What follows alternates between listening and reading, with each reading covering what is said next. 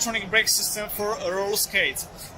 It's the very simple system.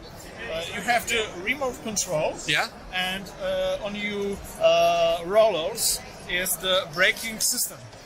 Okay. And this braking system is on your right and on your left rolls. So you got one on each skate. Yes.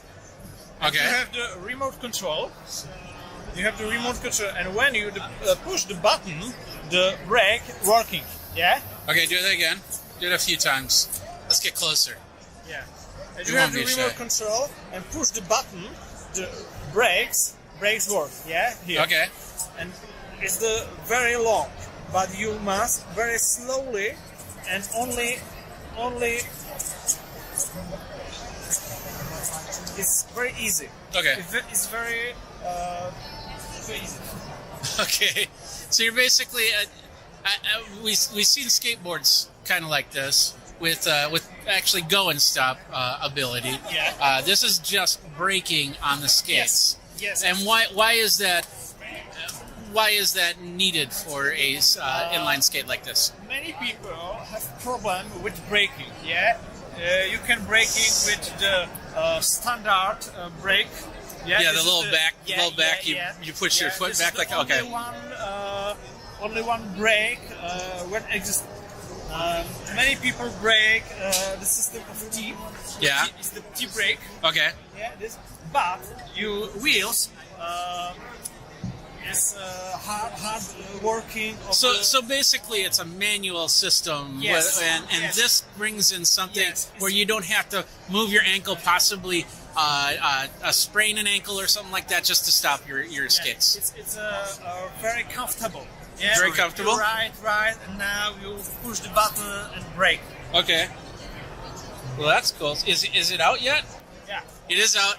How much does it cost? $300. $300? $300. U.S. dollars. Yes. Okay. Yes, US dollars. Okay. Is it available now? Sorry? Is it available now? Yeah. Okay. Where do people go to get more information? Oh. Website. Website. Yeah, the website is stopskate.com. Okay. Simply stopskate.com. Yes. Stop skate. Stop That's skate. pretty cool. All right. Well, thank you very much for your Thank you. time. Thank you. Take care. Your business card? Well, in a second. Hold on. Yeah. All right. That was Stop Skate. This is Jeffrey Powers with Geekazine.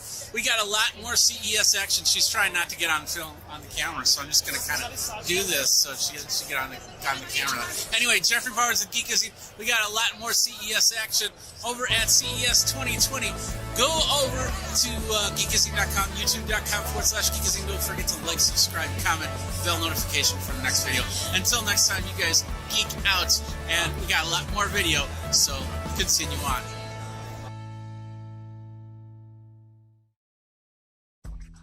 So we are unboxing the Mevo Start, which is this the newer camera here. Of course, we have the Mevo Plus, which I have over here in the corner, which I'm going to be using as a comparison when we connect this up.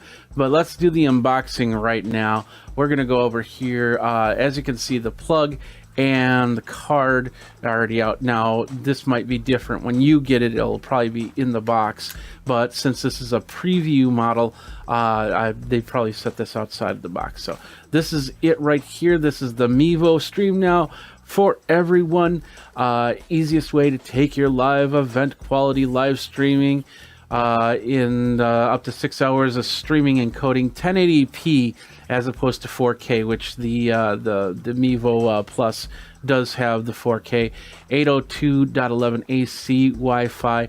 And in fact, let's take a look at all the specs right here. We got the specs page. We got the Plus on this left side and the Start on this right side.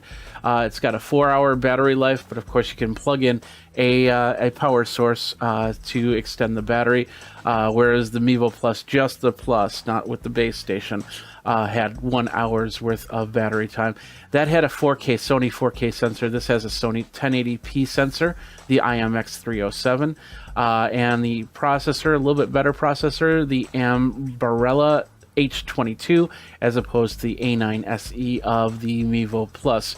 Capture resolution is 1920 by 1080 of 30 frames per second as opposed to 4K. But of course, once again, the Mevo Plus is meant to bring it into a frame where you can then move it from frame to frame. This does the same thing. It does, but it's more meant to put a focus. So if you were to actually use the Mevo Plus and the Mevo into your live stream rig, I would probably set this in the middle to capture, if it was a one-on-one conversation, to capture the one-on-one conversation, and then have these starts pointed towards the people. But you could also have like 3 Mevo starts if you wanted to. With the phone, you could only do one at a time.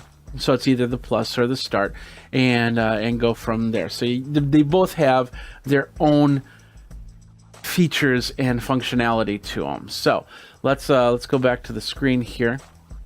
You can video stream at 1080p 30 frames a second. Video codec is H.264 and HEVC recording to 1080p. Electronic image stabilization in there. The vertical flip is there, and the high dynamic image is in there. So you could actually hang this upside down if you put it in your studio or something like that, and hang it into the rafters if you need to. Audio mixer, this is the cool part about it, where this has the ability, the Plus has the ability to actually put into a mixer.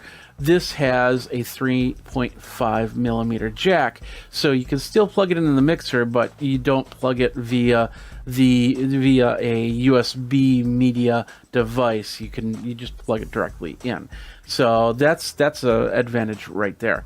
The wireless, they both do 802.11 AC at 2.4 and 5 gigahertz. Dual antennas.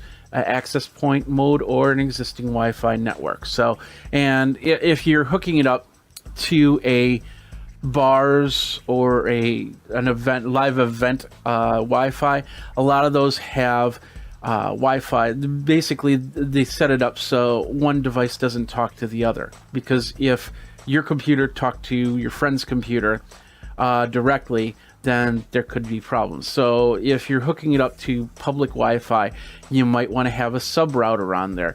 And I have a few sub routers that I talk about over at Geekazine that you might want to check out. But because of that, it's best to, if you're hooking up to a public Wi-Fi, to throw it into a router that can also hook up to that public Wi-Fi and kind of become the repeater, giving different IP addresses for multiple devices if you go that route. Anyway, let's get back into here. What else we got? We got Bluetooth in here. We're just going through the list, kind of keeping the comparison. Ethernet with smart Ethernet adapter accessory. So you're going to have to get an accessory to hook it up to the Ethernet connection, and we talk about that in the interview that I did at CES, so you want to check that out as you're doing this. So LTE of course can be connected to an LTE hotspot, but it doesn't have anything inside the camera. There's no SIM card or anything like that. There is a micro SD card slot and USB-C connections, so, and we'll see that in a second here. So let's get into the unboxing and let's see what this puppy has in store. So we got the tab down here. We'll pull that out and then we'll pop this open. We'll bring this out and then we'll just slide this down like that. Bring that to the side. There's the Mevo box. As you can see, it says Mevo on it, and yeah, so we'll open that up. And there we are. We have the camera itself in a little piece of course, protective plastic. Let's take that protective plastic off. It's always awesome to do that. There we go. So now we have the Mevo unit. As you can see, it's pretty small. It's a lot, as opposed to this one right here. And I got it on the cord, so I apologize. But if you took this off, it's actually bigger than this, but overall smaller than if you have the full system. All right, so let's take a look at this really quick. On the back, let's just do a little quick zoom in here. On the back, we have the power button, we have the jack for your audio interface, we have a USB-C down here, and this is where the micro SD card will go. So that will show you the audio and the power. To hold down the power to turn it on and to do the connection for your devices. What else we got? We got a little plastic insert. We're going to throw that right there. It looks like a little green instruction manual. We'll set that down for a second. And then another piece right here. I think that's just it. Besides the silica gel, yep, we have actually a pretty long USB A to C cable. Of course, C will go in here. It's a long cable, so that's a really nice cable to keep around. And then, of course, the instruction manual. We'll open this up. Oh, okay. Inside the instruction manual, you also have a cleaning cloth. And then it's actually just a card. So the card just basically says, plug your camera in to charge. Of course, download the app at mevo.com/app. Hold the button on and then connect it up to the phone. So we can do that really quick. Let's bring out the phone here. We're going to turn this on, and I do have the live stream studio on. I don't know if the live stream studio is going to connect on there. We had heard a little beep from the Mevo. As you can see, a little white light is coming on. So we'll go from there. This is all in beta for software here. So we'll go down. Whoops, we'll go down. We'll go. So it sees multiple Mevo phones. It says has a unique name printed at the bottom of the camera. So okay. So we have, there's the Mevo Start, and then what I call Mevazine, which is the Mevo Plus. So we can connect both of them if we want to. We can configure the iPhone. So we we want to join the Mevo P1440. That's the last four of the serial number, if I remember correct. And we're gonna do this. And there we are. Look at that. We're connected. Hi. How's it going? I'm right here. Hello. So. And as you can see, it's got the face tracking on, so it instantly brings it down to the face track, which is pretty cool. We can let's put this on a tripod really quick. So I got my simple tripod here, and as you can see, it's a lot easier to set up than the Mevo Plus. It's smaller, so if you set it up, it as you can see, you don't have the height that the Mevo Plus with that extra battery has on it. But pretty straightforward. So now you're seeing it on my phone, and it's pretty close to face level on here. And then you can also do the face tracking and the regular shots that will end it up. Yeah, of course, when you stream, it'll stream in 720p and do the record from there. Let's do this. We've got the card in there. Turn off all the live follow stuff. We'll hit this record button. We'll just say choose the destination of the card, but of course we can go to Facebook, YouTube. It looks like Periscope, live stream, LinkedIn, if you have the ability to go to LinkedIn, an RTMP source, which is really nice, and Vimeo. We're just going to record right now. It says on the 16 gigabyte card, it's free 16 gigabytes, so that's perfect. We're going to do a 1080p recording, and we're going to hit the record button. There we go. We're now recording. Hello. And on you can't see it. Let's bring this up a little bit.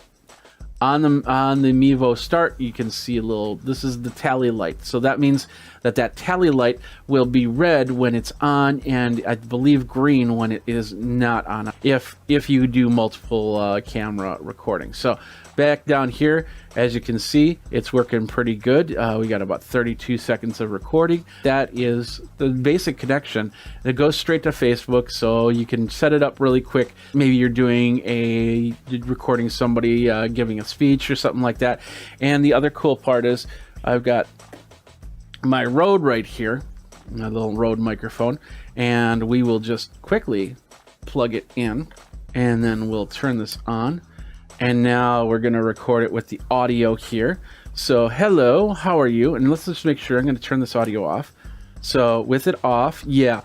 So you see on the right side, it's not doing any audio levels. But when I turn this on, you'll hear click. And then, of course, you'll see the audio levels on the right side. You see that on the right side of the phone. There you go. And so now it's recording with the audio. With this little Rode microphone, so I could have it, right next to the camera. So I'd have maybe like here, It'd be nice if there was a place to put it on top. It's not flat, so it won't let me, but I can always get a special extension and then put it right here. So I got audio, and then of course I got to make sure that it's not in the frame, because you're seeing the Rode microphone as I slide it forward on the camera there. So you want to have it, it's best to have it up here. And so that is the Mevo Plus. They just unboxed it. Let's see if we can connect it up to the live stream software. All right, we got the studio here, and as you can see, I got my Mevo camera. There is a delay on it. There's not much you can do with that. So, but anyway, we can go. Let's see. We go to inputs. We'll go to. There's our input. We'll say add input. We'll see if we can find cameras. All right, there we go. We can choose Mevo. And there we go. Look at that. Sweet. So now, and of course the audio is coming from the Rode. So if I turn that off, I'm going to turn the Rode off. Audio is gone from there. But then if I go to the audio section, which I like to do, I like to use my audio and just turn that off completely. I like to use the audio from my board when I do any type of recording. But as you can see, it connects up pretty quick. And we could probably do a quick record here. So we are now recording from the live stream studio. We are on the Mevo Start here. We're going to switch over to the Mevo Plus, which is in the corner here. There we are in the Mevo Plus. So as you can see, you can do multiple cameras. Go right back here. I also have my PTZ camera right there. So you can see that up there, and we can go back to here. And you can see, let's bring this over so I can show you. Have a little bit of roving reporter action, and of course lights are getting in the way. But as you can see, it's running the software, the Mevo, or I'm sorry, live stream studio software, Studio 6. So there we go. We got 2 cameras set up, and so far it doesn't look like there's too many drop frames. So I'm really happy with this this connection. So, and of course that's the unboxing of the Mevo Start. What do you think about it? Are you going to be getting one? Do you use Mevo in your production? Let me know by tweeting me over at Geekazine, geekazine@gmail.com. Think Magazine, put in the geek, and you got me. So until the next unboxing, thanks a lot for watching. You guys geek out. We'll see you next time. But welcome to Wirecast Pros. Ask, answer. Be part of the community, and do not spam. No spam tolerated here. Simple as that. So, all right, ladies and gentlemen, boys and girls, I think that was everything that I was going to talk about. Let's get into the main part here, and yeah, we're going to be talking about Wirecast 3.2 dropped last week. It is in beta. So if you are running regular streams, you should still be on Wirecast 13.1.3. There are some problems with it. I'm going to tell you one of the problems I have right now. I'm actually going to show you one. Well, you're seeing one of the problems that's happening. For some reason, it's calling up my frames from my other desktop, basically my titling software for some reason. And that might not even be a Wirecast issue. But just to be on the safe side, I'm just going to turn that off in my layers here. So let's take a look at what we've got here. And we'll do that by moving over to the screen. This is Wirecast Beta 2. I also have it on my Mac. How you guys doing? There's on my Mac. So we've got all of that. As you can see, it's fairly, almost exactly the same. There are a few things that are pretty new to it. The first one is, and I'm going to do this before so you don't see anything like a serial number. We're going to go to advanced. That's where we're going to go, right there. And in advanced, we have this new cool thing called missing media image. And what is that? That is simply the ability to get rid of that silly question mark. Now, there's a question mark right here. And they say that it works, but I have this problem. It still shows up. You can see the question mark, right? I have it set to transparent, but it still shows up that way. So going back into preferences, so For some reason, that's not working, but you'll have the ability to just have it transparent, so it won't show anything like a question mark. Or you can put in a custom image, and I have just an image, my logo, I have put in there. But every time I do this, and yeah, I'm not sure why it's still showing up the question mark. It should be switching back and forth. And that does happen on both the Mac and the PC. That's why they have tests for you to go. So here's the Mac version, and let's see. Let me think. How do I get a question mark here? I could probably do my. No, that wouldn't do it. Let's do. No, I don't have anything hooked up that could do that. Everything will just go to something. So anyway, the whole point is that it's not perfect, but once again, this is beta software. So, all right, what else we got here? So yes, NDI. We'll talk about NDI since Jeff is asking about that. And does it support NDI over SRT? I do not know that answer.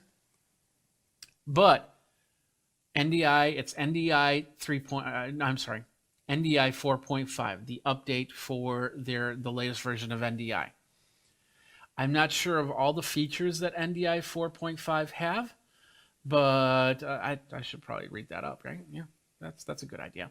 So I will do that. But the NDI connections, it does a pretty good job. Here's my PTZ optics camera, and I have no real problems with that.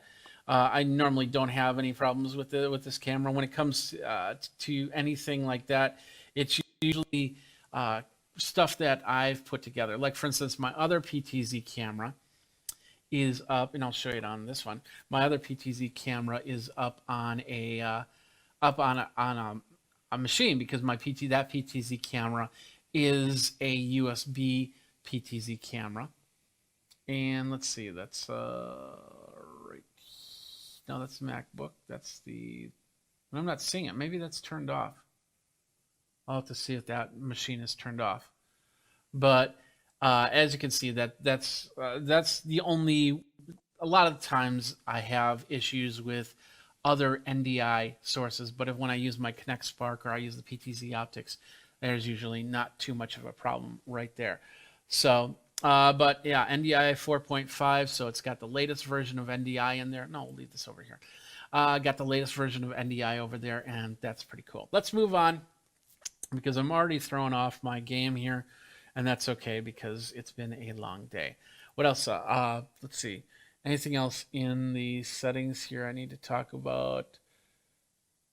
I don't think so. So we'll go from here. Okay, perfect. Next thing is, this is actually pretty cool. If you go over here and you go to your settings window, the side settings window, and you go to your main page, you're going to notice 3 lines down here. This is a resize option. So if you want your settings to be a little bit larger, medium, or small, you can do that. It's only on that front page. Everything else is the font sizes are what they are. It'd be nice if they were both there, but hey, that's not a big deal. And like I said, that's pretty good. So you can actually see your sources are a little resized right there. That's a nice little function right there. Next up is we're going to go to the big thing here. Oh, well, we'll talk about Rendezvous for a second. Rendezvous has been updated, yes. And I'm still testing the feature, but they've improved on a few things, including the Rendezvous audio, and that's part of the audio mixer. I think that you only get this with Pro. Studio does not have this option, but you have the Rendezvous mixing console right here, and it's all been updated, but the ISOs for Rendezvous are still not available for Rendezvous. If you don't know what an ISO is, basically it's the ability to set up a scene, like this scene right here, and then set up the Wirecast to say, I want you to record this scene and this scene only. Even if I switch over to the next scene or whatnot, this scene is constantly being recorded, audio and video. And then I could put the audio on another track and then send it out that way. So I believe that it would only send out that audio from the scene. For me, this wouldn't work because I put my audio on a completely different master layer, and I'm not sure if it would take that audio. And to do that, it's actually pretty straightforward here. We'll go, and once again, this is another pro feature. If you go to Replay ISO and go down to Configure, and then you say Add ISO, and ISO stands for something, and I don't know exactly the acronym, but anyway, you can say you can create an ISO, and we'll call this test or twest. We'll just say that is. And of course, there's only one source in here right now, so that's the source. So the audio source could be whatever you want it to be. That's awesome. How do you want to record it? You want to record it's all ProRes that you would record it in. So high ProRes, medium ProRes, or lowest ProRes. So the least is ProRes 422 proxy. I don't know what the data rate is on that. I usually record, when I record in ProRes, I usually record in LT because I don't do too much ProRes work, but it's nice to have that. And then, of course, the file name and the location where you're going to do it. If you do that, put it on, hook up an external drive. Hopefully, it's an external RAID array. And that's basically multiple drives that are working as one drive. That's in an enclosure that plugs in. Thunderbolt's a perfect connection for that. You want to have that type of power when you're doing ISOs, because you're going to be recording not only the main screen that's doing all the switching like we're doing right here, right now, but also, like I said, each scene. So if I was recording ISOs, I would be recording 1, 2, 3, 4, 5, 6, 7, and this is blank. So we'll say 7 different ISOs. So think of recording things 7 different times. And if I want to include the graphics like my bug on the corner here, or my overlays and my lower thirds, that's going to be more. So those are things that you need to think about when you are recording ISOs. So you want to have this MacBook Pro, I would never do it and record ISOs. What I would do is my alternate method. I'll show you that really quick. So my alternate method is simply by going up to Output and Multi-Viewer Output and Configure Displays. Now, in order to do this, you need to plug in multiple HDMI external sources.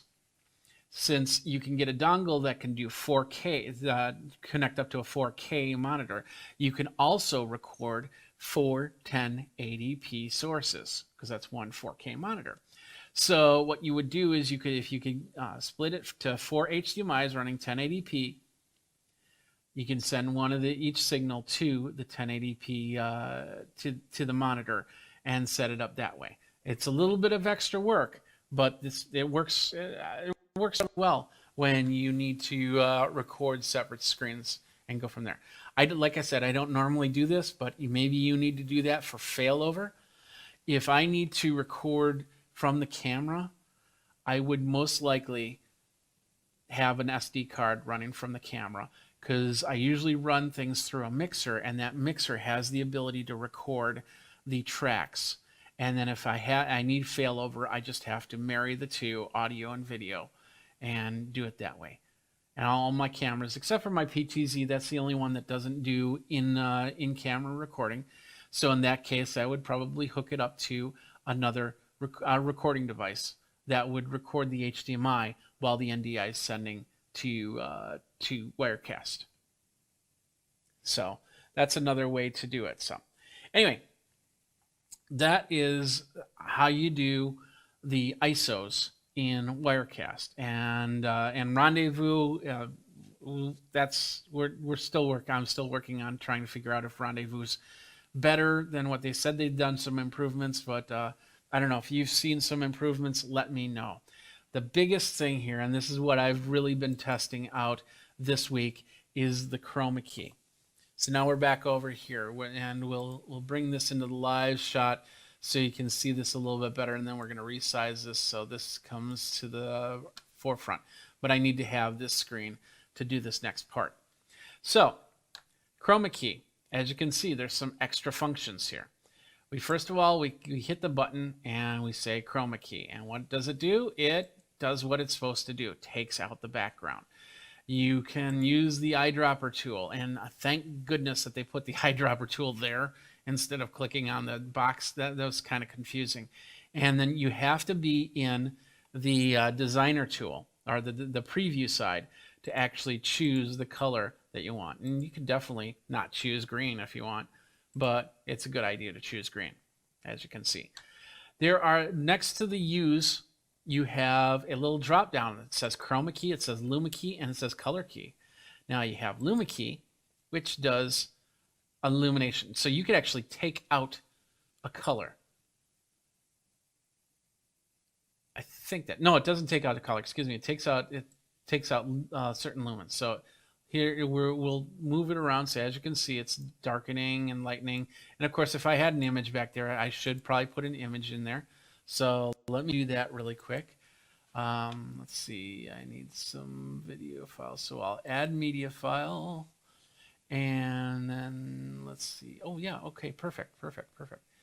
So we'll do this one, this background image that I have here.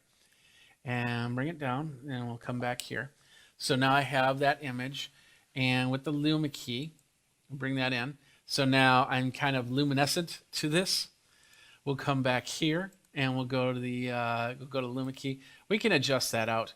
So as you can see, some of the things illuminate in and out. So it's kind of a little ghost mode, a little bit of a fun effect if you need. And you can adjust the white clip and the black clip, and you can change the edge contouring. And go from there. So that's luma key. You have color key. This one will do a color burn rather than a chroma key. And so you're basically saying, I want this color and this color only. So as you can see, my chroma key, my green screen, technically is not lit properly.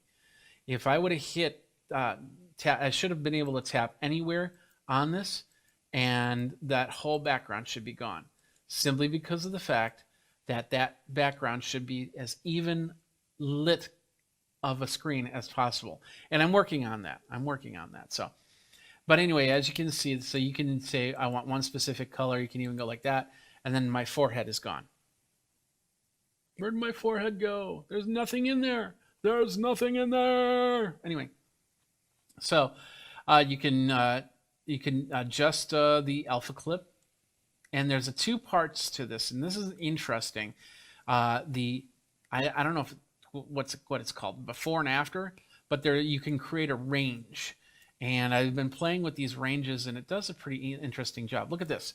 There I go. I am now pretty much transparent, so I could be ghosted right here just by my skin color. And that's not too bad. I mean, of course you don't have to do skin color. I know that's a touchy subject in this day and age, but let's do the shirt instead. Let's move on to the shirt. So we'll do that. And now anything with grays will be illuminated, luminescent. So you see my eyebrows are gone and my glasses frame is gone, but I can adjust this so things can come back. Let's see. Let's bring this over. There we go. I'm somewhat back, and now I'm somewhat gone. I'm somewhat back. And let's go the other way. There we go. I can be totally gone. So you have the color key, you have the luma key, but you also have chroma key. And chroma key is what we use most of the time. Now, yeah, okay, I got to change the color back. So let's do that. Boom. There we go. Out of the gate, the default settings for chroma key do a great job. But it's not perfect because there's a lot of factors that are involved in chroma key.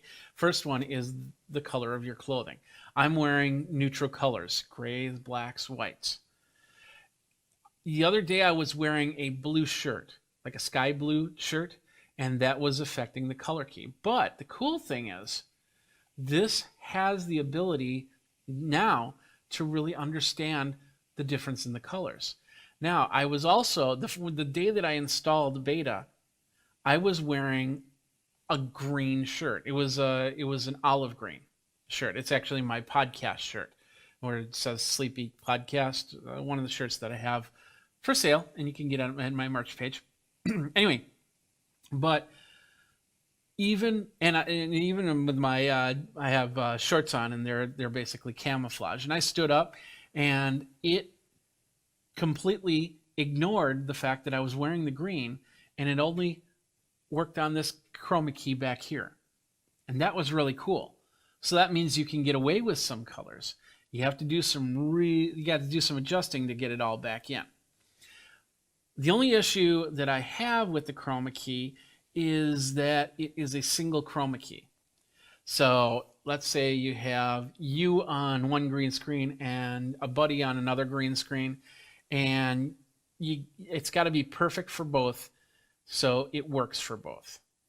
Because if you need to adjust slightly different for their chroma key as opposed to yours, then when you bounce back and forth, you'll have to adjust both of them. You can't adjust and then use it down the road. I don't know how to do that yet. And hopefully that's something that they'll work on for future releases, so you can do 2 or 3 scenes with 2 or 3 different chroma keys. Or if you're doing Unreal Engine, because lights go in different directions. I could go up and turn that light just a little bit to the left, and all of a sudden I'd have to redo everything. Now, the other cool thing about this is the bottom area. Right now we're seeing source, but watch this. I'm going to go alpha channel white and take a look at what happens here. Now, with alpha channel white, I don't know if that's probably dirt on screen. Yeah, it's dirt on screen. Now, this is actually going to show you where you have bad spots, where all of a sudden you'll see some of the granularness come through if we start moving this. So I'm going to move this a little bit. Let's see, probably not the right one. Let's do this side. Well, it's doing pretty good. Let's try this side. That's going to do the background, of course. And it's not doing what I want it to do, but oh, there we go. Let's do it that way. Okay, perfect. Let's bring this over a little bit. So now it's got that, and now we can see it washing out. But of course, now once we get to crisp lines, and it does a good job in moving at the same time, and I don't see any sparkly, like TV snow around the silhouette here. So I know that I've got a pretty decent chroma key to go into play with. Same thing with the alpha channel black. Now this is actually also pretty cool. So let's say you're doing something like you want to mask somebody's face or something like that. Look at that. I mean, you can't get any maskier than this. It shows their shape, but it's not the lighting effect that's doing this. This is the alpha mask. So now all I have to do is disguise my voice, and now you don't know who I am. That's a pretty cool little feature there, and works really well, as you can see. You can start doing the old Apple AirPod or iPod dances and stuff like that, or anything like that. So it's pretty cool. And I've just been really geeking out over these 3 options right here. But those 2 options are really to give you an idea how this chroma key is working. And so like I said, the first one, I would go to color key. And I, of course, would choose a color and then try and bring myself into this right here. There we are, where I'm in it. Now I know that this chroma key is not properly lit, so now I can make those fixes. I can go to Luma key and see the same thing, and what needs to be brightened up, and then I can go into chroma key, and then everything will work even better than it is right now, and that's pretty cool. I'm really excited about that chroma key, and I know there's a lot of other people that are like that. Still has a little bit of work to do. One thing that I notice is, I'm a good couple feet away from my chroma key, and that's in separating you from the chroma key is one very important factor. Another very important factor is to have what's called key fill lighting, backlights that shine light rather than have the reflection of the green screen fill onto you, because it'll reflect back off of you, especially with the bald head. So, and I see a little green halo that I haven't been able to get rid of, and that's one of those things. That's a super user thing, but you notice it. And if you have hair, if you have your hair nice and matted down and everything like that, it'll be perfect. But if your hair starts to wander, or you got frizzy hair or something like that, it'll be harder to remove the green from that, especially if you're moving around, you're bouncing around like this and everything like that. So let's move this back over here so I can see me and you can see me, and I'm not looking like that. But anyway, Carender goes, "Hey Jeff, wow, I love your layout. Thank you very much. I work hard at it. I hope you can now bring comment on screen." Oh, yeah, actually I can. I choose not to because there's a lot of cogs going right now, and it's just tougher. So many are there. Okay, well, Carender, thank you very much for the comments there. I appreciate that very much. All right, I think that was all the features, wasn't? Let me just double check before I go. Oh, and yeah, I closed that out. Nice. Let me see. Anything else that I need to talk about? So we talked about the chroma key, imported source connections. Oh yeah, improvements to Wirecast Go and the GPU on NDI sources. Oh yeah, the other thing is with the Mac, they have moved away from OpenGL architecture for Mac, and there's a thing on Mac called Metal. That's technically the comparable to OpenGL, and that's what they're now using on this, and that's supposed to reduce the process on this. In fact, well, I don't have this set up as a working model right now, but my understanding is I've had friends that I've already installed 13.2, and they've reported back that it's just an amazing difference between CPU usage before and after. So I will definitely set up some scenes and try some tests out on my MacBook and see how that works. But Metal is now what's helping with the graphics, helping with the process on this machine, and it's supposed to be a lot better. Let's see what else we got. Better connections. When you drop, once again, the transparency, it's still not working, but that's okay. And as you can see, the audio's on this, but on mine, for some reason, it disappeared on the PC. They updated NDI 4.5 and then switched from OpenGL to Metal on Mac OS. And then they updated the WebStream plugin, library VLC. So, I still have to test that, the WebStream plugin. I didn't normally use the WebStream plugin. It was never really something that I always like to do screen scrapes rather than do the website, because I can control things a lot easier. And with websites, a lot of these websites nowadays, they have the automatic refresh feature. So you could get a web page put exactly in the spot that you need it to, and then it'll refresh, and then everything goes right back to where it was. In those cases, if I need an exact screen, and this is great because it can also take out all the box ads by doing that. You basically do a screenshot, and then you go into something like Google Slides or PowerPoint or something like that, and then you paste that screen in there. You can take out all the ads and everything like that. It have the page. It doesn't move. It doesn't add any more ads. It doesn't refresh, and you still have the main idea of the web page there. I used to do that a lot, but yeah, so I don't use the web stream that much. Text and file. Oh yeah, the last part here, and I haven't tested this as well, but it deals with the text. On my 24/7 stream, I usually have a ticker running. And I stopped it about 6 months ago because the ticker took up a lot of process and it was very choppy. So it was the text was passing by and it would just be very, very choppy going by and it was hard to read. So I took it off. So with 3.2 beta, they've improved on the ticker. And I'll show you from, let's show you from here so we can bring it in. So let's go here, we'll go here. And then I will turn off my auto live and then we'll go like this and then we'll add in text.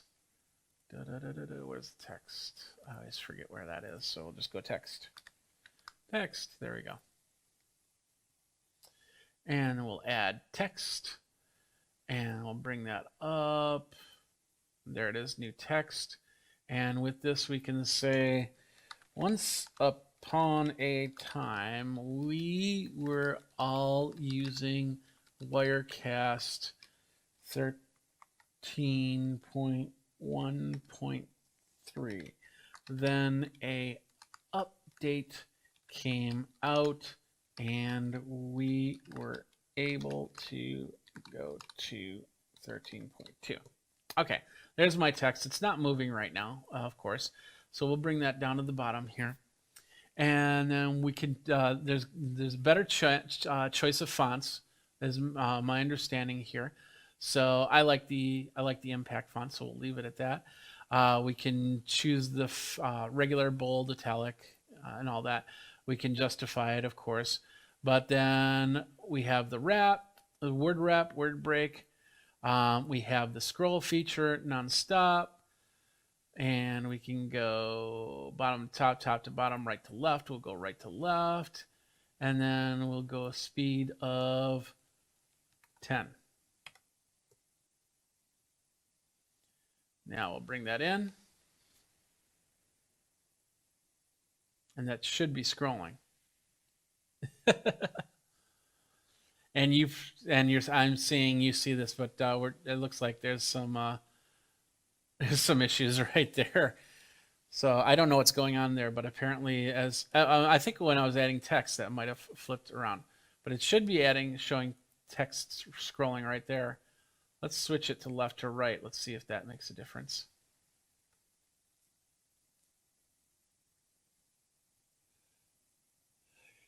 Carinder is going, is the price of Wirecast the same? Yes, it's still $5.99 for the for Studio and $7.99 for the Pro with the $100 upgrade, I believe it is. So yeah, that will not change. When I saw Steven's video, he had lower thirds and text scrolling on bottom. How you do that in Wirecast? Well, I just showed you.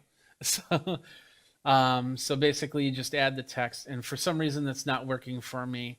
But once again, this is beta, so is what it is. So, but yeah, so there you go. That is what we've got for that, and I'll have to play with the text a little bit more to get that going. I got to switch off the back off the auto live, and we'll go back here, and yeah, you just saw an email. Sorry about that. Anyway, so that's basically it for all the functions right there. Hopefully, you got an idea of how that all worked. And as this is beta 1 of 13.2, which means that, you know, things will get better as they go. It's important that if you're using Wirecast and you download it, you make sure that you have Wirecast 13.1.3 at the ready. And you could easily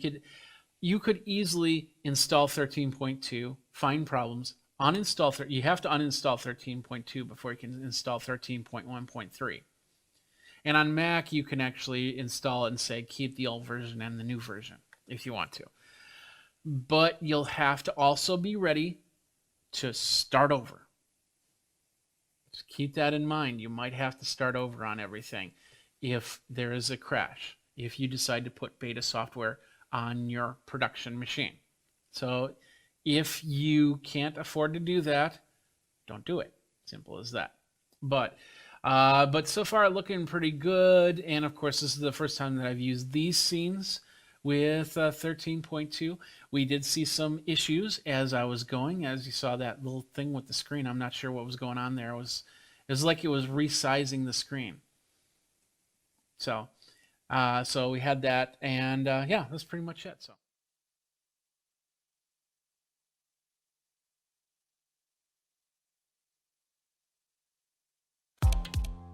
The other day, Apple made some major changes, and I'm not just talking about a new watch or a new iPad. One of the things that Apple reinforced was how we're starting to bring our watches into play just like our phones. You know, just like that iconic photo of the person surrounded by VCRs, cameras, landlines, electronics that end up being found in today's phone. The watch continuing to gobble up those functions to place on our wrists. If they could only do it with a 72-hour battery. The new Series 6 watch looks great, monitors your health, and could even help you find... Yeah, let's do that part again. The new Series 6 watch looks great, monitors your health, and could even help you get rid of your old phone. Wait, what? Old phone? I don't... Welcome to a new series on Geekazine called The Focus. This is where we'll be looking at technology in a deeper dive. For this series, I'm keeping the focus on mobile devices for now. Apple Watch Series 6 was introduced at a virtual Apple event. I watched in a Zoom watch party, like many of you probably did, which made the experience a little bit better. We picked apart whether we should be getting upgraded to the new Apple products or not, and whether we're going to get an iPad, whether we're going to get a watch, whether we're going to get it, whatever. By the way, Apple did talk about a couple new iPads, and I'll be talking about those in a later video. But let's deep dive on this watch thing because it's coming out on the 18th, which is only tomorrow for if you're watching today, and of course, if you're watching after tomorrow, it's in the past. And Apple Watch is in two versions, the Series 6 and the SE. SE is technically the Series 5 with a few extra features. And Series 6 will start at $399, while the SE will start at $299. Processor on the 6 is the S6, while the SE is the S5. Did you get that? Okay, perfect. And then that was the previous chip on the Apple Watch. Both chips are dual-core processors, with the S6 running about 20% faster from some people's findings. Both watches, along with the Series 5, the Series 4, and the Series 3, will run Watch OS 7. Now, all of these watches are water resistant up to 50 meters, have LTE models available for a little bit more, built-in mic, speaker, Wi-Fi, GPS, and a battery of up to 18 hours. The Series 6, the Series 5, and the SE will have Bluetooth 5.0, wireless through the W3 chip, along with the compass, always-on OLED, and the Retina option, 32 gigabytes of RAM, and the 44 and 40 millimeter sizes. The things that set the Series 6 apart from all the others include the following. To start, the new watch will be basically usher in a cableless connection. You'll need a magnetic wireless charging cable for power, but you'll either need the iPhone, you'll need an iPad, you'll need a Mac, or use the cellular service, if your watch has it, to get any software updates, photos, notifications, or anything like that. Another new feature is the U1 ultra-wideband support, which adds spatial awareness. Now think of this as a ping and receive type service between two devices running ultra-wideband. You can find out how far you are from your phone or iPad, and AirDrop will actually be using the service to send and receive files, as it apparently does a better job than Bluetooth will. So music, messages, and more will transfer faster to your watch. The U1 chip is not in every Apple device, though. iPhone 11 seems to be the only other device that has this chip, even though the upcoming iPad Air is still without the U1, which is a little bit odd. Now, the Series 6 will add a lot of health features. Even Tim Cook stated during the event a lot of case examples of people's lives being saved simply because they wore their watches and the watches warned them. It'll be interesting to see comparison of Apple Health versus Google Health, which already has some of these features. Actually, even my bathroom scale has a few of these features. Do you have any other devices that also keep track of your health? Let me know by commenting below.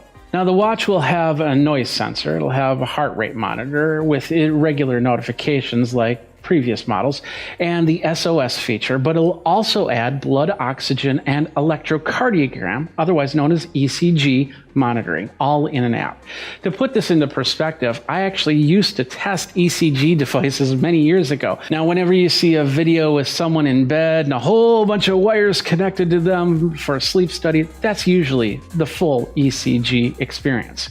Now we can do that all within a watch. Well, kind. Gen 6 will have the second generation optical heart sensor inside to monitor all these new functions, and with the upcoming iOS 14, we'll be able to give you a full readout on your phone or iPad. Another new addition, which I'm guessing that your 5, your 4, and your 3 watch might be able to utilize, is the new types of bands.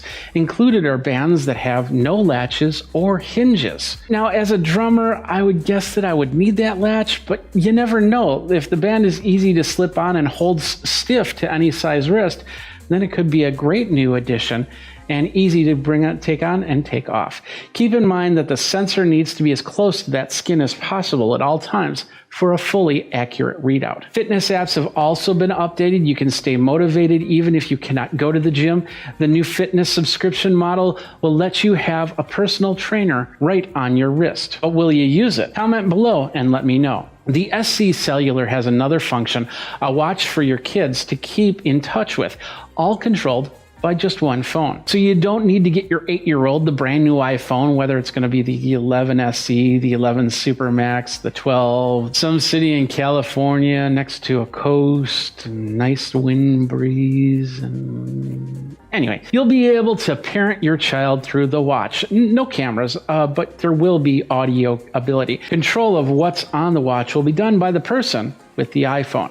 Now, I could see some other really cool uses for it, like employees, not have their phone nearby, and then it's connected to a main phone communication hub that goes throughout maybe a warehouse or maybe, just on the road. If you've got drivers, if you've got whatnot, you can find out what they're doing and where they are at all times. Many different styles, many different colors, many different bands that are going to be available, and they're all going to be different prices, very expensive to super cheap. You'll probably find some stuff on Amazon as well. I like leather bands myself with the latch. It just feels like a watch to me. But what do you like for your watch face and watch bands to be? So here's what I like and what I don't like about the Series 6 watch. First, and this is personal preference, I am not a big fan of that square face. It just does not look good to me. It does not look like a watch. They want you to wear the device while sleeping, yet there's only an 18-hour battery. Keep in mind that 18-hour battery also depends on what you have on your watch. If you're loading it with apps, if you're getting tons of messages, if you're getting photos, if you're listening to tons of music, your watch battery will go to 14 hours or maybe even less. It'll also mean that it needs to fully charge in the time it takes you to shower and get ready for work. Well, that is, unless you work at home, then maybe that's not the case. Otherwise, you're going to actually be forgetting your watch more than not if you have to walk out a physical door. I am all for getting rid of those cables and having the wireless experience. Added bonus is it helps the environment because you don't have to buy another cable. You don't have to recycle another cable. I also alluded to the possibility of getting rid of your phone. Now, could that be an option? Well, absolutely it can. If the watch is cellular and connects to your AirPods and your iPad can handle the apps and your CarPlay is going to connect and charge, a phone is just a bigger item that sits in your pocket that you don't need. The only thing the watch cannot do is take videos or photos. That would be the job of Apple glasses. Wait a minute. Sources say that the Series 6 chip is the same as the iPhone 11. It'll run 20% faster than the Series 5 chip. We won't be able to test all that until the watch comes out, though, and we will try to do so. With a plethora of color, new health features, a new fitness service, and a $399 price tag, will you be looking at that Series 6 watch? With these tumultuous times, that might not even be something that can be on your financial radar. For me, the watch is usually a no. But what feature are you waiting for before you decide to pull the trigger? Are you on Series 5? Will you go to Series 6? Are you on Series 4, 3, 2, or 1 and want to go to Series 6? Let me know by commenting below. And that's it for this first episode of The Focus on Geekazine. My name is Jeffrey Powers. Go ahead, like, subscribe, comment if you liked this video. If there's some technology that you want me to focus on, let me know. We will be doing the next video. We will be talking about the new iPad Air. And remember, you have the iPad that's still on the Lightning cable, and then the new iPad Air, which comes out in a month. We'll talk about that as we go. And until next time, you guys geek out and take care. All right, let's do this. Let's talk about Character Animator. This is a great program. If you use Adobe, let's flip here. If you use Adobe software, then this and you pay for the yearly version of the Adobe software, this becomes a part of the software that you get. So you get Photoshop, you get your Premiere Pro, you get your Illustrator, and you get Character Animator. And I've been on Character Animator ever since it was a beta. Back in 2016, it came out, and then I got Bell's palsy on this side. And I thought to myself, well, maybe I need to start doing animations and use it that way. And so I started playing with it, but then I just ran out of time, and then this side got better, and I was like, okay, I'm back to my videos. Of course, Bell's palsy affected me last month on this side of my face. It's a lot better now, but I still feel it. And so I wanted to come back into Character Animator and check it out because it's being used for so many different things. Like, for instance, did you know that Character Animator is being used on episodes of The Simpsons and a lot of the new animation shows out there? It's just amazing what you can do with it. You set up a scene, and then you run through the scene, and you have your voice actors there, and they set up their faces on the camera, and it can even do facial turns and things like that. It's going to be a little bit choppier here, the way I have it set up, as opposed to how you probably see it on an episode of The Simpsons. But if you've also watched Stephen Colbert's Late Show with Stephen Colbert, that's what it is, then you've seen this as well, as they've taken the fake President Trump and they've animated it in the scene. And the funny thing about this is they did that when Character Animator was still in beta, and they were like, no, this is awesome. And I agree, it is awesome, because not only can I animate a character, I can also put my own look and feel to it. As you can see, look at this, there I am. I even have, look at this, I even have my Geekazine shirt right here. There's my Geekazine shirt. And my bald head, my goatee. I don't even have gray in my goatee. And even my background back there. Look at that background. And I can blur it out a little bit, so you know it kind of looks a little depth perception there. But as you can see, I'm talking, my mouth's moving, I'm moving my eyes, and my eyes are moving. I can set it up so it can blink, but I do have the buttons to make it blink or widen my eyes. And I know my glasses are affecting the way the eyes are going, but if I take my glasses off, then I can't see, and that's not good. So I got to put those back on. So you're seeing that happen, and then of course I can wink at you. So thank you very much. Thank you very much. Thank you. So, all right. So how did I do this? How is Character Animator going? Well, let's go over to the PTZ camera. Here's how I have it set up on my computer. Character Animator right here. I've got my character right there, and then I have the different characters, what they call puppets, on the left side, and you can actually load up different puppets. So I could flip between me and a different puppet. Let's do that really quick, and I might break things. So if it happens, it happens. But hey, let's give it a try. So we go to Window, we'll go to Welcome, and they give you a whole bunch of characters that you can play with. To begin with, let's go to the screen here. Whole bunch of characters you can play with, including balloons. There's a game, a chicken blaster game, but let's do this guy. This guy, I've wanted to see this guy in action. Or is that a new character? Oh, that's a new character. I'm sorry. Okay, well let's do the ninja guy then. He's pretty cool. So what that does, that'll actually bring this second character into play. And it's preparing it right now. because I'm using a lot of process to do all of this, and so now it's preparing the scene. Now, as you can see on this side right here, where I'm pointing, is my face, and you set up the face. You got to use a camera that attaches via USB port. I've tried my Blackmagic camera, and it doesn't work. It won't let me do that. But when I took a regular camera, I got one of my other Sonys, and I got it hooked up to the AverMedia card here, the 4K card, which connects up via USB, and now it controls my face. As you can see, there's little dots on you might not be able to see it too well, but there's little dots all around my face, and that's what controls it. Now, as you can see, I can take this character. Look at that. I'm moving the head completely around.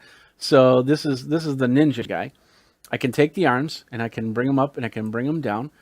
On this side over here, there is the ability to hotkey things, like they have a chop here. That's A. So if I go A, it's supposed to chop, but I'm probably I already have something else that's... Oh, what happened to his hands?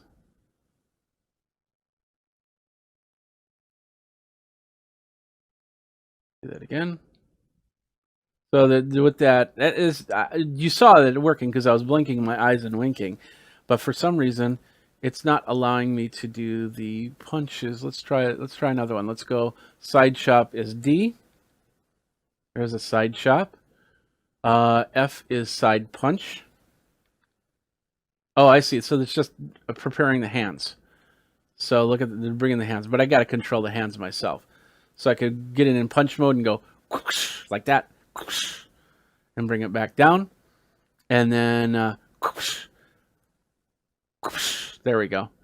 And then, of course, if you bring it into Wirecast, as you can see, it completely replaced the character by me, and now I'm a ninja. And that's pretty sweet. So, and of course, if I want to go back to me, do that, and there I am with my arms to like that. That's the starting position. So I got to just bring the arms down, and there I am, and I'm talking again. So I could actually have a conversation and say, "Hey, ninja, how you doing?" "I'm doing very fine. How are you doing?" "I'm doing great. Thanks a lot for coming to the show." "I appreciate being here. I'm so stealth at these things." You get the idea. So, and of course, I'm using NDI to bring it in. Of course, you can bring it in via the through an HDMI port, through the Blackmagic, or through another capture card type system. But NDI was super easy to do for me, so that's what I did, and I am really impressed on how this works. As you can see, there's a slight delay on the voice, on the lips, because of the NDI connection. But it does really well. Now, what they do in like The Simpsons and stuff like that is they record it straight from here. So they'll have a background, and they'll have the characters here, and they'll set up the camera and the voices, and they'll talk it, and then they'll have the simple buttons here. Like for instance, if I want to change to my pointer hand and bring that up, I can do that.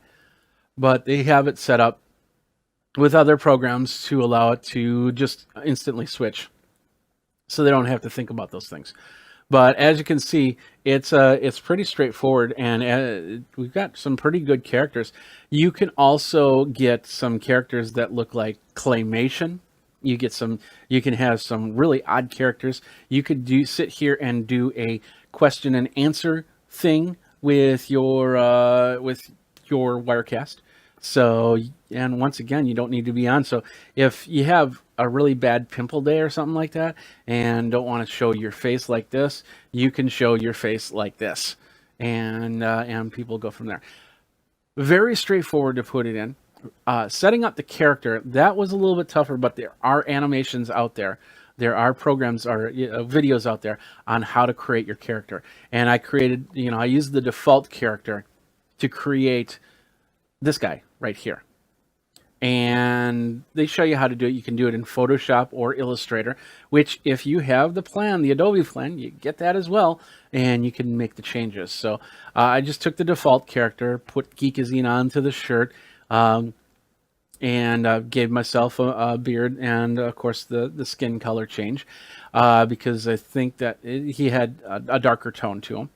And of course, you can add hair, and you can have the hair do different things. Like, for instance, I could have my beard as a separate sprite, which then can move around as I'm talking. So if I had like my long beard like I used to have, then that could be moving around. Or I could put a head of hair on me, and then if I shake my head like this, it'll basically shake my hair as well, and it'll have its own movement to it, which is really cool. And then once I set up more of these triggers, I can do more better things like not only just point, but also, not only just point, but also make it so it moves up and does stuff like this and then goes back down. But I haven't gotten that far in my setup yet, and still learning on there. Plus, since it's doing hotkeys, I can also use the Stream Deck to also make help with my with using these, so I can have more movement into my hands. And I definitely want that, because right now I could flip my hand, this hand right here, but I got a problem with it and my hand disappears. So I will fix that, I promise you. Maybe, I don't know, we'll see what happens, but it's just kind of fun. I think I know exactly the problem here. But it's still kind of fun to watch that go. And I do have legs and feet in this character, but nothing's assigned to them. So as I grow this character out and build it up, I can do. If you've got characters set up in Character Animator that you want to send to me to use, I'm more than willing to use them and try them out and see how they work, and then bring them into my shows. And we can have a lot of fun with this. And maybe even make some shows or something like that. I don't know. We'll see what happens. I'm going to work more on this.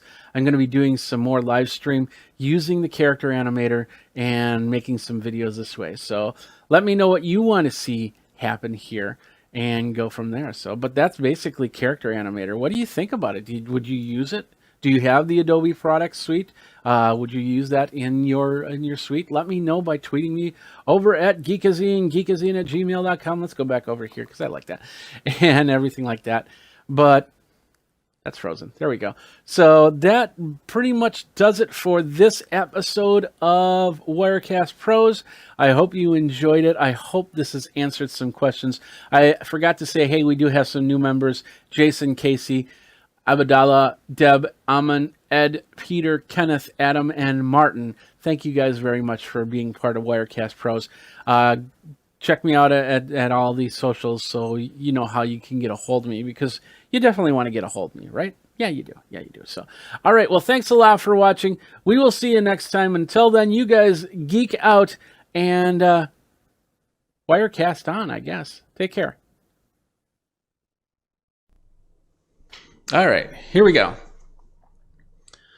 Let's do this. Let's have some fun here, and let's talk about some apps and with your Fire 10 tablet here. So we're going to start there, and we're going to go in 3, 2, 1. Jeffrey Powers with Geekazine, and welcome to another Geek Tech Talk Live with me, Jeffrey Powers. How you doing? I hope you guys are having a great Friday, as I am. You know, I've been working on the studio, putting some stuff together. Yesterday, I talked about my drum set, which is sitting right over there. Can't wait to play it a little bit more. And after I watched that video, I got some ideas on how to work on that. So that's what I'm going to be doing a little bit later. But today, we're talking about things to kind of help you get over the doldrum of being here at home. And one of the great things about technology is there's always something to do, whether it is watch a movie, whether it is play a game, whether it is to chat with somebody, whether it's to send an email, whether it's to browse the web. And yeah, screen time is a big factor in you want to stay healthy, but you also want to stay sane.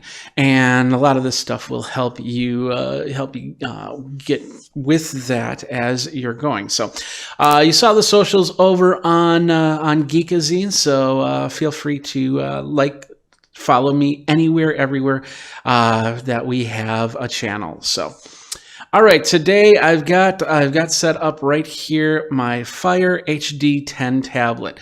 This is a nice little tablet that allows you to connect up to do a lot of different things, and it is relatively inexpensive. Let's take a look at it.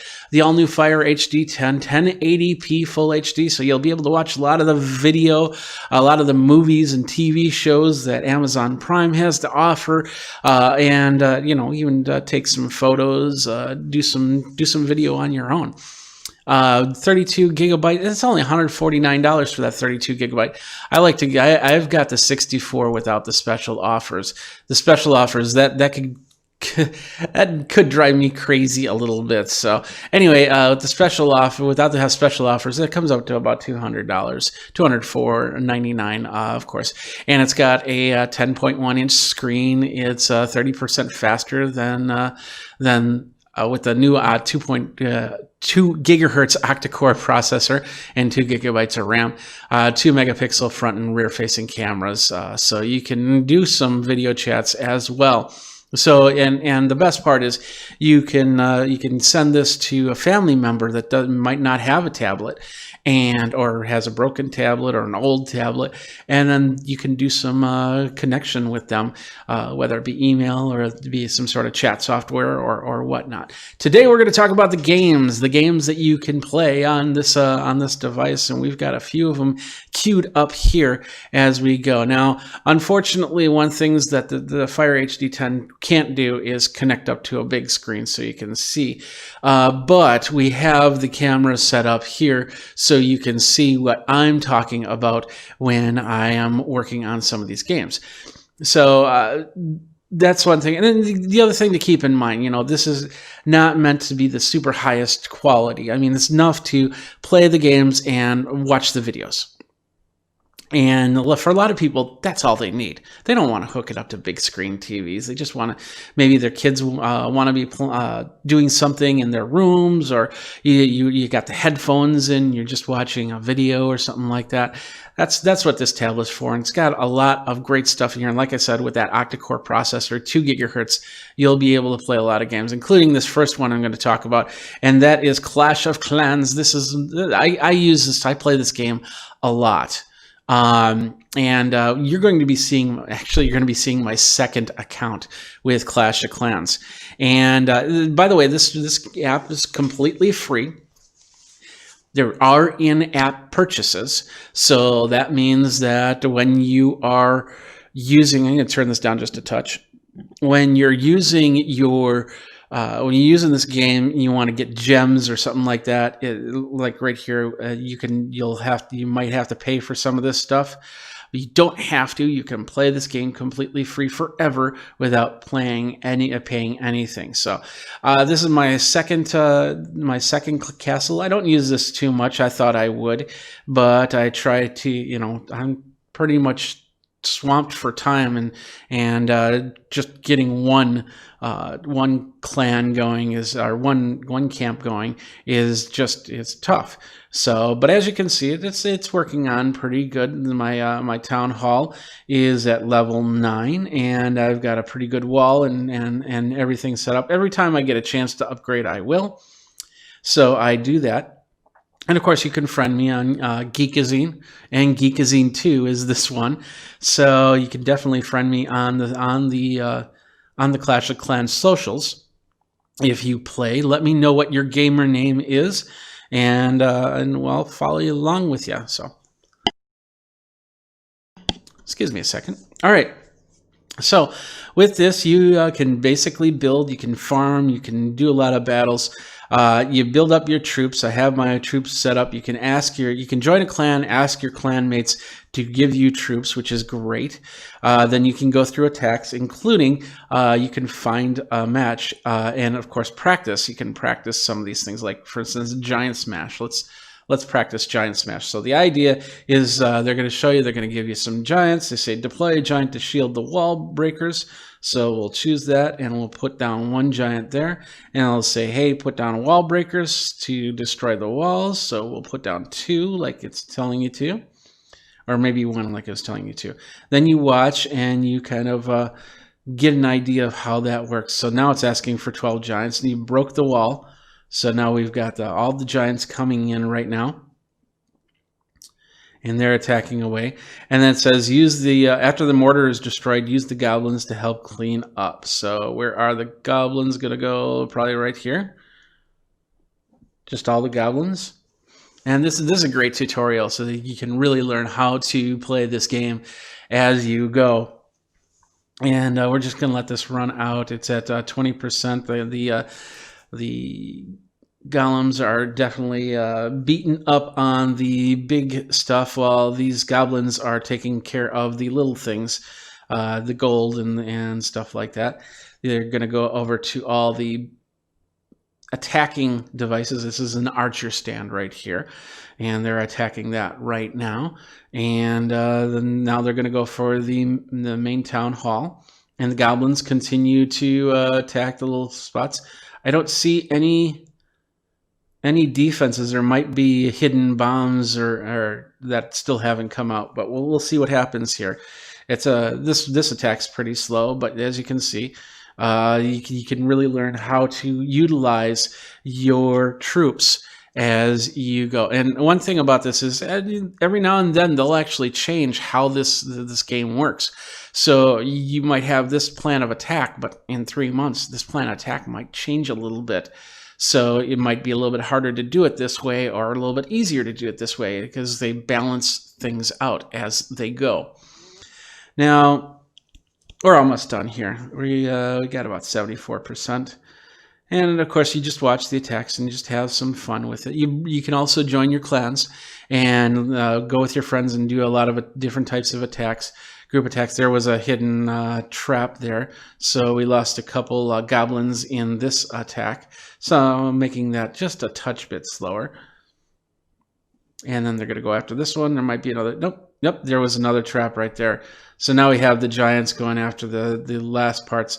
This is going to take a while, so we're just going to end this battle right here, and we'll return home. That's practice. You could do that anytime you wanted to. Getting back here, you could collect your gold, your elixir, and your dark elixir. I have gems that you can naturally collect. Sometimes by just uprooting like a trunk right here. So you have one of the builders come and uproot this. We might get a gem. We might get 2 gems. There's a chance we might get no gems.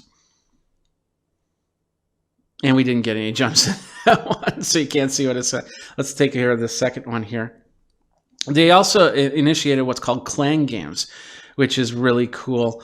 We're in a clan war right now, so, and of course let's go over to that. We're on the 7th battle here, and with our troop we're doing pretty good. We actually are on war 7, and we've won the 6 previous ones, and I have a feeling we're gonna win this 7th one.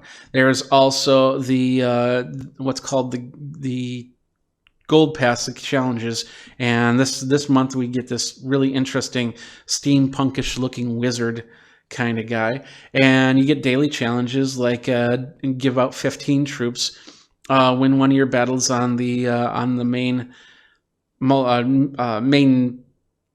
that's called this is called the I'm blanking. I can't believe I'm blanking. So, and then of course you had the builder base and the versus battle versus the end. Let's see, that's multiplayer. That's what it's called, multiplayer area. You can definitely you can definitely win a lot of these things. Now, if you do the gold pass, it's about $4.99 a month.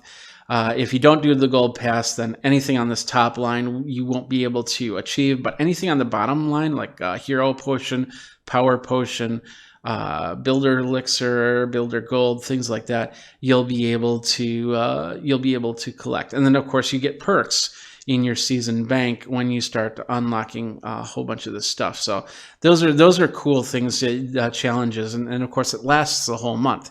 So you play a lot, and then you'll get to get all of those perks right there. So let's go over to my builder base. It's a little bit smaller here, and once again, it's set up so for attacks. You can do every 11 hours. You can do a new attack, and let's just do an attack right now. So we're attacking, and let's see. This base looks pretty good, Mr. Almaz, and we're going to kind of utilize an idea that we saw in the other ones. I got 8 archers, 10 barbarians, and 6 giants in this case. So in this case, I'm going to kind of get rid of these big items here. And right before, and the archers are invisible until a certain point, and then I'll bring in the golems, or the giants, excuse me, as they clear out these quick ones. And then I'm going to bring in all my barbarians to attack this area. We're going to try and take out as much as possible so these 3 archers can come in and do a little bit more damage as we go. So as you can see, by doing that, we've funneled a little bit of the attack. So now they've gone into the center, and we can hopefully get this town hall beaten up. It looks like that their clan just got a little bit more in their defenses and offenses than I do. So hopefully we can get the remaining stuff cleared out here. And I have a feeling that we got 1 archer going after the town hall. These archers are going after this stone slammer, and hopefully it will not kill our giant here. Oh, and I guess our archer got killed, so we don't have somebody that will go that. So I have a feeling we're going to get 65%. That's not too bad. That could actually win this war. So we say okay on that, and we could actually watch there. Yeah, we did win that. We could watch Mr. Almaz's attack on us if we wanted to. So pretty cool. Lots of different things to do. And once again, you can pay for a little bit or completely free and build up your army. It's going to take a little bit longer. I've been playing this game since it came out. I used to do a show called iPad 365 where I reviewed iPad apps. And in iPad 365, I reviewed this game 2 days after it came out. And it was a first look. You can actually find it up on the interwebs if you look. But the whole idea is that it's there. It's available for you to play however you want to play it and go from there. And you think to yourself, okay, it's been 8 years now. Starting now, is that a good idea? Okay, will it work for me? Yeah, people are still playing it. And of course they're updating it on a regular basis. They just did an update where they added in this new thing, which I haven't worked with too much. Let's bring it. Oh, it's not on this one. They're basically called super troops, which you have to have max troops to begin with, but then these super troops you can build to have attack a little bit more. And like I said, you have the wars, so you have clanmates. You can work with them, learn a little bit about putting together your base, learn a little bit about putting together your attacks and everything like that. Just an amazing game. It's Clash of Clans and absolutely free. Another game that's absolutely free. I like to show free games, and yeah, there is in-app purchases on a lot of these games. The next one we have right here is called SimCity. Build It. SimCity Build It. And of course, if you've played SimCity, I remember SimCity back in the 80s. Yeah, this game has been around for a very, very long time. And SimCity Build It is another version of SimCity. Allows you to just have some fun building your city. It's taking a second to load here. There we go. So now, as you can see, here's my city. It's a nice 3D topographical view. I can turn it around. I can zoom in. I can zoom out. I like how this works because sometimes I want to see how something looks. This is something I wish the Clash of Clans could have implemented, was that 3D turning view. But as you can see, I've built down my area. Let's flatten it out. Let's do an overhead view. I build materials, so we have some iron that we have to collect, and then we create more. And then I have some wood I have to collect, and then we create more. Over here is some what are these? I don't know. Plastics. That's what they are. So I've done some plastics, and then of course some more iron. And this time I'm going to create some wood. When you create with that stuff, you go over here and you create nails and you create lumber. So we're at the building supply store. We'll create some more nails, and then we'll do a plank of lumber. And then over here, once you've done that, we'll go back to the 3D view. You can start using those materials to build things. Like, for instance, this place needs nails. We're going to build by the water because, you know, waterfront properties are awesome. So we're building up on that. We just leveled up to level 6, and now we can do factories.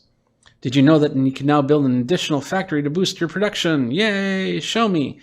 And then, of course, it's going to say small factory, basic factory. These are locked. I haven't gotten to those yet. So, and I'm going to bring it over here because this is my factory area. You want to be able to keep it far away, close by, but far away, so the neighbors don't complain. And I guess I just do one. Okay, there we go. So we got that, and we can actually start making, let's make some plastic with this one and go from there. So now over here, we've residential building. It's asking for some hammers. We'll do that. Oh, we don't have the hammers. Okay, so my hammer production is over here, which is empty. So let's make some hammers, and we can make a tape measure. So let's make a tape measure. So we got a hammer and a tape measure right there. The tape measure is new for me. Over here, we've got somebody saying, I'm looking forward to my morning walks in the park. So, okay. Then over here, let's think that's, and say times to build the mayor's mansion. We'll do a little bit later. We've got achievements. So we can create achievements, and we've got some check boxes we got to fill out. We can build the mayor's mansion, complete an achievement, and claim the reward, and complete achievements and get rewards. So as you can see, it's now nighttime in my city, and I can collect my taxes. That's up here. And I've got these player bucks, which this is where you can buy more sim cash to build your cities a little bit better. And let's just close that out. And then we can buy simoleons. And you'll use simoleons to build buildings, as you can see. I knew it, Mayor. I knew it. Okay. This play, like right here, it's saying, hey, we need a fire station. And my neighbor's playing with matches. That's kind of crazy, but okay. And of course, you can continue to build and go from there. Well, that's a great things to do in SimCity, and it's a lot different than the days of SimCity that I remember. Crazy how it's going. Now it's raining, and you can see it's raining. So get yourself an umbrella. Important right there. All right, hold on a second. Sorry about that. All right, let's move on from here. Next game that I've been playing is Risk. And I remember playing this game as a kid by Hasbro. Hasbro has a lot of different games out there that you can play. I know Monopoly, I believe, is out there. Risk is out there. And all the old board games are also available and absolutely free.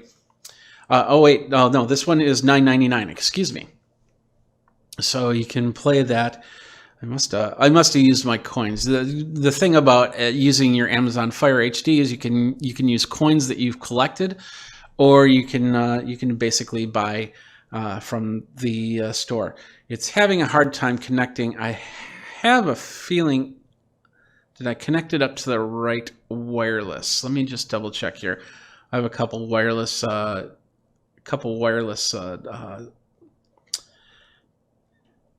SSIDs here for which studio I'm in. So let me just check that really quick. Yeah, I'm on the wrong Wi-Fi. No wonder it's having a hard time connecting. Let's connect it up here. And this will only take a second. Feel free to ask questions in the chat, and I'll try and answer them as best as possible. All right, that's working. So let's do that. There we are. We're connected. Now, if we go here, and the other games, there is connection to it, but if it doesn't connect right away, it's not a big deal. but you will need Wi-Fi, especially for Clash of Clans. You'll need Wi-Fi to run. So it won't work on a plane unless you hook up to the Wi-Fi. It won't. It'll need some sort of connection. So, all right, now we're back here. Risk. I am a novice. Mac Nelson. You basically create your avatar. You choose your image. I got some mail here. I can join the Risk community server, so I can start playing against other people. Just different emails. I can play with friends. There's my profile. I can tap on it to see where I am. I've played one game on this version. Actually, I've played more than one game, but not on this profile. So you can play with friends. So as you can see, you build up your levels so you can do a lot more. You can change your settings, of course. And I always like to take out the sound effects and the music when I start playing a game, so I don't get too distracted on that. I also don't allow for notifications, because if I have to do other things with my phone, I just don't want these notifications popping up. But you might be a little bit different. We're just going to do single player, which you can definitely do. Get to grips with the basics of world domination in this guided tutorial, and then you can do a raid the city tutorial. So this one's pretty straightforward. We're going to just pop in here and try it. It's very easy. Yes, it is very easy, because I played it super easy. Welcome, Mac Nelson. Tap anywhere to start. So battle your way, blah, blah, blah, blah, blah, blah, blah, blah, blah. You can now deploy 17 troops. This gives you, if you've never played Risk before, this is a perfect way to get familiar on how Risk works. You're going for world or global domination. That's the key. So I've got to draft my soldiers and put them somewhere. So if I want to take over, let's say I want to take over the United States, I know that there's a lot of these other people that have 2 troops. So if I really bump up my troops right here, then I can go and do some major attacking. So my draft is over. Now it's time to go to the attack phase. So I will use my attack, and I will. So I'll basically go up here, and it shows that I can go to anywhere. Like, for instance, I'll go to Alaska. Oops. I'll go to Alaska, and then I will blitz them, and I'll basically take over here. Move over some of the troops. So right here, we'll do a nice even number of troops, and we'll go like this, and then we can continue to attack or go to the final stage. So let's do that. We'll just do one more attack here really quick. And my attack troops, their attack troops, we're going to blitz them. Boom. And now we've taken over the Northwest Territory, Alberta, Canada. Awesome. And then we're going to put down, let's see, we'll put down 4 troops. So we'll leave Alaska with the most troops here. So we're done attacking for now. We'll go to the next phase. And that is basically move around our troops to fortify areas. Like, for instance, in South Africa here, we have 3 troops, 2 troops, 1 troop. So I could fortify this area. I could bring troops over here to fortify troops on. But oops. So let's do that. Let's fortify here, and we'll say let's bring over 1 troop. There we go, and we've gotten a card off of that. And that was the draft phase. And then Bertram's, and now they just went. And so now we're back to me. And of course I can continue on and until this whole area is all red, and which is fairly quick to do, fairly quick to play. So you can definitely do that. And you can see all the moves where everybody is in during the battle log. So, all right, so that is Risk and Risk Global Domination, and this is $9.99 in the App Store. So you got to pay. There's a couple that you get to pay, but if you've got Amazon coin, you can also use that. If you got people that give you gift cards, you can do that too. Getting gift cards, oh, that's actually fairly easy. Let's do that. Let's show you how that works. So you go to Amazon, And I think it's Amazon gift card, right? Let's just go there and oh yeah, it's right there. So you go here and you go to gift cards right on that line there. And you can say, hey, gift cards, you want an e-gift, you want to print it at home, you want to mail it. Maybe it's a birthday gift, maybe it's a thank you gift. Let's say a thank you gift. And then you can say, do we want to mail it? What kind of gift cards do we want? Let's do this one with the little corgi and the cactus. And then it comes in here. You put in an email address. You put the amount in. You put the text message, email, and stuff like that, and your name, and go from there. Let me just add this to the list here. See if I can.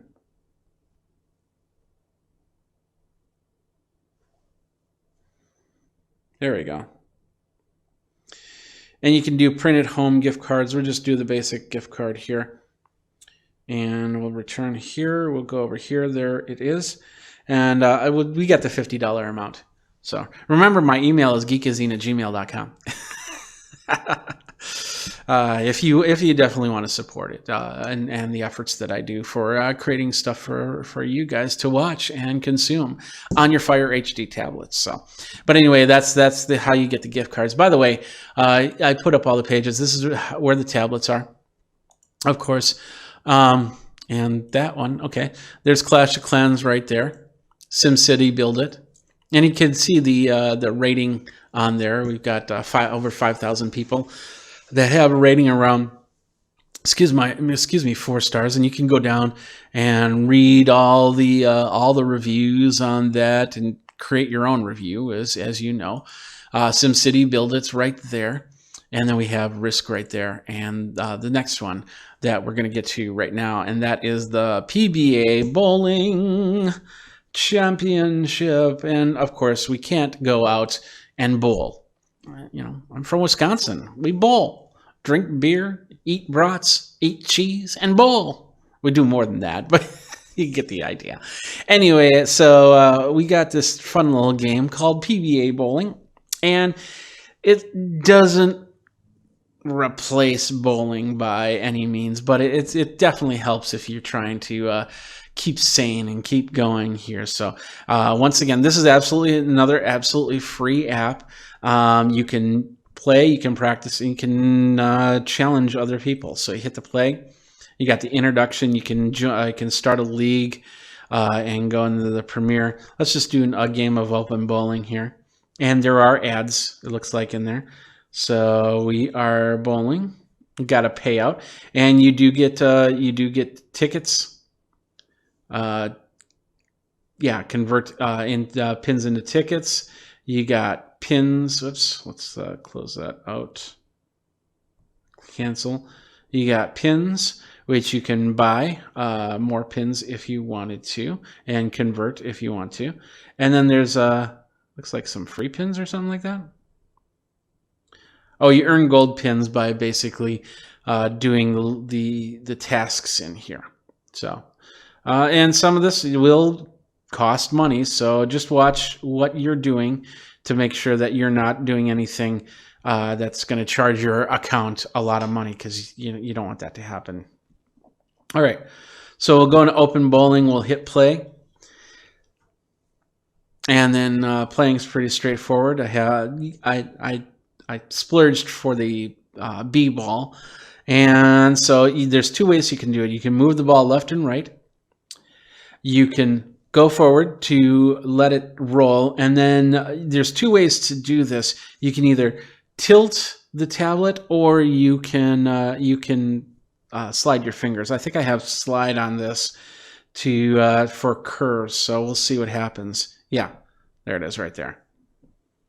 So there we got 6 pins off of that, and we'll do that again, and we'll do a curve, and we only got 2 pins, and we can continue to play. I can bring it over here like this, and I can go like this, and I can go, let's curve it this way. Oh, we got 9. That's not too bad. And then we'll bring it over here to try and go as straight as possible. We'll get a nice roll. There we go. Got that 10th pin. As you can see, there's a little lightning thing up here that I think that's telling you. I don't think can I click on it? There we go. Yeah, you can also make purchases on that to refill your energy, because when you're playing, your energy can dwindle. Oh, 8 pins. So close. And of course I could have the sound up here. I don't have the sound on, so I'll bring that up and we'll hook it. Oh, it didn't make it. Didn't make it. So you can play with friends and we'll pause this right now. We can go back to here. We can change the oil on here. We want and that's the oil on the lanes. So let's do that. Let's go back. There we go. Here we go. And this is the area of the settings that lets you go finger swipe or flick device. So you could go like that to roll the ball and turn device, but we've got screen controls for all of those. So let's go back into the game. Now we've got an oil slick. So that's to make it. There we go. There's a nice little strike for you. Yay! Strike! Do that again. We'll bring this over. Let's see if we can hook this. Oh, there's another strike. Awesome. Let's see if we can get a turkey. 2 strikes. 3 strikes and I'm out.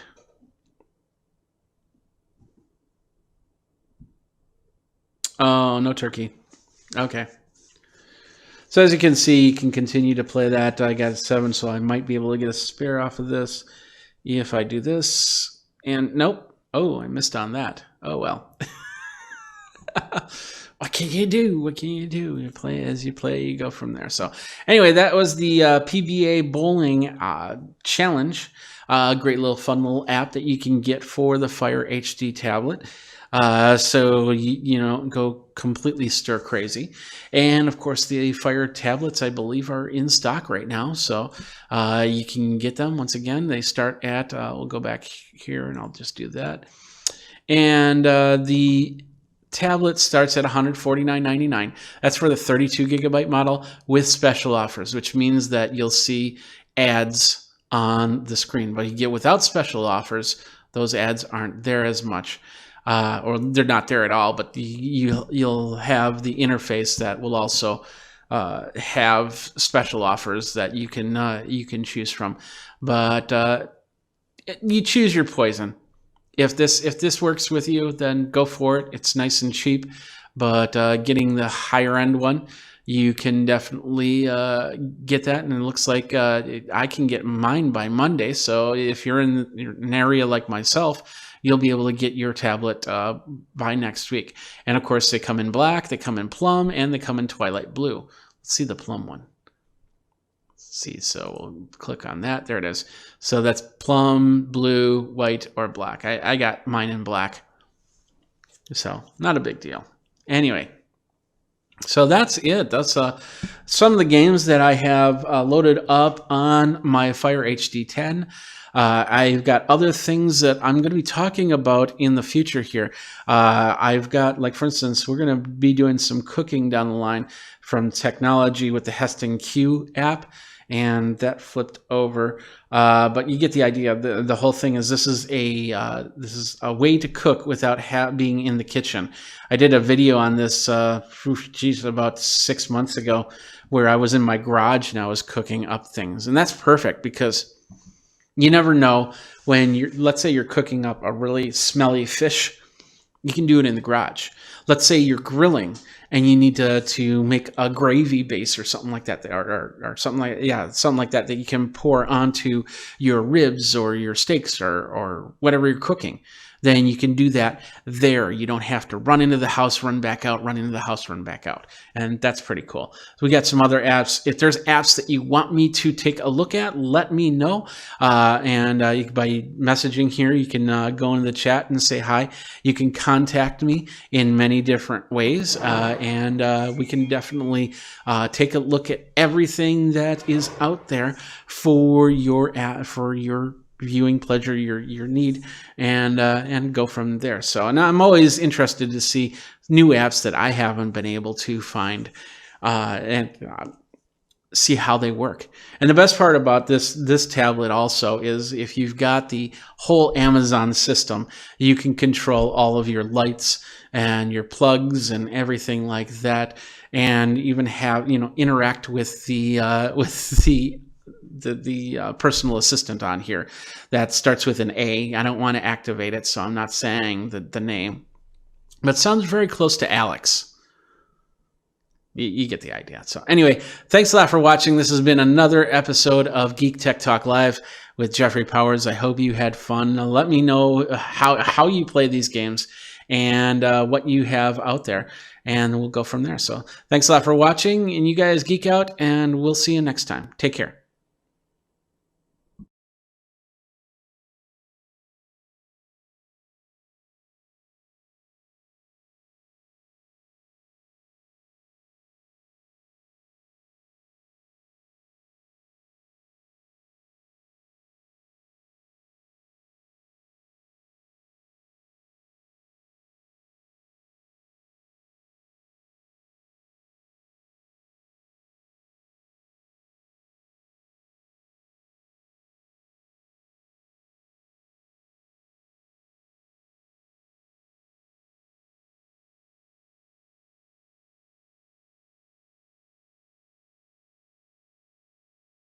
Let's do that. There we are. How you doing? Good thing I didn't do that at the beginning. Let's move that over there. There we go. Sorry about that. So anyway, we're just doing the after show. So you can definitely get in the chat and say hi and be a part of the after show here. But anyway, I was showing you the games area of Amazon App Store, and as you can see, these are all the games that I have. Minion Rush, I did not. No, I still have to download it, but of course, the tablet comes with some stuff that, some ideas that you can take off or put on or whatever. You've got, we have Risk and Sonic the Hedgehog, which I could download. Minecraft, I tried to play. I'm still having a hard time, and that's why I didn't talk about it on the show this time. So, but anyway, this is also an app. You do have to pay for it. In fact, we could go here. If you have any ideas, definitely come into the chat and say, hey, this is how you play this game. So, but I know a lot of people really get into Minecraft for their Xboxes, for their other devices. So it's available on the tablet. So if you're not in front of your Xbox or your computer playing Minecraft, you can get on tablet and play Minecraft for a little bit. Do whatever you need to do. As we can see, it's loading up. Spring sale is here. Free map now in the marketplace, and we can unlock. We'll just hit the continue here. Here's the marketplace. Once again, this is also, you can buy a whole bunch of apps as you go, or a whole bunch of things as you go, excuse me, and go from there. I know there's, I wish I would have started this a long time ago, but there's a lot of people that have just really been able to build some awesome stuff here in Minecraft. So I got the Realms Plus with a 1 month free trial. We got some servers. I got no friends. But I can set up my profile, edit my character if I want to. And, it's so funny because I remember playing games like this when I was a kid, and this should just completely excite me, but it really doesn't as much as I'd love it to. And that doesn't mean anything. That just means that's my personal preference. I like Clash of Clans. I'm still a big fan of Ultima 4, Ultima 3. I should find those games and download them. I wonder if they have them here. I have to look. So I'm going to go to my App Store. Let's see what I got. Cross my fingers. So I'll hit search and we'll go Ultima. And we'll hit search. There's Ultima Flying Disc. I don't think that's the right Ultima. Last Ultima. Not sure what that is. But it doesn't look like Ultima. The game is on Amazon App Store. That's okay. That was a long shot, but lots of cool stuff here. And of course, if you want to check out some of the games You can, there we go. They'll have a lot of features up on top that allow you to find programs pretty easy. Candy Crush, I play a little bit of Candy Crush myself. Especially, that's a great game that on a plane. And one thing that I've always thought to myself is this would be perfect if I was Candy Crush. It'd be nice, or it would be a good idea to talk to, like the airlines and say, hey, you've got the onboard Wi-Fi. Excuse me. You got the onboard Wi-Fi. What if, you let people hook up to our servers and play Candy Crush? Because I think a lot of people would then start playing this game again or for the first time while they're on a plane flying from Detroit to wherever, California or Vegas or whatever. When we start flying again, that is, and be able to play Candy Crush the whole time. Because the one thing about Candy Crush is you get like 5 lives, and once you use them, it takes 20 minutes for a life regeneration. And unless you've got some sort of special feature that you've paid for before you left Detroit, then you'll be able to play more or less. But once you use those 5, you just got to sit there and wait. Now, see if Candy Crush hooks up to the Wi-Fi and uses it without you having to pay for that full internet bill, you probably play Candy Crush more. They'd probably make more money, and then they'd be able to justify working with the airlines on that. Personally, I think that's a great idea. But that's just one of those things, that they'll have to figure out themselves, I guess. So. But lots of cool apps here. Forge of Empires, you've seen that on TV, where you can build up lands. Clash of Kings, which I believe is very similar to Clash of Clans. This was around on Amazon before Clash of Clans. In fact, I think I'm not sure when Clash of Clans finally made it to Amazon Fire, but there was a point where you couldn't get it on Fire. And now that it's here, I'm really happy about that. Let's see. Castle Clash, got a lot of clashes. Army Men Strike, Clash of Clans. The Supercell that makes Clash of Clans also makes another farming game called Heyday, which you can also download on this tablet or your tablet, either tablet, doesn't matter. So we have a lot of stuff here. We've also got some cool videos if you want to watch it. If you got your Amazon Prime membership, it's recommending that I play Roblox. Do a Zoom cloud meeting. I did a Zoom cloud meeting about 3 hours ago, and it got Zoom bombed very quickly. It was a public meeting, so they've since worked on some of the privacy issues that they've been encountering. Township. Let's see. Dragon City. The Simpsons. I played this Simpsons game. I played this back when I was doing iPad 365, and so I have my Simpson. I'd have to figure out what my account and username and password is on that. I could be able to do that. Homescapes. These are interesting games where you have. Let's see. It's got a video right here. I'll watch with Amazon Photos. Just once. And basically it's saying, okay, you've got tasks, things that you have to do and how to do them. You can play and win. So it looks like a little bit of like a Candy Crush looking thing. It's up to you. Build up your house. So a little bit of everything in this one. I'm not too keen on it personally, but that might be a game to go. The Sims, there's another one. Lords Mobile, there's another one. Fishdom, is this building your fish tank? Yeah, this is building a fish tank, and you can share your pets. That's pretty cool. And of course, you got slot machines and pokers. I stay away from that stuff. Gambling stuff, it's okay, but and it might be something that you might want to check out as you go. So, all right, what else we got? We got some great downloads if you're into like I said, the Zoom cloud meetings. Disney Plus. Do you have your Disney Plus yet? It's lots of content right there. Facebook, of course. Pluto TV. This should be one of those apps that you just get because it's free and it's got thousands of just thousands of movies and TV shows, excuse me, hundreds of channels, like the Cat channel. And let's download it. It's free downloaded, so let's down. And yeah, it's preparing.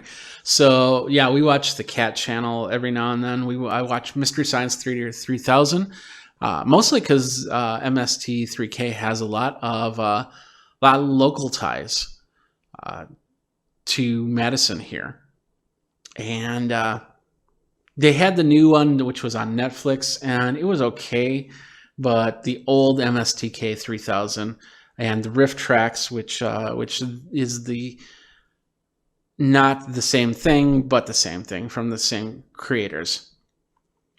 And then, of course, you got TV Spotlight. I better get off of this so I don't have any copyrighted content on here. Let's do the guide. I think I can get a guide here. Let's see. We'll do that. Unable to activate picture-in-picture. Okay, hit settings. Let's see. I want to list the channels.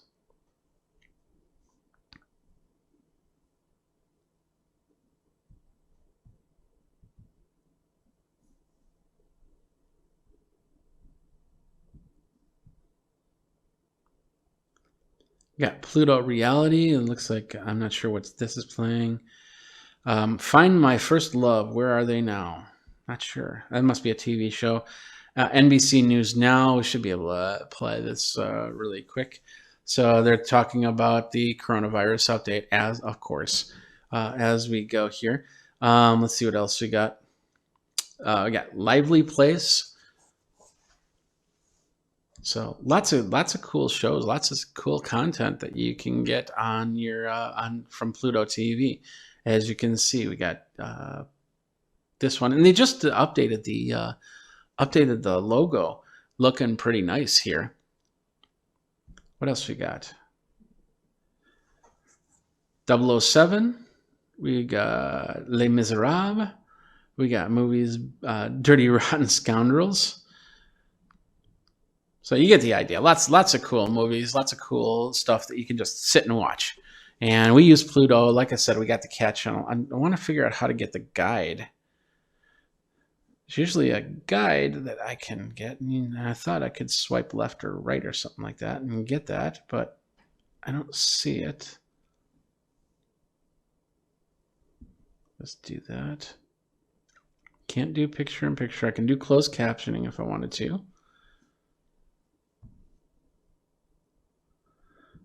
I can, so with the closed captioning right there, you can disable it or you can say English.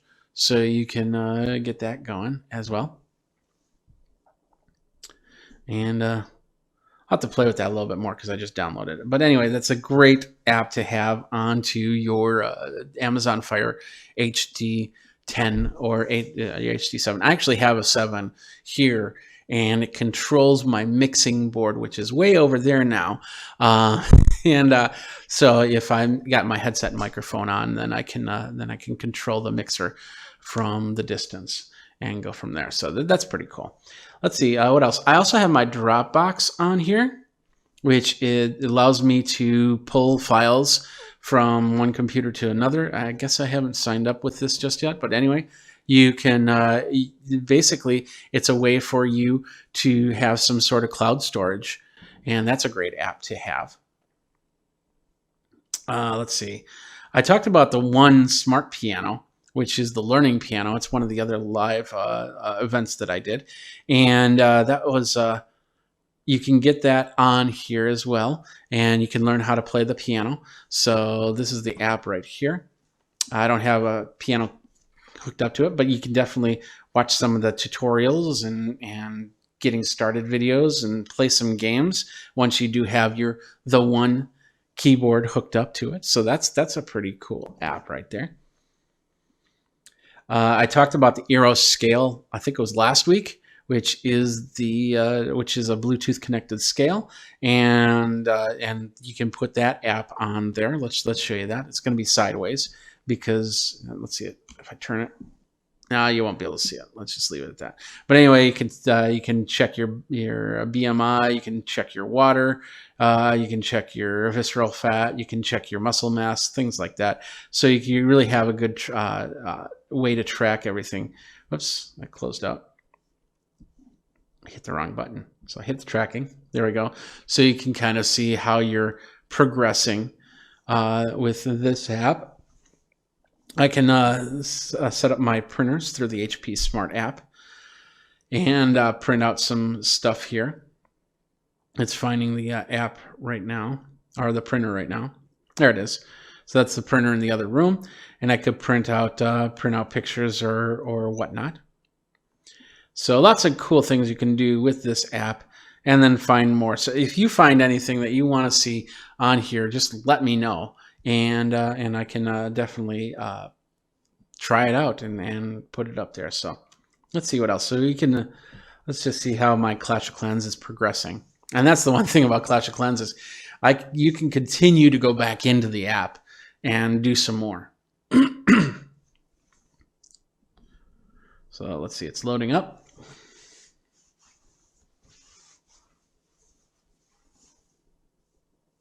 There we are. As you can see, I'm doing my farming. I've got 3 things I can upgrade. I've got 4.1 million and 2.2 million in elixir, and then I can upgrade my Barbarian King, which I think I will do right there. Upgrade them to the next level. Takes about 2 days, it says. Let's see what else can I upgrade. I can actually upgrade my Archer Queen as well. Let's do that. Takes 2 days for Archer Queen. There we go. We're upgrading. And then I'm going to leave 1 because if I need to do anything extra right away, I always like to leave 1 available.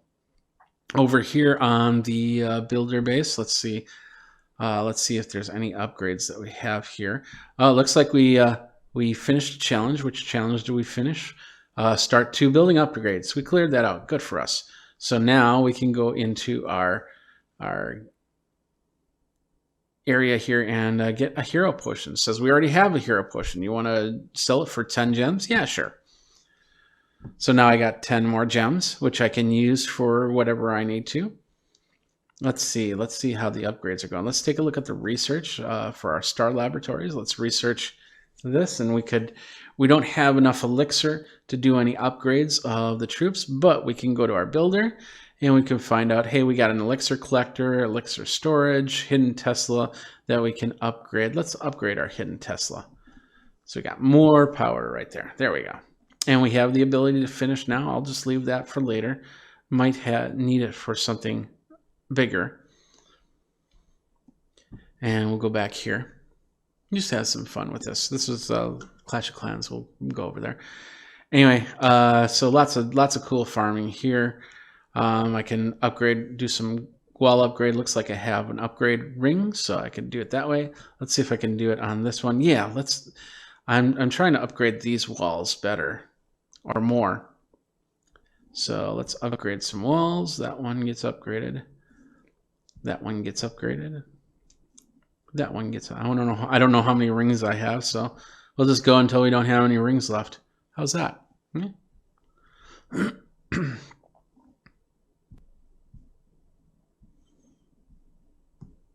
Let's go the other way. Let's get this whole line of wall done. And if I go here, yeah, we just used all the rings. Oh wait, no, we have 1 more ring. Let's do that. And I think this now would be 2 rings to upgrade this, but I've done a pretty good wall right there. That's awesome. And let's see, I have these upgrades at 2,500, and this is at 1,500, so I could start doing the outer walls. And I could even do this upgrade. I've been meaning to move this over as we go. So, and that's that game. We'll go back to SimCity because some of our stuff is ready to collect.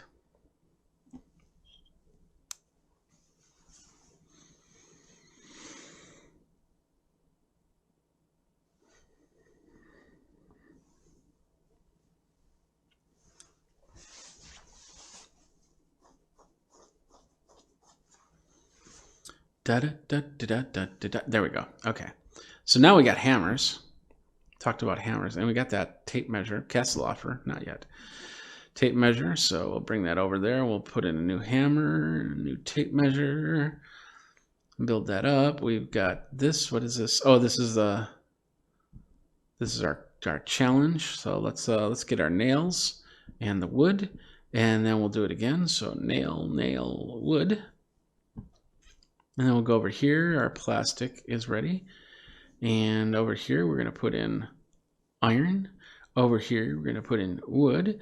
Over here, we'll put in another iron. And over here, we'll put in another wood. And then, because we now have this new factory, we'll put the plastic down there.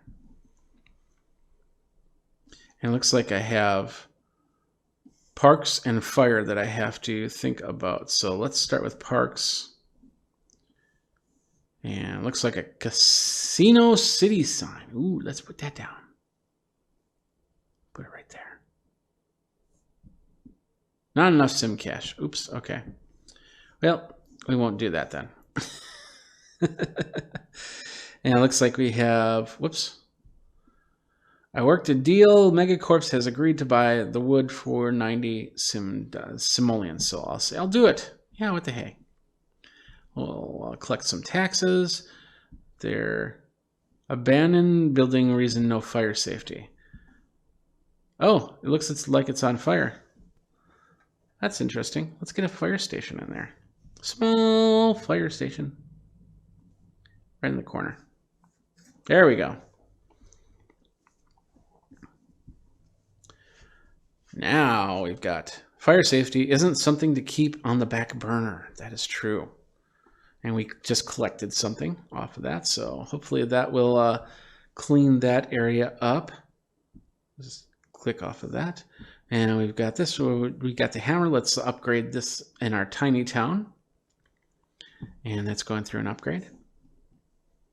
I think that's we got some pretty good upgrades here. We got some more residential area that we could put in. So let's put in a residential area right there. Yeah. And then one more. Let's put one right here. There we go. There we go. We got some residential going. This is looking to upgrade, so let's do that. And then we can put down some road. We'll put it down right there. There we go. Now everybody wants something. What do we got here? It's handy that the hardware store is so close. Nice. Okay. And this is basically saying you need somewhere to live to. Oh yeah, that's the mayor mansion. We'll deal with that later. So, and we got the iron is ready to go, or the steel, or whatever it is. Is it steel?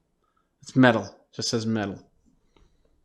The metal rocks. Yeah. And then we're gonna move this over to wood production. We'll do the first two metal, second two wood, and then plastics for the next one. And it looks like our new building looks pretty cool. It looks like we need water. So water.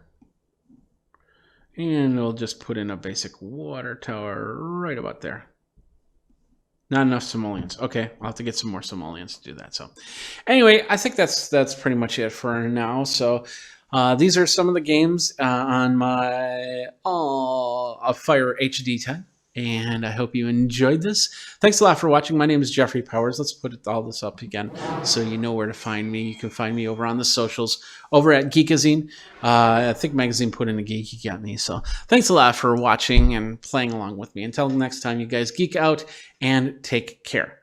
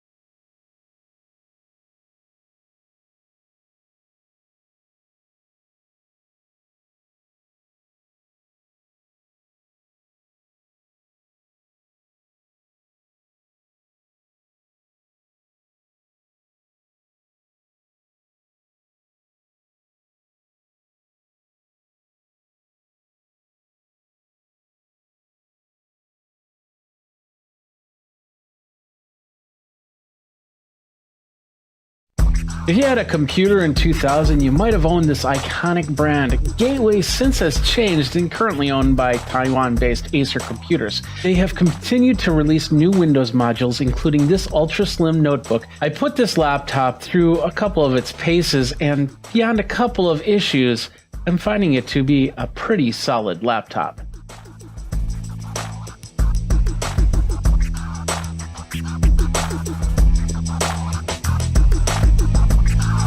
Thanks for watching this review. Go ahead, like, subscribe, and hit that comment bell for notification when the next video comes out. Here are the specs of the GWT-N1414BK, otherwise known as the Gateway Ultra Slim.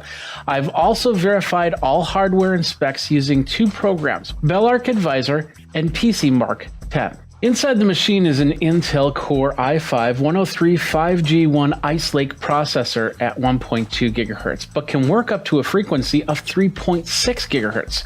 It's a 4-core, 8-thread system with 6 MB of internal smart cache. The GPU is an integrated UHD graphics at 100 MHz. This should be able to handle the laptop with an external display at 1080p without issue. Both monitors at 1080p, by the way. This display is 14.1 inches and up to 1920 by 1080 resolution, 59.99 Hz. 16 gigabytes of RAM, which seems to be soldered right into the board.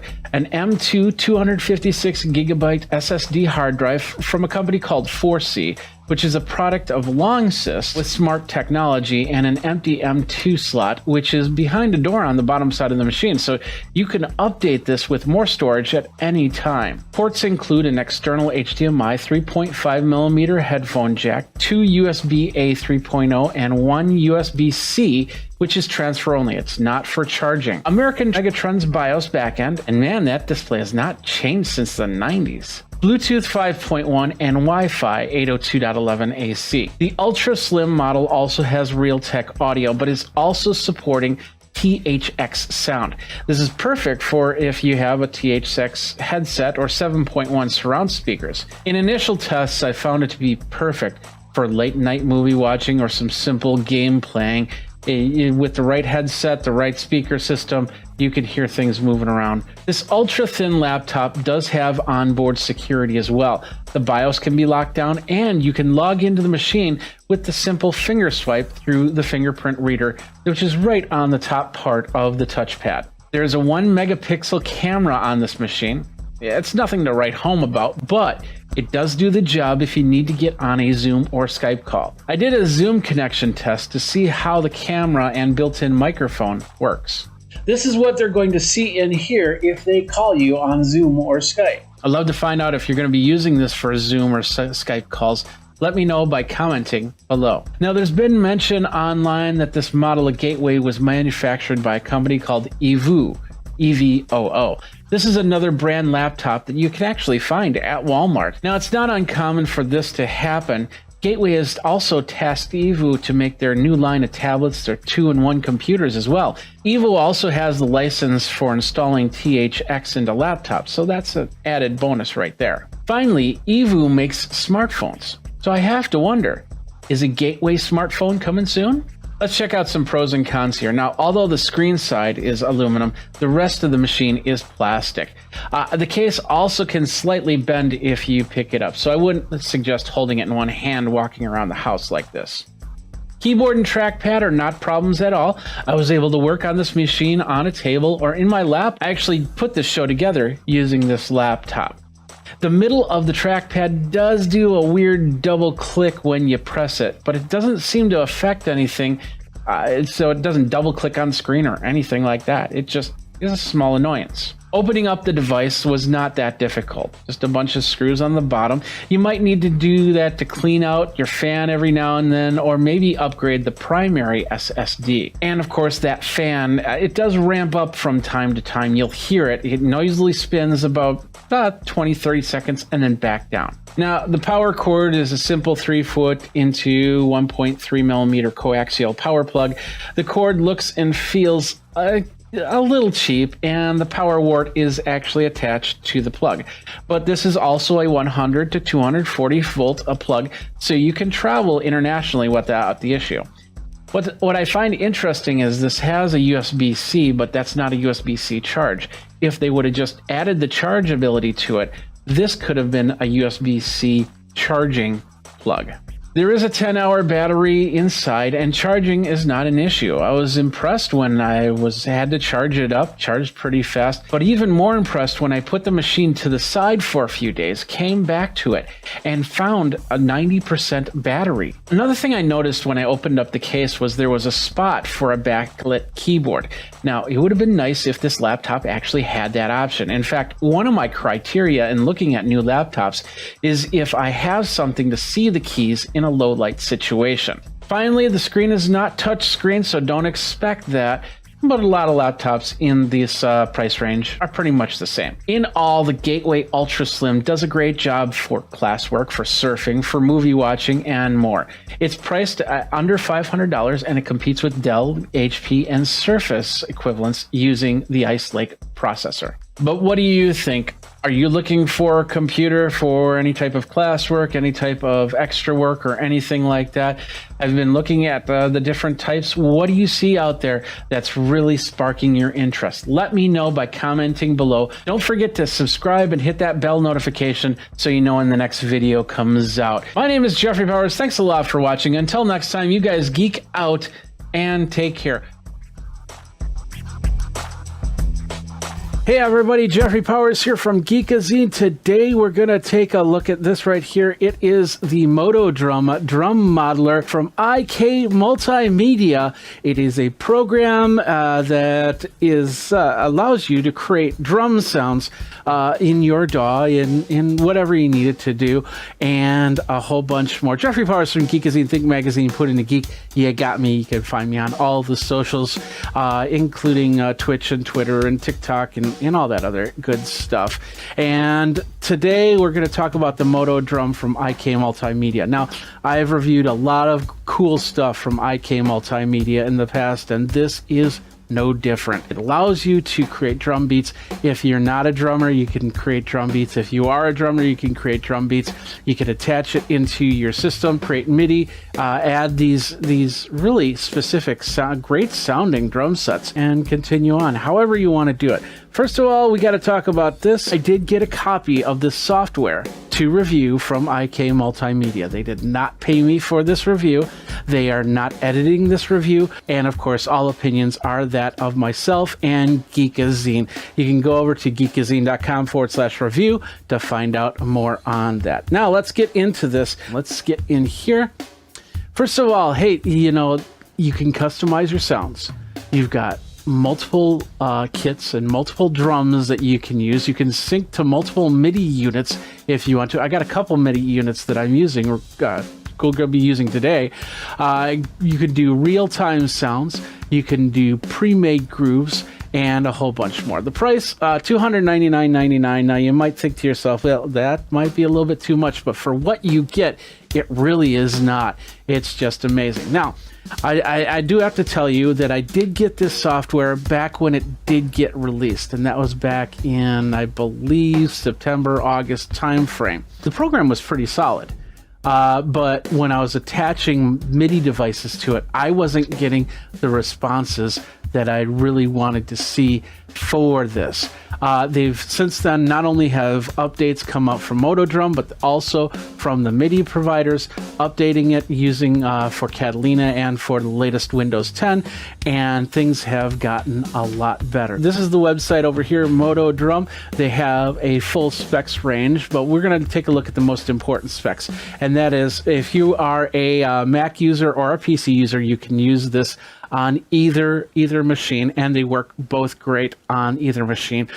For a Mac, you need a Core i5, support for AVX instructions, 8 gigabytes of RAM, 20 gigabytes of hard drive space, and it is a 64-bit plugin. So you'll need any program that uses a VS2 or VS3 or AAX.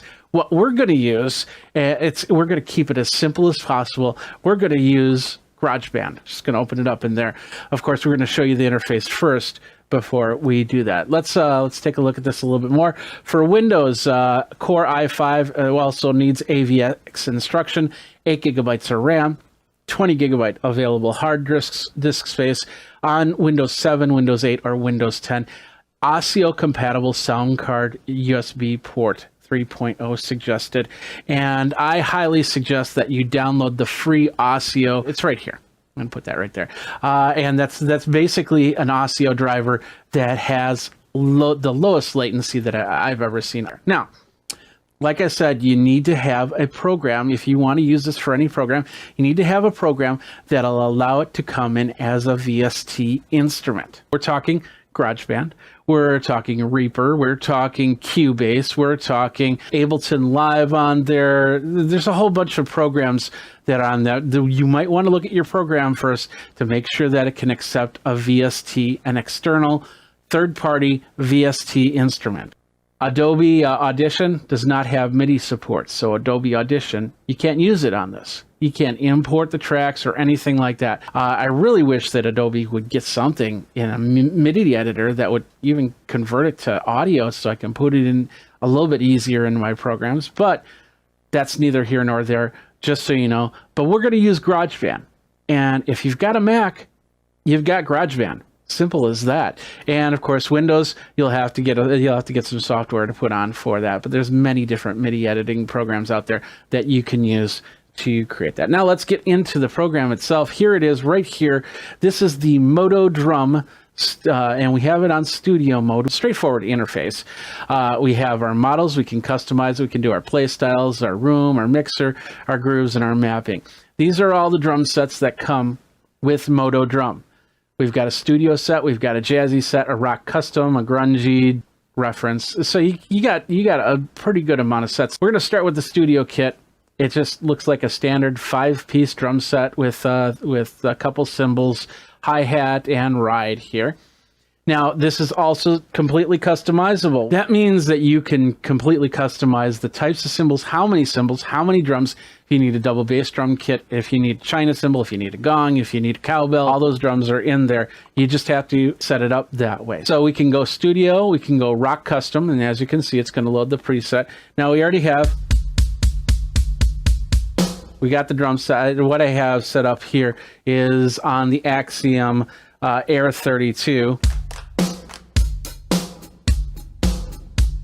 As you can see, I've got that all set up there. As you can hear this, let's go to the jazzy set really quick. And then we can go a little grungy. I'm not going to go through all of them. You'll get a good idea.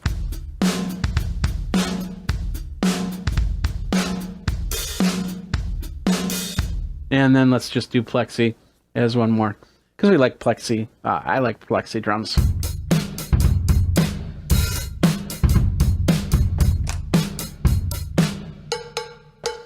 Going from drum set to drum set is actually fairly straightforward and easy to do. Now, like I said, all of this can be customized, and we're going to go through those screens really quick. We're going to start with the customize.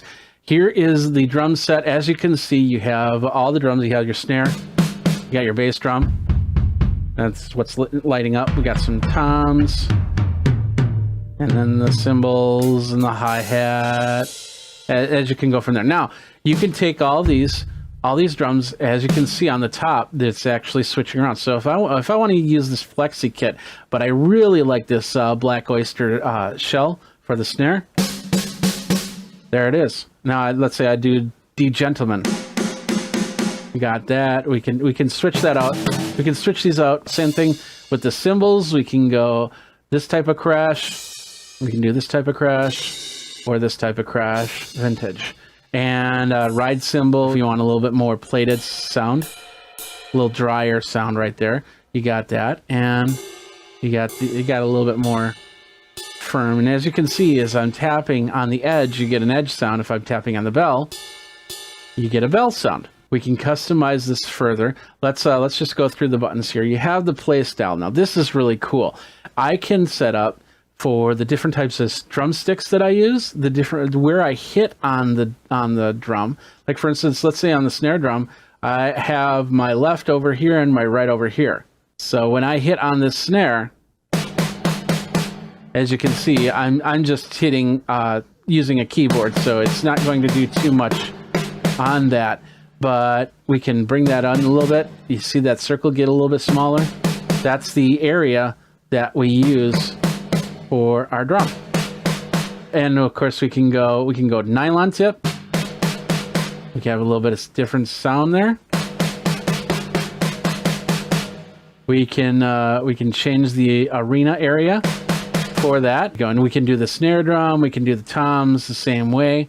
We can bring. I like to usually hit from down towards the middle there, and then of course the bass drum, kick. We can change the beater here. Let's say if we don't want felt, we want plastic. We want a little tacky sound. We can bring that in. We want a little wood sound for even more tack. We can do heel up, heel down. We can make all the changes there, but we'll just stick with here. We can change our room, so we're in a large studio.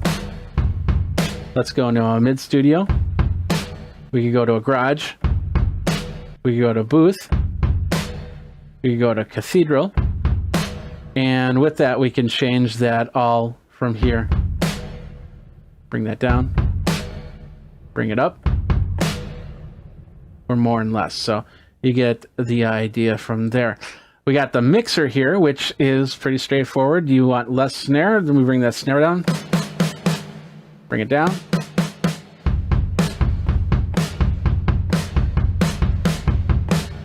And then of course ultimately the main mix is right here. We can put in effects. Like for instance, let's say with this one, we want to put in, let's do a crusher on this tom. And we can edit that. So you can see how that changes a little bit. Bring in a little bit more. We can change the cutoff. Went the wrong way. So less ring, more ring. More ring, so you get the idea. And then when we're ready, we can just say, okay, I don't want that on anymore, so I'll just turn that off.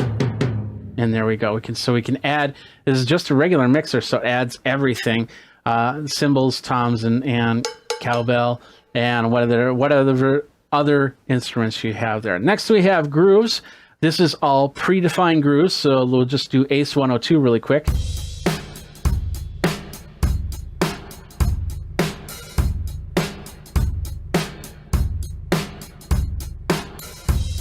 And so you get the idea on that, and you can change that up. And these are the grooves that you'll basically drag and drop into your DAW. So let's say you just want a straight up beat, you can just drag it into the DAW. I'll show you how to do that a little bit later. And then of course we have mapping. Now this is very important because not all MIDI devices are set up perfectly. So like for instance, I'm gonna grab a drumstick and I'm gonna hit the bass drum with on my DTX. Now I'm seeing that registered at the C1 level. I can go over here to kick and I say, but I want this to be something else. So first of all, I'm going to map it. So I hit this button right here and then I map it for the pad. And so basically I clicked on here where you see the little MIDI, and then I hit the pad and now it's mapped for that. And then I can change that. Let's bring it up a little bit. We'll say yes. Now it's not registering as anything, so we can bring it back down. There we go. Now in this interface, we can do a lot of different changes. Like we can do a velocity curve, basically drag and drop.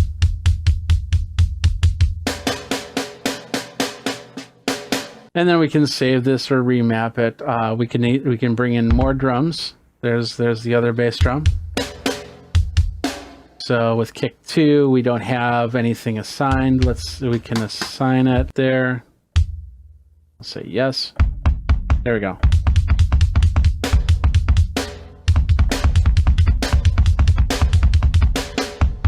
And with that, we bring this in. So now you see, if we go back to customize, we have this drum right here. There's also a way to bring in the drums over here, and we can change this out. So let's see, we want that as the Blue Oyster one.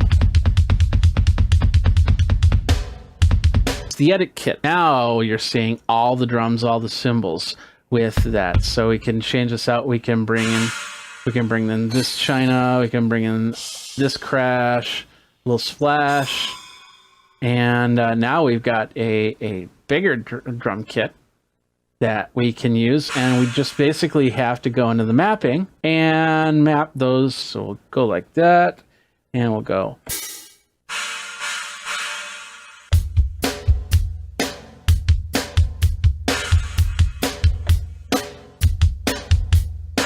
You get the idea. So we can bring in a very big kit for whatever style you have. Now, going back to the customize, we can do a lot more with the customization. That is over at the edit element. Now, this is where you can really have some fun with this. You can tell it what type of edges you have on your bass drum. You can tell it the diameter of the bass drum, the depth of the bass drum.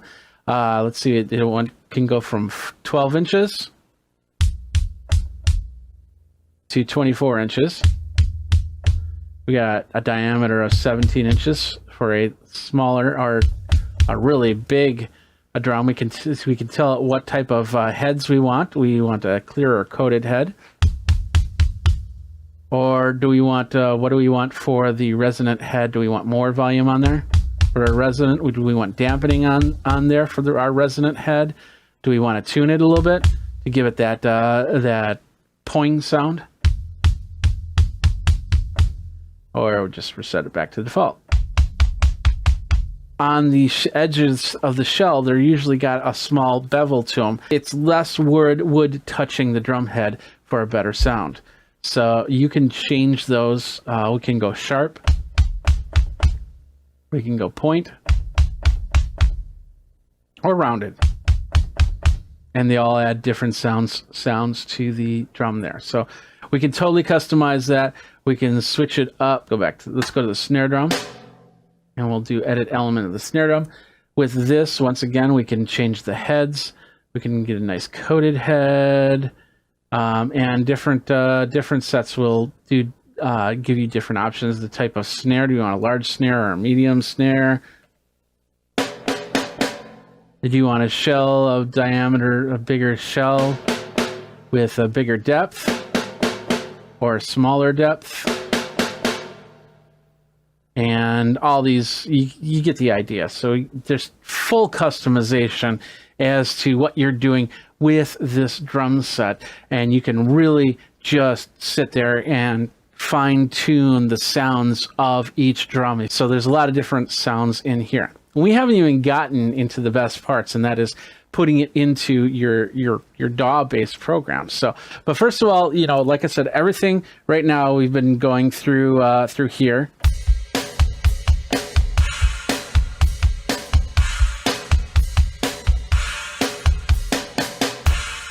So as you can see, I have the DTX Multi-12 here from Yamaha, and I have it set up for MIDI, so I can use it.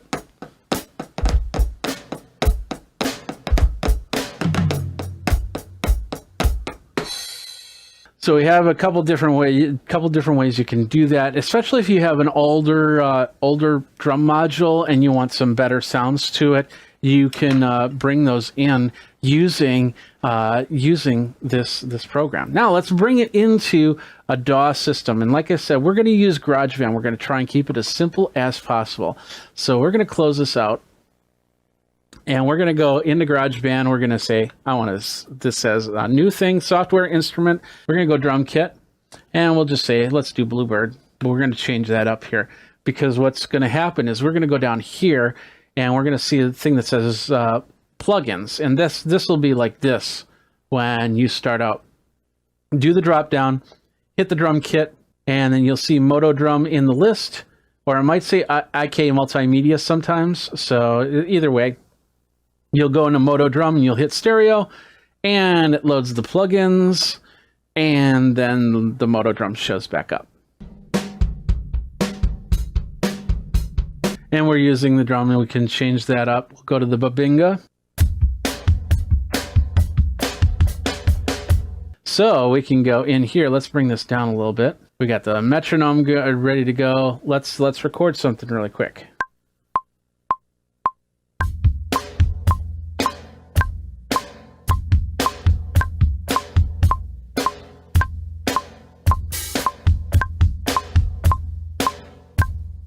And with that, we'll bring it's all in here. So we're going to hit this.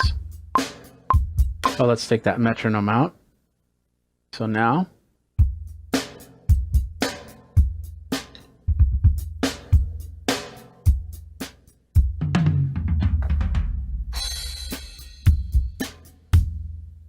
There you go. And of course, with this, you can go into the MIDI patterns, and you can change the velocities if you don't like the way that that you hit the drum or anything like that. And really, depending on what module you use, they can register velocity. So it can register a light hit or a heavy hit, or maybe even a drum roll or things like that. And you might have to go in and do some tweaking into your MIDI editor to get the sound you want. Maybe you're doing like little flams and things like that. You'll have to make the adjustments because not everything, it won't understand everything, and that's any program. So you'll have to go into the MIDI editor and make some adjustments here and there. So expect that to happen. It's not going to be 100% perfect. But the cool thing about this now is I can go in here, and with this drum beat that I do, and I'm going to loop this drum beat. Now I'm going to go to Rock Custom, and I've completely changed my drum set. Go to Jazzy.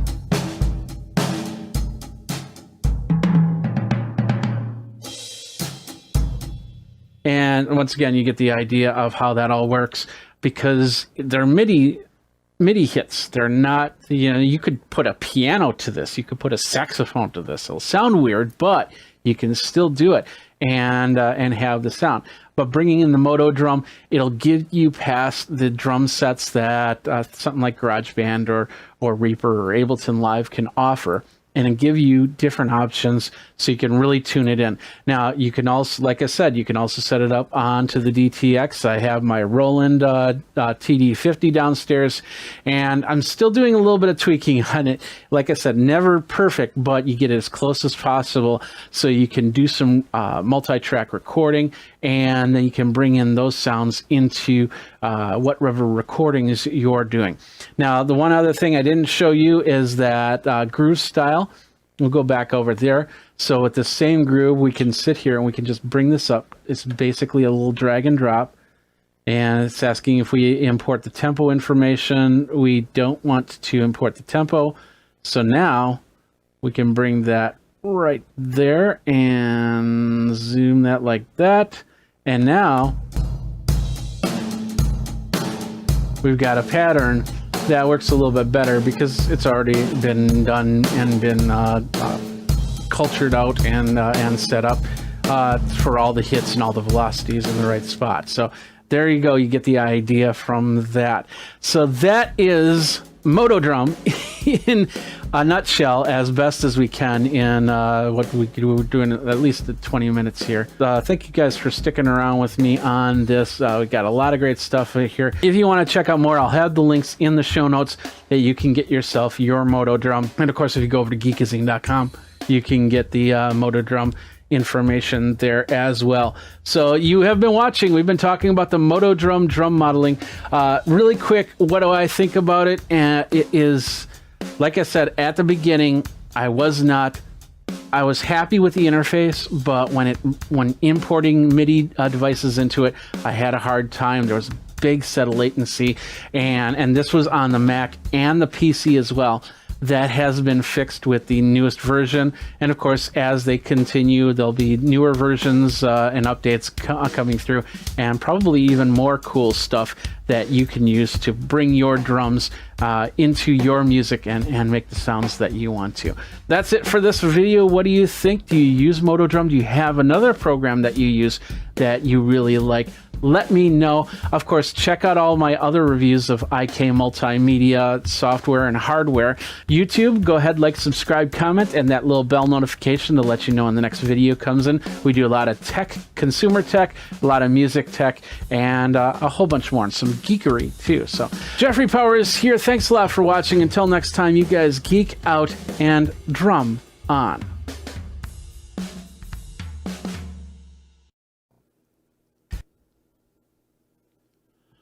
What's up, my geeks? Jeffrey Powers here from Geekazine, and today we've got another unboxing. We're going to unbox the iAdapt 6-in-1 multi-port USB-C hub from Canex.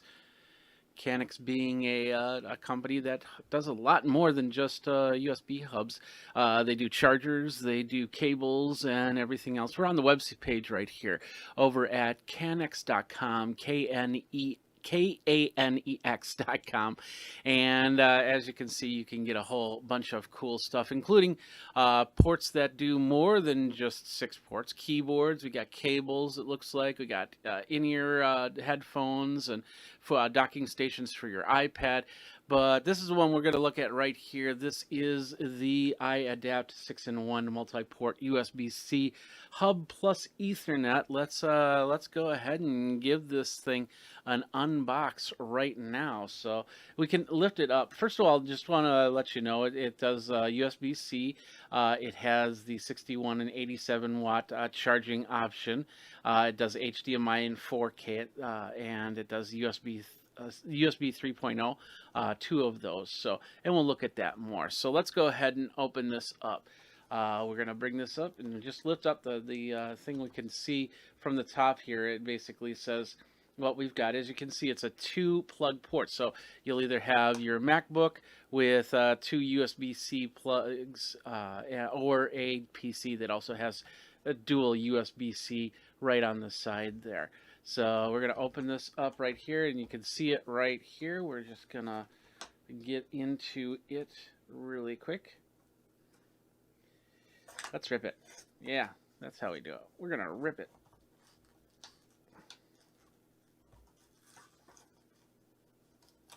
There.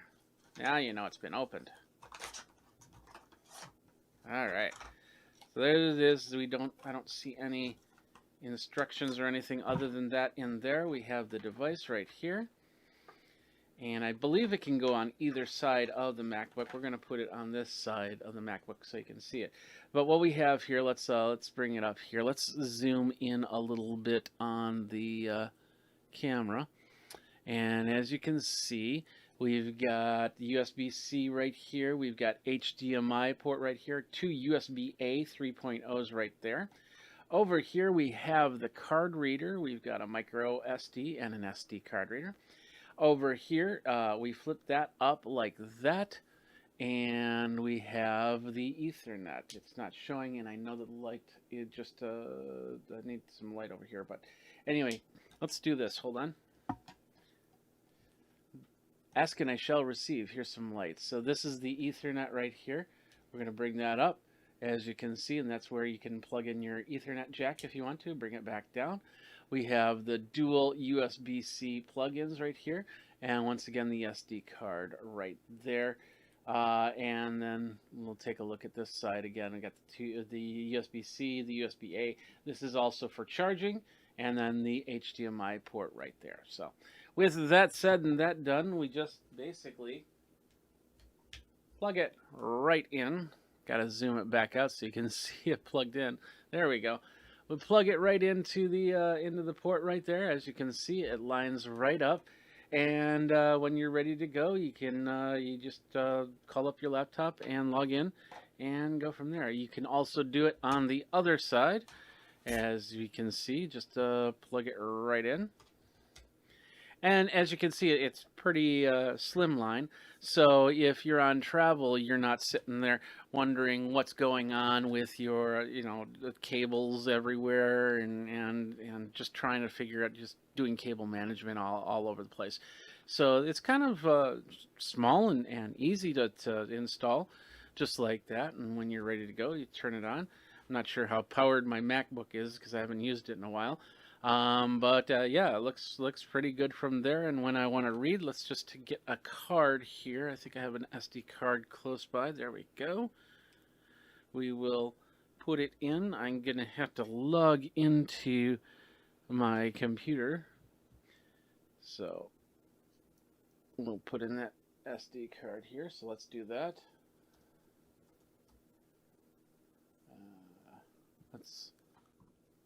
Let's do that.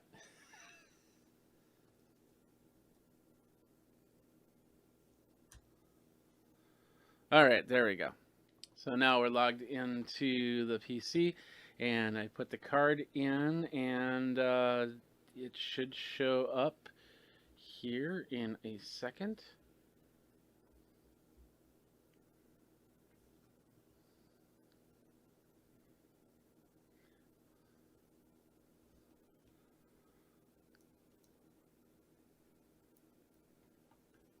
There it is right there. Let's see, I'll bring this down.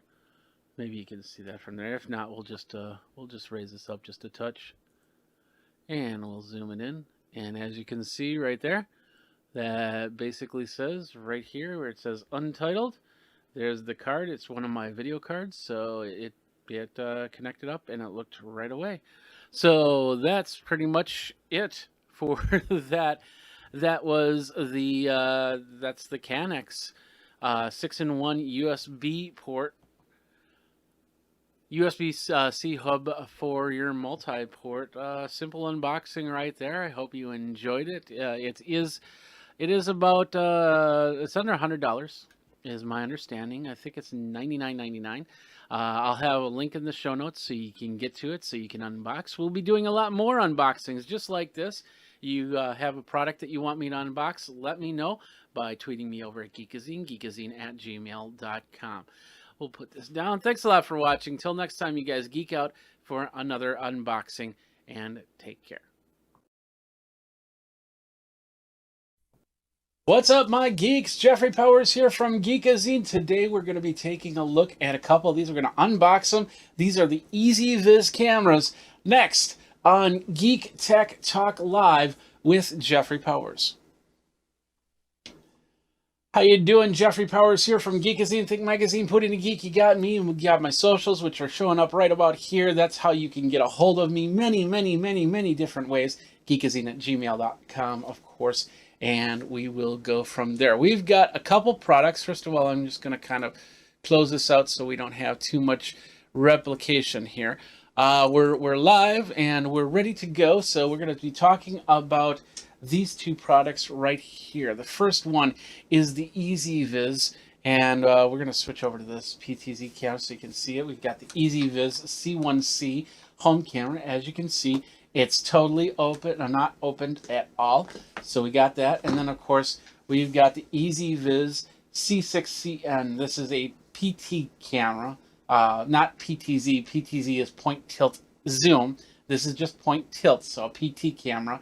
And they're both at 1080p, and they both work. I've used EasyViz. In fact, I remember catching EasyViz at CES a couple years ago, and that's when I first got my first two products. I just realized I had the camera. I thought I had the camera sitting right here, and I have a home security camera that's running. That's now a couple years old, and it does great.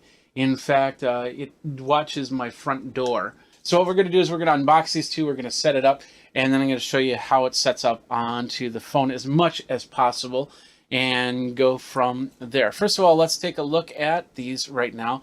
We'll start with this one. This is the C6CN 1080p indoor pan tilt Wi-Fi security, 360 degrees. So these are both enabled for your Alexa device. It's got auto motion tracking notifications. It's got panoramic photo navigation, full duplex two-way audio, and a subscription-free storage, which means you can basically put a card into there, and it'll store the audio easily off of that. So that's pretty cool. The other product we've got right here is the C1C. This is a more stationary camera, and you use this maybe pointing towards a door, maybe pointing towards yourself. I don't know. It does full 1080p, and it is also, let's see what else we got here. You can get a 720p and a 1080p version. We're talking like both of these products are around $60. So they do a great job. This one does do smart motion detection, full duplex two-way audio, so you can converse with somebody. I've done this on these cameras when I'm away and need to have conversation with the wife or something like that. I'll make sure that she's aware that that's going to happen, and then we'll have that conversation. And of course, it is also subscription-free video storage. Now, the one thing about these cameras, just so you know, first of all, these cameras, they were supplied to me by EasyViz. I have gotten no sponsorship dollars other than that for this. This is just basically a product to review, and all my review products, basically my review policies are there, and basically says I review the product. All opinions are of my own. No editing ability from on your side, and no keyword tagging or anything like that. And yeah, we do an honest review, the best honest review as possible. This is going to be partially unboxing, and of course, since I really haven't used these too much, it's not going to be. It's going to be what we first experienced type review, and some people will have some more in-depth reviews as they go. So those are the two cameras. So let's get started. We're going to move this one out of the way, first of all, and then we're going to switch over here. We are going to take one of my favorite tools in the whole wide world. It is the world's smallest screwdriver. And what we're going to do is we're going to use that to open up the box. I usually like to find a seam. I'd be very careful to not jam it in my fingers, and then just kind of break open the seam here. It's just easy to do it that way. And then let's peel it.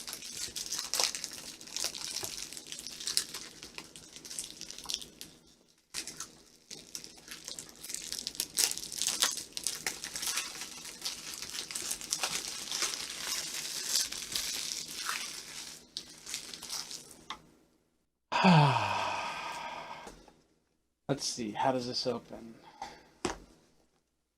Bottom, we got a top. So it looks like a flap. There it is right there. Go in here, and the first thing it says is, "Oh, thank you. Thank you. Enjoy your EasyViz product. We enjoy the fact that you are using our product. Thank you, thank you, thank you." I'm just elaborating on the thank yous right there, but you get the idea. So it's a nice little card saying, here's how you can find us on Instagram and Facebook and Twitter, EasyViz Life. I also use EasyViz_global because they do more than just home security cameras. The first thing I had was a 4K action camera from them. So, all right, first box right here. I don't know what's in this one. Looks like maybe, nope, it's the accessories. The accoutrement, as they say in France. And my French friends are just cringing right now. So we're going to open this up somehow. Little rip action. Got a rip. All right, what do we got here? This looks like a sticker, basically, so it sticks to the surface so you can stick your camera to that. But I'm not 100%. This is the first time I'm looking at it. We've got a US plug, and of course, if you're in the UK, you get a UK plug. If you're in Asia, you get an Asian style plug. However, we got the USB cable. Looks like we've got a micro USB cable in here. No USB-C yet. We've got a plate, and then looks like we got another sticker surface here. So and that's pretty much it. Let's throw that out of the way, and that's the first box. Put that out of the way. The second box is right here, and looks like we got a camera. So we'll pull that open, and there's the bottom. So we'll flip it around, and then we'll pull it open. There's the top, and there we are. We got the camera right there. Very straightforward. Get this out of the way. Let's get this out of the way. There we go. So now we've got the film that we got to take off. Ready? Here we go. There we go. Film is off. So let's zoom in a little bit more and let's take a look at what we got right here. So with the camera, and let me just hit this button so it doesn't unfocus. This is the camera right here. It looks like we have I'm guessing that's the microphone right there. So for the two-way communication. On the side here, this is where the SD card goes. And I'm guessing it's going to be an SD card up to 128, micro SD card, excuse me. Down here, we have the micro USB cable where you can put it in, and of course the power button, power probably reset as well down here, and that's it. As you can see, you can definitely point this in a different way. This kind of reminds me of those chairs that, you know, from the 70s. You could half eggshell chairs that you could kind of lounge into, and some now podcasters have these chairs that you can use for more solitude, which I've sat in before. So what this looks like to be is a plate, and it's got some indentions, but they didn't give you screws for it. So you would basically screw it to the surface like this, and then probably just sticker the bottom here and then place it right there. Oh, magnetic. Oh, it's a strong magnet. So, yep, there we go. So, never mind. But you could probably stick this to a surface using these stick pads, is my guess. And we're not going to use them. So, but what we are going to do is we're going to plug it in and we're going to see how it works. Plugged it in, turn it on, looks pretty good from there. Next up, what we do is we find the app, and I want to make sure there are instructions here, which I should pull out, with a quick start guide right here. And with this, I'm guessing that this has got the, yeah, it's got the serial number, it's got the all the stuff on here in the instructions, and it's going to tell us what app it's using. I'm guessing it's going to be the same app as before, my EasyViz app. So what we'll do is, oh, all right. So now we'll call up there's the EasyViz app, which is right here, which I'm assuming is going to be that. We are going to add one, and by the way, here's my front door cam. And let's see how we can add one. We'll hit the add button, and it says scan QR code, and that's there's a QR code on the bottom here. There we go. And there it found the device. Okay. And so the device is powered. Let me zoom out a little bit so you can see this a little bit better. There we go. So it says that the device is powered on, and there it is. So we'll hit oh, okay. So I checked that. Yeah, I have it powered on, so I'll hit next. Power on the device and wait till it starts up completing. And that's basically this flashing blue light. I don't know if you can see that or not. But then I say, yes, it is flashing. We'll hit next. And then it's creating the connection. It might ask me for my Wi-Fi information. And now it says it's configuring.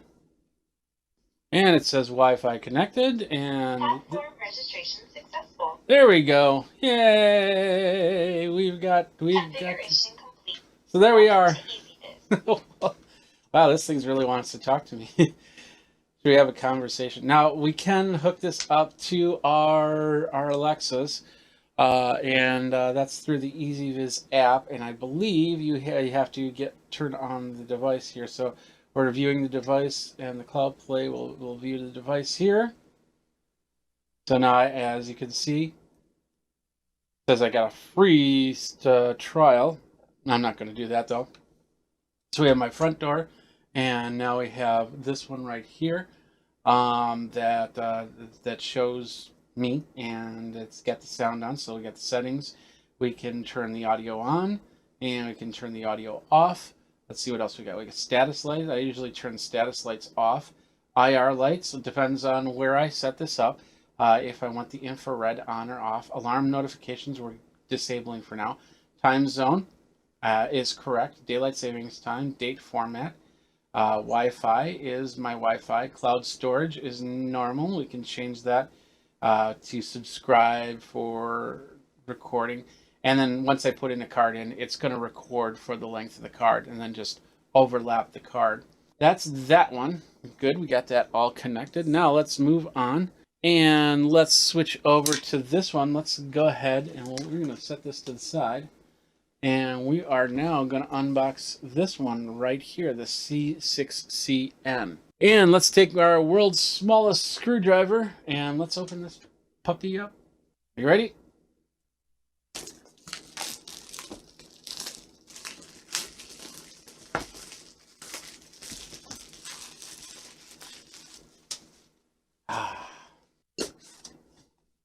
It's the same box. Now I got two of them. No, I don't. But anyway, okay, so this has got a box within a box. We'll set this over here, put that down there. We'll open this up this way. There we go. I'll show you this view. Inside here, there's the camera. Inside here is the camera. Now this is a little bit more delicate, so because this does move, this will turn this way, and then up and down. Let's pull that out. Got more stuff. We got that same thank you card in the box. We've got the same quick start guide, and it's probably got a different QR code on there, of course. And then we'll bring this down, and we'll set that to the side. We'll even set that out of the way. And in here is, of course, pretty much almost the same things that I'm guessing. Yeah, so this is a mounting guide. So if you're putting it on a ceiling or something like that, you can stick this on and then drill the holes and then put the camera on later. It does have some mounting screws and anchors to that. That's awesome. And this looks like a wall mount, so it looks like it goes in. Yeah, it goes in and clicks, kind of like your smoke alarm, to get it on and off. And then we've got a plug, which I might have to use because I used up all the USB ports with that last one. And then there's one more thing in here. It's kind of stuck back there. Out with you. Oh, okay. There you go. That's the cord. So on the back, it's a little bit different construction, but as you know, that's what you need so you can get in there. So basically, this is what it looks like. It looks like a little dome. Looks like a little robot's head, and it'll turn this way and up and down. Got the small little microphone up front. We've got an Ethernet in the back and a micro USB. Yeah, it does do 2.4 gigahertz, and of course, it looks like you can connect this up via Ethernet cable. And this is the cool thing about these is you can use these in many different places, from the roof to the well, not really the roof because these are all indoor, but the hallways, the basement. It's got a little red light down here, and then we'll go back to our app. I'm hearing something. A lot of these, yeah, it's starting. As you can see, it's starting to move here. But it takes a couple minutes to boot up, and now it's checking its turnability. So there it goes. It does a half turn and then comes back here, and now Use EasyViz app for device Wi-Fi configuration. So now we're going to go in here and we're going to hit the plus button again. And then the QR code. And once again, we're using the QR code from the device, not from what you see on the thing. And it called that up pretty quick. So it's blue flashing light. We'll say yes. And then the indicator flashes blue. We'll say next. And then off screen so I can put in my Wi-Fi password. And it says, hey, we want to join the network. Yes, join that puppy up. And we'll set that like that. And now we're on the 2.4 gigahertz network. So it should connect up fine at this point. Wi-Fi connected. There we go. See that's how easy it should be. Platform registration successful. There we go. Yeah. Configuration complete. There we go. Welcome to EasyViz. There we go. We have the camera. And we can say, let's view the device. And that's this device right here. And we can do the adjustment on the PTZ. And I'm not sure, let's just do pan. There we go. So now we have the pan tilt option. So now we can move this over the other way. And move it up. And there I am. Yay! Well, that's privacy mode. So with that, now I have completely, I can't see anything. So it's going to turn off the sleep mode. There we go. And then put me right back into frame. That's pretty sweet. You can take a snapshot or record, but unless it's capturing from on the phone. When I hit these, that captures from the phone onto the phone. So we can take a 360 picture. Now it's going through the motions. So basically it takes a picture till it's covered the 360. There we go. This one right here, that is the C6CN camera. I'm going to set that there. So somebody's asking in the chat if the micro USB is what it is. And yeah, you get it with a plug. Must have missed that. You get it with the plug, or you can plug it right into a USB thing, and it controls via the app fairly easily. As you can see, I've got my outdoor camera, and then these two cameras are set up just on there, ready to go. So these are the cameras right here. So now you can choose which camera you want. Do you want the still camera? There I am right there. That's this camera right here. Do I want to do a little PTZ action, which is this camera right here? And as you can see, I have a pretty good network in here, so it's passing by really quick. So I like the response time on here. Of course, once I put in a card, I'll be able to test the functionality of things like capturing events and things like that. So where was the device version is here? Let's see, maybe there might be an update. Yeah, there is an upgrade here. So we'll do a quick upgrade, and while that's upgrading, we'll switch over to the other one. So it's pretty much the same type of information here in the settings. The only difference is this one has a little bit extra functionality with the PT and the ability to take a 360 photo. All right, somebody is asking me in the chat, 1080p, yes, 1080p. Can you switch back and forth? Yeah, I do not see anything that says that I can go from 1080p to 720p and back. So you'll want to make sure that your network can handle that. And keep in mind, when you start putting more cameras onto your network, that can take up some of the bandwidth. Now, this is just recording via the card. So every time I access the app, that's when it's starting to talk over the network. If I plug this in and set this up for a security box, the security box will be recording the events. But the cameras do, a lot of these security cameras do have emergency functionality. When you turn that on, if it starts seeing alerts, it can tell you where to go. It might even text you and say, "Hey, there's a security alert going on right now." And if that's the case, then it does need to talk over the network. So the more cameras you have on the network, the more chance that the security cameras could bog down your network. What I always recommend when it comes to security cameras is to actually get another router. If you don't have a router that can handle multiple Wi-Fi zones, then you can basically get yourself another Wi-Fi router, and you plug it into your router, and then you can configure that for all your security cameras, so that Wi-Fi router is doing nothing but talking back and forth between your security cameras. Somebody did ask earlier if there was a way to connect this up so I can see it onto a TV. I know that there's a way through, there used to be a way through RTSP. So inside the app, we're in the app a little bit more. We have an album area, which shows some of the stuff that I've already recorded, and that's on the other one. We can share some stuff out. So if you got friends or family that you want them to look on the device from time to time, you can do that.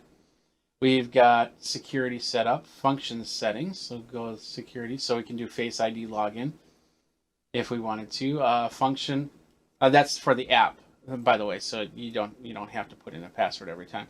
Device auto upgrade, and we have that disabled. Wi-Fi configuration. We can change the Wi-Fi on this if we want to. AP mode configuration, so I'm guessing that you scan in a QR code and that'll take you through another one. The LAN live view, which you can scan your network and see what's going on there. I'm not going to do that. IFTTT, if this then that, it's a great service. So okay, when you get an email, your EasyViz camera, so it senses motion, it'll email you. It will turn on sleep mode when I arrive home. So if you have, let's say you have a camera in the bedroom, which a lot of people don't, but let's say you did. You had to have it for security, or maybe to watch, to make sure that when the dogs get up on the bed, which one's ripping up the pillow. I don't know. Then you can use that ability to sleep mode. So when you come home, it just instantly goes into sleep mode, and then turns back into active mode when you leave. So we can hit continue, and I think, yeah, it's gonna connect up to your Amazon. You'll need to put in your email. Oh, that's signing into okay, that's signing into if this then that. That's why that didn't work. So that's it right there. This is the regular C1C, and then of course you have the pan tilt option, which is the C6CN. Both have the ability to record up to 1080p, and you can put it in multiple places, infrared lighting in there. So far looking pretty good. We'll put some SD cards in there and put them into probably one in the studio and one in a spot in the house, so I can check to see what's going on as I go. But that's pretty much it. What are your questions? Do you have any questions? Remember, you can always go over and check with me at Geekazine, Think Magazine, put in a geek, all my socials right there. So you can contact me there, or geekazine@gmail.com. If you have technical issues, I highly suggest that you talk to EasyViz on those technical issues first. I am not a technical support agent there. I do not work for EasyViz. Therefore, I don't know all the nuances for this, but I know what EasyViz cameras can do, so I'm expecting the same functionality to that. But you just watch my Twitter feed, and if I see any problems, I'll let you know there. And just ask me, hey, how's that EasyViz camera treating you? All right. Well, once again, I'd like to thank the folks over at EasyViz for these device reviews, so I can show you how this works, how to set these up. We've got a lot more products that we're going to do, and I'm going to talk about on the live channel. Of course, Geekazine.com is where I do all my blogging from, and we can go from there. So until next time, you guys geek out. You've been watching Geek Tech Talk Live with Jeffrey Powers.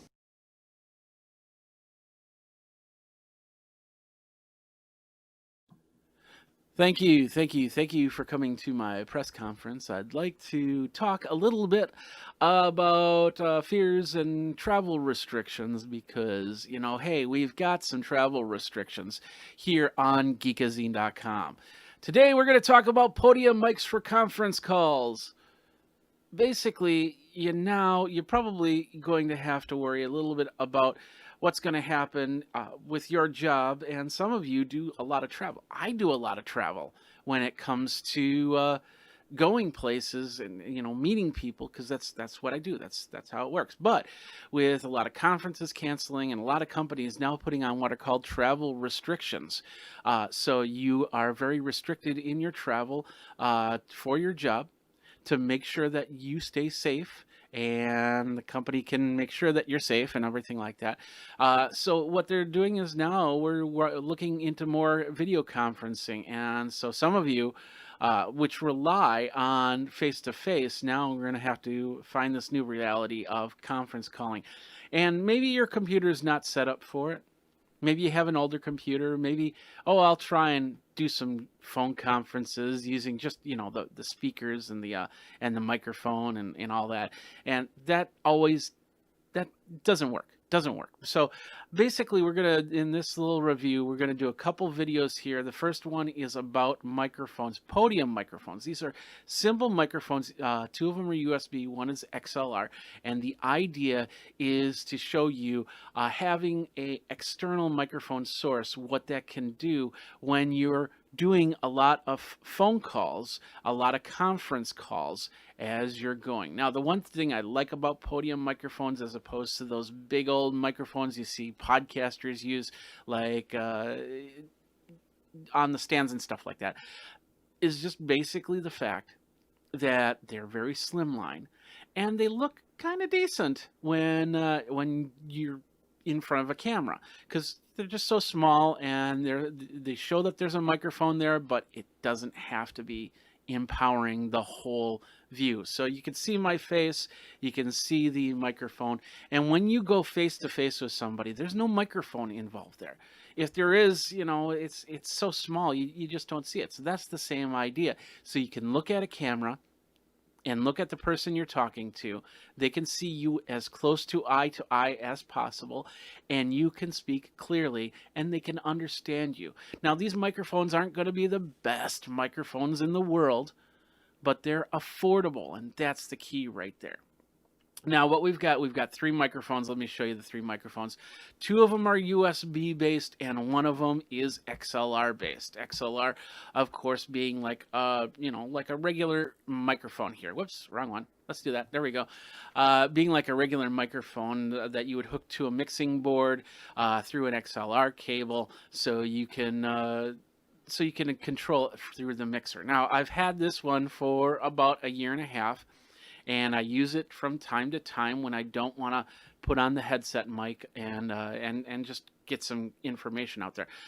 These two I just picked up on Amazon, and I do want to tell you that first of all, with my review process, all of these microphones I purchased with my own money. If you have any questions, I want to know more about that, go over to geekazine.com/review, and I'll lay out all the rules and regulations, what I do for reviews. So no money has come through. All opinions are of Geekazine as always. So we're going to start with the pile since I do know it best, and we are talking through it.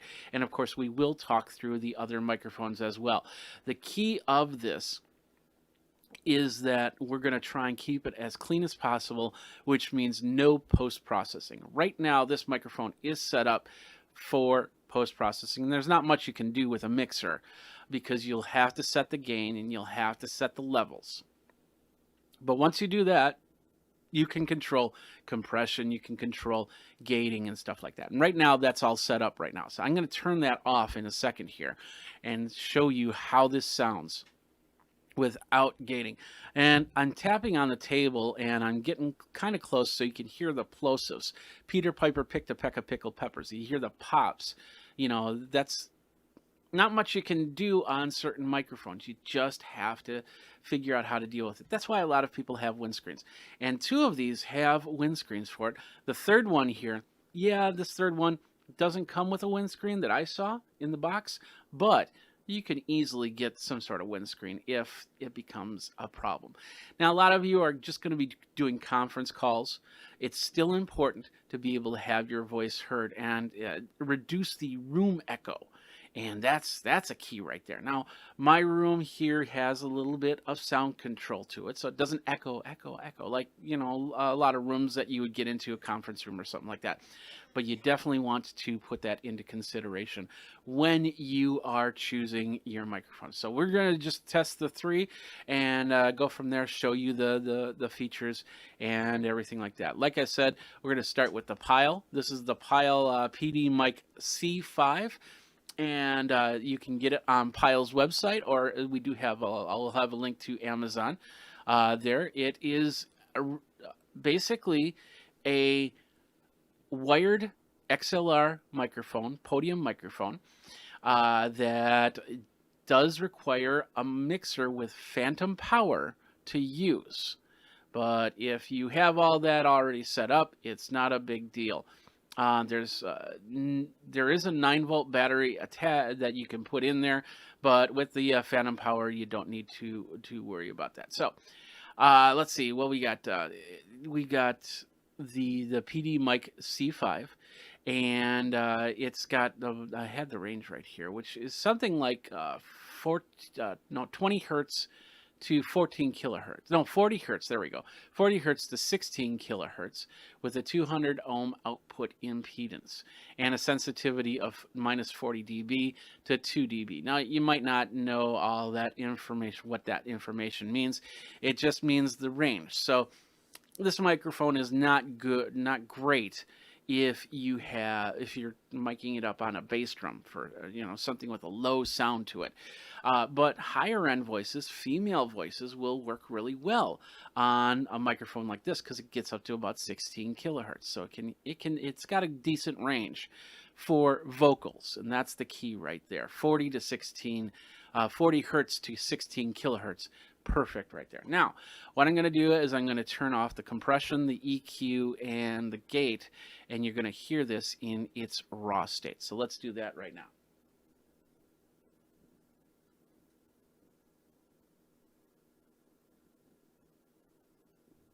All right, there we go. So now I've killed the EQ, I've killed the compression. I'll do a Peter Piper picked a peck of pickled peppers and Sally sells seashells by the seashore, so you hear what this microphone sounds like as we go. So I'm going to turn those back on as we move to the other microphones.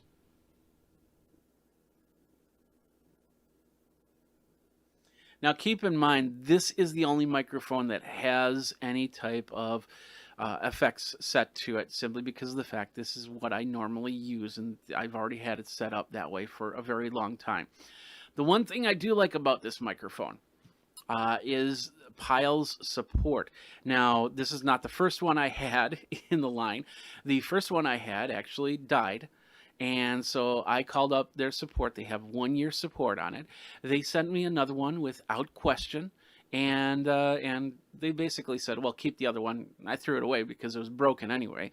But the support they got within 30 days, I got a replacement microphone. So that's pretty cool on there. The price on this is about $33. And of course, that depends on when you purchase the microphone. It could go up, it could go down, you don't know. But the idea is that this is the microphone right here that will hook up to a mixing board. So if you don't have a mixing board with phantom power, you'll need to add that, and of course figuring out how to bring it into the computer. So that's the Pile PD Mic C5. Let's move on from there. Let's go over to the CM Tech. That's the one over here, the smallest one. We're going to move this slightly over. Hopefully you don't hear that too much. All three of these microphones will have noise, so if you tap the table and things like that, it's going to pick it up. But there are ways around that. You can put these microphones onto like a towel or something like that, maybe a small box, raise it up so it reduces that type of noise. But the cool thing is, and things that people don't realize, is when they're talking on a laptop microphone, they start typing on the keyboard, and all of a sudden everybody else hears that in abundance, and it's just annoying. The other thing, of course, is echo, and that's because the microphone is so close to the speakers and you're not wearing headphones. Then all of a sudden you have this feedback, and everybody hates that feedback. But the originator doesn't hear that feedback a lot of the time, so therefore they don't know how to fix it. And then somebody's saying somebody's microphone is going crazy, and then they spend 5 minutes trying to get that figured out. And so that's one of the great reasons of having an external microphone. And a podium microphone, you can be a little bit freer, so you can sit back a little bit or come closer to the microphone if they can't hear you, and really express your ideas and things like that. So going to the CM Tech, we're also going to move this microphone over. CM Tech will go over to the PTZ. This is the CM Tech right here. It's not on yet. Some of the key features right here is it does have a mute button up here. It is USB based, so that means that it's you can just plug it right into your laptop and go from there. And it does have some electronics in there to do a little bit of noise cancellation, to do a little bit of control. And the other thing is it's got a fully adjustable gooseneck arm, so you can bring it up to you, you can lift it up a little bit, get it away from you, bring it back if you need to, and then go from there. This is the smallest of the three microphones, although these two are pretty comparable in size. So it's tall enough to get as close to your mouth as possible, but it's small enough where you could actually put it into a bag. Now, I'm going to flip over to the CM Tech, so this might be a little pop here. And now, oh yeah, you can hear you. Why? I should probably mute that. Now you are hearing it from the CM Tech microphone.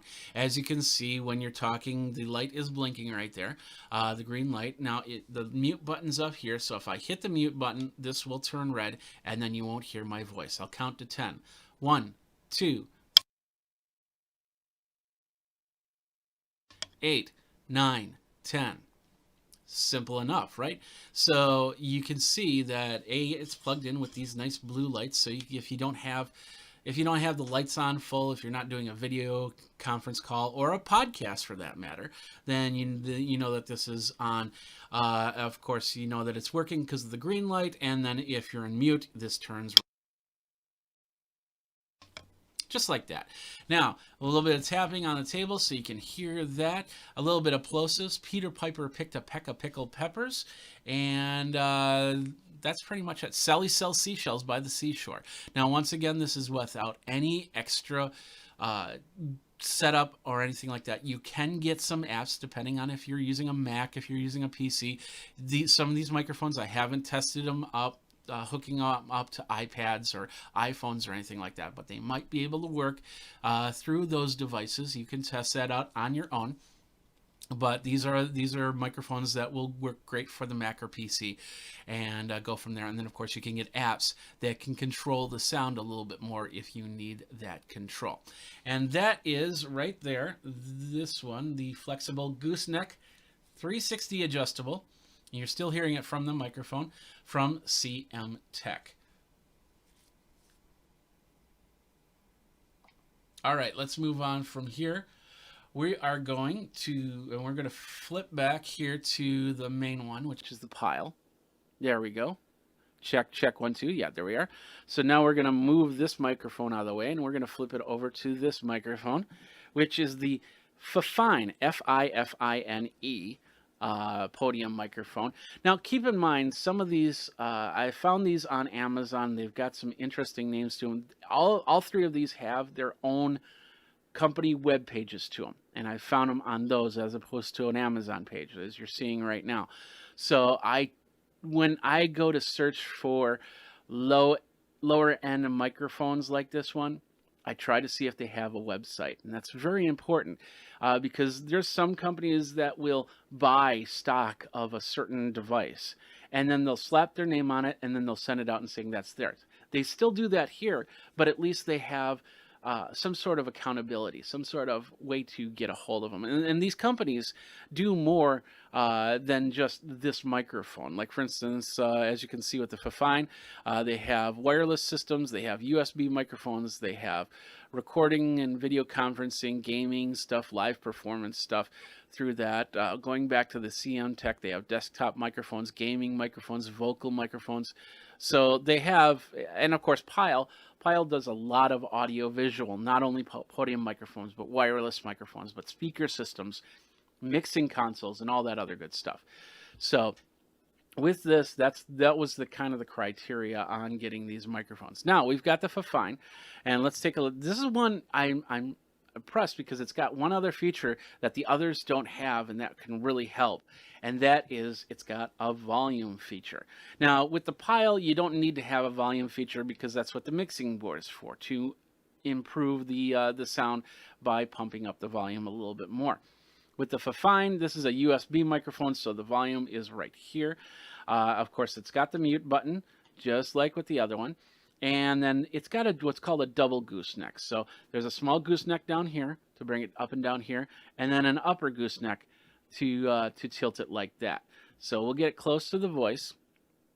We'll come back to here, and now we're going to switch over to the Fifine microphone, and I got the volume down to nothing, and I'm going to go all the way up to 100% and then back down. So stick with me for a second here.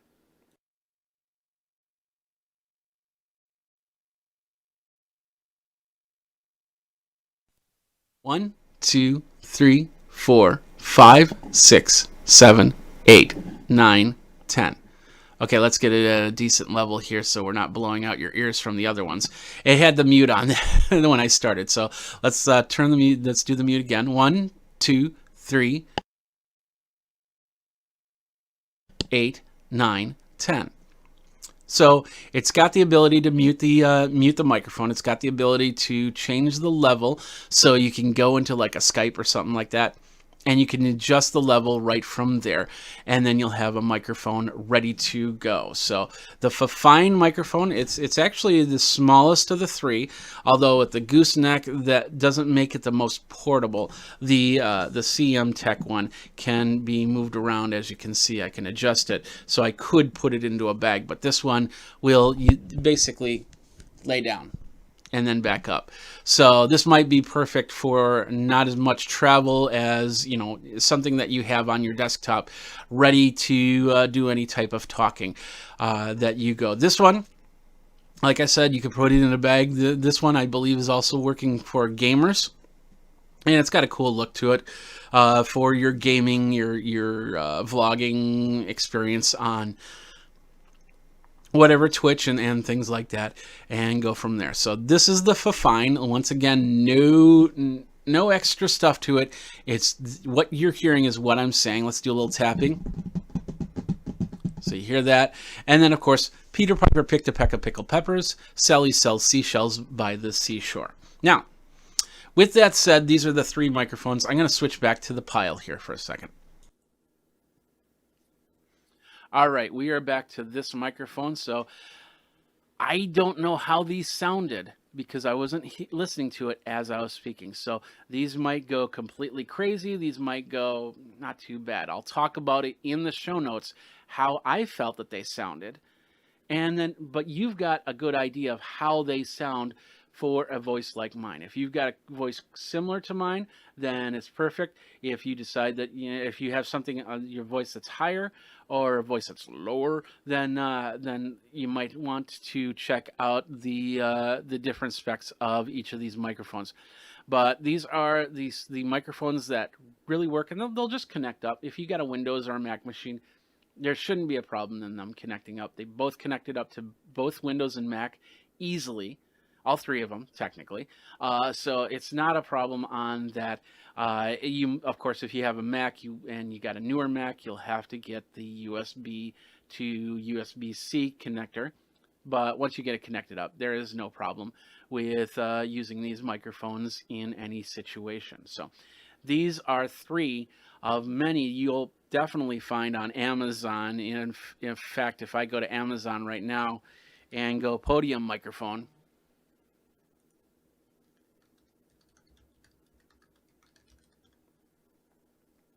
you're going to get a ton of options here. And we'll go like right here. Everything from microphones like these are really cool microphones from Neat. I interviewed them at CES a few years ago, but then you get into some of these other podium microphones. They'll have 3.5mm jacks. If you've got a laptop that has a 3.5mm jack, make sure it's not a triple pole, you know, like an Apple headphone 3-pole type thing, because the microphone might not work correct if this is only a 2-pole 3.5mm jack, or what's called a TRRS 3.5. But as you can see, here's the pile right here. There's more slimline ones in XLR, in USB. Of course, if you need a USB, just add USB to the mix there, and go from there. There's also area mics, like for instance, this Audio-Technica Pro 44 cardioid boundary microphone. I've got one of these, and these are nice too because it's also XLR. But basically, you'll definitely want to have a towel or something to put on there. But then you can put it right on the desktop, and then you could talk, and nobody sees a microphone in your frame, but they can still hear you. So that's nice. And they have USB versions of that microphone as well. So as you can see, there are many different options, starting at around $12, $13 all the way up. And then, of course, if you do have the standard podcast microphones, you can definitely use them if that's what works best for you. So that's it. That's our gamut. That's what we're looking at when it comes to podium microphones for conference calls. What do you think? What do you use? Let me know. You can tweet me over at Geekazine, geekazine@gmail.com, all that other good stuff. It's right here as we talk about that. Definitely want to hear your thoughts on what you're going to use for microphones. If you have to do more conference calls, if you have any questions on that, I'm actually going to be putting out a video on some strategies to make yourself more presentable inside of a conference call, especially if you're doing podcasting and you want to get yourself in front of that webcam on the top of your laptop. You can definitely do that and a whole bunch more. So thanks a lot for watching. You guys have a great day. Geek out, and we will see you next time. Take care.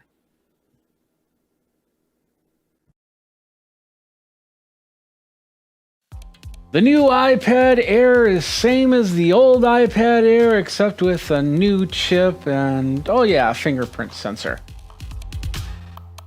Last week's Apple announcement gave us a new watch with fitness and health apps. I talked about it on last week's episode in the first focus. Now let's tackle the second part of that announcement, the iPad Air Generation 4, the 12th iPad in the 10-inch series, not counting the Mini or the iPad Pro, both the 12 and 10.5-inch models, and the 24th iPad offering, which does include the Mini and the Pro models. Okay, I suppose if you talk about it with the memory and the Wi-Fi models, this is something like the 96th or 100th iPad. And we're not talking about color cases at all or anything. And yes, I'm not counting the Newton. Nonetheless, the iPad Air 4th generation will be out in October of 2020 with a 10.9-inch display, liquid retina IPS screen, and a resolution of 2360 by 1640. This will give you the best experience an iPad has ever offered. That is until the new iPad Pro comes along. It's only a matter of time. The Air has the new A14 Bionic chip, which I'm unofficially and tributely calling the Steve Austin series. That is the Lee Major version, by the way. When Mark Wahlberg finally dons that red jumpsuit, then we can talk about it. By the way, let me know if you're excited to see a Mark Wahlberg Bionic Man in the comments below. The chip's ARM V8 instruction set includes machine learning control, 16-core neural engines, secure enclave, and 64-bit architecture. This CPU is still a 6-core processor, but is only 5 nanometers in size. That's 2 nanometers smaller than the A13. Now, to put it in perspective, the A4 chip, which was in the iPad 1, was about 45 nanometers. It's 1/9 the size. And no, I don't know the chip size of the Newton. There are 11,800 million transistors in this chip, and then you can get email, you can read your Facebook, you can do your Twitter, you can take your selfies, your TikTok, if that's still a thing in about a month, play games, and cry when you broke your screen and forgot to get Apple Care. Other features will include a 12-megapixel wide camera with an f-stop of 1.8, illumination sensor, 5-element lens, geotagging, panoramas up to 63 megapixels, stabilization, and a whole bunch more. You'll be able to record your 4K 60 frames second videos of those kids running around the floor or whatever you're going to do, but make sure you have enough disk space to save all of those files, because it's going to fill up really quick. I don't even think a Newton can record or even save a 480p video file in its memory. If you're looking for ultra-wide camera options, well, you're kind of out of luck. This is a feature only the iPhone 11 and iPad Pro have. Let me know if an ultra-wide camera is important in your iPad purchase. Do it in comments below. 7-megapixel selfie camera, which allows for 1080p 60 frames a second, dual microphones for your control and call, zoom, and, well, I guess that's pretty much it, right? The new addition, actually something people have not only missed, but also have complained about in this new age of face masks. By the way, how do you like this mask? How about this one? Okay, yeah, it doesn't have the mouth guard, so I got one more for you. How about this one? Let me know in the comments, yay or nay. We need a Touch ID more than ever. Now, Apple has put this on the top of the iPad with the button, the power button, which is great because they can seal it all in one area. Only issue is if you use a case for weather protection, you'll need to get one of those with a flap over it that covers over the button. The Air is not water resistant, and there is no Face ID for this model. 802.11ax or Wi-Fi 6 with 2.4 and 5 gigahertz bands and Bluetooth 5.0 technology will be available on this version of Air. This will allow for that second generation Apple Pencil. Cellular models will have gigabit class LTE, which means when 5G comes calling, you'll have some nice speeds to surf on. With the Newton, you did have the 14.4 baud PCIe modem. That's pretty cool. Last big update is USB-C. Now, they haven't said what version of USB-C they're going to put in the Air just yet. We're guessing it's going to be the USB-C 3.1 Gen 2, which will have data transfer of up to 10 gigabits per second, just like with the iPad Pro. However, you can just as easily put in a USB-C 3.1 Gen 1, which only has 5 gigabits per second transfer, or even a USB 2.0, which makes the transfer rate no faster than the lightning cable that I currently have on my iPad. There is one other possibility, which might be the reason why they didn't say what the speed was, and that is if they're working on getting USB 3.2 inside. Now that's 20 gigabits per second, which opens up a whole bunch of possibilities for audio, video capture, docking stations, and all other devices that can connect up to the iPad. It's really all about keeping that price low so they can make money off of the device, because, you know, face it, people are going to buy this iPad. Speaking of which, the price starts at $599, which is what we normally see for this version of iPad. 5 different colors available: gray, silver, rose gold, green, and blue. By the way, the 2020 iPad did come out already, the step down. It's relatively cheaper at $329. It doesn't have a lot of the features that the Air does. It still has the Lightning cable, and, well, technically the Air will become next year's iPad model, is my guess right there. So here are my thoughts on getting that Generation 4 iPad Air. I'm personally going to do the update this year because my iPad is actually the iPad Pro 10.5. It needs to be replaced, or more to the point, downscaled. The fingerprint reader means a more secure iPad. The A14 chip will mean gaming and video will work just awesome. No LiDAR, which Apple teased at, no ProMotion, no flash on the camera, and no U1 chip, which I find a little bit interesting. Now, in the previous episode of The Focus, I noted that the U1 option is in the watch for better AirDrop transfers, overcoming Bluetooth issues or wireless connectivity issues. The only other device that has the U1 in it is the iPhone 11. In all, it'll be a good iPad upgrade if you don't want a Pro model and your previous model is a few years old. That or gaming graphics on this Air will look really nice. Now, rumors believe that the Air will be announced on October 13th and possibly coming out on the 19th with the Pro model. Okay. Rumors speculate that the Air will come out around October 13th, which of course is in line with the event for the new iPhone. Since we have a few seconds, let's talk about this new iPhone. I won't say much about the next iPhone, which is tentatively called iPhone 12. Just remember, it's not the 12th generation iPhone.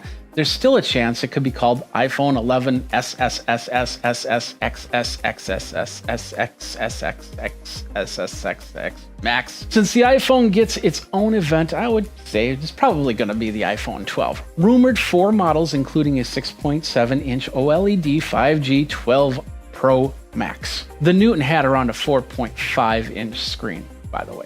My guesses for the new iPhone will include the camera, which will give you more options than your DSLR might have, with flashes and face lock, maybe even a finger unlock on the button as well. It'll have the same A14 Bionic chip as the Air, along with all the features you could find in the iPhone 11 or the iPad Pro, just not an iPad Pro. If the iPhone 12 has a USB-C 3.2 inside, you could start seeing an all-in-one dock and lots of videos on how you can replace all your computers and devices just for your phone, just as long as it stays underneath the $1,200 mark, right? We'll have to wait and see on that, but in the meantime, are you going to get the Air? Or did you get to watch? Or are you going to get the iPhone 12? Let me know by commenting down below. And that is the focus for this week. Next week, we will be back with another focus, and we'll take a look at some of the mobile technology out there as we go. Of course, please go ahead and subscribe, like, comment, and ring that bell so you know when the next video comes out. Geekazine does a lot of reviews and interviews and a whole bunch more. If you got an idea for the focus, please let me know. Thanks a lot for watching. Till next time, you guys geek out, and we'll see you next time. Take care.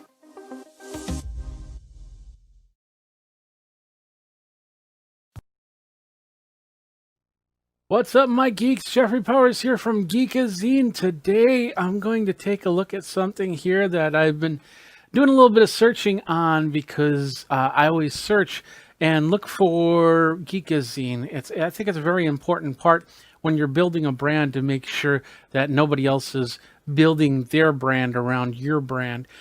So I conduct regular searches for my name. Now, the cool thing about Geekazine is it's easy to search for because not too many other people use Geekazine because why? it's a unique name. And when you build a website, a lot of people say, try and stay away from the unique names. Have something that's solid, even if it's like 2 or 3 words, like the big trees or something like that, because then it's more easily searchable. But the fact that my brand pretty much created its own little corner on the internet, it's been nice and great to search for, because then I can find myself. Like, for instance, if I search for Jeffrey Powers, I get a swimmer, I get a lawyer, I get a French horn player, I get, and of course I get myself. But as you can see, the water's a little bit murky in specific search results. However, when I search for Geekazine, it's pretty much bare. I mean, you get the random stuff, and I definitely see websites out there that have used Geekazine's content, and that's the best part, is they're using the content, and I love that. But when they use the content incorrectly and they fake things, I have a problem with, and that's what I ran against. So what I did was I did a search, and I didn't use Google, or I didn't use Bing. I didn't use those. I used a search engine that's a little bit more open, and well, open's probably not the best word. A little bit different, and it's called Yandex. And it's a simple web search. They've got mail, they've got maps, they've got video and stuff like that. They're also in Russia, Ukraine, Belarus, Uzbekistan, and Turkey. You get the idea. So I decided, okay, I'm going to do a search of Geekazine and see what shows up here, as opposed to something like Google. Because you got to remember that sometimes when you get bad sites, Google decides, okay, we're gonna knock that out. And so it doesn't show in their search results, and rightfully so. But in this case, I want to see those sites. I want to see this content. And I also create Google alerts for myself. So when new content shows up, it'll pop onto Google alerts. And I've seen these things before. And a lot of times, you know, they're fly by night. They come and they go. And it's not a big deal. But this one doesn't seem to be come and go here. So I did search, as you can see. And it's got, you know, Geekazine's the first top result, which should be geekazine.com, and then my YouTube page, which makes perfect sense. And then so they show some of the images that you can get from Yandex, which is the same images you can see on Google or Bing. Perfect, no problems. My Facebook page, my Twitter profile, Soundboard. I must have signed up for Soundboard at one time. It looks on the up and up, so no problems there. My Twitch channel. See, and then of course some of the videos that they've indexed on Yandex. So that's all well and good. We get to about the 3rd page. We're going to skip the 2nd page. We get to the 3rd page, and this is where we're going to see some really interesting things. And we start with this thing, uaclips.com, and I don't know if I have that first.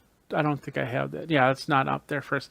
This is there was one before this over on trvid.com. That was it. But you see AZ clip, you see LV clip. In fact, you're going to see a lot of them that are even going to be something clip, like DE clip. I think that's for Denmark clip, or vid, something xvid, or something like that. So, but it's very, you know, it's either vid or clip is in the names here. So, all right. So we go to some of these sites, and as you can see, we'll see some of the videos that I do. But you're going to see something a little bit more than that. And we'll go to this first one here. Let's bring it up here. And as you can see, this one is the trvid.com. And as you can see on the top here, it kind of looks like my YouTube channel, but it's not my YouTube channel. In fact, here, let me just show. Did I pull up my, yeah, I didn't pull up my YouTube channel. Let me do that really quick. So let's just give you the reference here. So we'll go to youtube.com/user/Geekazine, which is the official name for it. But anyway, so as you can see, there it is. And I've got TubeBuddy on here, so you're going to see a little bit different. And then, of course, is me signed in. So let's do it from an incognito window over here. So we'll bring that in, and I'll bring that up, and I'll bring this over here, and then we'll bring this over here. So now this is what you guys see. The subscribe button, and you hit subscribe, you have to sign in. The videos, the home button will let you see that I have a live video going on now. But as you can see, my videos are going up here. Now, let's go back over to here. you could see my videos. In fact, you're seeing the latest video. Now, that was 3 days ago that I posted this video, configuring a Stream Deck for Wirecast. But as you can see up here, it has my description. In fact, if you go over here, and I think it's in the About area, there's that description right here. And of course, it's all set up so people can index me, find me, and go from there. So it's all set up like this is Geekazine. Now here's some of the big differences. And this one right here, there's no sidebar on this one, but we'll show you some sidebars in a second. And of course, they have a unique logo here, which is great, but everything else, if you want to subscribe, this abone of, which is technically subscribe. Let's try on Slate. Yep, see, subscribe. You hit that button and it just says subscribed. You remember what happened when we did it on the other one? It basically said, hey, you got to sign in first to subscribe. So, but everything here, it'll say that I have 1,812 videos, which is probably right. I got 1,812 public videos, 6,100,000 views, which is probably right. And then looks like 100 comments, but I don't know if that's right or not because I have a lot more than 100. So as you can see, it's pretty much trying to duplicate, and even down here, it's even pulling the comments from my site. It's weird. And sometimes they'll link, sometimes it depends on the site, sometimes they will link, sometimes they don't. This one doesn't seem to link. But as you can see, looks like last 50, 60 videos I did are all here. And if you click on them, they're going to take you to a page that looks like a YouTube page. And we're just gonna we'll bring down the volume here really quick. But anyway, it looks like my page. The only thing, this is interesting. Right down here, right here, it has my old Geekazine logo, not my new one that you saw on the previous page. But as you can see, they've got their own ads. Finding single girls and new diabetes leaves doctor speechless. But down here, this is where I have the problems here. First of all, the description exactly the same, except they're not linked. So I have down here, check out the gear I use over at geekazine.com/about or /gears-i-use. They can't click on there to get there. Whereas on my channel, you can click on that to find out the gear that I use to create these videos. The other thing is this one right here. This one has an interesting sidebar.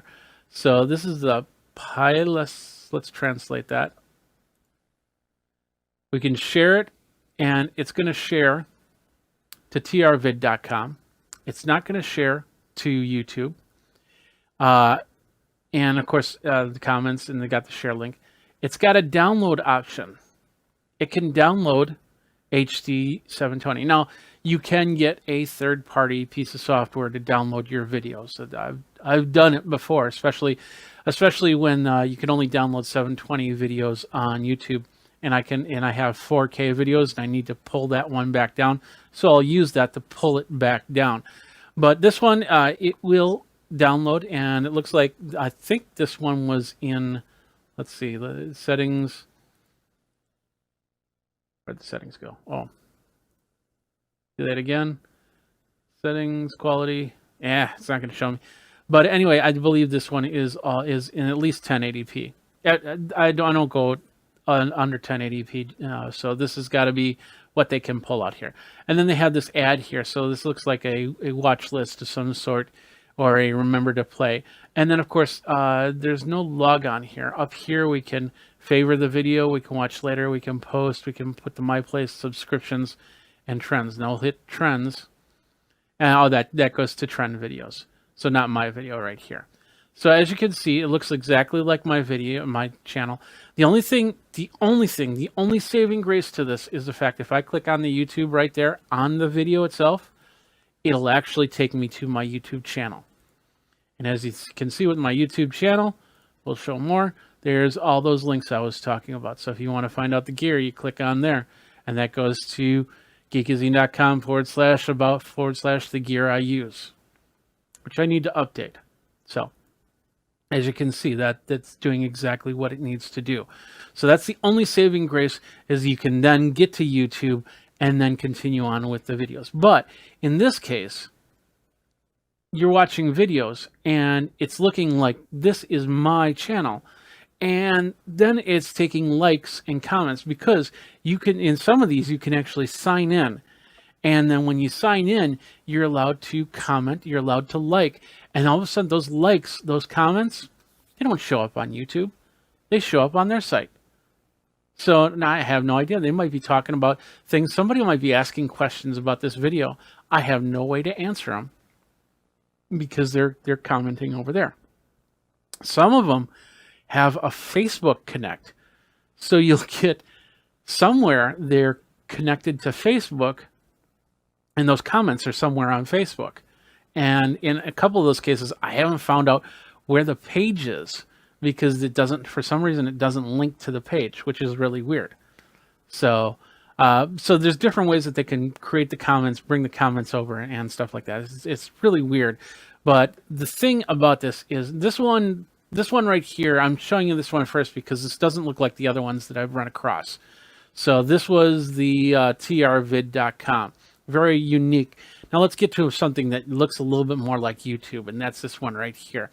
And that's uaclips.us. And in fact, if you go over here, you go to azclips.us, lvclip, declips, the xvid. You see that? So, and as you can see, my banner, this banner, I put this banner up 2-3 days ago. Actually, I updated it to put in a little bit more on the graphics. And I did that. I think I did that yesterday. As you can see, it's up there. In fact, I see anything about 12 hours. There's a 12-hour delay on that. And here, let me show you. This is the perfect example to show you. We'll go over it. This is NBC Nightly News, and we'll refresh it just in case they added anything new. And as you can see, their latest video is this one. These two right here. Swimmer Lewis Pugh to take frigid Antarctica plunge, and the NBC Nightly News for January 1st. Now we'll go over here. And as you can see with the videos, there 4 hours ago. 4 hours ago, this Antarctic plunge was posted, and it's already been ripped and moved over here. And if you go over here, we'll click on both of them. And think about this. This is the other thing is this is in incognito mode, so we're going to get ads on this, but we're not going to get ads on this, because it's an embedded video. Now, embedded videos do have ads to them, and that's good. But for somehow they're finding a way to forego the ads, and I'm not sure how that happens. There's probably some sort of programming trick you can do to make sure that the ads don't play on here. I know there at one point there were some embed videos where it wouldn't play ads at all, but in this case, none of these channels, none of these websites play ads. So now, if you're using this for your ad revenue, you're getting the views. You're not going to get the subscribers. You're not going to get the likes, and you're definitely not going to get the ad revenue, because it's not showing up here. For some reason, they can block these ads. And it looks exactly the same. And this is, once again, this is not just Geekazine. This is everything. This is, like I said, this is NBC Nightly News. We find the most recent. We'll go here, and we'll go to this drop down, and we'll go to, I believe this is trending. It's in Russian. So let's just translate it really quick. And they have it as popular. So that's their popular videos right now. So we'll go to YouTube, and we'll go to trending. And as you can see, there's a little bit difference between them. But 2 days ago, these videos came up 2 days ago. And even the live channels, Geekazine goes, we're live 24/7 over at youtube.com/Geekazine. So you can watch all the same live channels there. And once again, if you click on any of these live channels, hopefully we're not going to click on anything questionable. it goes straight into the video, and you can get to YouTube by clicking on YouTube, and it'll switch you back over there, and there's ads playing. So as you can see, you lose on that, and then they gain because they've got their Russian princesses that you can click on. There's probably more ads down here. I won't get into too much, but doesn't this look exactly like a YouTube experience? Not a totally, but it's definitely got something close to it. And in fact, let's go to live stuff. There's a live link here. They've just, in the last couple of weeks, they've just changed this interface. So, of course, you'll see this looks more like the older interface of YouTube. And then they switched this stuff around a little bit. So I don't think we're going to find the exact same video that we do here. Let's just see if we can find something close. I don't think we can. Okay, we won't get into it too much. But as you can see, anything live that's on YouTube is on here. Now let's move on. Let's keep going here, because once again, here's the other thing. Let's go to one of these videos. This is on the xvid.us.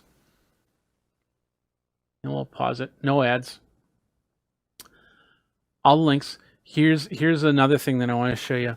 When Geekazine shows up here, it is linked, but it will link back to the xvid, UA clips, FR clips, whatever the websites are. None of my links work. They pull my comments. Those don't even link back. And in fact, they're even doing the verified marks too. So it looks exactly like a YouTube page. But here's another difference. And this is not the replay here.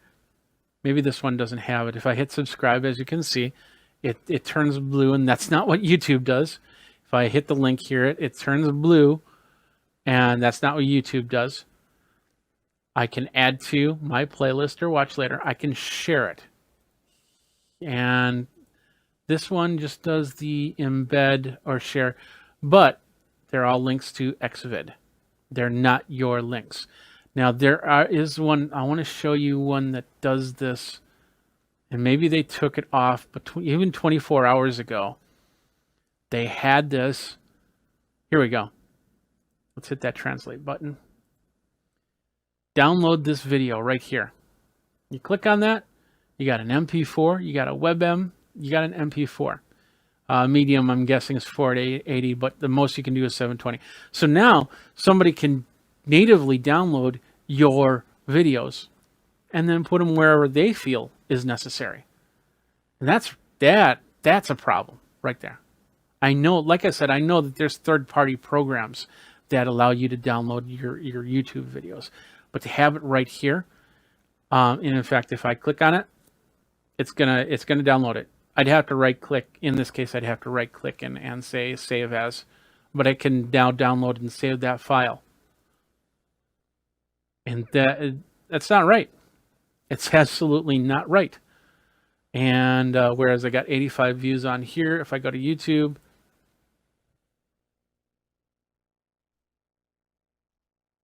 I got 85 views.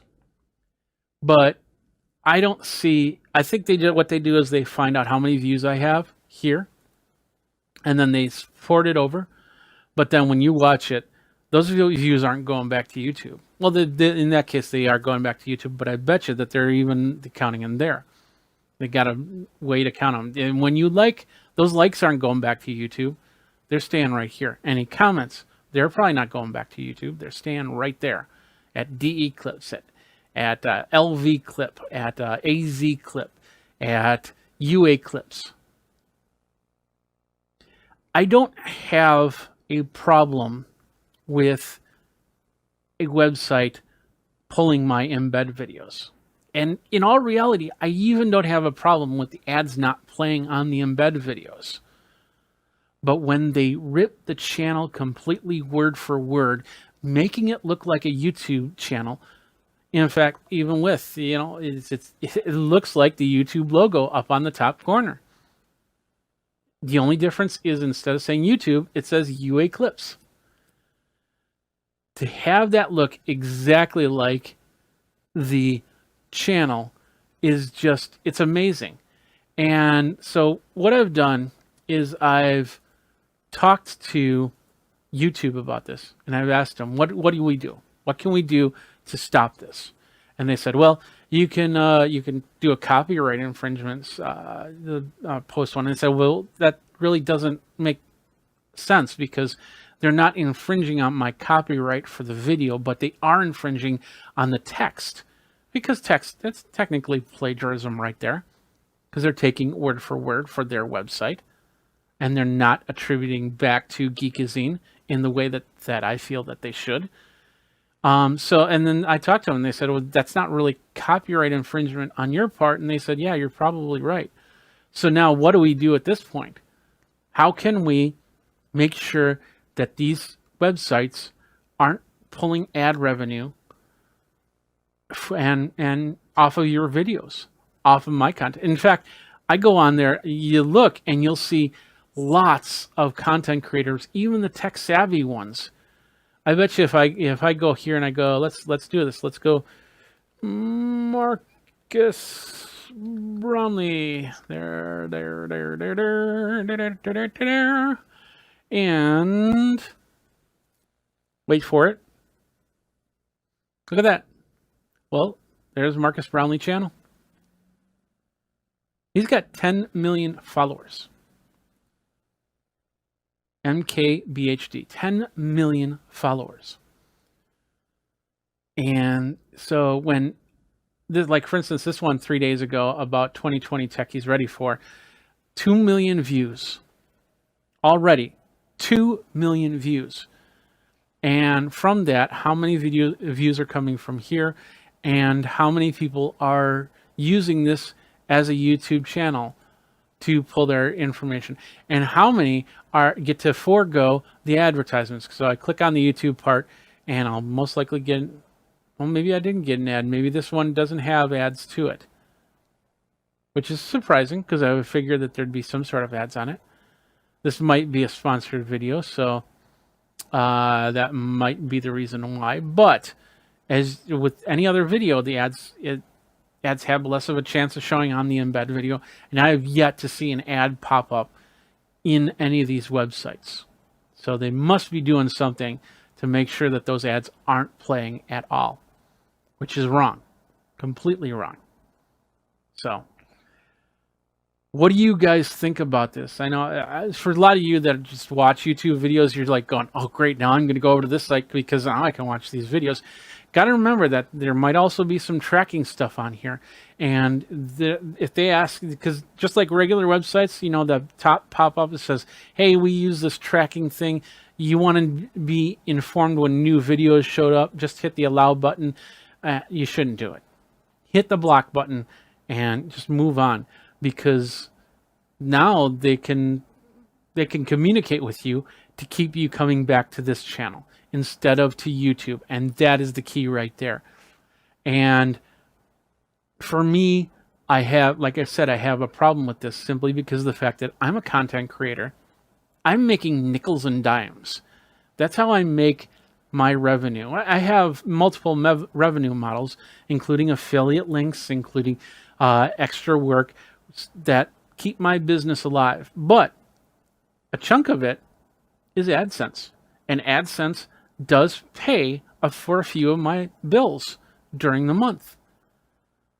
And even if it's 1/10 of the traffic that comes through each of those websites, well, maybe not 1/10, but let's say 1/10 as a whole from all of those websites, because it looks like it's from the exact same creator.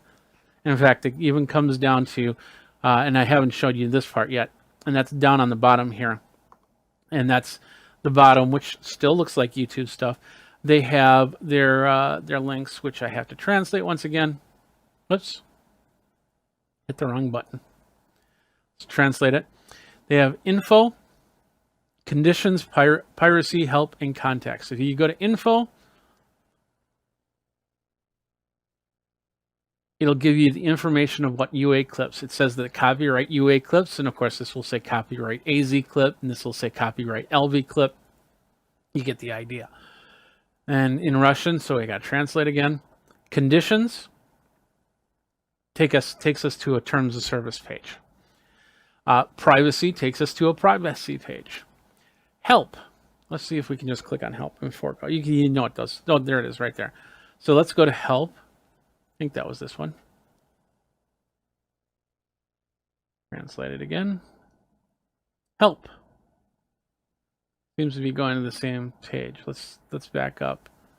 Probably just a small glitch on their part. I don't really care. We'll go over here. Translate. Help. No. Okay. So the help page, it's just a dead link. We'll go to communication.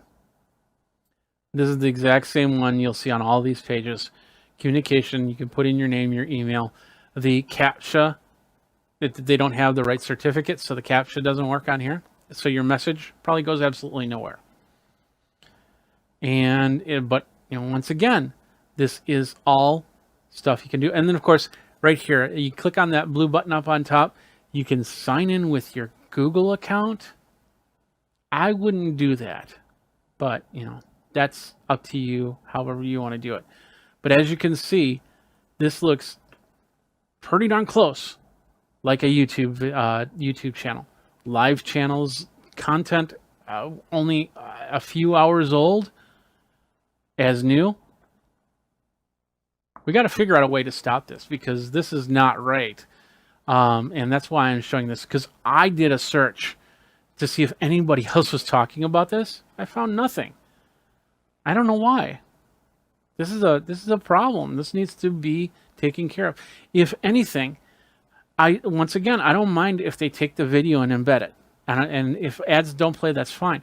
But if I have a description and you use that description word for word, and there's links there, those links better be coming back to geekazine.com. Those links better be going back to the area that I want them to go to.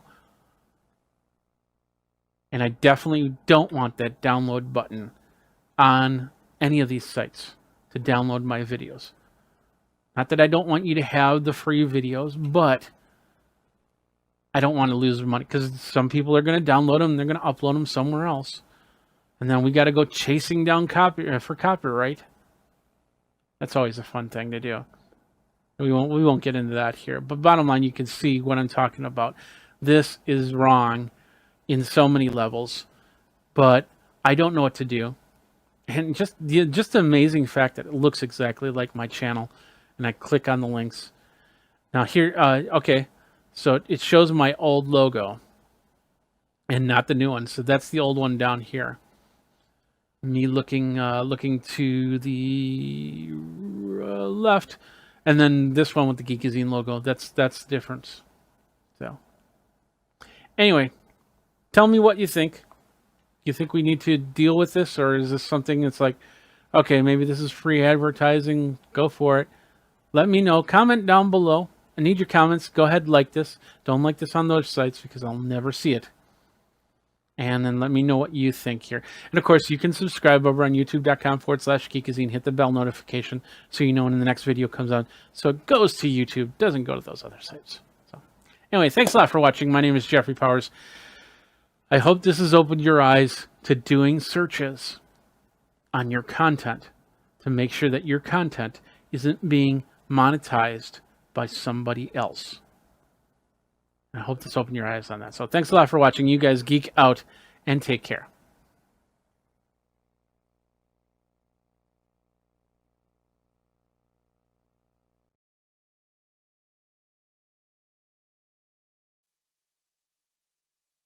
What's up, my geeks? Jeffrey Powers here from Geekazine. Today we are taking a look at the KimaFun wireless headsets. They got several of them that you can get right here, right now. 2.4 gigahertz wireless headset for doing videos like this, maybe doing speeches, maybe doing teleconferences wireless, and a whole bunch more. We're going to talk about that next on Geek Tech Talk Live with me, Jeffrey Powers.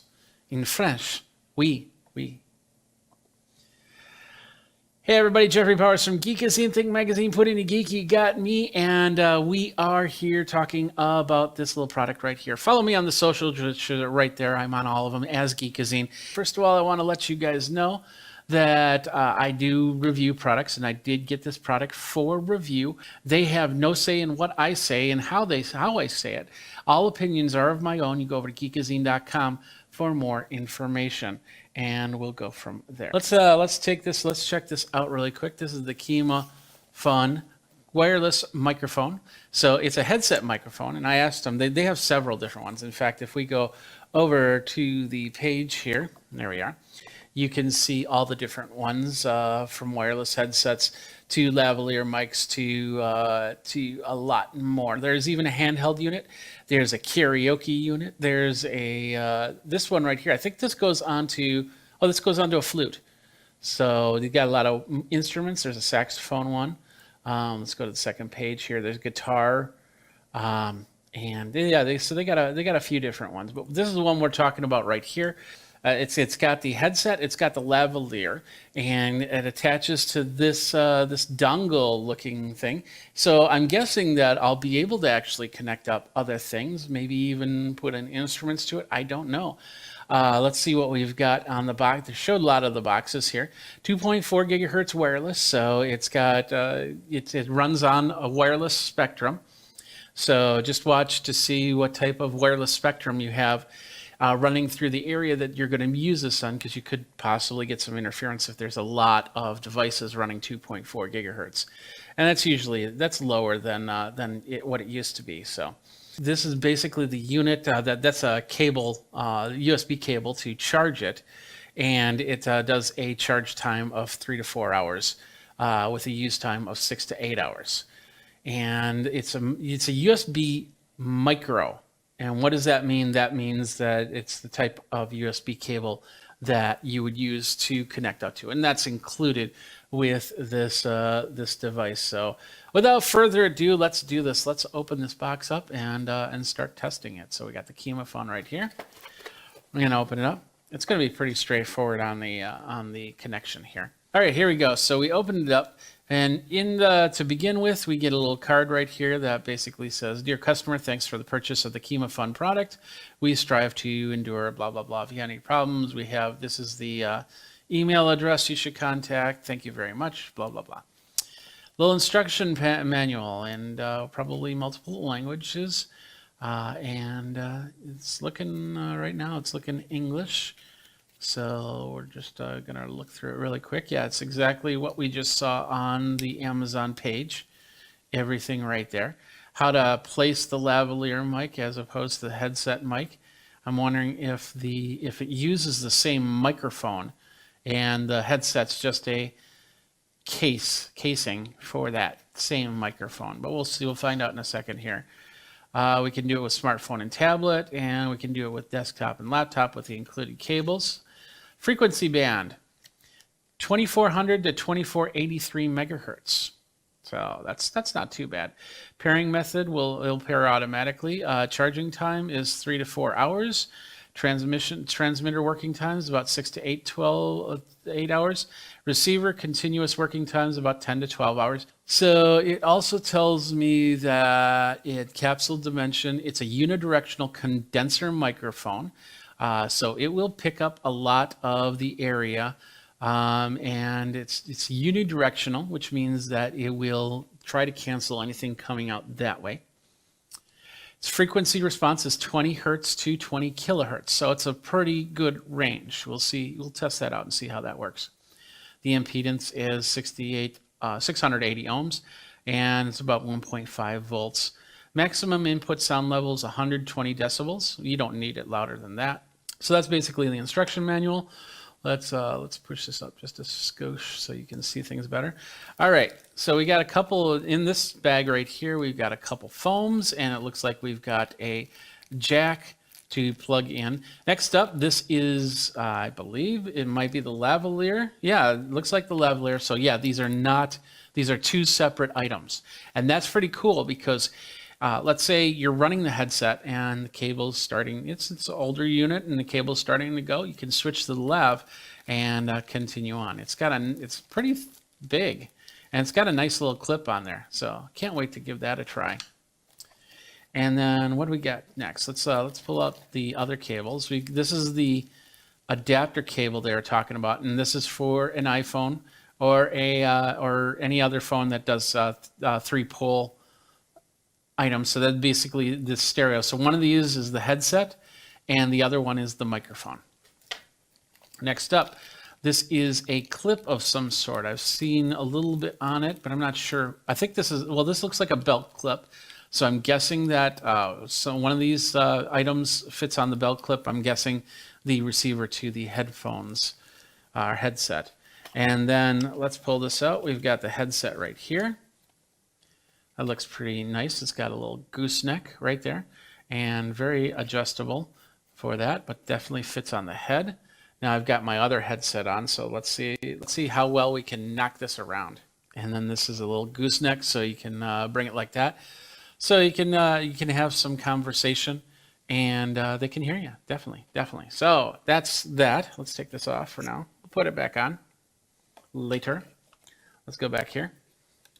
Next up in the bag, in the box, we have another cable. This looks like the USB micro cable, and this looks like a split cable. So what this means is when you charge the units, you'll charge it using the same cable, and that does change the charge time. So if you need to charge faster, you might want to get separate cables for that. I'm not a big fan of these split cables and usually just throw them out because you never know what damage they can do to any device at all. All right, we have 2 units here that send the receiver and the capture device. This is the receiver. This is what you'll plug into your phone or your PC or anything like that. It's got a regular stereo input, and that other plug will shows you that you can plug that in into a mixer or something like that, and it'll give you the 1/4-inch jack here. Unbalanced this is called balanced, and the other one's called unbalanced, that single one. So there's a little bit of plastic on here, so let's take back the film. We all like to take back the film. There we go. On the side we have the USB cable and then an on-off switch. So, and I don't know if this is powered at all. We do have a blue light flashing right here. That's gonna, I don't know, I think it's looking for its pair. So we're gonna leave that. We're gonna set that to the side. We're gonna zoom back out. Let's pull out the last piece, I believe, off of this whole thing. And this is what you would have on your person. So this is the unit that sends the signal, the audio, to the laptop or the phone or something like that.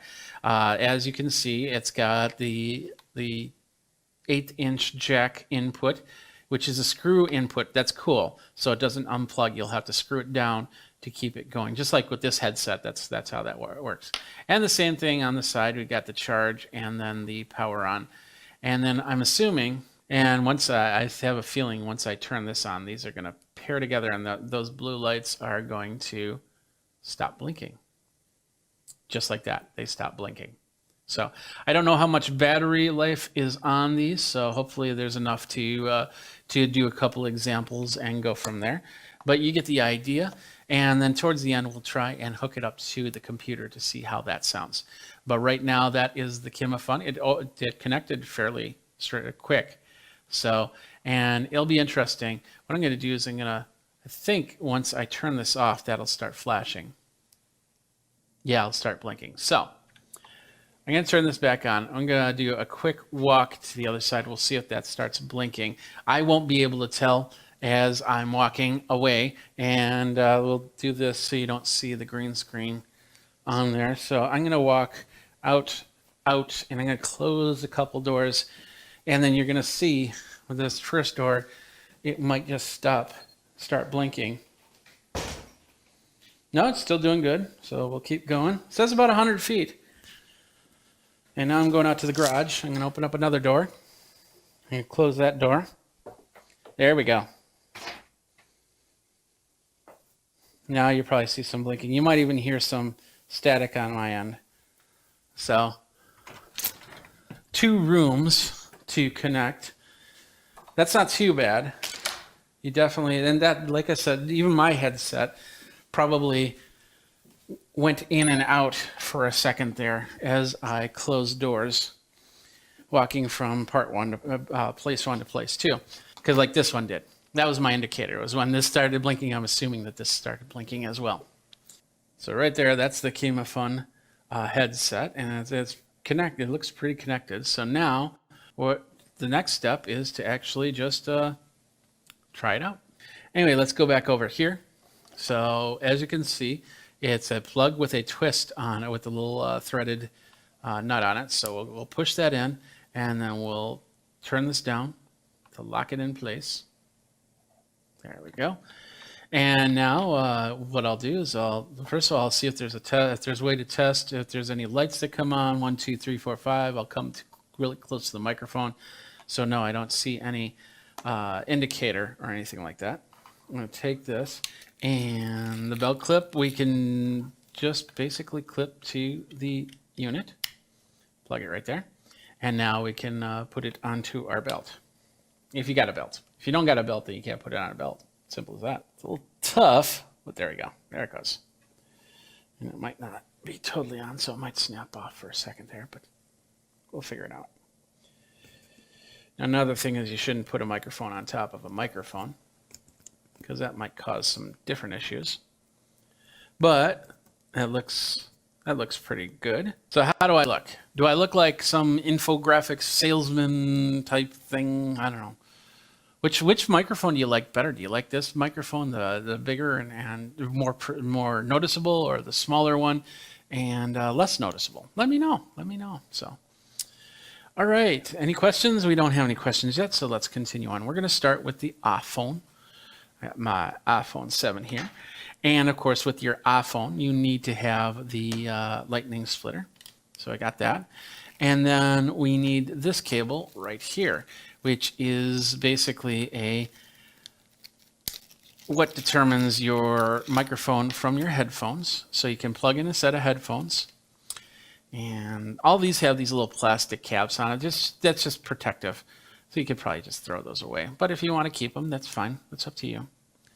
So let's see. We have one that's going to say microphone and one that's going to say headset. There we go. So we're going to plug this into the microphone side.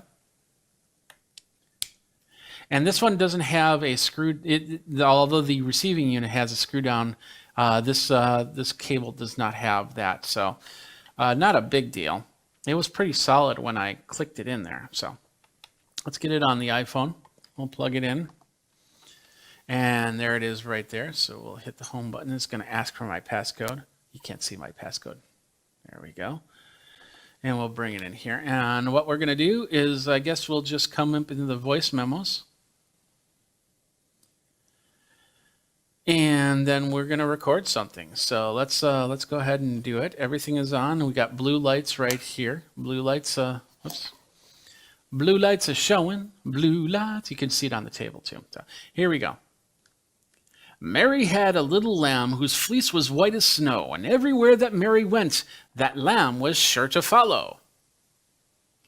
Mary had a little lamb whose fleece was white as snow, and everywhere that Mary went, that lamb was sure to follow. So that's not too bad. It's definitely got a different sound than what I have on this microphone. I think I hear a little crackling. I'm not sure if it's recording this or not. So what we're going to do is we're going to take this, and I'm going to hit the record button, and then I'm going to set it underneath the desk like I normally do. And I'll go, Mary had a little lamb whose fleece was white as snow, and everywhere that Mary went, that lamb was sure to follow. All right, so is it coming from the microphone or is it coming from the phone? So let's find out here.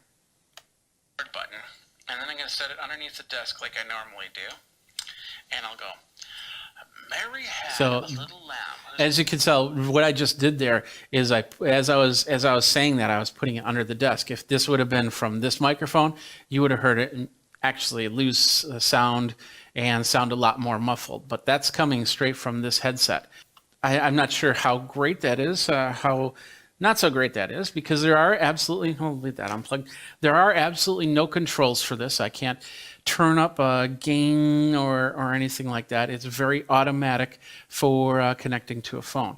So now what we're going to do is we're going to connect it up. I'm going to connect it up, see if I can connect it up to my PC, and hopefully we don't kill everything doing that. So let's do that. I'm calling an audible because I can use one of these other adapters. So now what I'm going to do is I'm going to take out this 1/4-inch adapter, and Michael's going mixer would be best, and so that's what we're going to do. We're going to plug this in. It looks like you turn the whole unit. It's not independent from the plug there, but that's once it's turned in, it's in there. So now, like I said, this is not meant for guitar. This is meant for microphone, but we could probably try and plug in an instrument or something like that. But it probably will cause issue. So let me turn on we'll plug it in, and I want to hear it before I come over there. My headset's over here. I was using it for something else. Gotta love it. This is going to be mono, because I have my headset in the other thing. So let's get this down to 0. If it clicks, there we go. So now I'm going to turn down this microphone, and hopefully I don't think you'll be able to hear the other one. So this microphone should be down. I'm going to even mute it. I should have just muted it. There, I muted that microphone, and now you should be hearing from the other microphone, and you might be hearing from one side. Let me make sure that it's running in stereo. That's the streaming program that I'm using. I just need to change the properties on that. Oh no, you should be hearing it from the center. So now I am running from this microphone. It's got absolutely no effects, no compression, no room noise cancellation on it or anything like that. So I just want to hear it from here. Yeah, Michael's saying no loss in quality. It's actually sounds pretty decent for that. And as you can see from my headset microphone to the actual microphone, there's a difference. But I can even pull this in a little bit more, and I just might have to turn down at the mixer. So we won't do that too much. But let's do this. Mary had a little lamb whose fleece was white as snow, and everywhere that Mary went, the lamb was sure to have some lunch. I don't know. Anyway, I was going to try and say something funny, but I guess I don't say stuff that's funny. I don't know. So anyway, so that's the sound of the microphone. It sounds pretty good. And as Michael's noticing that there's no loss in quality, it does have, like I said, it does have the range of 20 hertz to 220 kilohertz. So, I could literally put this on the bass drum of my drum set and get a bass sound off of it, or the high end hi-hat or cymbal, and it should be able to register that. So I'm not saying that you should use these microphones for miking up your drums, but you could in a pinch, and that's not too bad. One more time. There we go. Put that in. There we go. So now the high end, this is the high end all the way down. Let's go all the way up. That's the high end with a little bit of hiss, a little bit of room noise, as they call it. And then back down to unity. I'll bring that there. So that's the sounds from the mixer there. And come back. Say hi. Hello. How you doing? What'd you think? Yeah, he's a little bit of low end, which makes it brought out the low presence in your voice. Oh, thank you. So, that is basically the mix of all three. So I guess with a little bit of tweaking, I could really mix this up. Now let's pull out the lavalier, and I will turn off the sound when I flip it. All right, so now we should be back. Yeah, I heard when I unplugged it from the dongle here, I heard through my headphones way over there the click. So I'm glad that I unplugged it so you could hear it from there. So, but this is how the lav looks, and I probably would put it underneath my shirt and then attach this to the belt pack. I wouldn't be surprised if you could get other microphones for it, so you could technically have a real high-end microphone that, for like my Sony the headset microphone that I have right now. In fact, let's do that. Let's have some fun. We are now on this headset mic with the Kimafun. And you can get a skin colored lavalier headset microphone that is one of the units that you can get with Kimafun. But this is the headset that I have right here. Please don't ask what it is because I don't remember. It was it's a few years old. So, but this is what it sounds like with that. Let's take off all the extra effects again. So now you're just hearing straight from the microphone right here. All right, so this is the Kimafun headset. You can get it. It's on Amazon right now. Here's the link to it. About $56 for this one, but of course they have other versions of it as well, including a skin-colored headset at $59 and then just a lavalier at $59. This actually is less price for this dual headset. So, and from what we saw and heard, it sounded pretty decent. So I like that. Richard Martinez goes, hello, what are the uses for this type of headset? Well, it's really simple. It's whatever you need the headset to do. If you're doing a vlog and you want to hook it up to your phone, you can do that. I showed you how to do that. If you are doing a presentation on Zoom and want a wireless headset mic, you could probably do that. You might need to get a couple adapters so everything plugs in properly. If you want, I suppose you could hook it up. Well, I have it hooked up to a mixing board, so you could use it, I suppose, for your vocals if you wanted. I probably wouldn't use it for singing, but hey, each their own, I suppose. If you want to, there's a lot of different reasons to have this headset microphone, and it does a pretty good job in that. I'd love to. Maybe I should probably get behind my drum set in a little bit, and just kind of see how well the microphone reflects off anything, any extra noise. That is, and that will always be the Kimafun wireless headset. It's about $56 to $59, depending on which version you get. And you can get them for microphones. You can get them for instruments. You can get them for whatever. It's got a good range to it. Sounded pretty good from what I heard. So it would probably be a good in the pinch type microphone for anybody that has to have, doing something professionally. So that's it.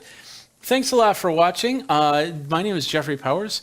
If you want to contact me, Geekazine, Think Magazine, put in a geek, go over to geekazine.com, definitely, and we'll talk about it. We're on all the socials, and we'll go from there. So you've been watching another fun episode of Geek Tech Talk Live with Jeffrey Powers. I appreciate everything. I appreciate you guys coming on. Thanks, Michael. Thanks, Richard, for doing that. And until next time, you guys geek out and take care. Hey everybody, Jeffrey Powers here from Geekazine. We're going to be talking with Amy Corbett, who is the Brickmaster and of course the LEGO Senior Design Manager at LEGO. We're going to talk about the show LEGO Masters. We're going to be talking about LEGO brick building, and I'm going to show her some of my creations. We're going to do that next on Geekazine. All right, we got a special guest on right now. We've got Amy Corbett. She is the Brickmaster, and she's a LEGO Senior Design Manager at LEGO. How are you doing? I'm very good, thank you. How are you? I'm doing great. In my new home office. I like your home office. It's got a lot of LEGO to it. It does have a little bit of LEGO. I've got my Brickhead collection, where is it on display up here, and my minifigures. There's little sprinklings of LEGO all over my house. So give us the full rundown of who you are, what you do at LEGO. Yeah, so of course, most of you know me as a judge on LEGO Masters, but my day job is actually a senior design manager at the LEGO Group, where I run a team of designers to create new toys and product experiences, most often for kids, using the LEGO brick as our creative medium, of course. It's also for adults as well. As I've gotten into my LEGO thing, as you can see on my table here, I got a few little Legos. I've been doing been doing these LEGO builds. Thank you. I've been doing these LEGO builds, and I've been doing them in real time, which means that when I publish it on YouTube, it's published brick by brick by brick. I don't do any editing unless there's like a big pause where I had to go to the bathroom or something like that. But everything, so they can actually follow along with me. And so these are the two that I've done so far: the Starfighter X-wing and the dinosaur one. And of course, my latest one is going to be this. Got the right. There we go. And that is the Harry Potter's. Love it. Some Hogwarts great trip. set choices there. So, well, first of all, let's talk a little bit about the show, and then we'll talk a little bit about building Legos a little more. The show, it's all done, it's all ready, so we'll see a finale and no issues on any type of post production or anything like that. Correct? No, we're all good to go. You will get a semi-final this week and a grand finale next week, so no worries there. And of course, we've been watching the show religiously, and can't wait for the last two shows. So, what can you tell us so far? Well, I know you can't tell us what happened at the end. We'll just have to wait and find out. But filming the show, how challenging was that? Oh, big question.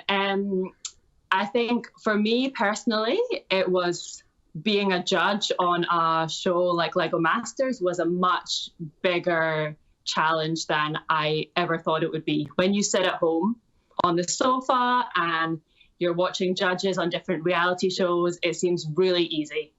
But when you're actually there, seeing the builds live, seeing the passion and energy that all of the teams put into what they're making, then it's much tougher to make the decisions, and it comes down to the tiny little details on the day of who does best in every challenge. So I think being a judge was really difficult because the builders exceeded our expectations every time with the builds they created. Yeah, I've been amazed at what the builders are doing. Especially, I've been more amazed at the fact of how they've grown. The first couple episodes, somebody like Tyler and Amy were kind of not in sync, and then they grew, and now they are who they are.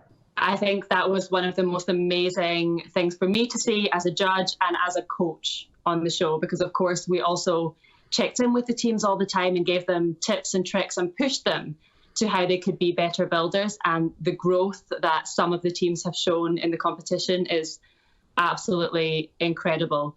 I think we're so proud of how they all grew every week and what they accomplished. Yeah, when they're doing these builds, do they have like a day to prepare? Are you telling them, okay, this week we're doing this type of build, or is it just like the next day they're right back into it? That would be really nice, wouldn't it, for them? But no, it was back-to-back challenges and building. And they didn't have any pre-warning or preparation. So when you see them being told this week's challenge is build the story created by these kids, that was when they found out. And then the same goes with the twist. There was no pre-preparation. So the speed at which they came up with ideas every time always amazed me, because they of course had to think of what they were going to build before they could start with the bricks. So what happens to these Lego creations after? Are they, well, of course, what was it, week 2 they all got destroyed, but are they going to be displayed anywhere that you know of? We had 3.5 million bricks there all the time for the builders to use, but of course they use a lot of bricks in every creation, and every Lego brick is designed to be in lots and lots of wonderful builds. So we reuse the bricks as much as possible. So after every challenge, we take amazing photographs, we film all the builds, and then actually there's a team that take them apart, so we can reuse the bricks to make even more wonderful creations. There's a few key builds that maybe have been saved. I don't know, maybe there's a chance sometime in the future that they will be displayed. I can't really give you any details of that. I would guess that the winning build would probably stay constructed and use that, but we don't know. That's my assumption, but we'll leave it at that. Out of all the advice that you've given the contestants, what's the best advice that you felt that you gave to them, or if you haven't gotten that far yet, any advice to any type of future Lego builders? That's a tough question. I think for the builders on the show, one of the best pieces of advice was to plan out what they were going to build before they started, because it would really help them to focus and to know each other as a team. And I think exactly like you said with some of the teams in the beginning, they weren't working in sync. And then as soon as they worked out how to work together and saw the strengths in each other and how they could best support each other, they made truly amazing things. So I think if you're building with someone, it's really great to know each other and your building styles.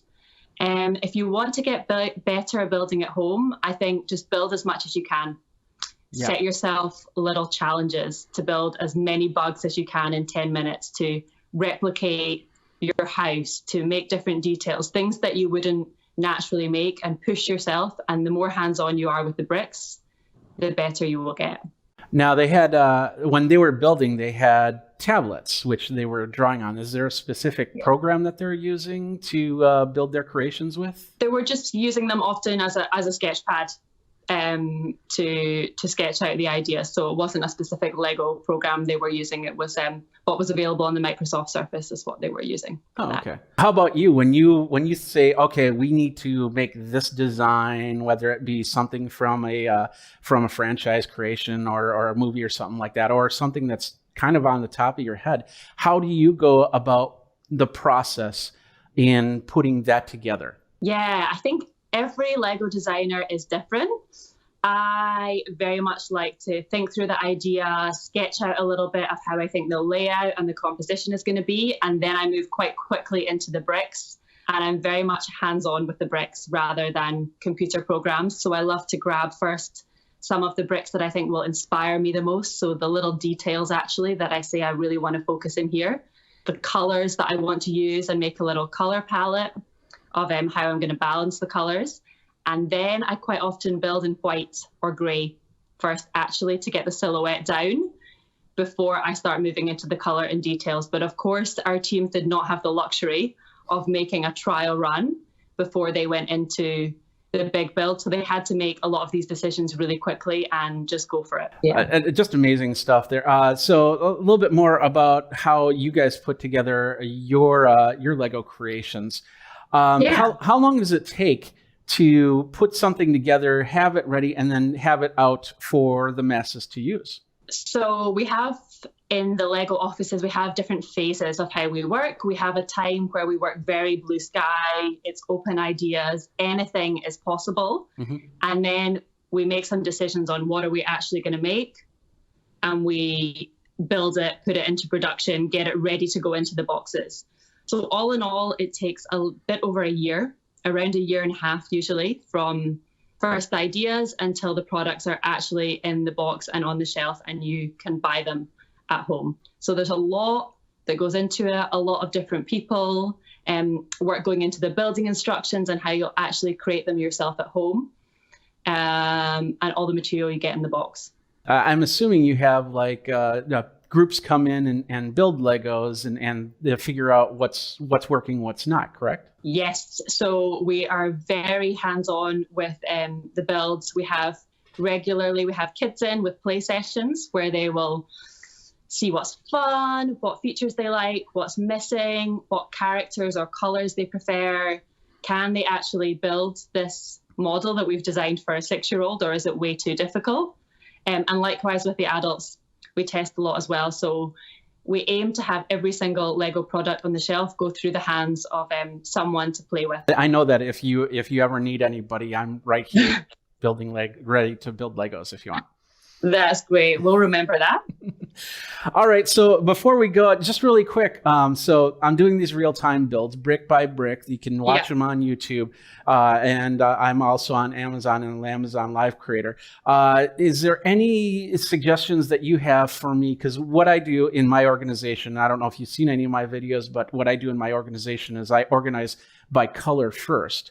To put all the bricks together. But is there anything that you can think of that could help me move it along so I'm not taking too long I'm not being too fast for some of these people? I like to start by organizing by color, taking all the bigger pieces aside, and I always keep the bags of small pieces separately because finding the small pieces amongst everything else is extremely difficult. So for me, that's the best way of sorting. What other tips? Always be thinking one step ahead in the building instructions, I think. As you're putting the brick down, move on to the next step. That can keep you building quite fast. And yeah, that's my best tips, I guess, for building. The more you build, the more you follow the instructions. I guarantee the faster you will get. You should see me and Jamie following instructions. It's very fast. Well, if you ever want to come on and build Legos with me, you're more than welcome to. So yeah, maybe I can do that sometime. Really quick, one last question. What's it like to work with Batman, Will Arnett? As you can imagine, it is extremely fun. He never switches off, constantly joking. So Jamie and I were always laughing on set. And I think their dad jokes were rubbing off on us by the end. At least I know I started telling dad jokes by the end of it. But really, he was great. I think he was such a good balance to me and Jamie when sometimes we had to be critical as judges, that Will could come in with his positive energy. He was a cheerleader for the teams, that he could build them back up again and remind them that, you know, this was just a learning experience for them, that they were going to get better and that they were all great and deserved to be there. Yeah, absolutely. And, you know, I think he makes, all of you make this show so much different than any other reality TV show that's been out there, because you have a little bit more fun with it. I mean, it's just all the jokes, all the back and forth, the working with people, the fact, you know, saying, okay, it's time for a commercial. As you know, that's what's going to happen, and just put together. And of course, from some of the scenes we saw on the B-roll there, you got your Princess Leia look coming on in this next episode. Right? I do have the Princess Leia look coming on in the next episode. That's a little bit of a surprise. I don't think there's been very much about it so far, but it was really fun little nod to that classic Star Wars look that I had throughout the episodes. And I definitely preferred that look than the Emmett outfit that I was in episode 5, I think it was. The Leia one was a lot more fun. Yeah, that was a pretty interesting outfit. There, so, but I can't wait for the I'm a big fan of Star Wars, of course, being a geek. So I can't wait for the Star Wars episode to air, and then I can't wait for the finals. Jennifer and I will be sitting, watching, and waiting. So, Amy, thank you very much for your time. No, thanks for having me. It's been great fun. All right, well, there you go. Check it out, Lego Masters on Fox, of course. If you're watching after the fact, you could probably get it on any of the streaming services, including the Fox streaming service, and be able to watch it from there. I'll just say bye. Bye.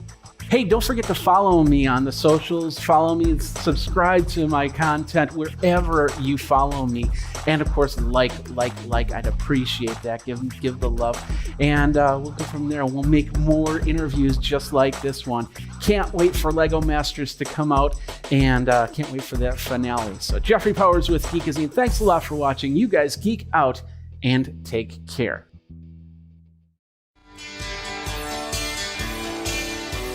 Welcome to Geekazine's Virtual Conference Coverage 2020.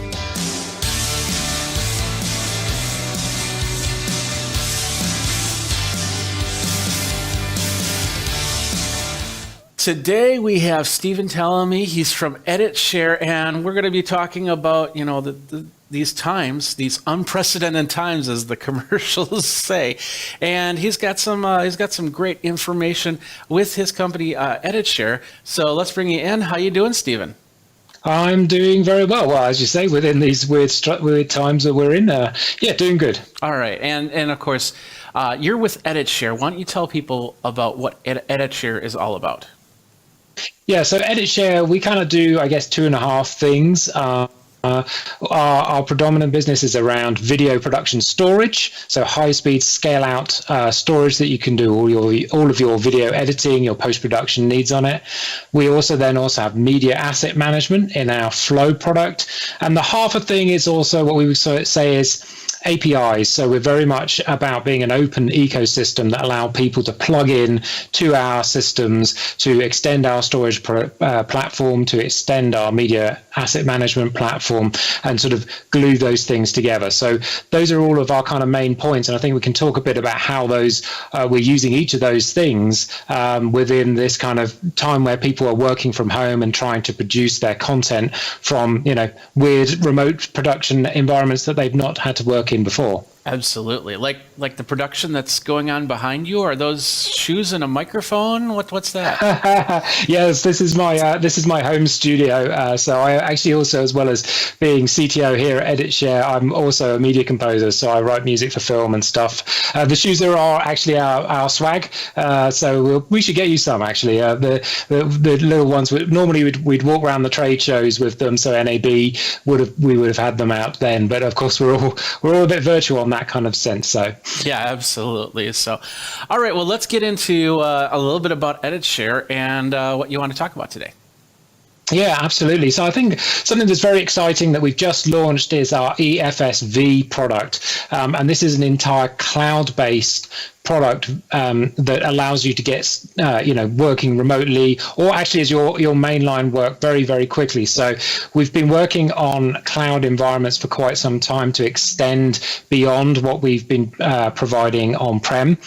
So on-prem you can buy our physical storage, our media asset management, and the EFSV product allows you to extend that into a cloud environment. And we've done that to allow people to very quickly spin up an instance in the cloud. We've been partnering with a number of people in the ecosystem, so people like Adobe, AWS, and we've built up our whole ecosystem so you can do all of your editing in a cloud environment.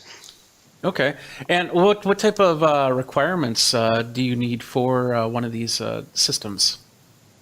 So the requirements are you basically would access the system using a technology called Teradigi. So they're a remote desktop technology. It gives you very high bandwidth, low latency editing experience. And so when you're using that experience, it just feels like it's a local environment. You're connecting to a remote desktop, a Windows workstation that's running in that cloud environment. It's got all the GPU power. So all of those requirements are taken care for. You can actually be running on a very low specification machine locally because you're connecting to something very powerful in the cloud with GPU, CPU, memory, and that's where you'd run your editing software like Adobe Premiere, or you could be running DaVinci Resolve, or you could be running Avid Media Composer. You can be running those on that remote desktop, and so locally your resources are not too bad actually. You do need some bandwidth, of course, to run that. Connection into the cloud, so you need the back and forth to have that really nice responsive thing. But other than that,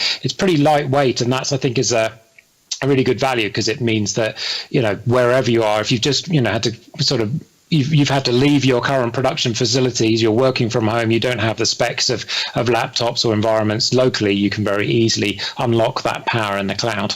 Yeah, and you mentioned the bandwidth, and that's probably the key, because something like that I would use while I'm on the road, and in something like a Las Vegas setting, I'm getting video done.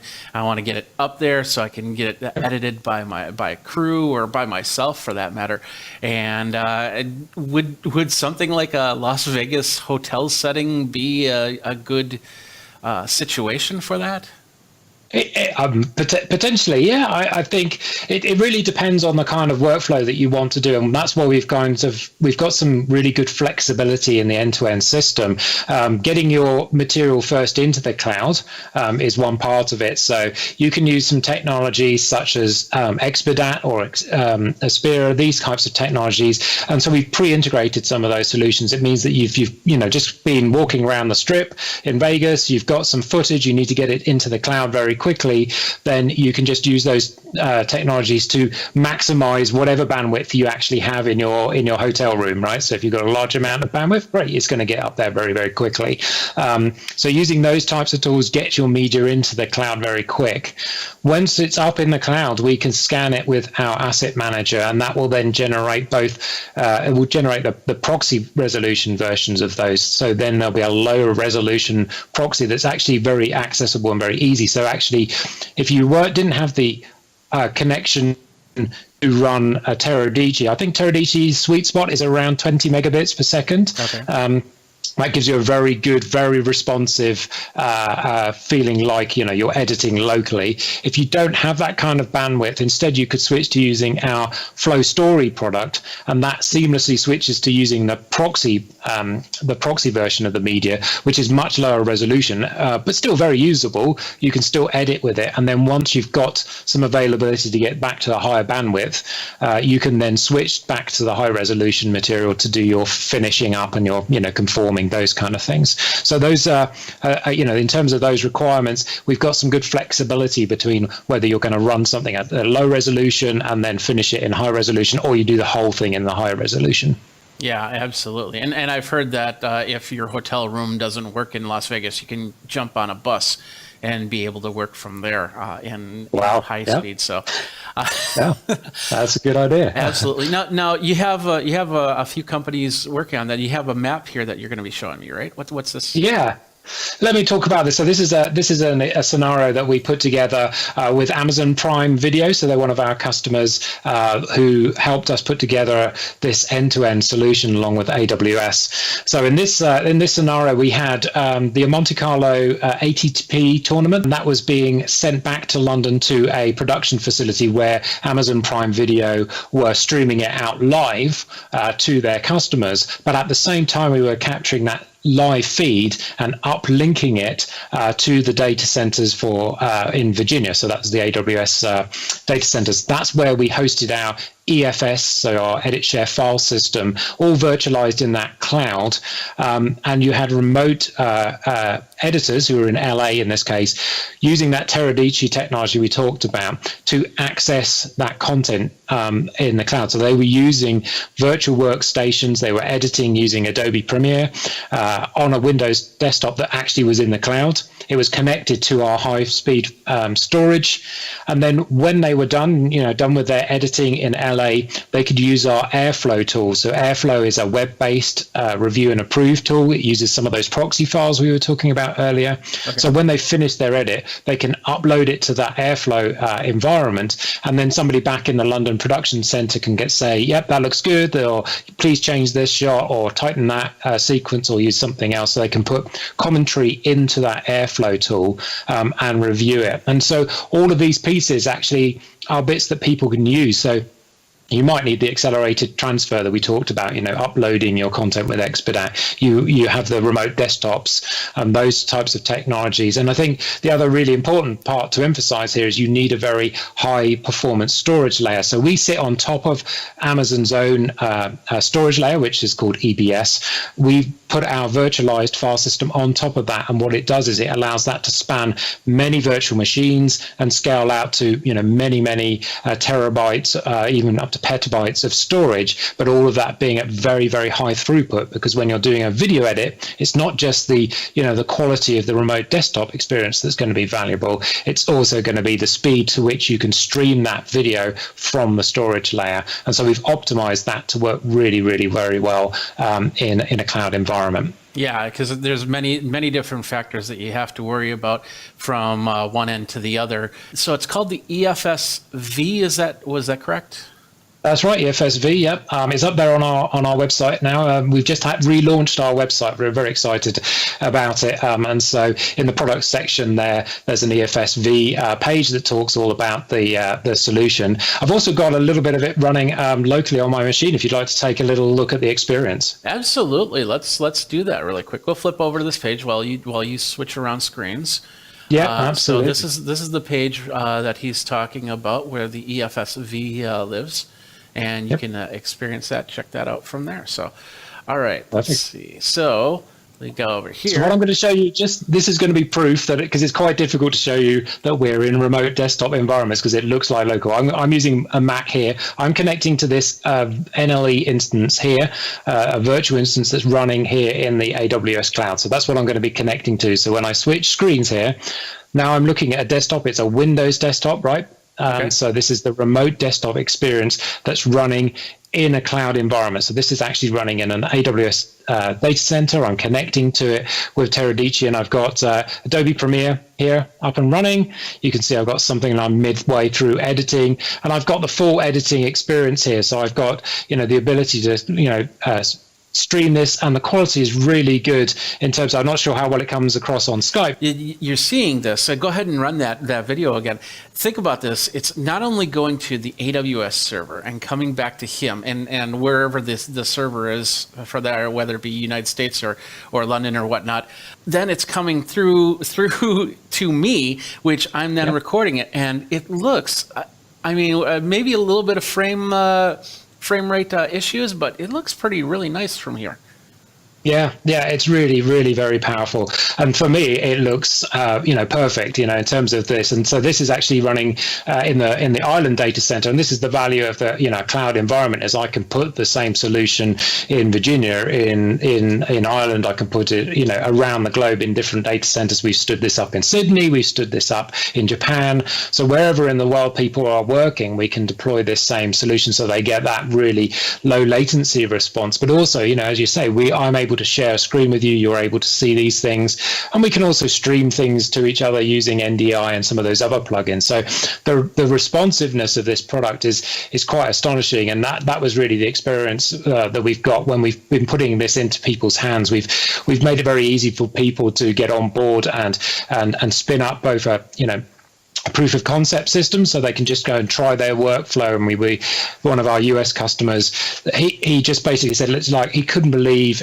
how good it was. He could do exactly the same workflow that he would normally be able to do in his production suite. In fact, he had multiple monitors set up in his rig at home, and he was able to split the Teradicci remote desktop across all of those screens. So really amazing, that you can do all of that from a cloud-powered system. Yeah, absolutely. Let's talk about. I'm assuming this is all going to be scalable, so there's probably no one set price, one introductory type situation here.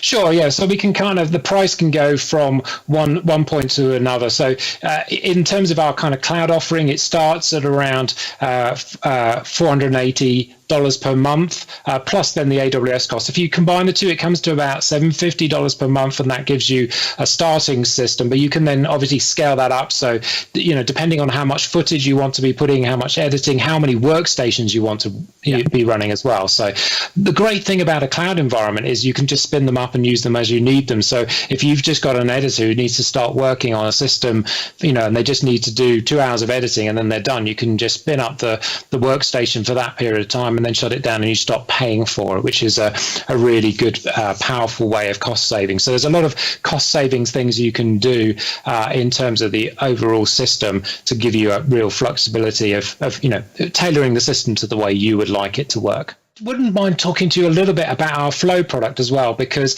our Flow product is our media asset manager, and that Media Asset Manager is really helpful in terms of these remote production types of scenarios. And so I'm just going to switch screens as well, just to show you a little bit of what I was talking about, our Airflow, but I'll also talk a little bit about some integration we did with Zoom, which is really cool. So this is our web browsers. This was what I was talking about earlier when we were talking about Amazon Prime. They were using this online review and approve. And what I've got here is various clips that I've got imported into our asset manager, and I can see a whole bunch of information, metadata about it. I can preview this media in that proxy format, so it's not in the high resolution format, but in a lower resolution. So this is me now accessing this locally on my workstation, using this tool. So it's very easy for remote production types of scenarios. I can be doing an edit in high resolution somewhere, somebody else where can be accessing the proxy versions of those and viewing all the clips and editing them and putting in markers. So you can see I can put in range markers, I can select stuff. So helping that editor out choosing the sequences from all of the rushes that have come in, they can use this tool very, very quickly, and then they can then switch to either continue to use our edit share products, or they could switch to bringing that into Adobe Premiere or into DaVinci Resolve or into Media Composer. They can switch between those kind of environments. And something that I was playing around with, because a lot of us are using these virtual desktop and virtual sharing things, was, what ways could we actually ingest media from those? So we use Zoom a lot. Here at Edit Share, we're doing lots of conferences, calls, lots of meetings, lots of knowledge sharing, been loads of great stuff that we've been doing. And we've been doing these external webinars also using Zoom features. And so I was kind of curious, well, could we make it seamless and easy for people just to go and select the content from Zoom and import it? So actually what I was showing on the screen there actually was all content that I've imported from Zoom using this ingest tool. So you can come in, you can pick all of the recordings that you've got in your account, pick which ones you want to ingest into our flow tool, and then in the background it ingests all the media, it tags it up, and then it's all available for you to tag up, to use, and you can see all of that data here from Zoom. And then I can switch to an editing tool. So I've got this Flow Story, which is using the proxy-based workflows, and I can take all these things. So these are, all sorts of Zoom recordings that I'm skimming through. I've maybe brought in some clips, like some, nice intro clips, and then switching into, showing the Amazon console, and then other footage. So I can edit together all of these webinars into something that's a shorter version. And we're finding a lot of our partners are wanting to do this. They want a version of it, but they only want 10 minutes from the middle of the webinar where we were talking about some particular topic, or they want to translate it into their local language and just show bits of it. So providing people these tools, and what I'm doing, this was this proxy workflow I talked about earlier, where I'm pulling all of this directly from the cloud. So all this material is still in the cloud, but I'm working with it locally through those proxy resolutions. So this is a really cool thing about Flow, is it gives you a lot of flexibility, and because of giving that flexibility to people, we've made the Flow product free of charge until July 1st. So for people who want to be, working from home or having that flexibility of remote productions, Flow is a very, very powerful tool. And with those API integrations, the Zoom one was an example. We took the Zoom API and our APIs, combined them together, and you've got a lot of flexibility. We've got API integrations with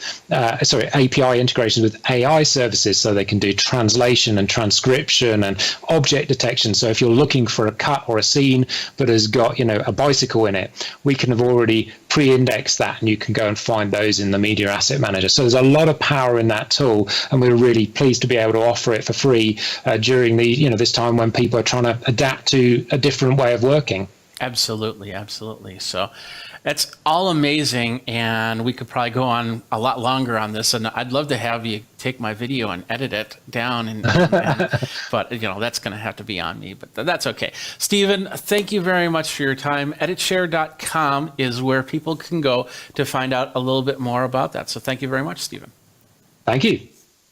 That's another company from the Virtual Conference Coverage 2020 at Geekazine. Since I can't go to the conferences, I'm going to have the vendors come to me. If you're a vendor, if you've got a product that you want to show off, if you've got a service that you want to talk about, let me know. Tweet me over at Geekazine, Think Magazine, put in the Geek, and let's get on air and talk about it for Geekazine. Don't forget to like, subscribe, comment, and hit that bell notification to let you know when the next video comes out. For the Virtual Conference Coverage 2020, Jeffrey Powers here. Thanks a lot for watching. Till next time, you guys geek out.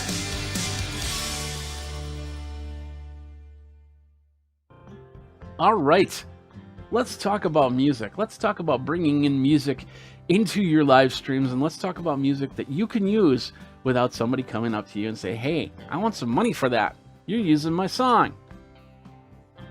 What you're hearing right now is a song I actually created on my iPad. Whenever I fly, I like to pull it, and I have the phone or the iPad available.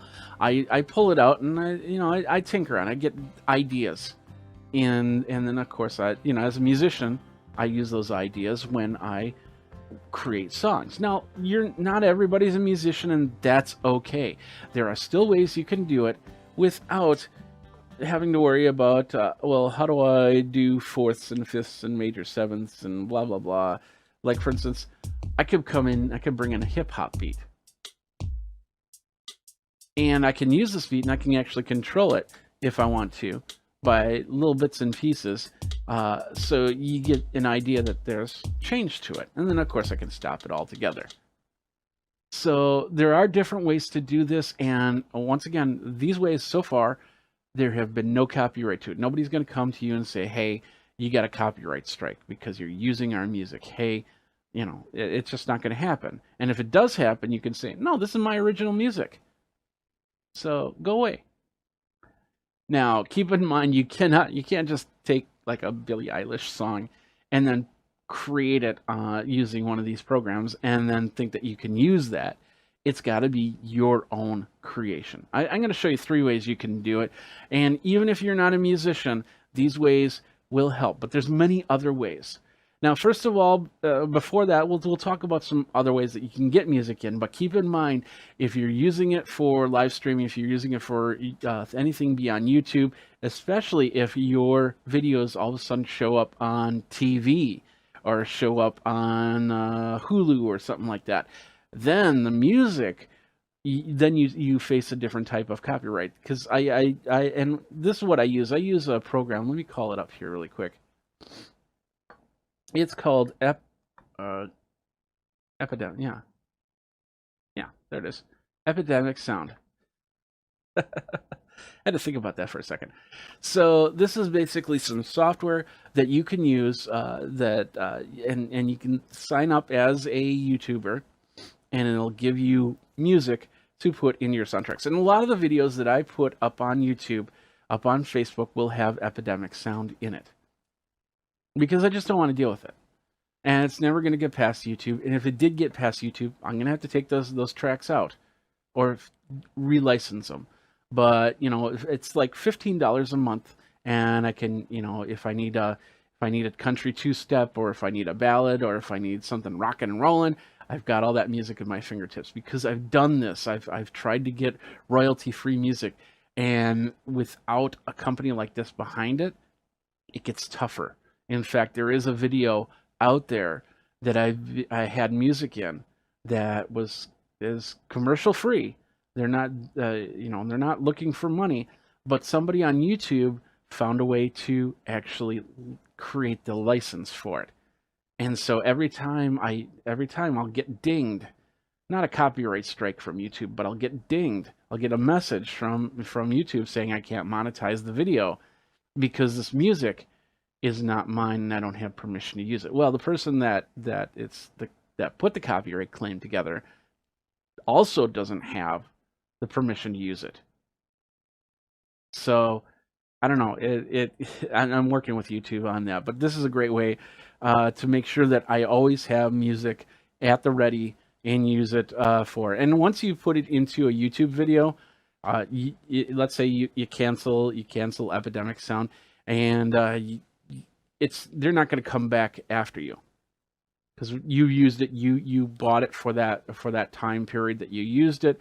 Now, if you use that song after that and you don't have a license set up, yeah, you're going to get dinged for it.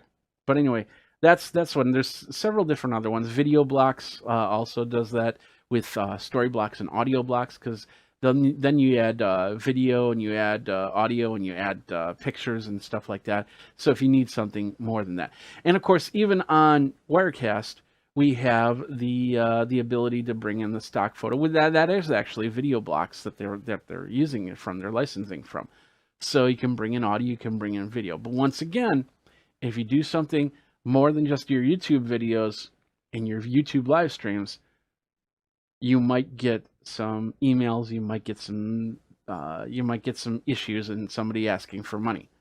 So with that said, let's talk about these 3 ways that I'm going to show you. And one's a hardware solution, 2 are software solutions. And the first one's super easy. If you've got a MacBook, this is the easiest way to do it.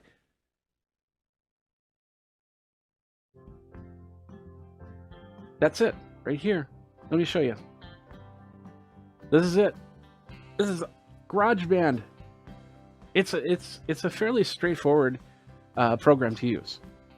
And the cool thing about this is you can use your iPhone to create the music and then bring it over to the iPad, to the MacBook, or the iMac, or whatever you're using. You can mix it down to an MP3 file if you're using Wirecast or whatever streaming system on a PC or a different type of machine. But right now I have it to go 16 bars and then loop. So just playing the same 16 bars again and again. And with this, I can change it up a little bit. Like, for instance, I can take out the piano. I can take out the guitar. And some extra drums. And then house drums. Or I can bring them back all in. I can say, yeah, I just want the house drums. Or I want this, which is just basically accent drums. You get it, maybe some grand piano.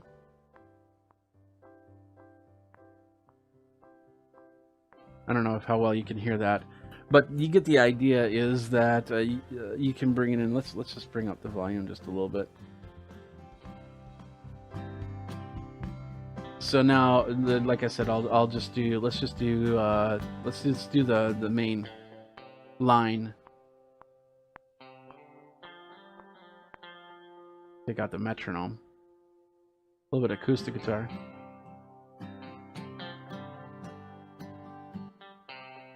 So, and with the acoustic guitar, like I said, this acoustic line is actually fairly easy to run on iPad and iPhone, because you don't have to figure out all the notes. You can figure out a strum pattern and then just hit chords as you're going.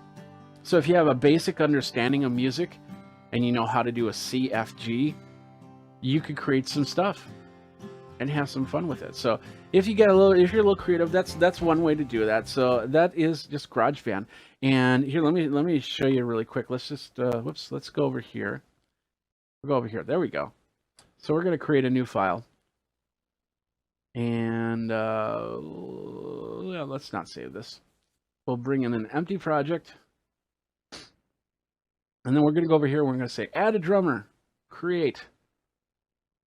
There, you've just created your first thing. There's Maurice. And what's cool about this is I can sit there, I can change how he plays. Louder, more complex. I want more of the hi-hat. I want shakers instead of a hi-hat. I want some percussion in there. Add some fills. Or I don't like this. Let's go to Boutique 808. There we go. Let's do some electro bump.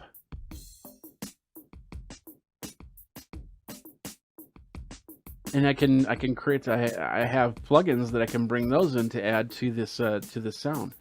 Let's go back. Let's go to Big Room. Let's go to Dez. Let's change him up. Change up our drummer.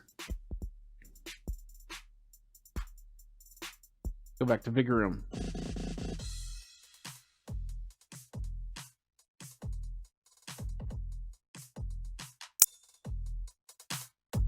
There we go. So you get the idea there. It's lots of different ways that you can bring in. You can bring in a drummer and you can bring in a sound. If you just want a drummer, that's one way to do it. Another way to do it is by going over to, let me bring it up here. Another program that I use is called Band in a Box. This is going to cost a little bit more, but it's got some great features to it. And right now I've got a song in here, and these are just the bass songs that you can load up, and you can use them. They're copyright free. And then I can change things a little bit if I wanted to. Like, for instance, we'll just go to the basic song here.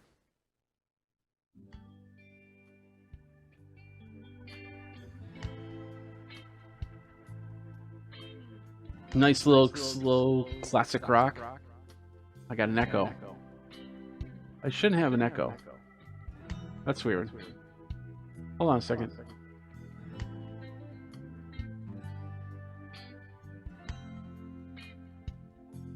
There. Okay, there we go. I had a button on. So anyway, the idea, yeah, as you can see, now I can talk and I have this music playing behind me, and this is actually absolutely copyright free. And if I wanted to, I can say, okay, I want this to be an F instead of an G. So now, it's gonna sound a little weird, but because I didn't think about it too much, but that's not too bad.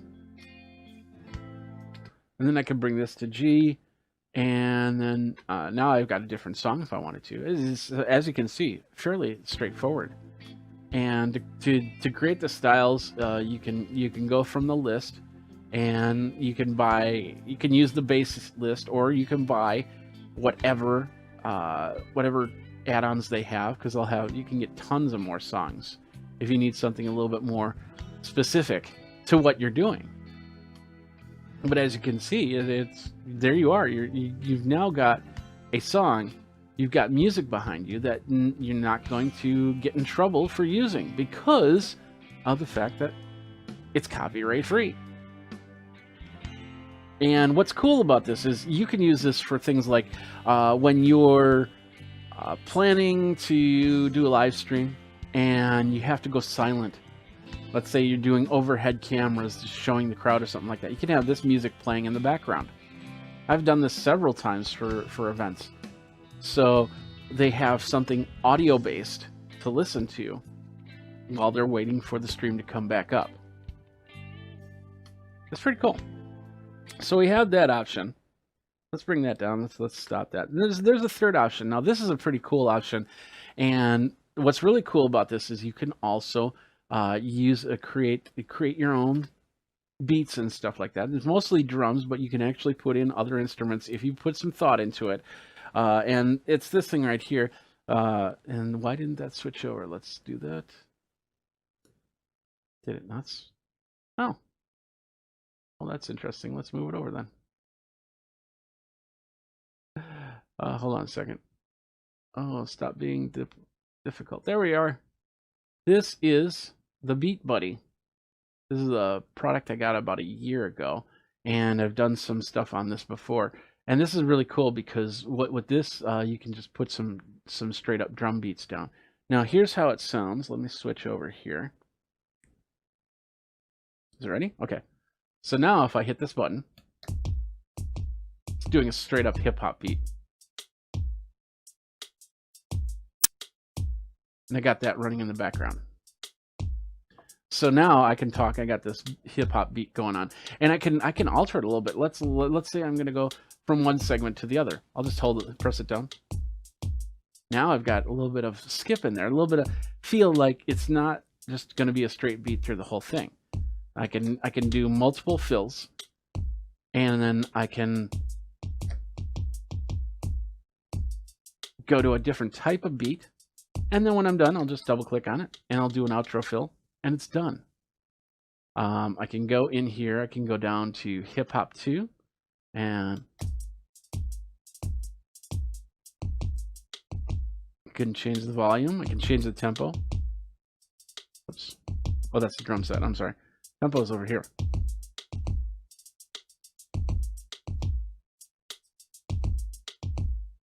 I can slow it down. And then when I'm done, I just stop it. And once again, this is also, you get some basic drum beats in here. You can add your own. There is an online community that does a lot of cool stuff, like you can do funk and drum and bass. You can create your own. If you know MIDI, you can. They have a program that you load up, and you can change all the MIDI on there. But you can also bring in stuff that you're working on. Whoops. Like, let's see if I can find it. Maybe I don't have it on this one. Got metronomes, voice beatbox, voice world. Nope, I didn't bring it in, but there's some premium demos here. Let's see. Here's a Phil Collins demo. So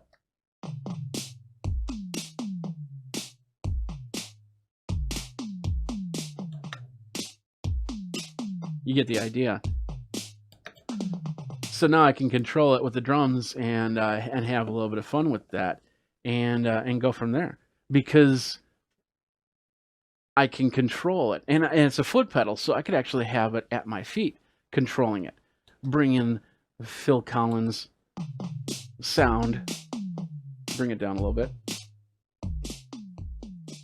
So now you got some background drums while we're talking here. And hey, that's pretty sweet. And it adds to the audio and video that you do. Now, for music, it's best to have what's called a ducker.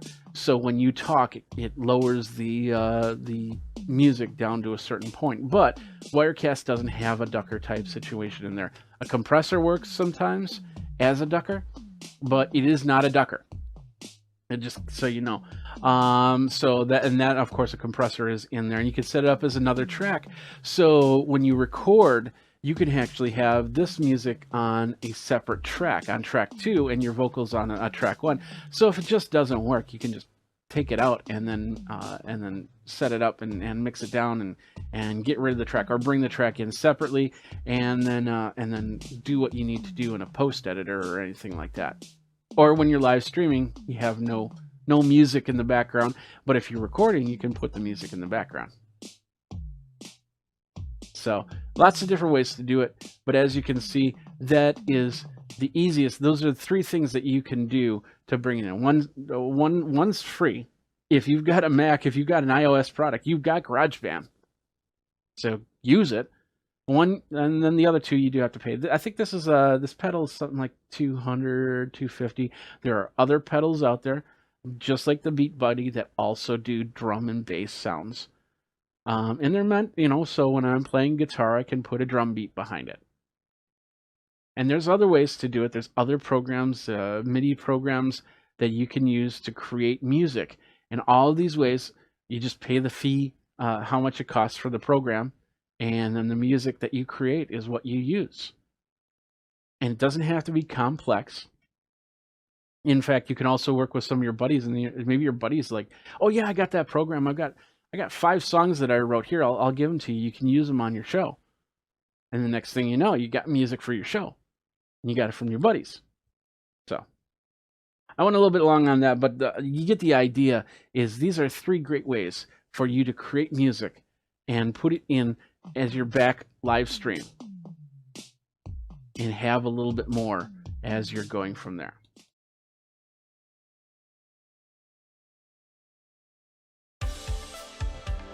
What's up, my geeks? Jeffrey Powers here, and I am at a conference. Yes, I am. I'm here at this very generic conference, and I'm talking about different things that you can do in your teleconference and having fun with it. And welcome to another Geek Tech Talk Live with Jeffrey Powers. That is me. How you doing?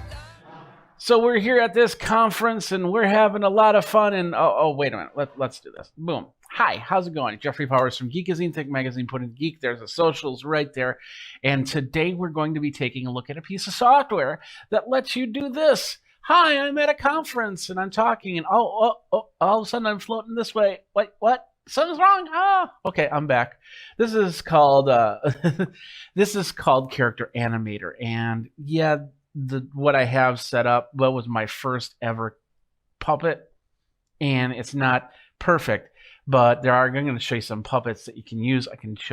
There's ways you can create your own puppets and do a lot more, and you can have a lot of fun with it. For those of you that are doing online conferences, teleconferencing calls and stuff like that through whatever software that you use, you can take this software and you can use this inside as long as it accepts the video in through Adobe. You can go and follow me. You don't need to do it, but if you want to check out when I have more, because I have a lot of cool stuff, you should check out the Lego builds that are over here on the Amazon Live channel. You should check out the technology that I review. And then, of course, all of these Adobe how-tos are definitely going to be part of this whole thing. Now, first of all, I want to let you know, I did get a product. Adobe did get me a copy of the software to review and use, but all opinions are of my own. You can go over to my review page to find out more. And I've played with this software for a few years now. And now that we're in this area of everybody's doing online meetings, they're doing weird things for these online meetings. I've heard of stories of people that are, they're starting with the backgrounds. The backgrounds were super easy. They don't need the green screen, what's called chroma key, and they can put in a background as long as they're well lit. It does pretty good. You get a nice picture of San Francisco or Bridge of the Enterprise or whatnot. You get all these options. But what if you could take it one step further? What if you could take it to a cartoon level? And that's where this program comes in. It's called Character Animator by Adobe. It's part of the Adobe Creative Cloud, and which comes in. It's just amazing how many pieces you get with the Creative Cloud for around $52 a month or $600 a year. You get Photoshop, you get Premiere Pro, you get Rush, you get AI, you get 100 gigabytes of storage, you get all of it here, and just tons of programs. And I've showed you the programs. If you saw my previous videos, I showed you how I use Premiere Pro in creating my videos. I showed you how to use Photoshop in creating my thumbnails.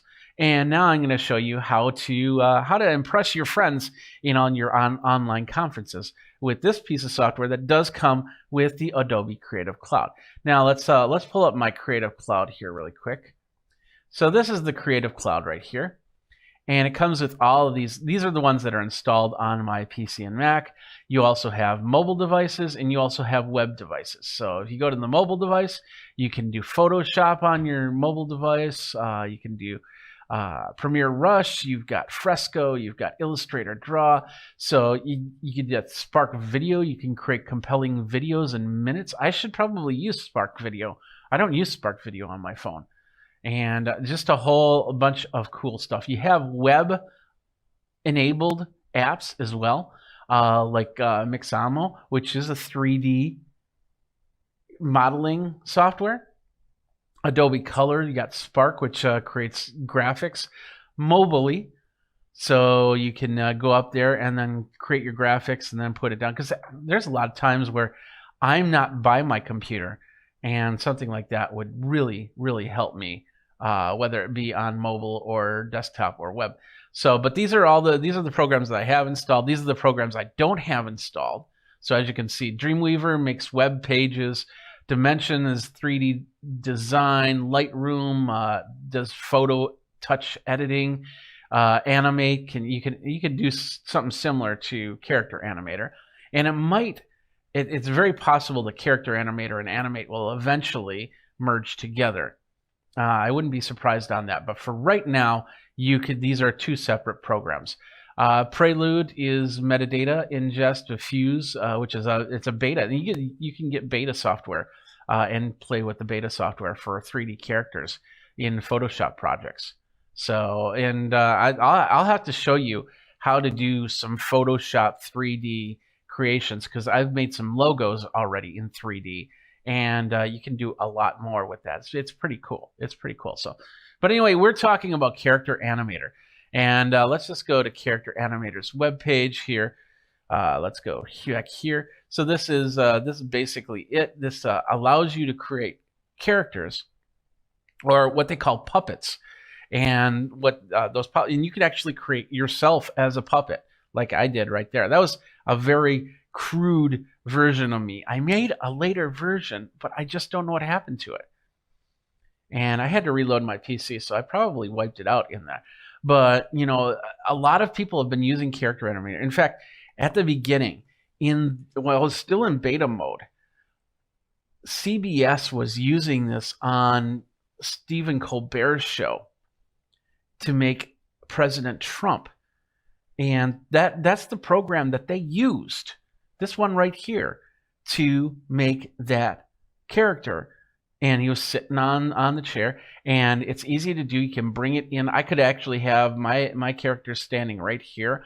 I've got him in a background right now. It's a conference background, but you can do a whole bunch. Comment section right over here.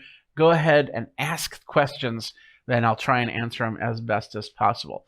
Let's see. We also have, if we go to the page, there's like puppets and puppets galore. And I know that you can also get puppets if you just don't want to spend the time to figure out how the puppet's created. You can actually have people make puppets for you, and you could also go and get pre-made puppets if you want to do like a simple video on how to do something. You know, like a little professor with a little yardstick or something like that, and then you have all that going. And you can bring it in scenes. You can actually even make a whole 30-minute, 1 hour, 2 hour, 5 hour, 20-hour video using Character Animator. And so you bring your creations out. It depends on how you really want to use it. Like I said, I've been using it on and off for the last couple of years now. It's amazing. And now with all these conferences, I used it today in a social teleconference call, where, you know, everybody, they're checking up on your well-being. We got a VIP section that, you know, meets every now and then, and with the VIPs, we sit there and say hi. So I came in as a unicorn in that same conference room setting right there, and I just had some fun with it. And you can too. And you don't have to buy a llama to bring to future teleconference calls. You can make the llama and show it right there. So let's get into this. Let's take a look at Adobe Character Animator version 2020, and it's right here. And it basically is using my face movements. Now, if you see on the top right-hand corner, you're going to actually see my face, and I'm going to be talking. Now, with this face, you're going to see some red dots around my face. This is the mapping of my face, and this is what makes the Character Animator magic happen, because it uses my face and uses my movements to make movements. Now, this is a very stiff movement of me, and the mouth isn't moving as well as I really want it to, but newer Character Animators, they'll do that and do that a lot better. And all you have to do is go to the home, and you've got like a whole bunch of characters that you can start with. If you want to be this guy right here, Chad, you want to be a walking walkabot. This just basically walks and talks. That's kind of cool. You got the wizard. You got the Dr. Apple Smith. You got this blue guy. This was the unicorn Stardust that I used. Let's start with Stardust. And once it loads up, it'll be a lot sooner to switch between the two. So there we are. Here we are. We've got the unicorn. Or Stardust, and as you can see, I can move him around pretty good. I can move his hands, but I have to use my mouse to move the hands. And then there's a thing called triggers, which you can set things like you can do keystrokes basically to have the hoofs move up and down, maybe the legs move around. I don't think the legs move on this situation right here, but as you can see, when I'm turning my head, the Stardust turns its head. When I move my eyes, and the eye movement, because I got my glasses on, it's harder for it to see. Now if I take my glasses off, it'll see the movements a little bit better and work from there. But I need my glasses to see, so I'm going to put them on, and so it looks like Stardust is looking up into the distance. If I tip my head back a little bit, it might do that. So there's little nuances that you need to be aware of when you're creating your character. We gotta get up here. We get back to this screen, which is basically exactly what you see right here. It's the same camera I'm using to bring this in. I can choose from any type of camera. It could be a webcam, so I could have it completely separate than this camera right here. But I choose that this camera right now makes life easy. I can turn it off. And now Stardust is just going, what's going on? Nothing's happening. I can turn it back on. And there I am. If these little red dots you see around my mouth and my face, if they're all out of whack, like let's say they're over here or something like that, then we have this little button right here that says do reset. So basically I got to put myself in the middle of the frame, not talk, and then hit that button. I'm going to do that right now. 3, 2, 1. There. Now it's just reset it, and so with that, you should see me talking. And the scene that you saw me before in the conference room, now you're seeing with the unicorn, with Stardust. and I can move around. I can dance a little bit. I can move my arms and wave my arms. I can do this and this and this. If you notice, they have a really cool option that in some characters it will allow you to elasticize the arms. So if I was to stretch it out like that, it could go all the way to the top right-hand side of the screen. But in this case, these have bones. And with these bones, it allows them to not stretch like that. Anyway, so you have your character right here. And bringing in a character, that was pretty straightforward. Bringing in a background is just as straightforward. You just have to import an image. I imported the image. Did I import the image? Yes, I did. It's called, what did I call it? I call it background. Simple as that. And then you bring it in that timeline. Now, if you've used Premiere Pro or any of these other programs, you've seen this timeline before. It works a little different than with Character Animator than it does through like Premiere Pro or something like that. But you need to get a little used to it, because right now it's a little weird to go back and forth. But once again, you figure it out. So the background, I have it pretty much set up the way I wanted it. It was a conference I took a picture of a couple of years ago. And so I just went into Photoshop. I blurred it out a little bit so it looks so you could see me in the foreground and that in the background. And now I can bring in this guy right here and start him up. Now Stardust is not moving because I do not have Stardust in action. So if I click on Stardust, it's now going to prepare it, and now Stardust is available to talk and move, and just like I'm doing. If you're seeing me in the top corner, I'm going to wave like this. You got a unicorn right here. It's me. I'm a unicorn. I'm Stardust. Yep. You get it. Okay. So, and then of course, once again, I can move the hands and say hi. Now, of course, Stardust is not in a perspective frame with the photo. And I could actually split up this photo so Stardust could be actually on the other side of this table. But I want Stardust in the foreground. So with that, I go over to this right side. And the right side is the puppet trek behaviors. So they have different things. Let's see if you can see that from here. Yeah, you see that at the top, you'll see it says dragger, it says eye gaze, there's face, there's lip sync, and stuff like that. The whole idea is that these are where you can make the changes. And the big one we're going to look at right now is called transform, because I want to scale Stardust bigger. So I'm going to bring him into the foreground. Hello.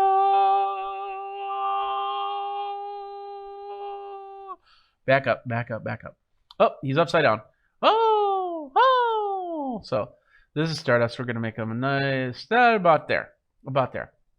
Now we got to reposition him because he's kind of up there. So let's reposition him. So that's the position Y. Bring him down a little bit, or her down. I don't know. It's up to you what you would call him or her. And then let's scale Stardust back a little bit so we can get the unicorn and the horn and the hands or hooves. So now I got the hooves. I got the hooves right here, and I got the horn up here, and I got the head here, and it's all good. So we got that position. We got that scaled. We can even do a rotate if we want. Now, all of this you can use to create the movie, because you can actually create the scenes inside here. That's what that timeline is for. So in the timeline, all you have to do is hit the record button and talk. So I could hit this record button, and now it's going to record in 3, 2, 1, and it says, "Hello, I'm Stardust. How you doing? I'm here. You're here. We're all here. Yada yada yada. Blah blah blah blah blah. Thank you very much for coming to the show." I'm going to hit stop, so I don't confuse myself on this recording and that recording. But now Stardust has a little scene right here, and you can see that it just populated all here in the take. The camera input, the audio input.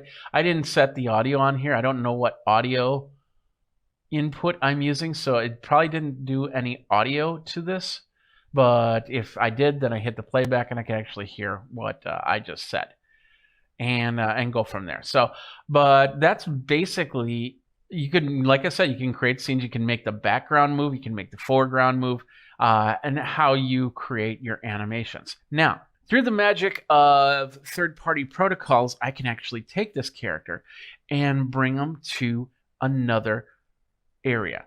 And I do that by using a program called NDI by NewTek. And the idea of NDI tools is it allows you to capture the screen and take it to another computer. Let's say you're on one computer and you're doing a presentation. You use NDI tools that will send the presentation to another computer where you can watch that presentation. And you can send it to multiple computers, multiple sources, and all of them can watch that presentation. It's a pretty cool program, absolutely free. And just look for NDI tools and you're good to go. That is what we use because Adobe has adopted NDI tools for this use. So once you install NDI tools, we'll go back up here and we'll go to Edit and we'll go to Preferences. Inside of Preferences, we'll just zoom this over here. We got Live Output. Now, any external cameras options will be in this output. So I can send Stardust to my first monitor, my second monitor, my third monitor, my fourth monitor, or a capture card or anything like that, whatever's set up in there. NDI output is where I'm going, and I hit the setup here, and that's going to take me to the NDI page. That's not what I wanted to do. So let's just bring that back for a second here. So I have that box checked. And when I have that checked, now that can bring this over to the other program. In order to do that, I have to run one of the NDI tools, and the NDI tool is called the virtual input. It's on Mac and it's on PC. It's the virtual input, and you just basically have to say, "Hey, I wanted to use the Adobe Character Animator." Simple as that. And then it comes into other programs. And definitely, if your teleconference program allows you to do NDI video in, then you'll be able to do this. You can actually do this in other ways. Like I said, there are other ways to bring that in, and that's using different types of software and hardware. Like, for instance, if I'm using a video capture device like ATEM from Blackmagic, you basically set up a program that will send this video to the ATEM. Or if you got another, many different protocols, internet protocols or wired protocols that you can install. And then once you install the driver or the software, then it'll show up on that list that I showed you a little bit earlier. And with that, you'll be able to create something like Stardust here. Now, maybe you're not into Stardust. Maybe you want something. Maybe you want to do the walkabout. Let's do a walkabout. So now this is the walkabout character. As you can see, that loaded up a lot faster because it was already in my scene area. So I have the robot. If I raise my head and scrunch my head, I can move it around. I can do that. I can turn. I can go back and forward with this. He can't turn his head, but that's by design. I can't move the hands. I can't do the legs because it's already doing a motion. It's walking. And with that walk, that's all it's doing. It's walking and talking. So I could be a walking and talking encyclopedia. We also got, what else we got? I'm trying, Chloe is the default. You'll see the updated Chloe right there, which will have hand movement. And I don't think she'll have foot movement, but some of them do have the ability to move their feet. So you'll be able to, like for instance, the ninja right here, you'll be able to kick and you'll be able to thrust. Let's bring Ninja into the scene. It's going to take a couple seconds. But once I bring Ninja in, Ninja doesn't have a mouth, but he has mouth movement, or she has mouth movement. We don't know if it's a guy or a girl. But also has the ability to move the hands. Now, so I can move it with my mouse, and as you can see, it's not only moving it, but it's also giving me cartoon motion. So I got that. I got the foot where I can do that, and this has got the elastic, so I can do the. Let's bring that back.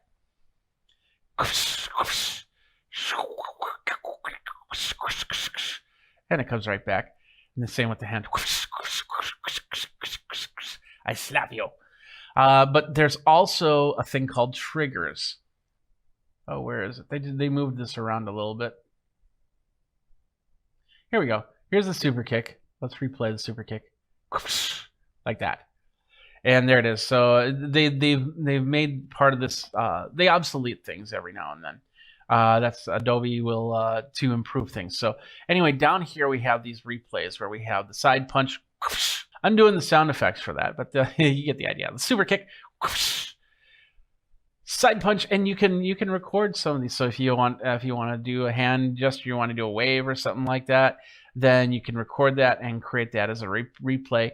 So you can just hit a key, and these are all, they can all be hotkeyed. So you can hit a button, and then all of a sudden, I'm punching you, ha ha ha. Now I can take that background and come put that background back in here. Let's put it in.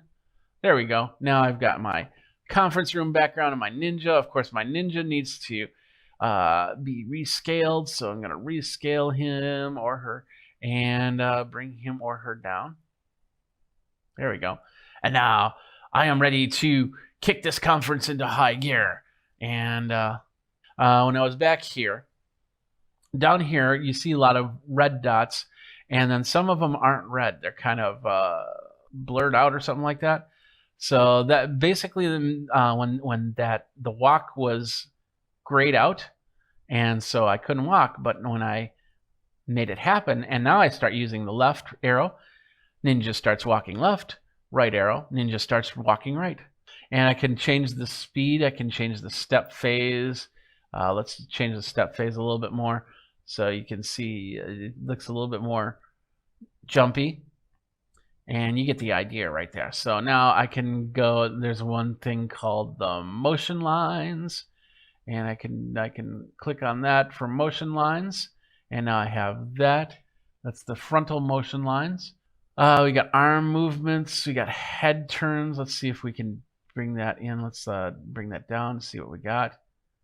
Okay, this just shows sensitivity for that, and we can change the sensitivity for the head move so it moves a little bit slower or it moves a little bit faster. What else we got? And some of this stuff is just putting together the input of the parts, the moving parts inside the character, the puppet as they called it. So as you can see, I can change the sensitivity on those eyebrow tilts and bring it back to where I need it to go. Same thing with lip sync is I can go in there and I can say I want the jaw movement. Oh, I think this is what I was playing with. The jaw movement to be a lot, or a little, And we'll bring that back to there.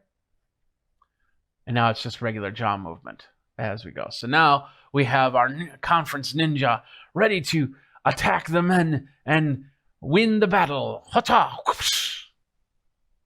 Hata! Now, it's all well and fun and to play with the ninja and play with some of these other characters, but how do you create your own puppets? Well, what you basically have to do is you have to take one of these puppets, and like I said, Chloe is the default puppet. There are two different types of Chloes. There is an Illustrator version, and then there's a Photoshop version. And depending on which version, which program you want to use, you'll want to load up that one. So if we go to, oh, this is still loading, but if we go to Chloe Photoshop, is it this one? Yeah, this one. We're in Chloe Photoshop 2. There's Chloe. Hi, Chloe. How's it going? Her lips aren't moving. Why aren't her lips? She might be. Okay. Chloe might be voice activated. So I got to make sure that I have the right audio. And we'll say, okay. And now look at that. Because I'm using my voice, and you can see this up here. Now my voice is what's moving her mouth. And so as you can see, that's got that meter right here. If you're covering your mouth a lot, then this is perfect for, and in fact, let me show you this. So, oh, you can't see it this way.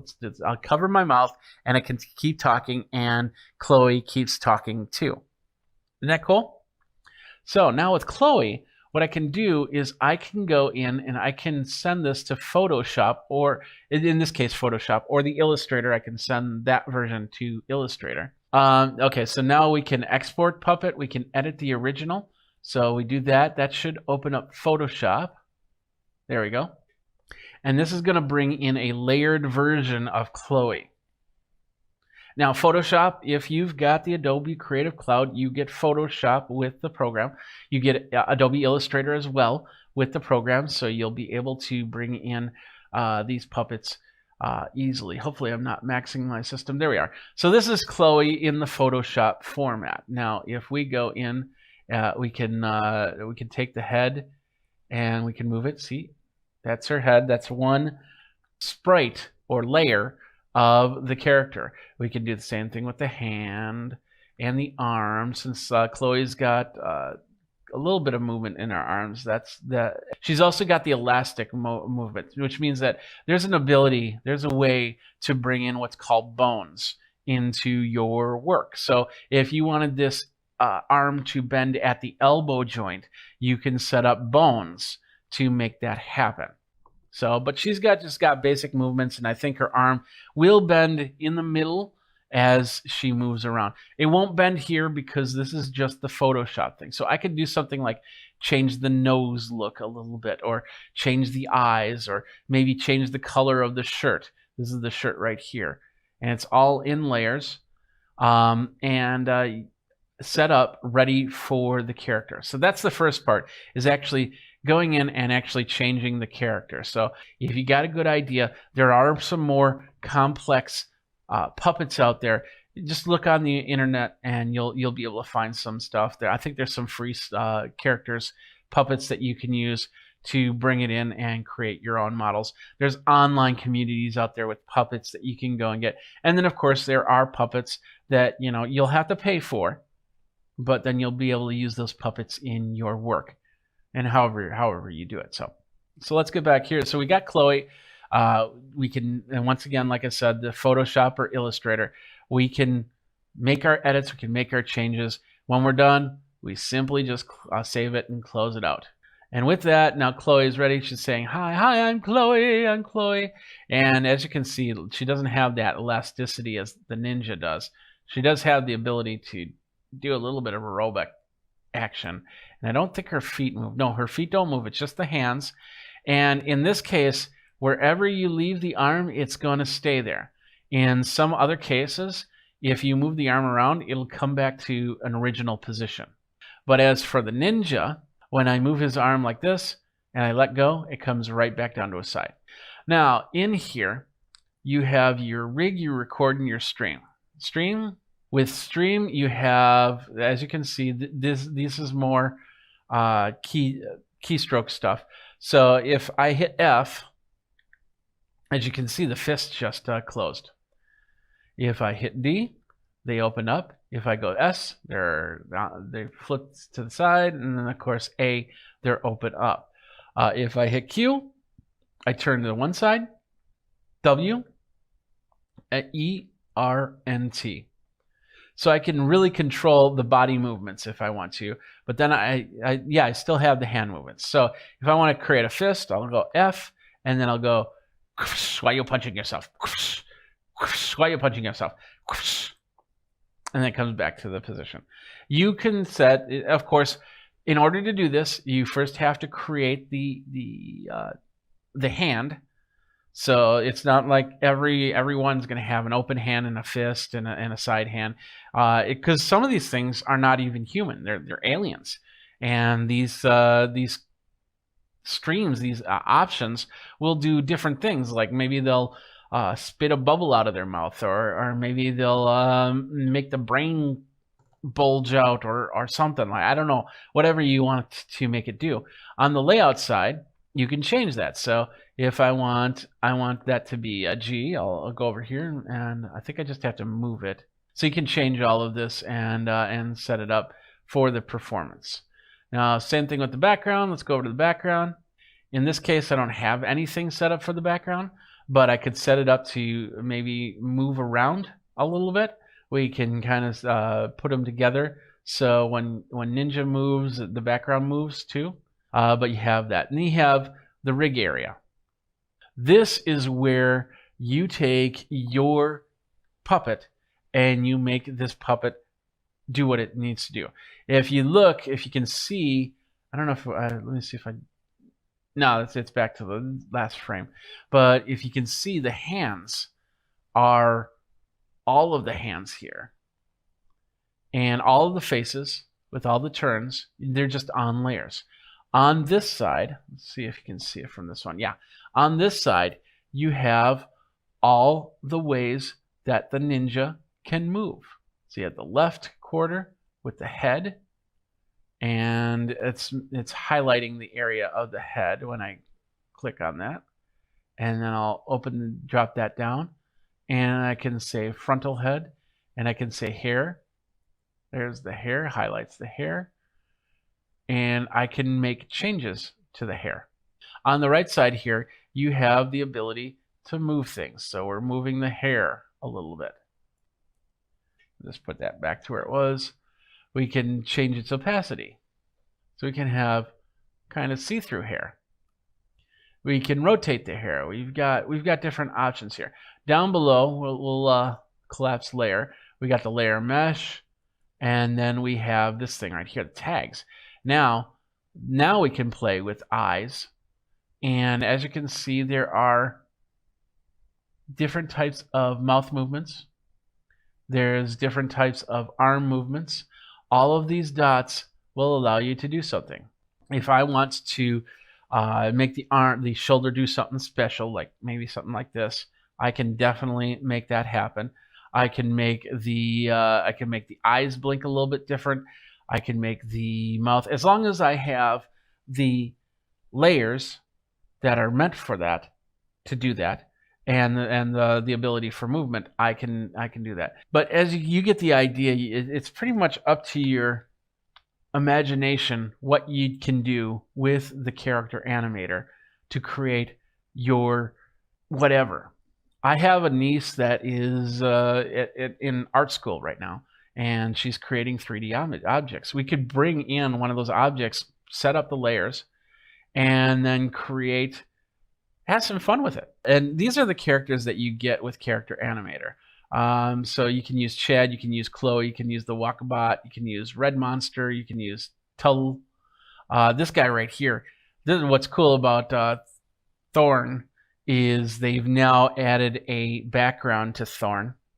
So when he comes up, he's going to have really nice animated background that you can use in your videos if you want to.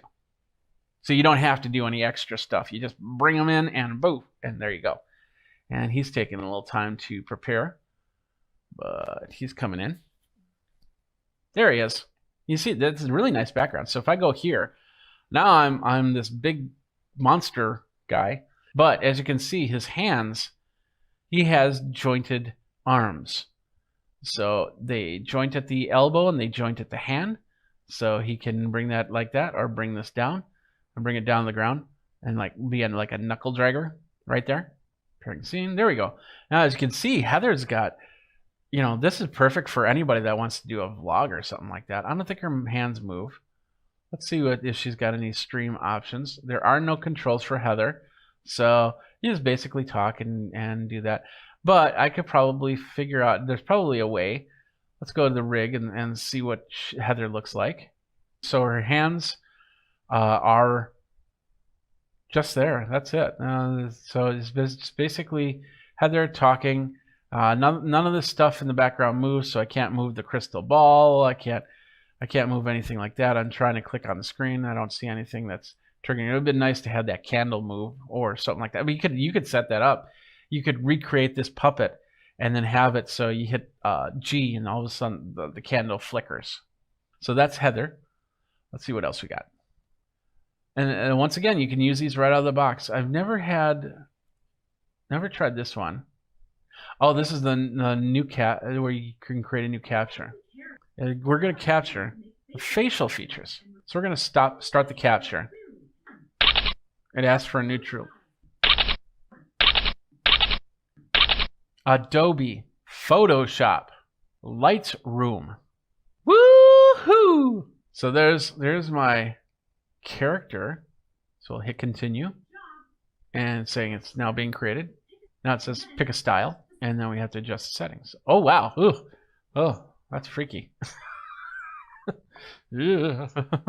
Okay, so I can pick a style right here. So I could do like a little pencil look to me, or let's see that. Yeah, a little artsy stuff. I want a little. It looks like a statuesque. We got that. We don't have to have a style, but we can do different styles. I could be a bear. Look at that. I'm like Chewbacca. We're going to do Chewbacca right now. And then we can change the stylization a little bit more and a little bit less. So, oh, there's my glasses. I want that. And then feature exaggeration. A little more, a little less. Let's stick that in the middle. Cycles, we got resolution at 480 pixels. We can go up to 720 if we want to. And now we're going to hit generate puppet. And in the meantime, these are all the programs that you can get on Adobe Creative Cloud. And let's just go back because we're getting close to the end here as we're waiting for this to finish up. And I think I just did. It's about $52.99 a month, but if you do the yearly subscription, billed yearly, it's all one lump payment of $598.88, and that's actually cheaper. But a monthly subscription is about $79.49. You can make different choices. Plus, you have the student teacher. If you've got a student or teacher credentials, it's about $239. So that helps with being able to learn this stuff. So it's amazing what you can do with all this. So now, ready? Are you ready? Here we go. Hi, I'm me. How you doing? It's not perfect. It's not perfect by any means, but as this program really starts to grow, I wouldn't be surprised if they add more features to it. I think this is, let's turn off the microphone. So now I can just move around. Yeah, you can use the microphone or you can use the camera setup. So, and then of course I can adjust the sensitivity so it doesn't look so jumpy as I speak. But here I am Jeff the Wookiee Bear. I don't know. What do you think? Is it me? Is it this or this? This. Let me know, and I'll do whatever you want.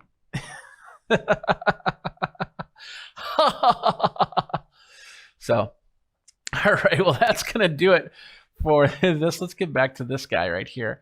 And that's going to do it for this episode of Geek Tech Talk Live. My name is Jeffrey Powers. There we go. Now, so you've been watching another episode of Geek Tech Talk Live with Jeffrey Powers. Tell me what you think. Are you going to use Character Animator? You can bring it right into your teleconference program. I know the popular teleconference programs will allow you to use this to bring it in as your scene. So you can have a lot of fun with it. Like I said, I was playing with it a little bit earlier at a conference, and people were laughing, and it just made the mood a little bit cooler. So let me know what you think. Of course, you can reach me on the socials. I'm everywhere. You can find a social. I'm there. Just think magazine, put in geek, and go from there. Thanks a lot for watching. This has been another episode of Geek Tech Talk Live with Jeffrey Powers. Yeah, so as we finish up this conference call, does anyone have any questions? Brad? Yeah, can we get better coffee for next time? Well, since you're at home, I suppose you can kind of get your own. Anyone else? Wizard? I need more skin cream.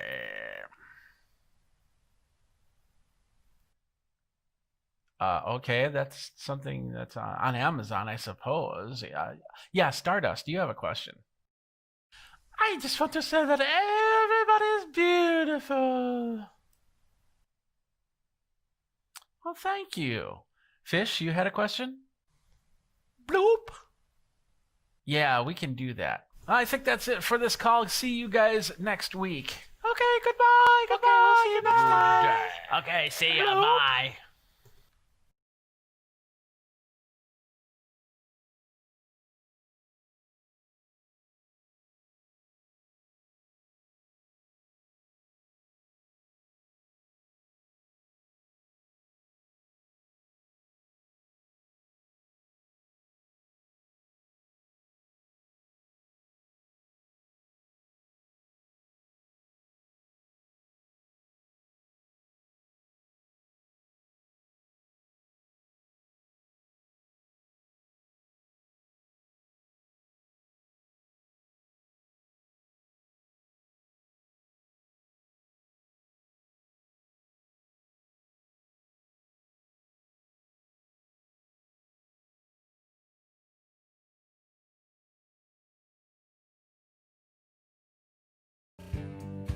What's up, my geeks? Jeffrey Powers here from Geekazine, and today I'm going to show you a really cool thing that you can do on Facebook. I've talked about 3D photos before, but now we're going to talk about how you can make yourself a custom Facebook 3D photo.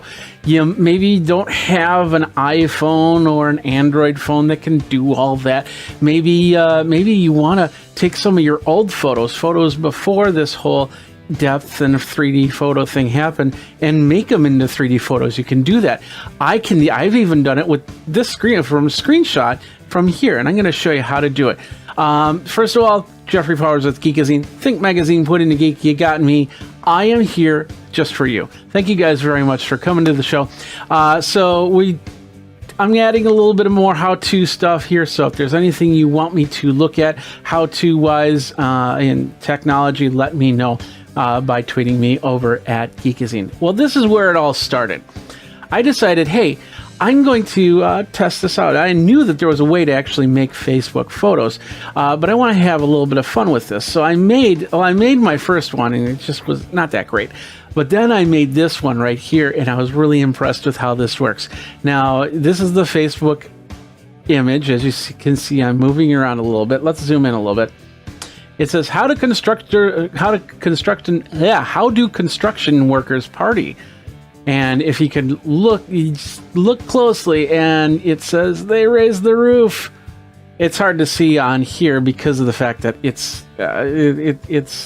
can see it better on the phone. You can see it better when you're scrolling up and down, but that's the idea. Now, I made this 3D photo the other day. I used an image that I got back when I went to South Korea. That's actually in Seoul Square. They had an inflatable moon, which was really cool. And then I decided, well, what would happen if I made a 3D photo with that? And this was not in a 3D photo. I don't even think I took it on an iPhone. So I just took the picture and I brought it into Photoshop. Now, you don't have to use Photoshop, but I tried to do it in Paint, and it doesn't work that well.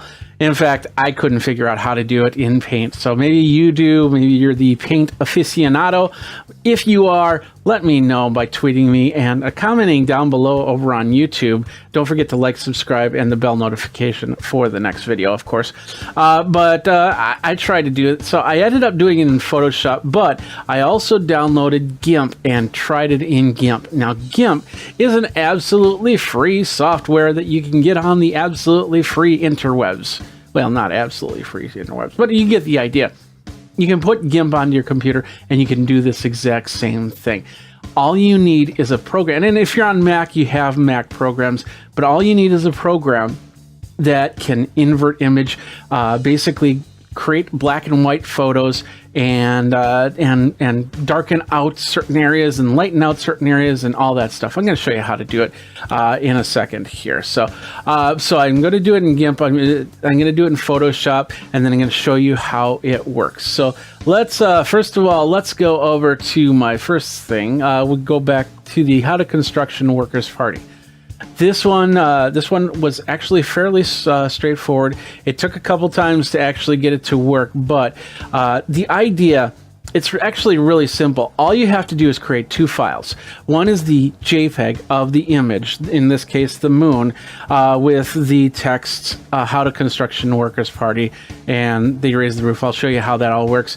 And then you have to create a second photo, and it kind of looks like a negative of the photo, and it's really not. And here it is right here.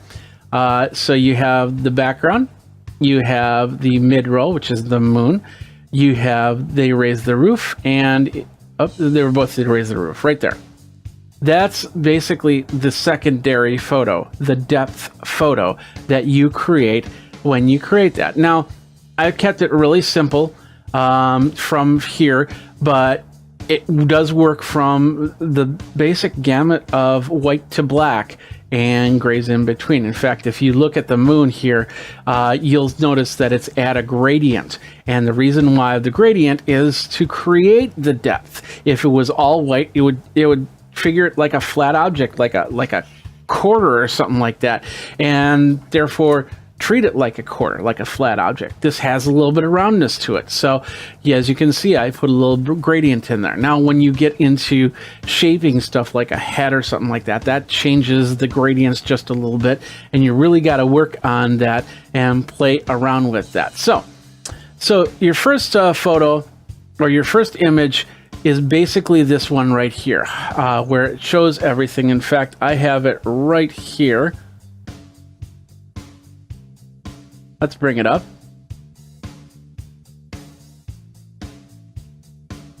That's the first photo right there, and that's what you and you get that. You know, I called this construction1.jpg. You can do a JPEG or you can do a PNG. It does not matter.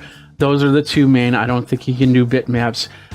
Just JPEG and PNG. So how do construction workers party? As you notice, they'll have. You can see they raise the roof on there, and I probably should have made this using the texture of the moon in the text of raise the roof, but I decided just to color match it as best as possible so you can see it. Now, and the other thing about both of these with the text is I put a light gradient behind it, basically a drop shadow behind it, so you can kind of see it just as the picture right here.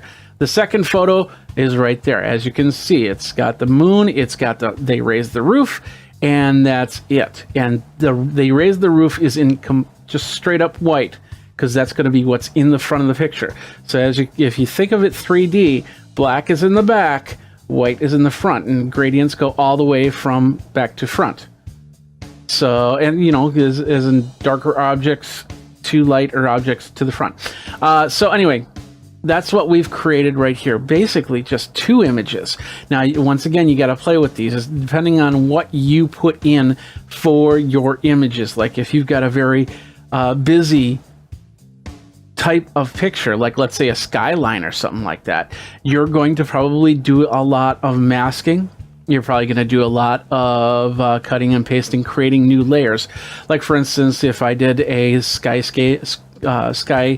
line of Madison, I would have the clouds, and that clouded area would probably be all black, and then we'd have the skyline, which would be probably a gray, and in this case it wouldn't be gradients here and there. It'd just basically be a gray and a black, and that would be the two background and middle ground, creating the layer. And then let's say there's a little ship sailing, because Madison's on two lakes.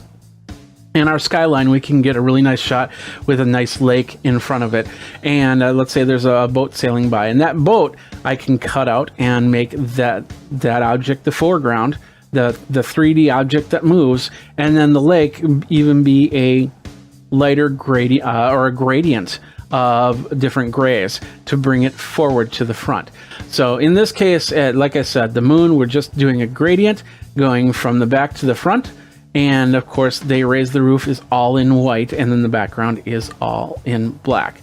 Now, with that, those are just the two images. That's it.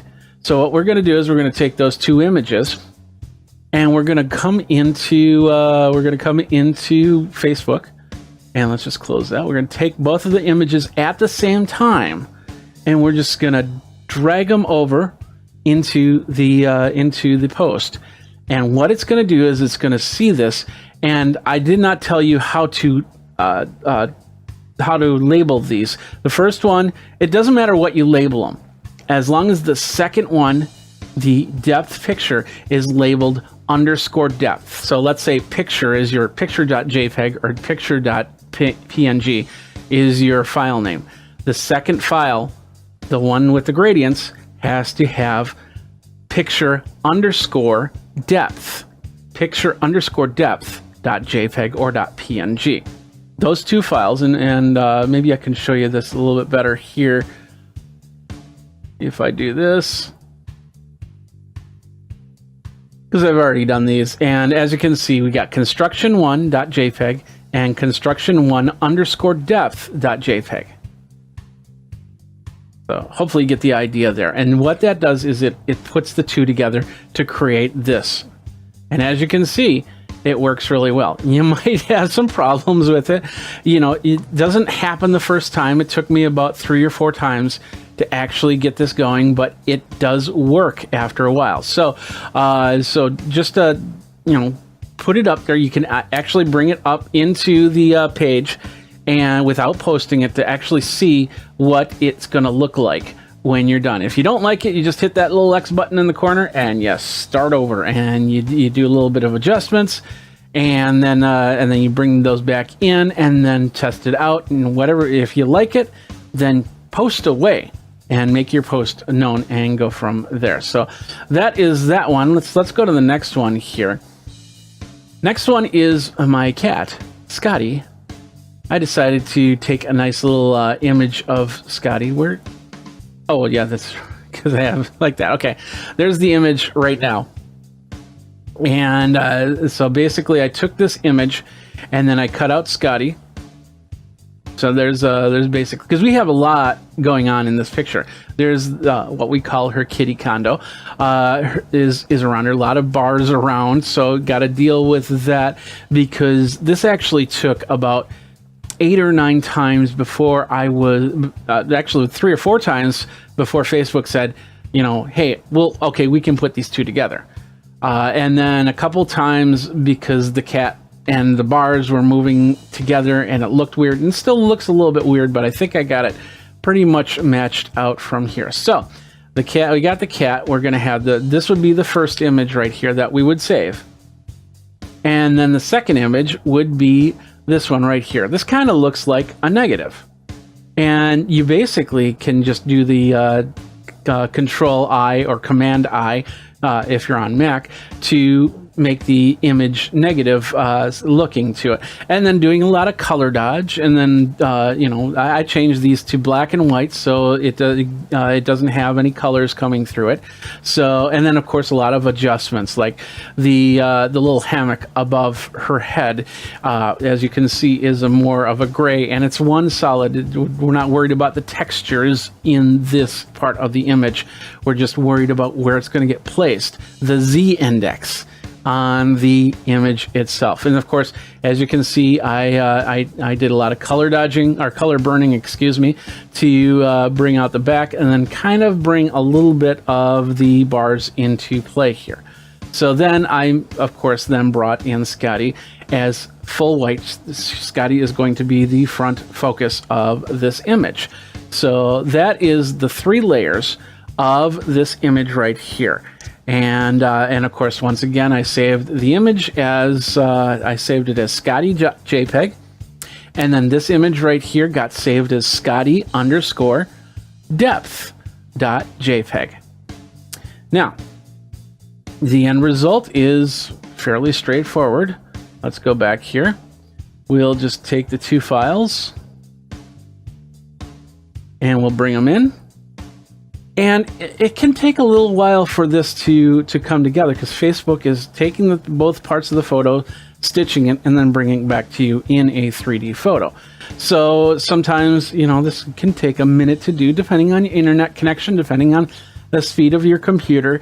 You know, you might have to wait a little bit. But once it's done, you'll see what we've got right here. So let's and of course, this one, like I said, is taking a little bit longer. And there have been times that this Facebook just said, no, we can't put it together. Try again. And they give you all these instructions on how to do it. And so this is the end result. As you can see, the bars are separating, moving around too much.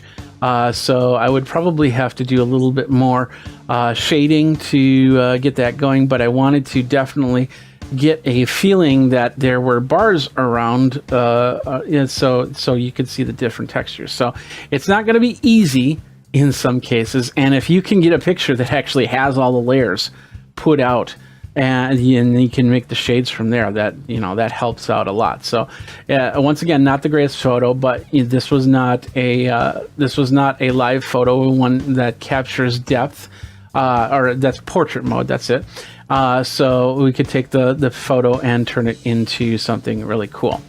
Now, like I said, you don't need to use Photoshop. I did bring in GIMP here, And you'll have to forgive me because I don't know. I haven't used GIMP in a very long time. So it took a little bit of learning curve for me, and I tried to keep it as basic as possible. So once again, what we have are the 3 layers. The first photo is a photo of me, and this is just basically a screenshot of me on my view of my video here. So I took a screenshot of me, and then I cut out my image, and then I basically made it white, and then the background I decided to make it black. So it's just simple 2 tones there. So this is the depth picture, and I named it jeffgimp.png and jeffgimp_depth.png. So now we're going to go back into here, and we're going to take these, and we're going to bring this in. As you can see, it's accepting the PNG files perfectly, and it's going to do a little bit of processing. Once again, as you can see, it took a little less time because a lot less detail to have to map out there. But the end result is not too bad for the 3D photo. And you can see me moving around. You can see my background. I'm moving the other way. Got a little bit of blur in between the head and the background because it doesn't know what's behind me. And so it can't assume there's the same behind because that's not the case. So you'll see a little bit blurred, but that's basically with any type of a photo like this. And I don't think there's anything you can do unless there's a third layer that they put in that actually you can take a picture of the area and then match what is really behind me. But Facebook's not going to do that just for this simple idea. So that's basically it. We've got 3 photos, and we've got a Facebook 3D photo, and it's pretty cool. And I've been doing a lot of posting on there. And the one really cool, the even more really cool thing about that is I can now create some awesome stuff, like I showed you with the construction one. I was pretty impressed with that. Let me pull that back up here. Leave this page. So basically, we can have a little bit of fun with this and see what happens. So let's bring that back up. Here we are. So how do construction workers party? They raise the roof. And I'm going to play with this a little bit more with different images, trying to keep the background image as simple as possible. With this moon, it made it great because once again the gradients were there. If you noticed also, when I had the moon, it was never completely white in the middle. It was always a gradient to a slight gray.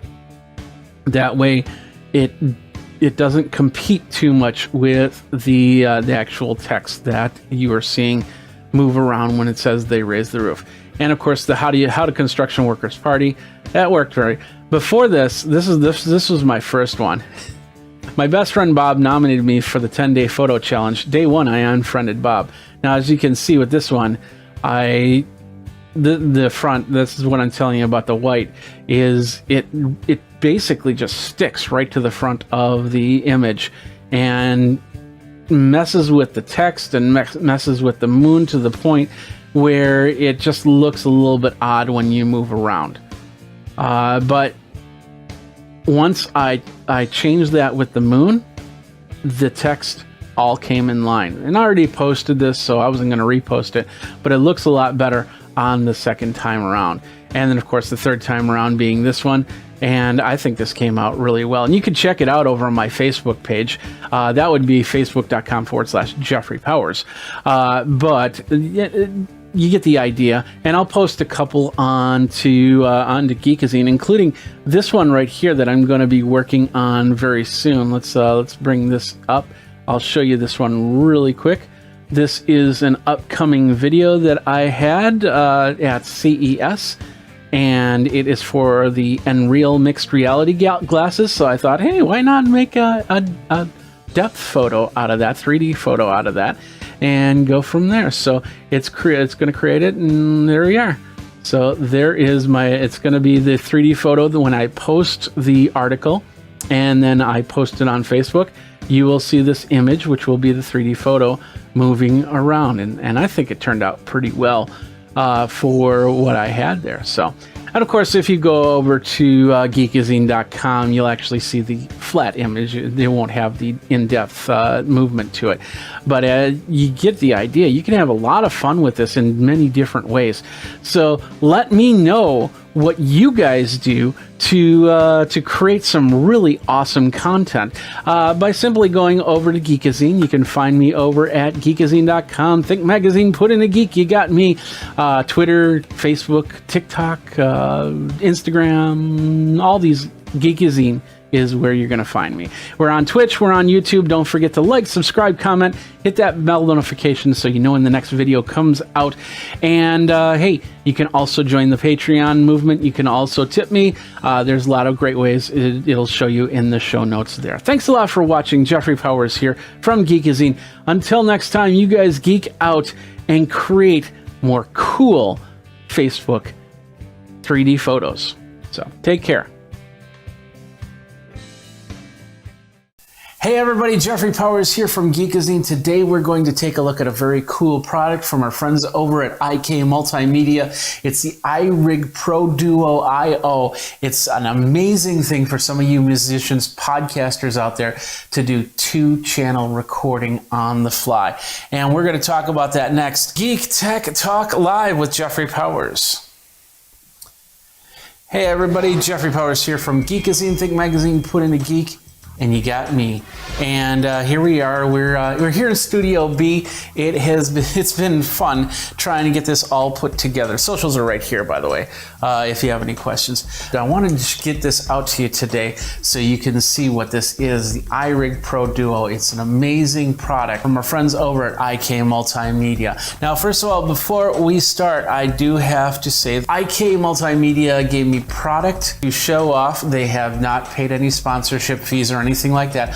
All opinions are of Geekazine, and we do have the review policies over here that you can check out if you have any questions. Technical support, I'll try and help a little bit, but your technical support should be done by IK Multimedia. These guys are awesome. They'll respond to any problem they have. And of course, they have a ton of stuff for the musician, whether you're doing keyboards or you're doing vocals or you're doing guitar.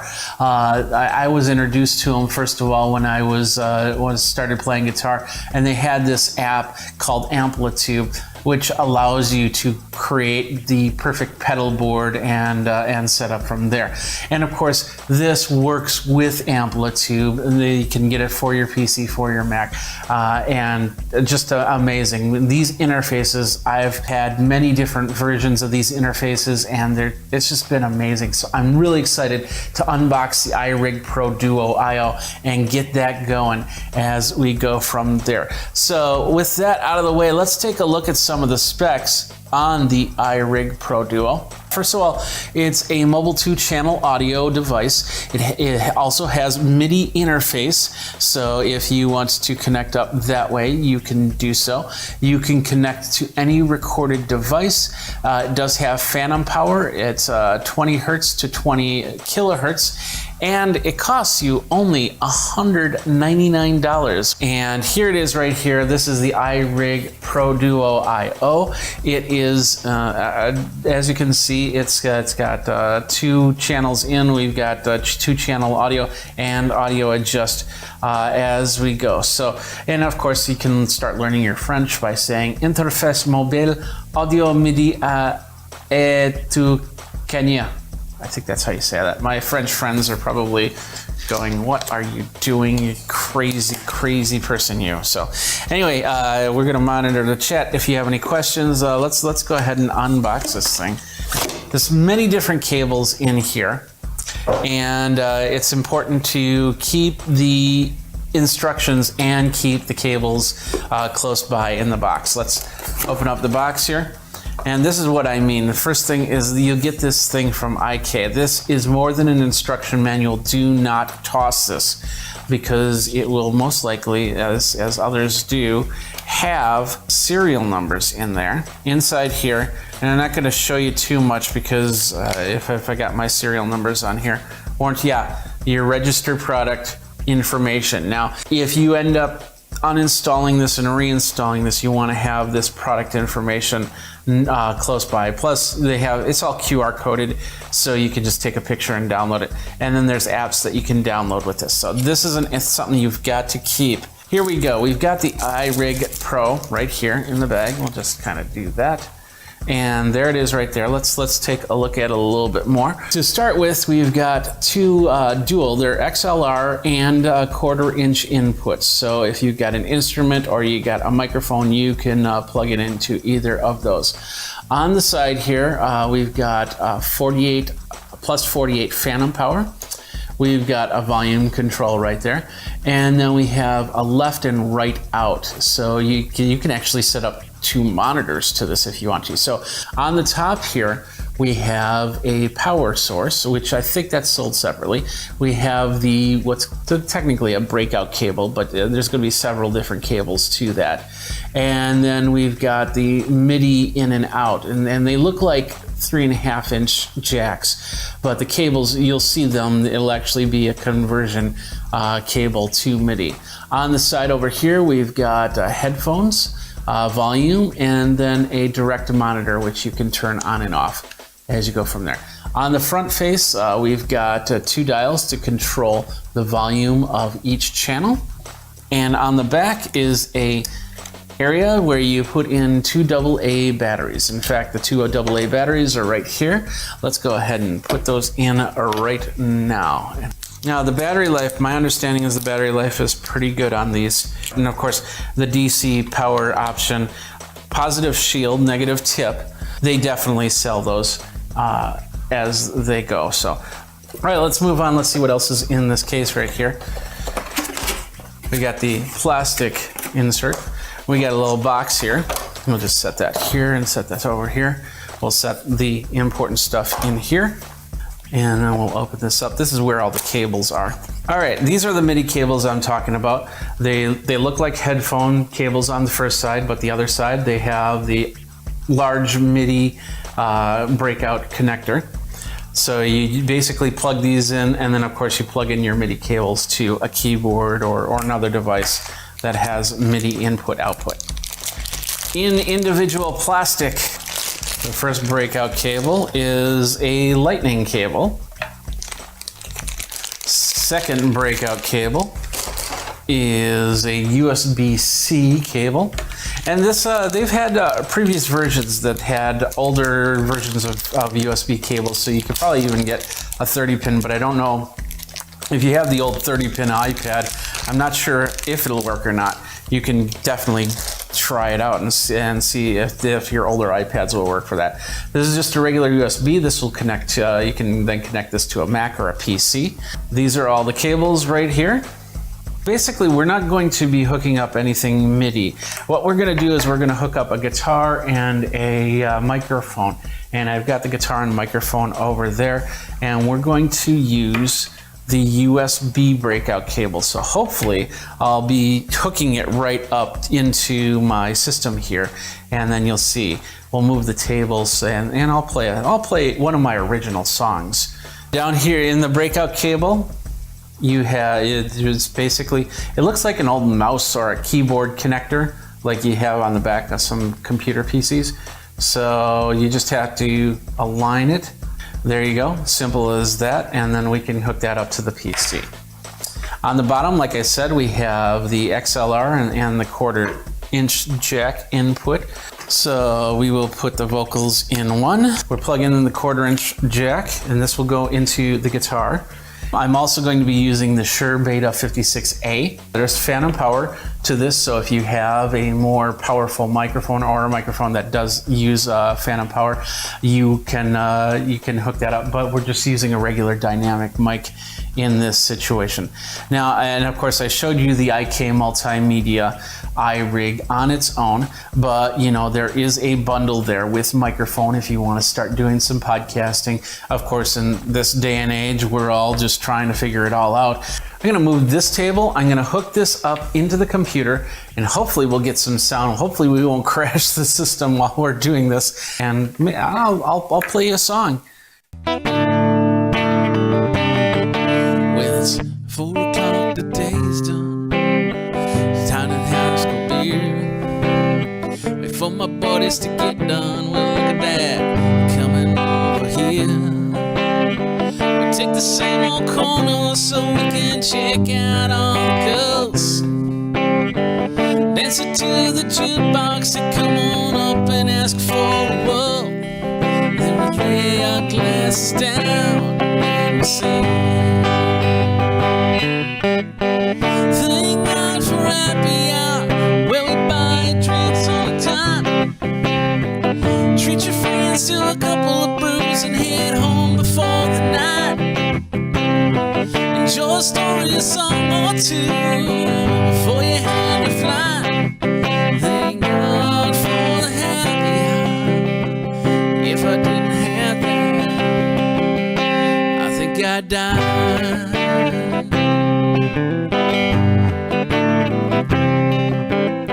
Or maybe I'll just play in the background.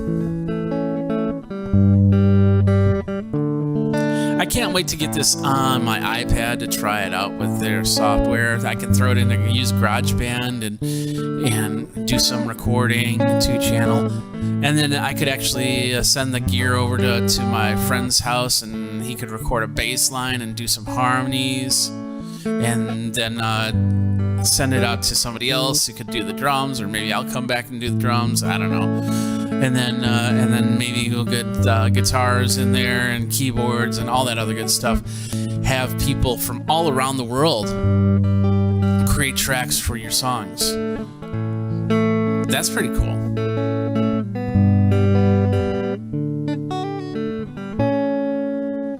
So anyway, that is the iRig Pro Duo IO.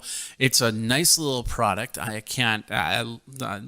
having fun with it already. I can't wait to get into a recording situation and do a couple songs, and of course do some live streams on there. I can plug it into the iPhone cable and hook it up. I don't need to use my system here. I can just do a straight up guitar and singing and just have some fun. And that's this episode of Geek Tech Talk Live. My name is Jeffrey Powers. Thanks a lot for watching. We got a lot more stuff. You got me in the socials. Think Magazine, Put in a Geek. And what do you use to do your recording, do your practicing with? Let me know and tweet me over there. We'll talk and go from there. Until next time, you guys geek out. We'll see you, and let's have some fun playing guitar.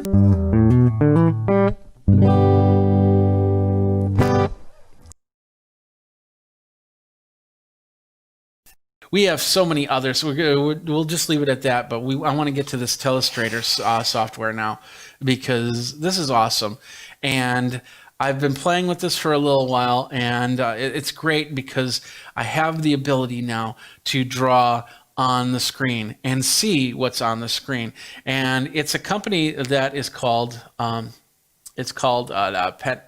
Panimation. And the software itself is not that expensive, where you can create your drawings, and you can actually do more than that. You can actually build together different features. Like, for instance, okay, let's say you've pre-recorded some content and you wanted to have a little Telestrator to it. So I could be talking like this, and then all of a sudden a little box draws. Let's say I'm talking about somebody's enterprise IT infrastructure. And then I say, well, it all starts with a server. And then all of a sudden a box draws up here that has a little server, or a picture of a server for that matter. And then lines drawing to that go to the different boxes that go to the computers. And then it draws all up on the screen. And I don't even have a pen in my hand. I'm just doing this. So you can actually record stuff on here and then telestrate it later, and then break it down and then bring it into your video as a pre-recorded video. So that's an option there. But you can use it as a telestrator. The whole John Mann, well, you get this person right here, and he's going this way, and that guy's going that way, and we're all going all these ways, and here's a plane behind me. Ho! So that's the type of telestrator that I want to talk about, because this is if you're doing a lot of live stuff, even pre-recorded stuff, this can help you in many different ways. So let's talk about how we can integrate it into Wirecast. It's actually not that difficult. There's two ways you can do it, and I'll show you one of the two ways. So first of all, this is the Panimation software. The website's called MNDI. So just do Panimation Telestrator and it'll call up there. So you can do a lot with this software. There's 2 versions of the software. Global Caster Panimation. And as you can see, you can do graphics on this. So I could actually do my lower thirds from this thing too. You have the Panimation software, and then you have Panimation Pro. And for $295, that's not a bad price. Whereas I know the NDI Telestrator from NewTek is $495. So, and that's just the software. It's not the computer. The computer, by the way, the computer I have here is an HP Elite X2. I got this 4 or 5 years ago. This is not a new computer by any means. I got this this machine basically because of the fact, and I had a review up on Geekazine somewhere. I got this and I use this whenever I have presentations. So you have a presenter and you have a bunch of bloggers or something like that around a table. So they would use this as the PowerPoint presentation because I could take off the keyboard and throw it away or whatever. And it has a Wacom pen. The Wacom pen doesn't have, I don't have the battery. It's like a AAA battery. So the pen's not working right now. But I have my Mix 2 pen, which is also a touch screen pen, and it works perfect. So I can use that, and that's what I've been using today for that. But anyway, this laptop is using a Core M5 processor in it, which is not the latest, and it wasn't the top of the line even back then. It's a mobile processor, the M5 processor. So, and it's on the Sandy Bridge chipset, so it can do a lot that the Core i5 could do at the time. So it has a lot of the functionality. And as you can see, I've got NDI hooked up to it. You're seeing my PTZ camera, which is this camera right here, go to this screen and use it as a screen. I have this set up as the Telestrator right now. But if we do close it, let's close it out. And then we go into the Panimation software. You have there's 3 pieces of software that you get: the 1080 window, the 768 window, and then Panimation Monitor 2. That's what you use, is the Panimation Monitor 2. And then I haven't put my license information in here yet. Just got it. And it comes up like this. This is a recording window area. So you can actually use this to record your video. So like right now, if I wanted to record, let's just say I'm doing a how-to video on this, I can use this as that, and I got a recording timeline, which then I can change and I can alter and I can adjust and all that other good stuff. So I'm going to use a Telestrator. So I'm going to choose the Telestrator option right there, and now I'm in Telestrator mode. The cool thing about Telestrator mode, where was that? I now close that out. Let's see, need settings. There we go. And we have this thing called Workspace Properties. And inside Workspace Properties, I wish I could zoom it in, but it's such a small window. But I can't resize it, unfortunately, on here. I have the ability to go NDI out, so I can send this to Wirecast or whatever live streaming software I use, or I can do NDI in. So where the yellow is what's active. It says NDI with alpha channel, because you need the alpha channel. That's what does the telestration. And then the format, and it's got multiple formats all the way up to 4K. I don't know if I can use 4K on this machine, but it's a Intel Graphics 530 graphics in here. But it does great in bring this out. So I've got this Telestrator, which works really, really well. So now I want to bring it into Wirecast. So then let me just show you really quick. So I've set up a couple things. It basically just basically a punch, so it creates a circle around the screen. Now, in all reality, you should technically be seeing a circle right about here, but now we have to set it up so you can see that. And this is how you do that. Let me bring this over. It says 8 NDI outputs and resolutions up to 4K. if you're interested in that. So anyway, here is my setup for Wirecast. Oh, first of all, Mike is going, hi, just joining. Thank you for the review. You bet, Mike. Thanks a lot for being on the show. All right, so there's two ways to do this. The one way I would have to reset up my Wirecast. And as you know, my layer system goes like this. My top layer is always the penultimate overlay graphic. Like for instance, the Geekazine bug that I'm now turning off and turning on. That is on the penultimate master layer 1 because it needs to be on top of everything. Master layer 2 is usually my graphics. This is the things like my lower thirds and stuff like this that you will see on here.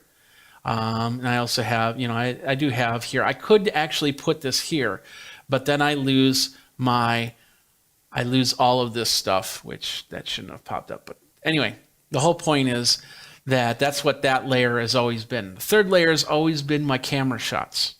So there's me up close, my screen, the PTZ, all the shots that I have up here.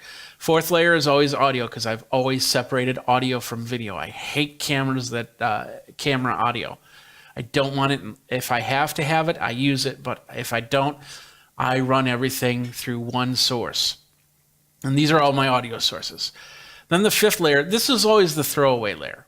So I could utilize this by bringing the fifth master layer and bringing it up, turning it into the third master layer, which would then bring the third to the fourth and the fourth to the fifth, which means I'd have to do a whole bunch of work in my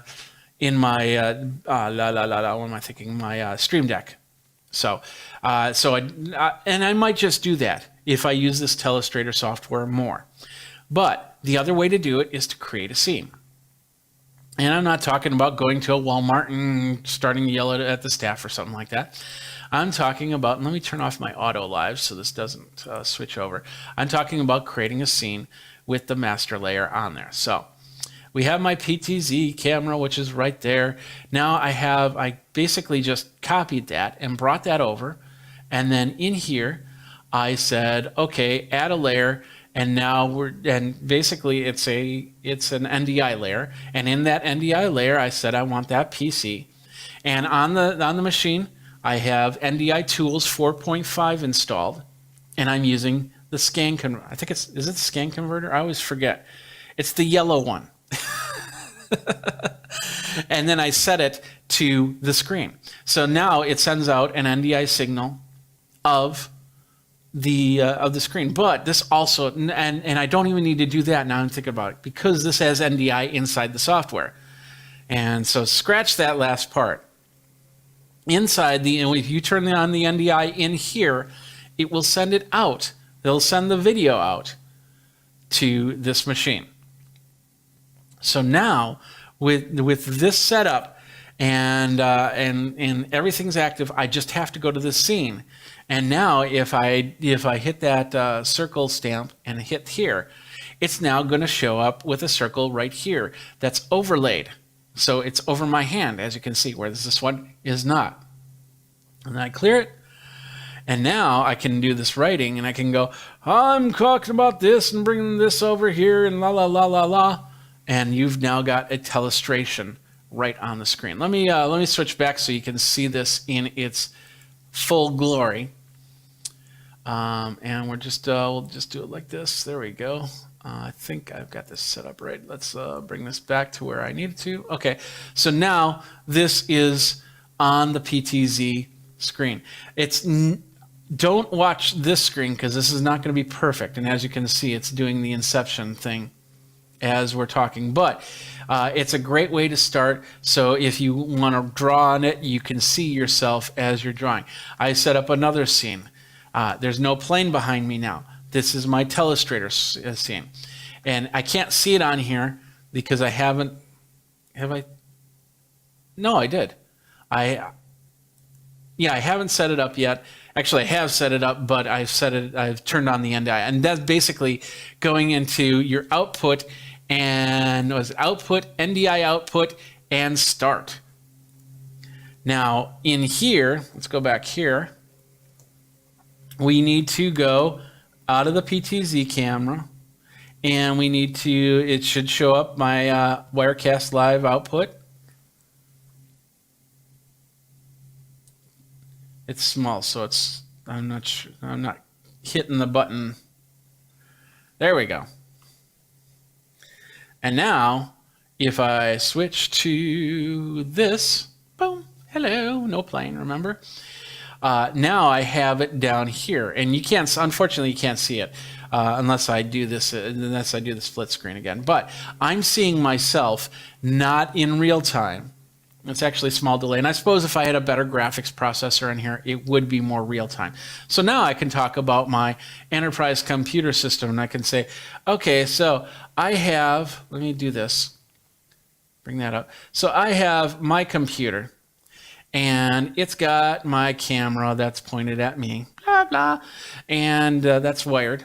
And then I have a camera in the cloud on my network, basically, that's pointed at me, blah, blah. But then this is going to another computer that's handling another camera, and then it's sending NDI back to this computer. Now, both of these computers are going to my router. There we go. And then that's going to another machine, which is handling all of my graphics.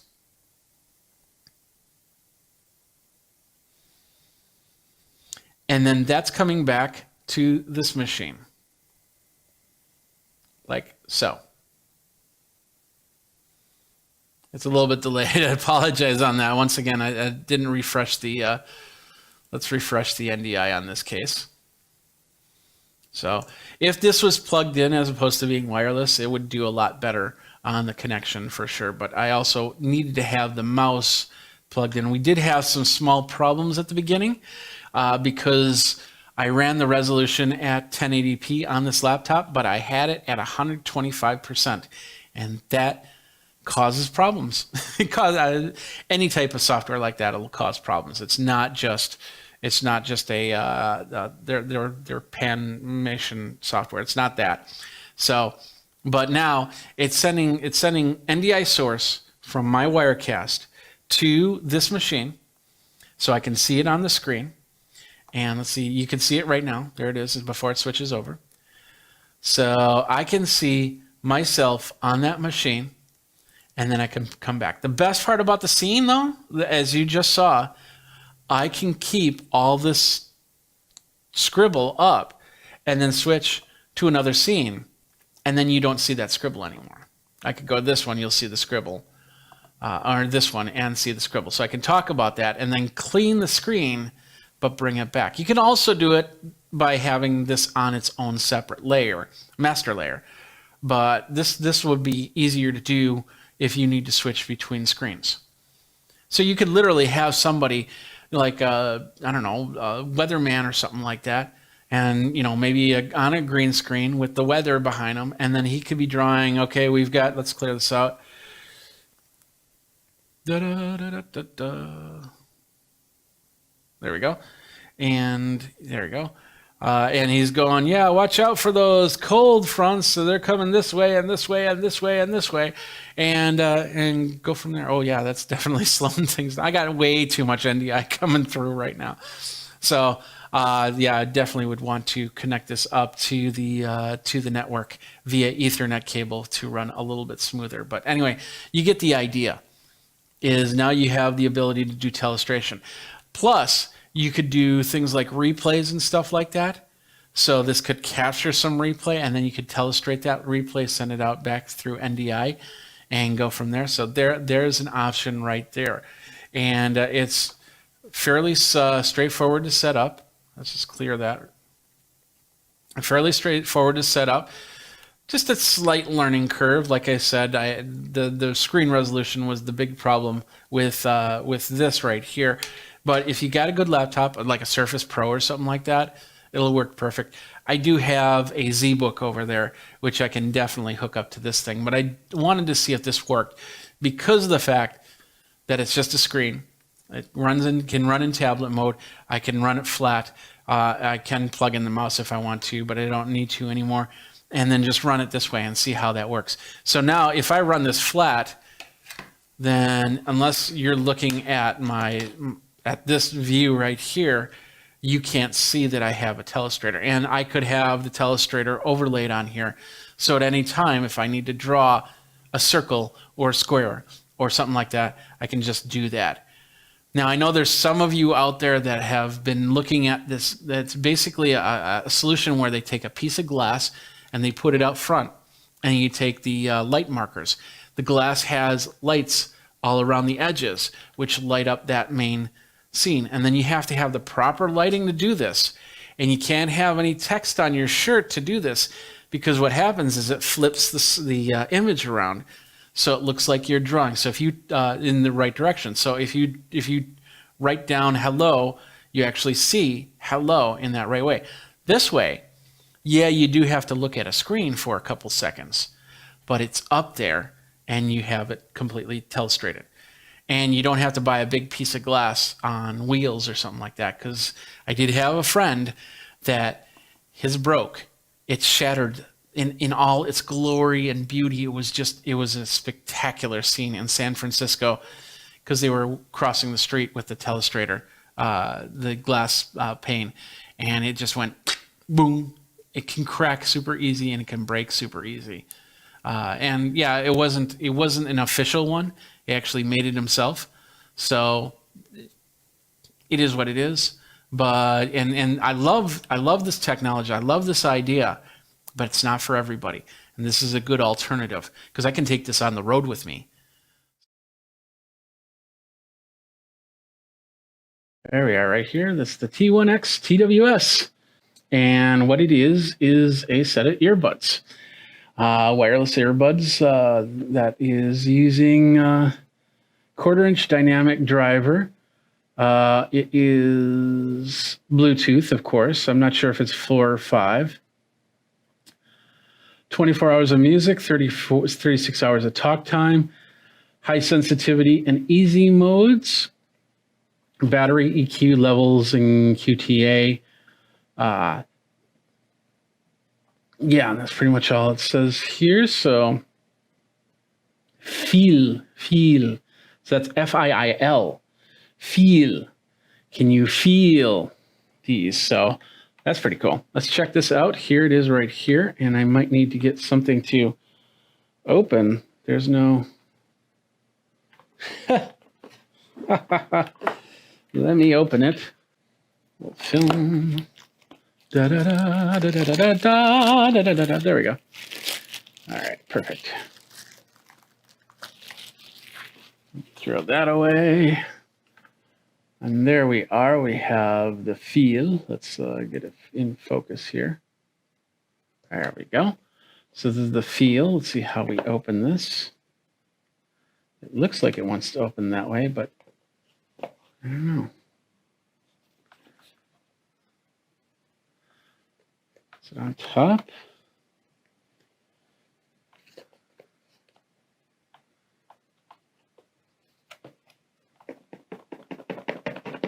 There we go. When in doubt, shake it. There we go. So here we pop that open. Oops. Set that to the side. We'll set this to the side too. What do we got here? What popped out is the Art of Audio. Earbuds activation. And they do not make it easy to read. That's what it looks like. So anyway, it's just basically open up the case and charge the batteries and connect to the device and blah, blah, blah, blah, blah. There's an earbud sync option, so do that.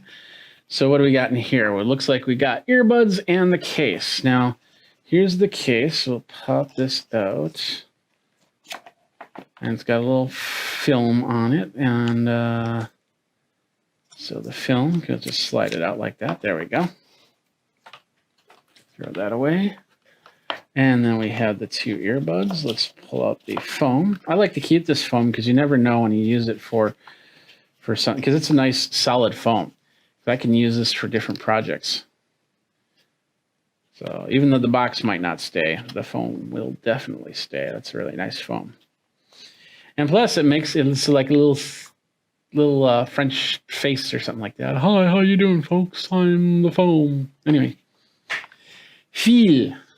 Open it up, and we've got the 2 earbuds. On the earbuds, they have like little handles or something. I'm wondering if you could actually put on a tether hook or something like that. Let me zoom in so you can see that. Like that. So as you can see, there's like a little holder. I'm not sure why I don't see any type of tethers yet, just yet, because we haven't pulled it all out of the box. So anyway, we put that in there, and we put this in there. It doesn't really snap like a AirPods Pro, but that's the case. And as you can see, it's charging already. Let's show you the size. We got an AirPods Pro right here. So this is the size differences. So this is a little bit longer in case, and yeah, definitely thicker. So it won't fit in your pocket as well as an AirPods Pro, but you know, hey, this isn't an AirPods Pro. This is a Feel. And on here, as you can see, we got the indicator, charging indicator lights. On the back, looks like we have USB-C connection for charging. So we'll set that to the side. What else we got in here? Let's zoom back out a little bit. So there we go. Feel true wireless earbuds. Looks like, oh wow, they have a little tab on the end so you can pull this thing out. So it gives you all the instructions. This is a better one. I'll probably read from this rather than from that little sheet that was at the top. And in here, looks like we have spare buds. We've got some sort of rubber band. Oh, okay. So that's some sort of ear hook system. So I'm guessing if you put it in the ear, it will hook around.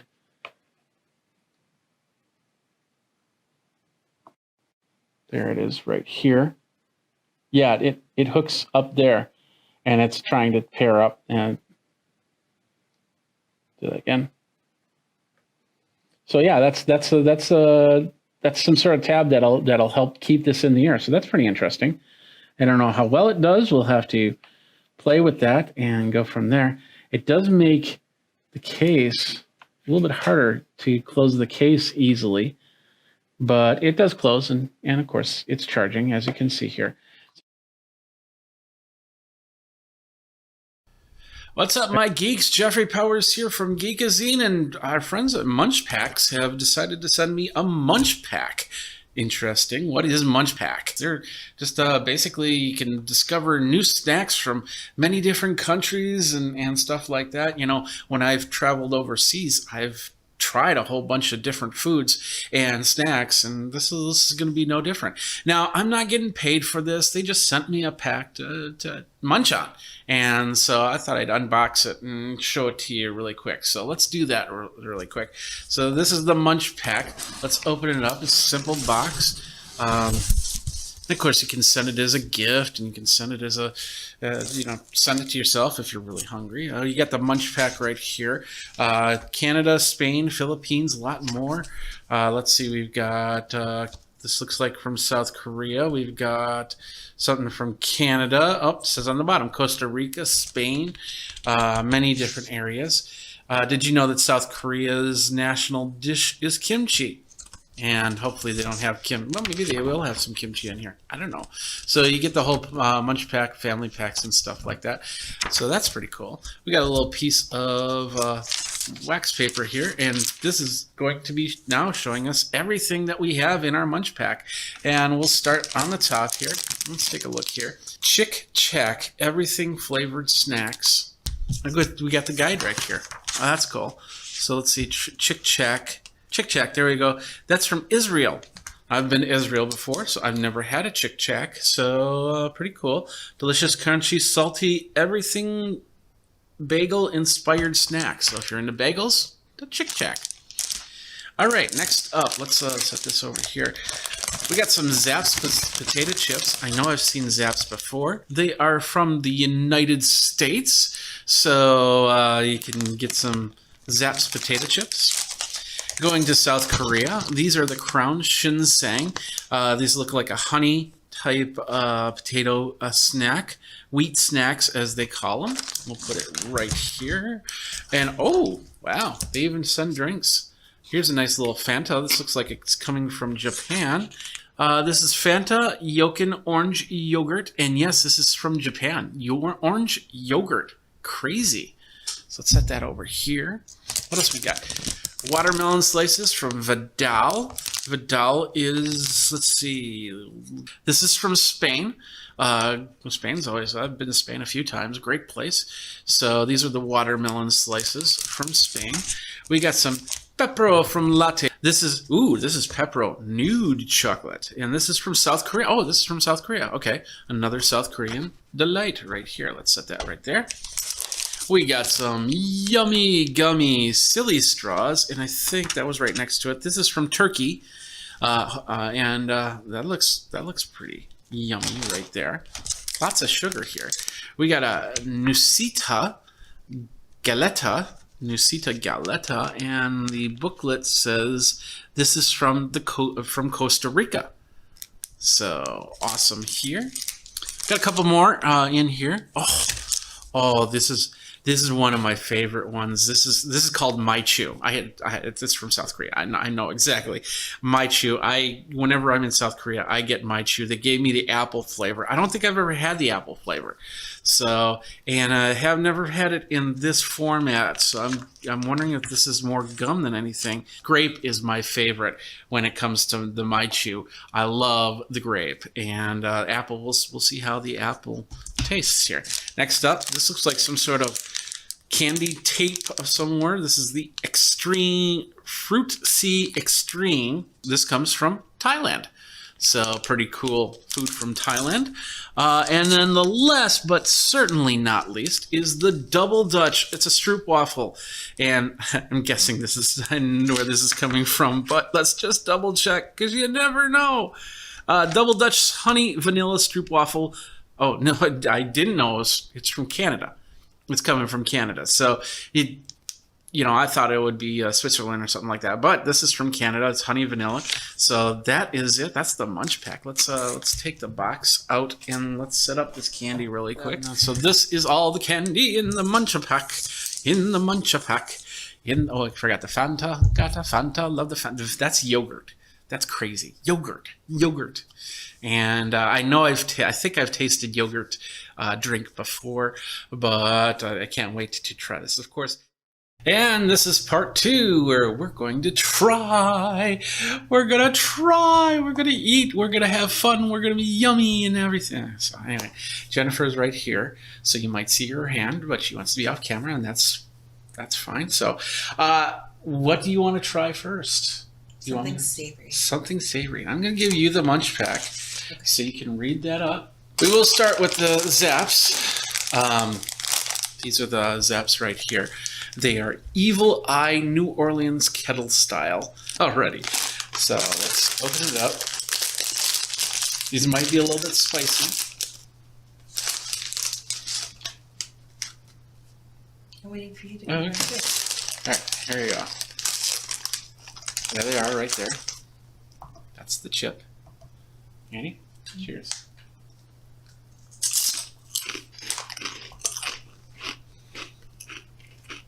Crunchy. There's no vitamin D, or no, there's 2% of vitamin D in here. 22 milligrams of calcium and a little bit of iron.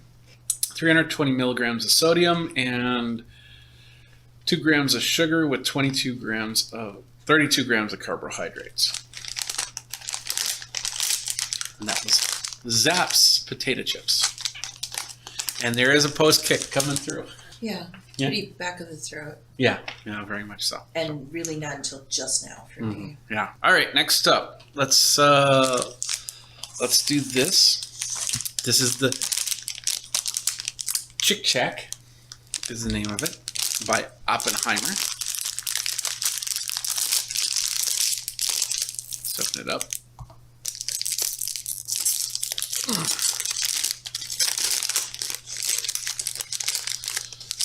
Little swirly looking items right here.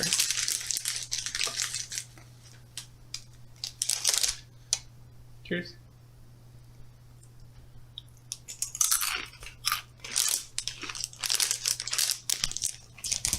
That has an interesting taste to it. What do you think? I like it. Okay. It's kind of reminiscent of, they're the big wavy square chips. Oh, like sun chips? Well, you're pretty close to spot on because this is made with wheat flour and maltodextrin and palm oil and natural cooking spices, flavor enhancement. And that's Chick Chack. Where is this Chick Chack from? It's from Israel. Israel, that's right. And it's a bagel and everything bagel inspired snack. Mm. So there's probably a bit of rye to it as well. Yeah. Yeah. Yeah. You'll have the Chick Chacks. Mm-hmm. I'll sit that there. Take a small sip of water. That'll be good with some yogurt. Oh. I like when we were in Tel Aviv. Yeah, if we're going to do yogurt, then we're going to do the Fanta. Yogurt flavored Fanta. Yes. Can you guess where this is from?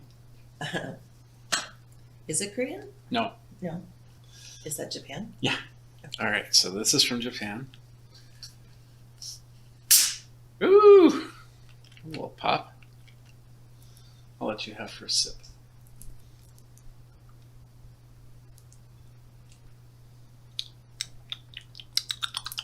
Yeah. That's not too bad. It's like a cream flavored soda, maybe? Like with a hint of grapefruit. There's something tangy and a little citrusy that goes beyond a cream soda. Water, high fructose starch syrup, sugar, dextrohystralone, lactic acid, carbonated acid, potassium, sucralose, and ascorbic acid. Lyokin, orange, is like orange, not orange. I don't know if it's Iokin or Lyokin because it's written both ways. Oh, okay.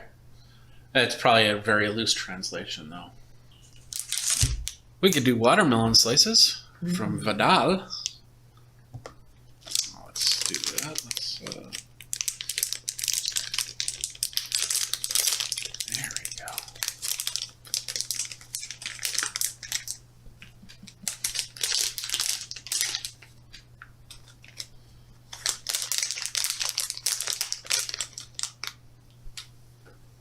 Yours makes. Oh, I see it. Okay. Yeah, looks more like it looks like a watermelon right there. So Kind of. cheers. Kind of a reverse watermelon now I'm thinking about it. Wow, that's very chewy.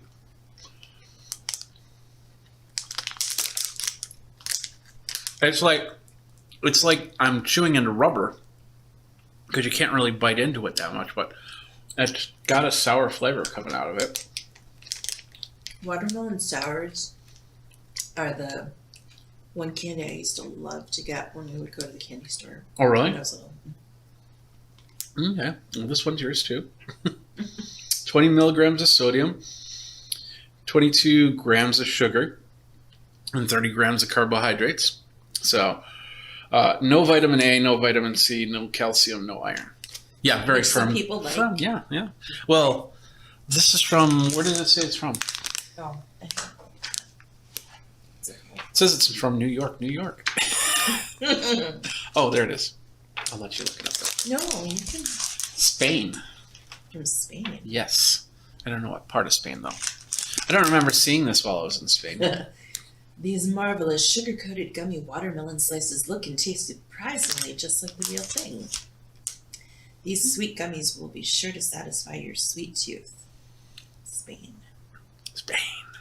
I definitely think there's a sourness to them. Yeah, definitely. It doesn't really say on here. Yes. And again, I like watermelon sours. I prefer that to just straight watermelon. Okay. It's just really firm. Yeah, very firm. Yeah, absolutely. All right, what shall we try next? Something salty. Salty. So we're going to go back to South Korea. And I don't know if I had these while I was in South Korea. Can you read this? Jennifer's been working on her Korean. I'm just looking to see if it's written in a better font anywhere. Yeah. Cause Yeah, that's the problem with some of the Korean food is they create this really outrageous looking font, and so sometimes it kind of looks odd. All right, well, it looks like a little guy right there, and then another dude right there, and I know that this works as in consonant, vowel, consonant. Mos, mar, le, nun. Okay. Which doesn't make sense to me. Yeah, that's okay. You did a good job. You tried. You can do better than I can. So that's debatable. And on the top here, I can tell you that this in small print right here is called Crown because it's the name of the company who makes these. You can definitely smell it. There it is right there. Interesting. It's very barrelish. So here we go. Ready?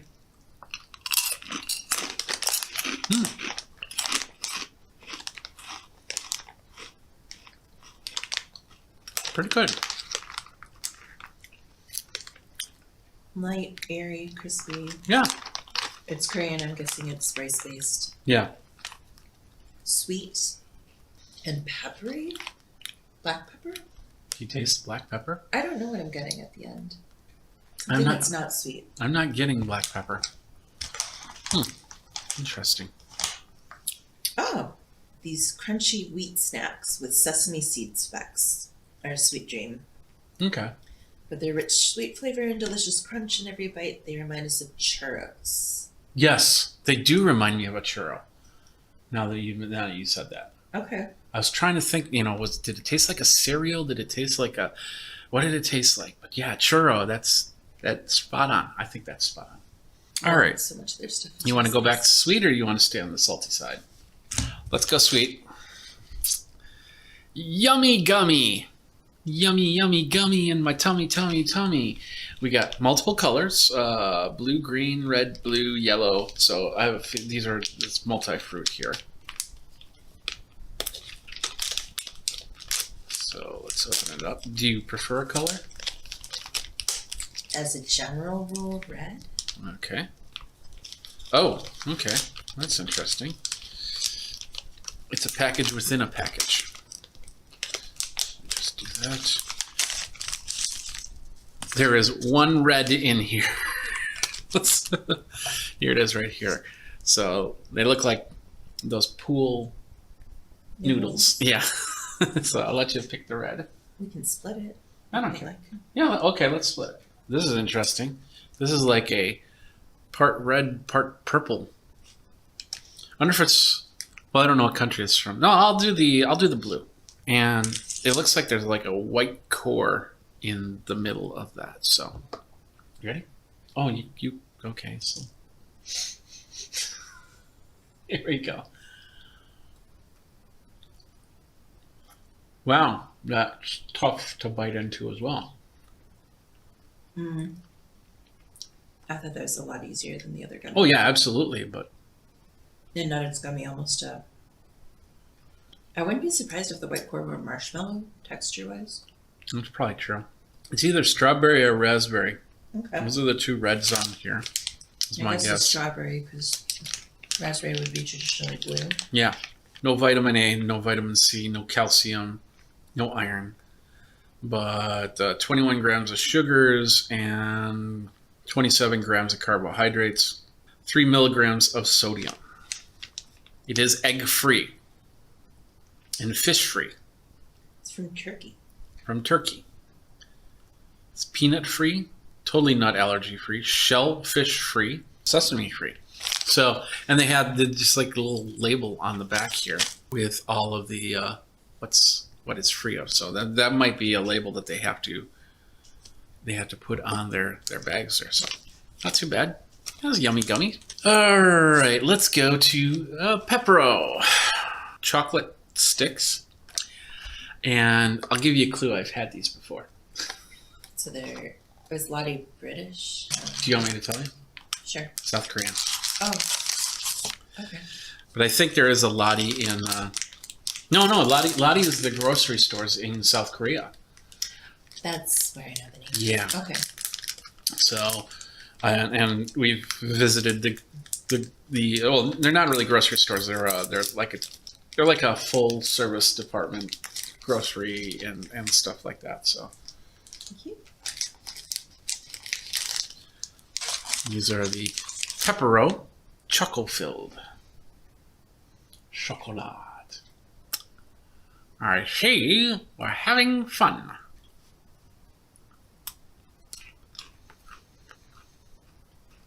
Oh. You don't like these. And there's a reason why. Why? Because the outer shell is the outer shell is pretzel. Yeah. Thank God it's not salted, but Yeah. it's still pretzel. All right, let's have a little bit of yogurt. You want some yogurt? Mm. No? 4 more items here. Let's go back. Let's go to this one. Nusita Galetta. They look like some sort of cookie.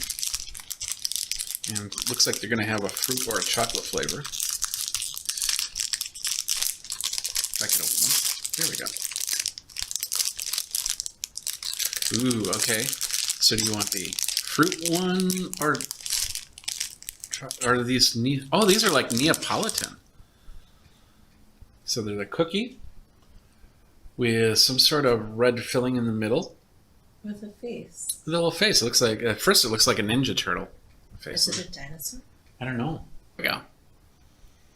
Right there. And oh, there's on the vanilla side. There's one too. So, cheers. Need some milk, maybe. Mm-hmm.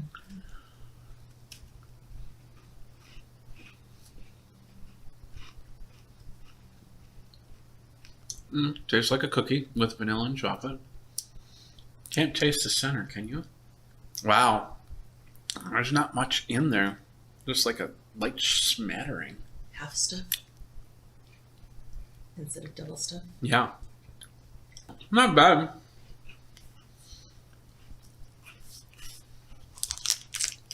Very dry. Crumbly. I'm wondering if this is not flour based. Very dunkable. Yeah. Wheat flour, yeah. I'm from Costa Rica. Costa Rica. Nice. Vanilla and chocolate cookie sandwich. A delicious strawberry cream. All right. That leaves 3 items. One we've had already. Is that our favorite? That's yeah. So let's go with this. This is like a blue tape. It's called Fruit C Extreme Z. So this is perfect for Sesame Street because it's got 2 letters in it. No numbers though. There we go. I got it. She's smiling over here. There we go. It's a fruit tape. Can I blue? They'll probably make your tongue blue. What? Do you think it will? Probably. Well, not this small amount, but if you eat the whole thing, I bet you it'll be blue. Once again, a tougher texture. Still softer than that. Yeah, still softer than the watermelons, yeah. I'm guessing it's a blue raspberry. Sour. Yeah, with a post-sour taste to it. You're getting more sour than I am, apparently. Okay, we'll try a little bit more. Yeah, I'm seeing them blue on your tongue. Okay. Great.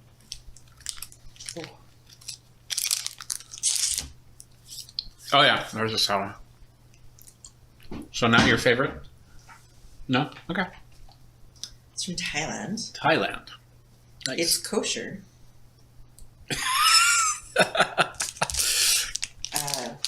Blue raspberry. Give your taste buds a delicious sweet and sour kick.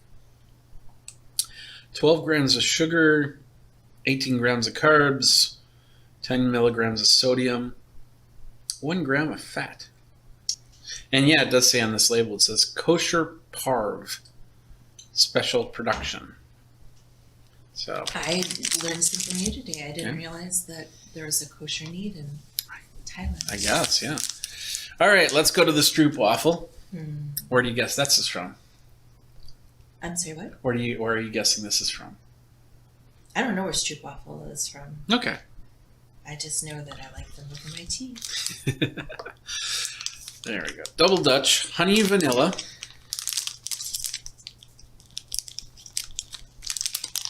You want a whole one or a part one? Can we just split one? Yeah, sure. Or just... Okay, there is only one. I thought there were two. There you go.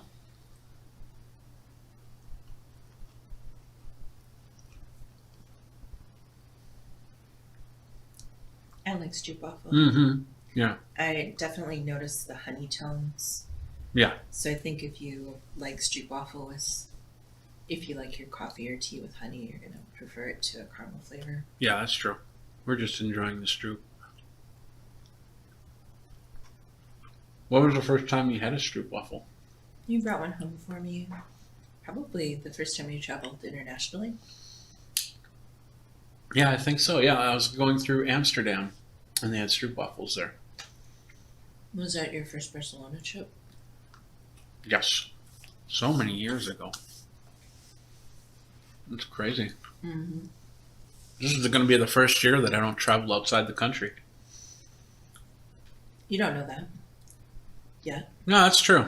That's true. That's true. So, all right. Double Dutch. Where are you guessing that this is from? I know the answer already. Does it say on the side? Yeah. No. I read it before. Canada. Yeah. Do they do a lot of honey in Canada? Well, yeah. I would. Oh, honey. Yeah, I suppose they do a lot of syrup. I don't know. I would guess so. That's probably not natural honey. It's probably No, it's just... real honey. I don't know. It doesn't say real honey, but... I'm guessing that's not real honey. What do we got? 10 grams of sugar, 23 grams of carbohydrates, 75 milligrams of sodium, and 6 grams of total fat, including 3 grams of saturated. All right, that leaves one item left, and this is my chew. Mm-hmm. I can recognize that. My chew. It's like Pikachu, except mine. Now, I'm not sure how this is going to be. Usually, I've gotten these in, we've had them in chiclet form, and then individual wrappers. So I don't know if this is going to be like a stick form, or if this is just going to be like a Pez dispenser looking thing, or whatnot. So we'll open it up like I would some gum or something like that. Right now, you look like Charlie. Charlie. Oh, I get the golden ticket. Oh, okay. There's a little. It looks like I technically did it right. There looks like. There we go. A little foil rip open cord thing. So individually wrapper in a wrapper. This is the apple version, and like I said before, I love the grape version. They also have the cherry version, and maybe I have had apple. So I remember the yellow. So there's apple's your favorite. Oh, sweet. Well, this is yours.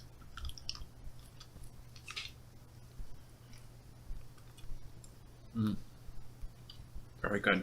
Mm-hmm. That's yours. It's like Laffy Taffy, Mm-hmm. but with the texture of a Fannie Mae caramel. Like Really? there's just something lighter, and once it warms up to mouth feel or mouth temperature, the mouth feels amazing. Mm-hmm. Yeah. And like any of the flavors, the apple's my favorite. But Yeah. I just love the chewiness of it, the firmness, but Can't tell you the ingredients on this, but there's a lot of sugar and a lot of carbohydrates. Munch Pack is all about. Boom, and that's the Munch Pack box. And those are all the foods right there. Let's go right here, minus the two that Jennifer's got over there. So interesting. If you've gotten a Munch Pack, let me know, and let's compare our munches and go from there. So, thanks a lot for watching. Thank you, Jennifer, for being here and tasting it with me. Thanks a lot for watching. You guys geek out. Check everything out. I know this is not a normal video that I do. We use lots of tech stuff, but you know, we're having a little geekiness here, and I do want to thank the folks over at Munch Pack for making the Munch Pack. We'll put a little smiley face on me. It's a nicely curated collection. Very, very much so. And there's more than one pack, so they can get another Is that pack. why this brochure so darn big? I think so. No, I think you'll get a different brochure with your other Munch Packs. Okay. I'm not sure though. I'll have to check it out as we go. But anyway, thanks for watching. If you have any questions on this, feel free to ask me. I don't know how to answer them, but we're going to munch some more. So you guys geek out on whatever you're doing geek-wise, and take care.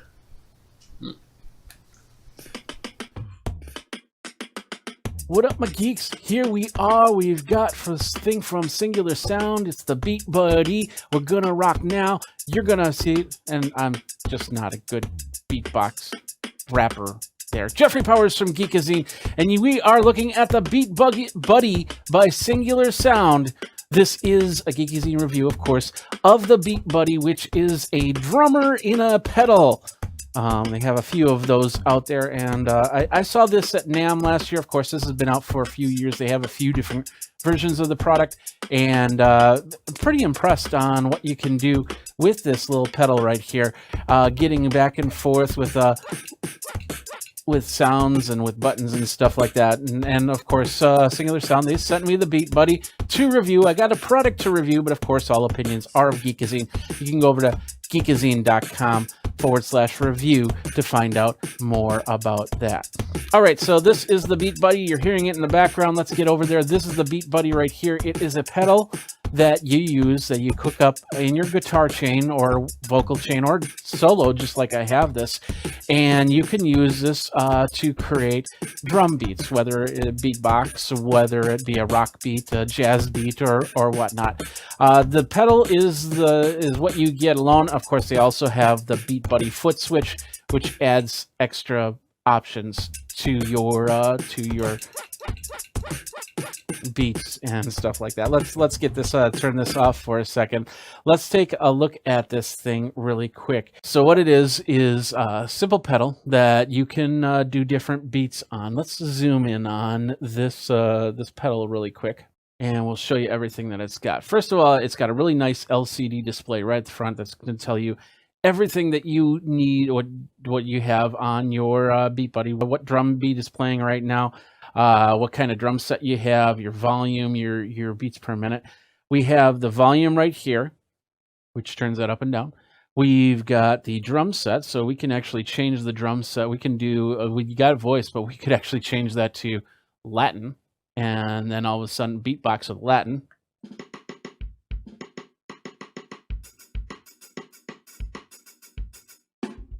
You get the idea there. So we have the drum set, and of course we have the tempo, so you can change the tempo from there. Let's bring the volume back up to a good sound.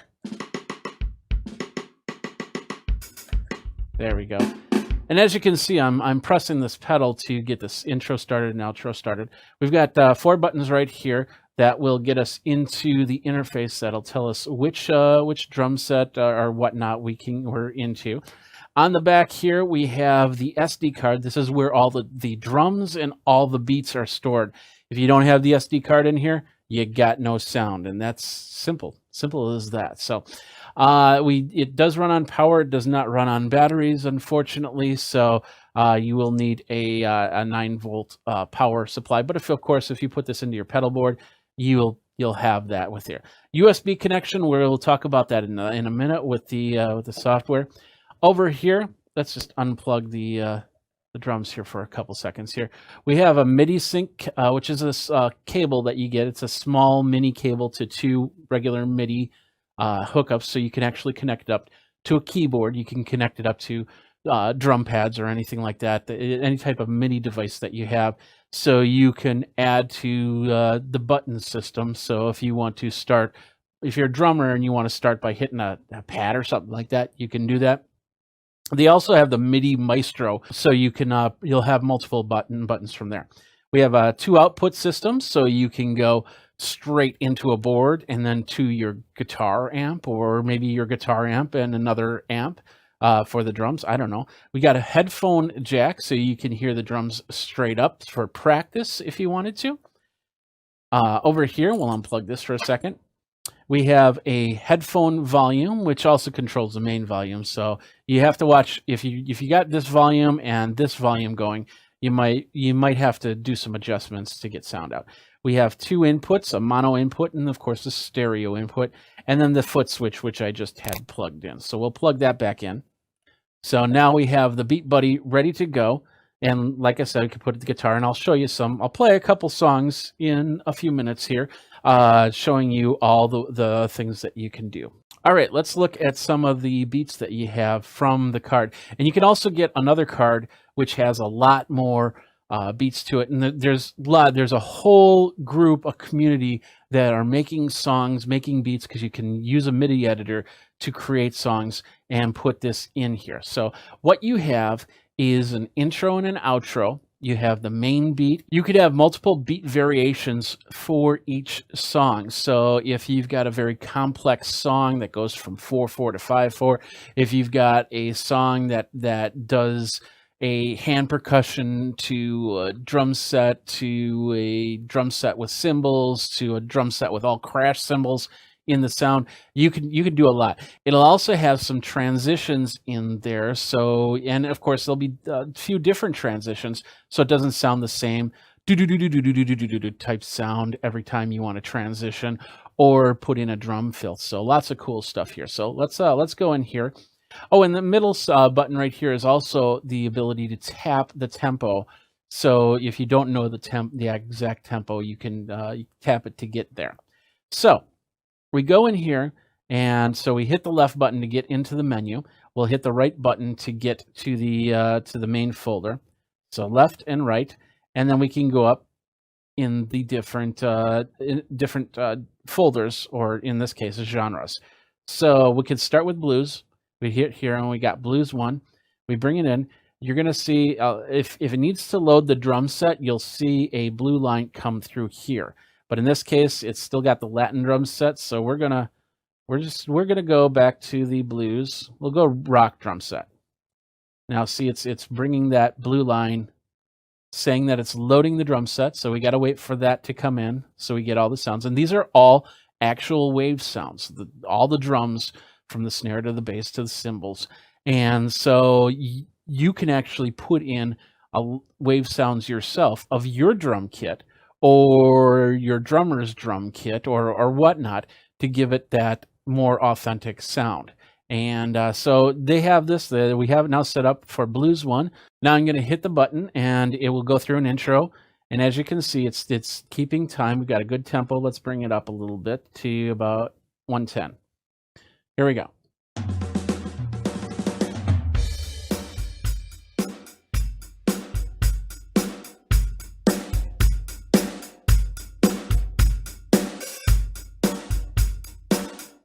So we got a good beat going.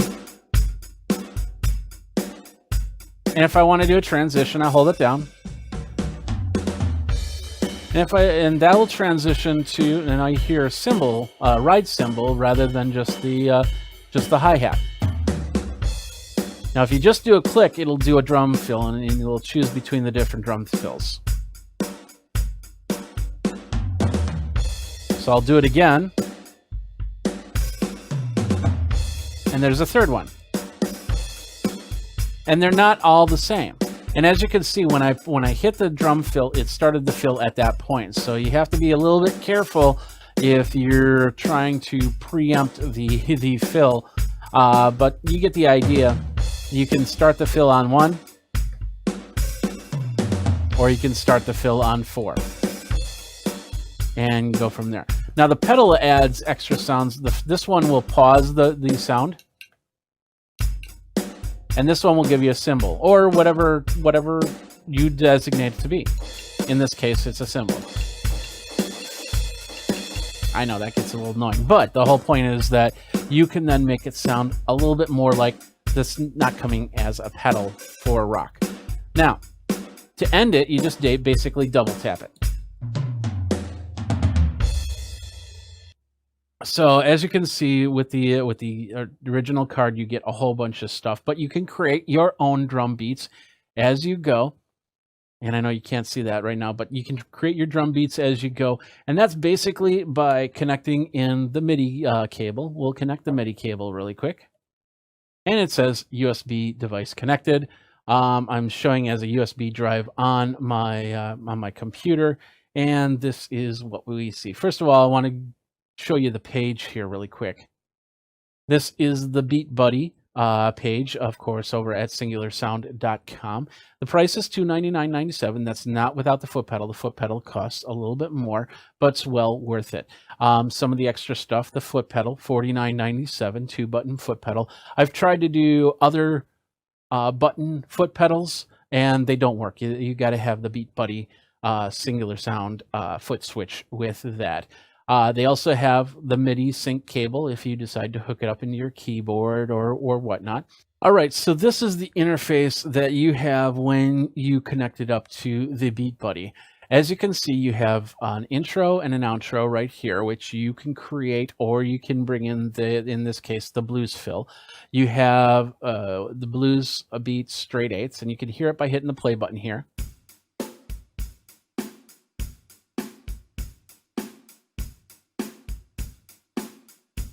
Or you can use the button up here to get, you know, the Beat Buddy like it's an actual Beat Buddy.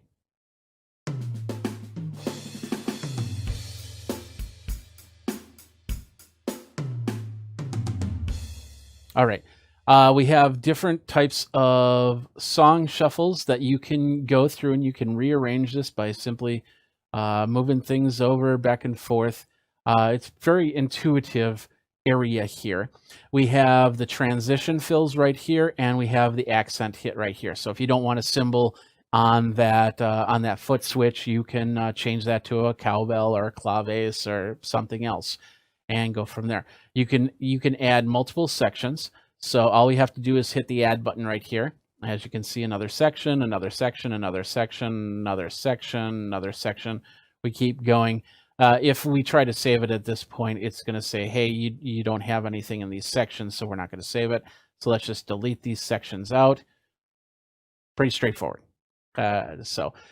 It's this part that gets a little bit more intense, and that is the actual editing of the beats. So we'll right click and we'll say edit, and it's going to say, yes, it's going to be quantized. So they recommend that you do that now. So we're going to say yes. And here it is. You're going, well, where's the drums? Well, you have a lot of drums here, so we're going to bring it down to where the beat is. Now, in this case, they're using 16th notes, and you can split these up into 30-second notes. You can bring these together to eighth notes or quarter notes or whatnot. But in this case, they just have them set as 16th notes. So we're going to go down to the beat. And as you can see, it's got this is the hi-hat closed and the kick drum. So we can change this at all by just basically clicking on the square and bringing about down to 0, which will turn it off, or bringing up to a whole 127, which will make it the loudest sound as possible. We'll put it back to 104. So let's bring something into here. Let's bring in a bongo. Let's go high bongo, and we'll go 75, 75, 75, 70, something like that. So as you can see, that gets a little bit tedious, but as we play it,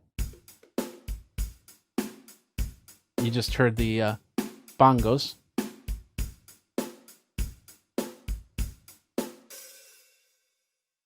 And we'll do it again in a slower tempo. As you can see, I changed the tempo on the top here, so we could go fast.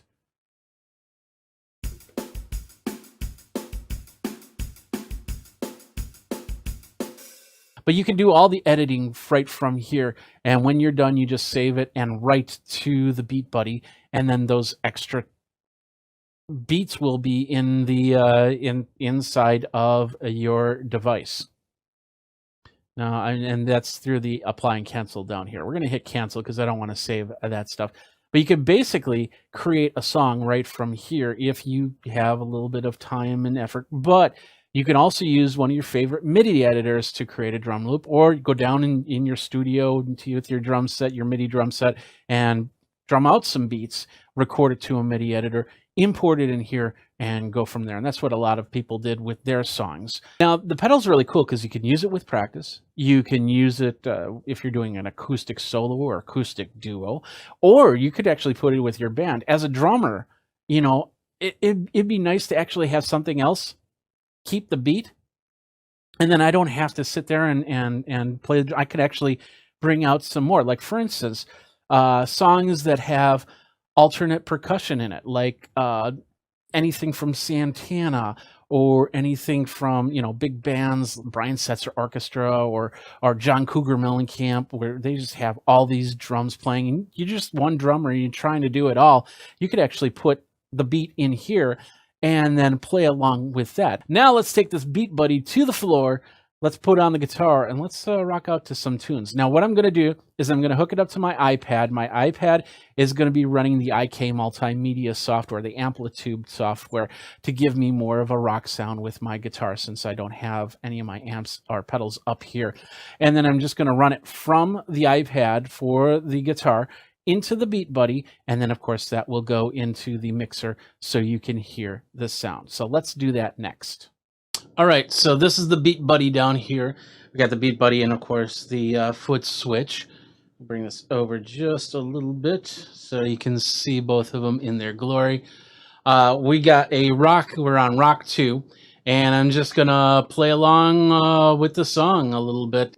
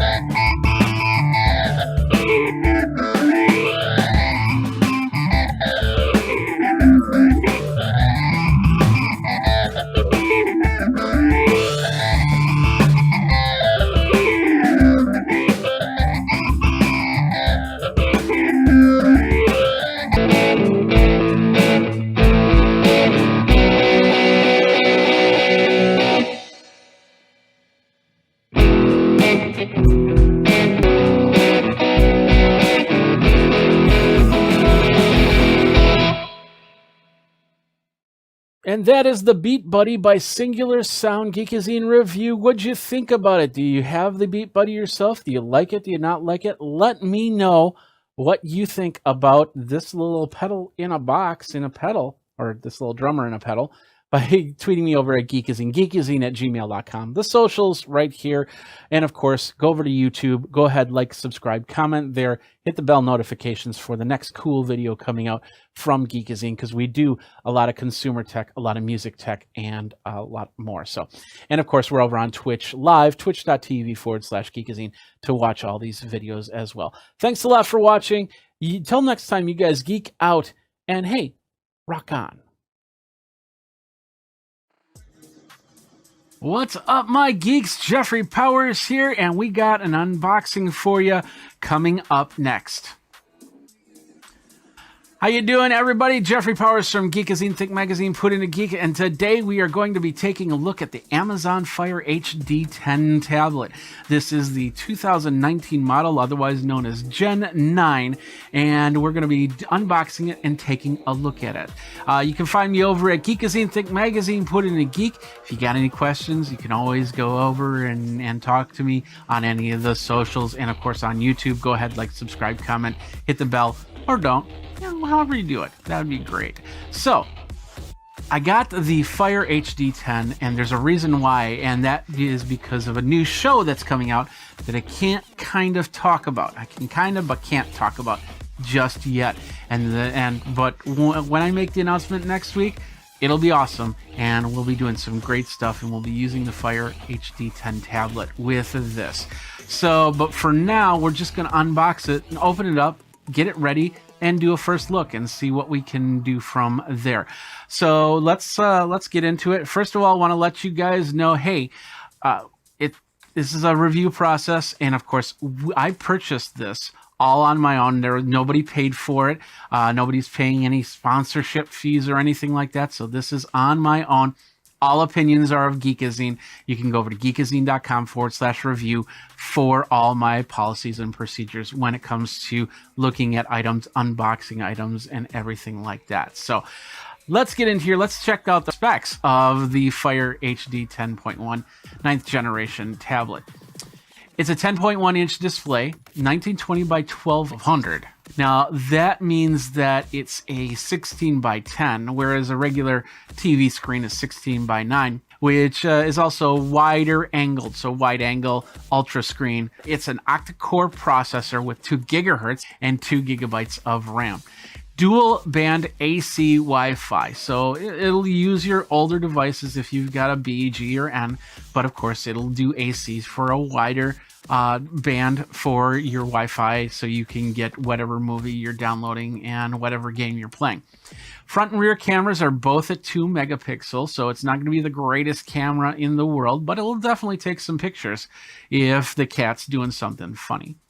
It's got Dolby Atmos sound, and it's USB-C, but only USB-C 2, which it means that you can't really, you don't have high speed transferring files in here, but you have many different ways to put files on wirelessly. The AC will help you with that, and of course there is an SD card slot in there, so you can do more. Let's take a look at the page really quick. This is the Fire HD10, where you can get it on Amazon, of course.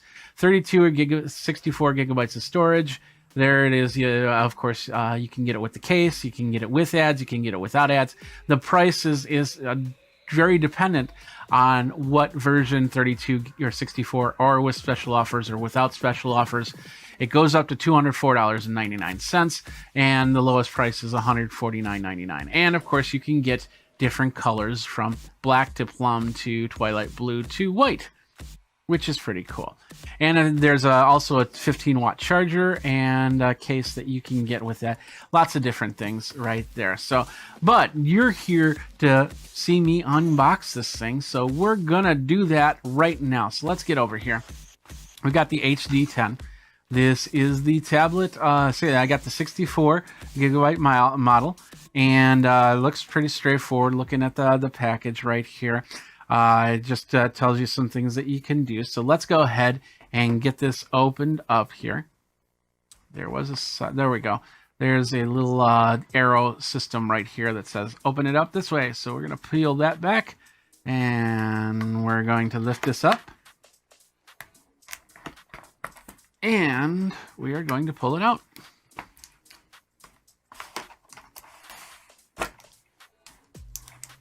Pull it out this way. Nothing else in this box. We will set this to the side. And here is the tablet. It's in a little cardboard thing, so the little box down here, which has probably the cable and the plug. That's I think a 5-watt charger, and of course you can get a 15-watt fast charge. This is the tablet. It's pretty wide. In fact, I have the Fire 7 tablet right here. Let's do that. Let's do the comparison really quick. So there's the 7, there's the 10. As you can see, it's a bit of a difference in size. We'll just set that right here. We'll peel back some of the plastic. Are you guys ready for this? Let's get ready for the peeling of the plastic. So, yeah, that's it. That's it right there. All right, there we go. That was the peeling back of the plastic. That's pretty cool. So anyway, this is the tablet right here. Like I said, is bigger. It's a little bit heavier, of course, than the 7. But yeah, it goes from there. Let's just turn it on and see what it looks like when we turn it on. Maybe. There we go. We got a little welcome type sound, and trying not to get the light in on this. So there's the Fire tablet. Excuse me. And while that's doing that, it goes to the next part. So, all right, let's zoom in just a touch and take a look at some of this right here. So it's saying, welcome, what language would you like? Would you like large font? That's down here. So I can adjust the font right away, which is cool. I'm going to say United States English and hit the next button. Even though I sometimes wonder if I actually do United States English, but anyway. And it says, hey, it's installing certain updates, so we're going to let that happen. We're going to set that there. And of course, yeah, it's going just a sec right now. So let's open up the rest of this really quick. Oh, it's already ready. So we'll hold off on that. I want to get through this really quick. So it says, hi, Jeffrey Powers. This device has been connected to my Wi-Fi and using the credentials previously saved to Amazon. So it knows me already. And that's one of the cool things about having an Amazon device is how it connects up. If you said, I'm ordering this for me, they're going to connect it up for you. If you say, I'm ordering this for Joe Schmo, and this is their email address, they're going to connect it up and set it up for them. So that is an important factor right there. Now, it said hello. So if this was meant for somebody else, then I'd have to reset this up. Not a big deal. So I'll hit continue. And it's going to say, hey, just a second here. Now it's saying, hey, are you restoring a Fire? You can restore all the apps and games, Fire settings, Wi-Fi, email configurations, bookmarks. And the last one I did was the last backup was on March 4th, which is this Fire 7 tablet. So let's restore it. What the hey? So we're going to have to sign in my Amazon account. Sorry, you don't get to see that part. There we go. And it says, now wait a while. And it's downloading and restoring. So now we're going to go, and now my phone is just blowing off saying, hey, you know, somebody just logged into your Amazon account. Oh, no. Okay, so let's get back here. Let's take a look at some of the features, or the extra pieces here on the unbox. We got the charger. Like I said, this is a 5-watt charger and a lot of plastic around it. We'll just leave the plastic on for now. We've got things to try. Do more with, and then of course this word. You can call mom, show the front door, have Sam Jackson tell you a joke, things like that. Hello, is it me you're looking for? Maybe. This is, this is instruction, the overview of the Fire 10 tablet, the getting started part, charging your tablet, and all the good instruction stuff. and then there should be a cable in here, and I think that's it. Yeah, there it is. Nice USB-C cable. Remember, it's a USB-C, but it's only a USB-C 2.0, so it's about as fast as a USB-A 2.0. They just use the USB-C, so you don't get confused on how you plug this in. So, and of course, if you can always get a USB-C to USB-C cable and adapters and all that other stuff if you wanted to. So I think that's it. That's in this box right here. Yep, that's it. We're still doing the system update, so yeah, that's gonna take a minute here.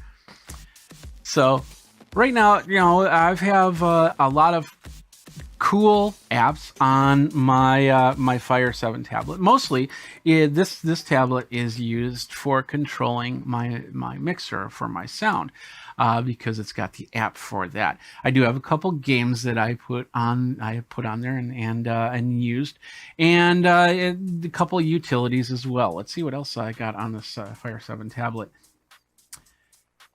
I didn't put Facebook on this, but this one will get Facebook on there. You got HBO Now. You got about 6 months ago, I reviewed what's called the Heston Q, which is a induction cooking system, and I put the app on here, and it works really well. I've got a nice little piano app on my Fire 7, which will probably be on this new Fire 10 because I told it to move the apps over as well.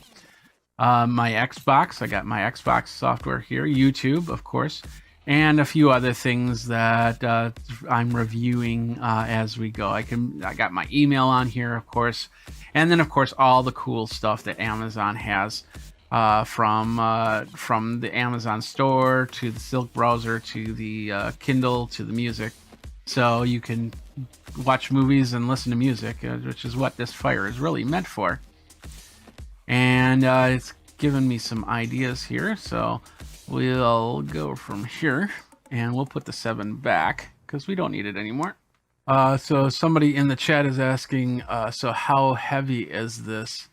I don't know the weight. It feels like it's got some good, not too heavy. What is it says the weight is 10.1 ounces or 286 grams. So, but definitely can feel it in your hand. So here we are. Okay, now it's asking me, it's connecting to my Wi-Fi. And it says, just a second here while it's still configuring. Please wait while your Fire tablet is updating the latest software, Fire settings, Wi-Fi, and email configurations. So it's continuing to download. So this is not a quick process, but it definitely will have everything that you need when you're ready to play games and do other stuff. We can go back to this one, take a look at the Amazon App Store, since we do have to wait. All right, where are we? So this is the App Store right here. It looks like Clash of Clans. Now this is interesting because Clash of Clans was not in the Fire tablet this when I reviewed this last year. So they must have just changed that, and that's awesome. So you have your different categories. We got the home, we got the videos that you can download the apps or download actual videos. Family stuff. Here's some apps for the family. We got bestsellers, we got For You, and we've got Amazon coins. And I think this is going away. I'm not 100% on that, so don't quote me. But my understanding is this was going away with this, but I could be wrong. Could be wrong, that's for sure. But anyway, you've got, that's the basic app store that we're gonna see. So the next step is, do we wanna enable location services? To allow maps, weather, and other apps? We're going to say yes. Do we want to auto-save our photos and videos to the Amazon Cloud Drive? We're going to say yes. Save Wi-Fi passwords to Amazon. Yeah, we'll leave that on for now. My Wi-Fi password I give to almost anybody that needs it. And it says, hey, meet your Fire tablet. So little music, little video here. We'll do this. Bring this volume down. There we go. And go from there. So we'll just skip through it. I understand what this is. So let's move on. And it says get started with the A word.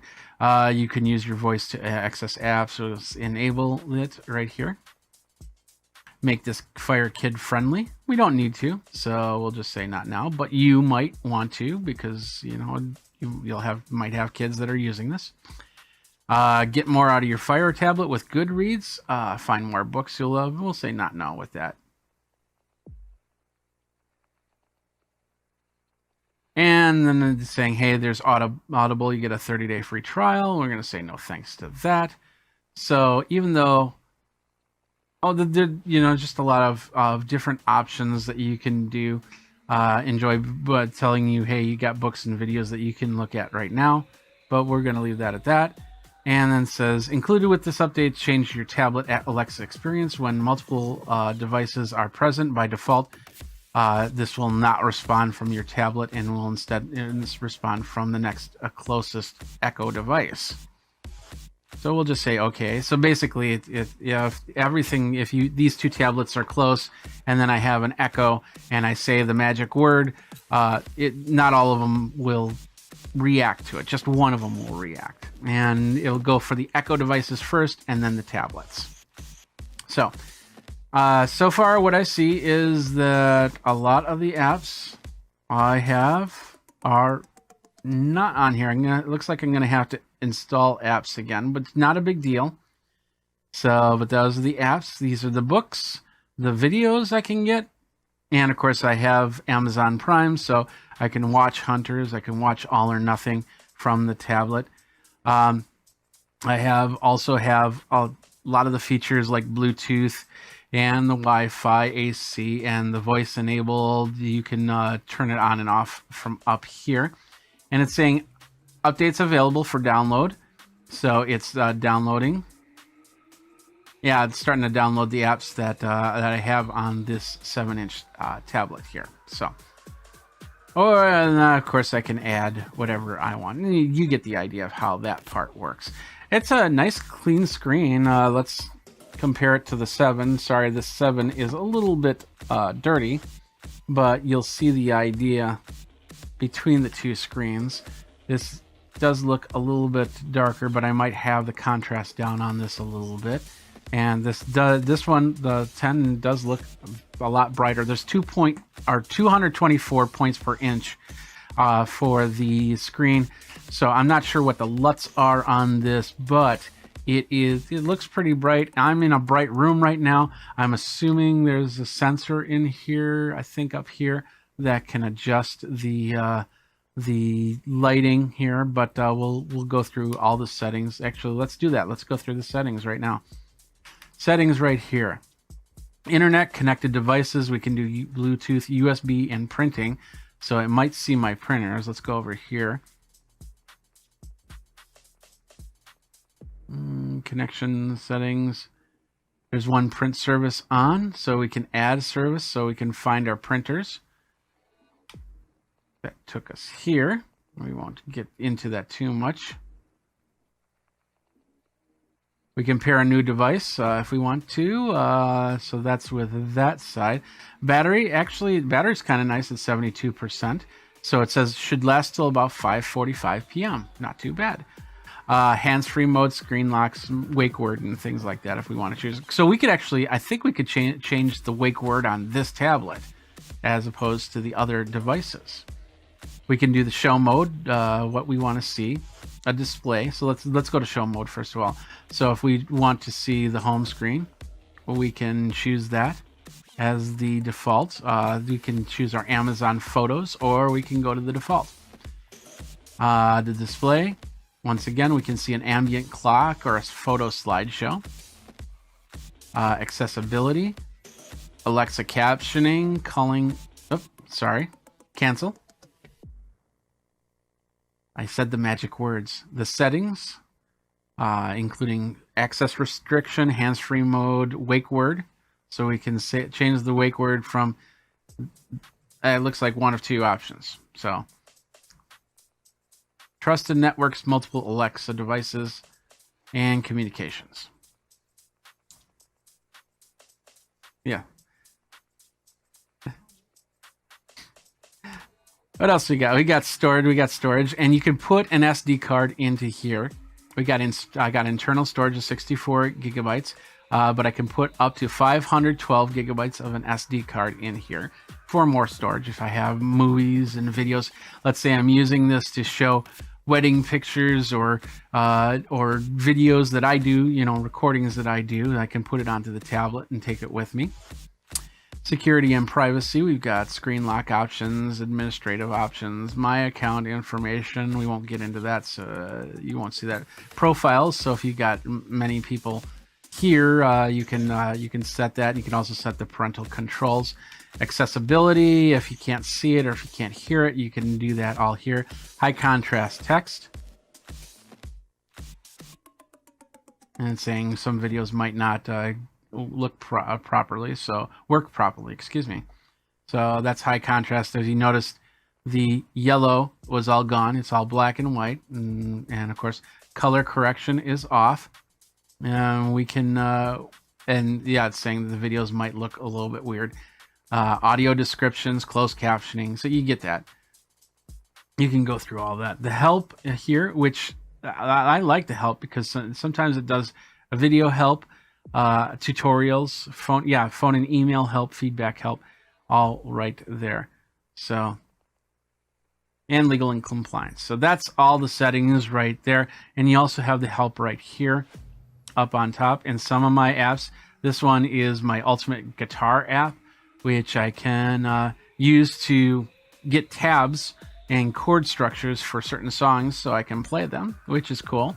So I might use this as opposed to my iPad because I can set this into a stand and put this onto my microphone stand or something like that. So that's pretty cool. And then I have one tablet dedicated to my mixing board and one tablet dedicated to the lyrics and the songs. So I got a little drum machine here. It's really starting to load all the apps here. All right. And of course the volume is down. And so that's pretty much it. It's loading it up. Looks like it's loading it up perfectly. I just switched to landscape mode, and as you can see, pretty usable right there. Let's take a look at the sides here really quick. I'm going to zoom in so you can see what's going on. And then we're going to brighten this up just a little bit. That's the wrong way. There we go. So on the sides, what we have the volume buttons right there. We have a 3.5 millimeter jack. I think this is a TRS, not a TRRS, but I'm not 100% on that, which means that this might be a TRS. It's if you have headphones with microphone to use like Skype, so it's got to have it in there. So it's probably a TRRS. It's got TRRS, so that's a 3-pole for your microphone. We got a microphone dot right there, and that's so if you don't have headset. USB-C 2.0 connector, and then the power button right here. On the side, we have. Let's see if we can. Let's focus this back in.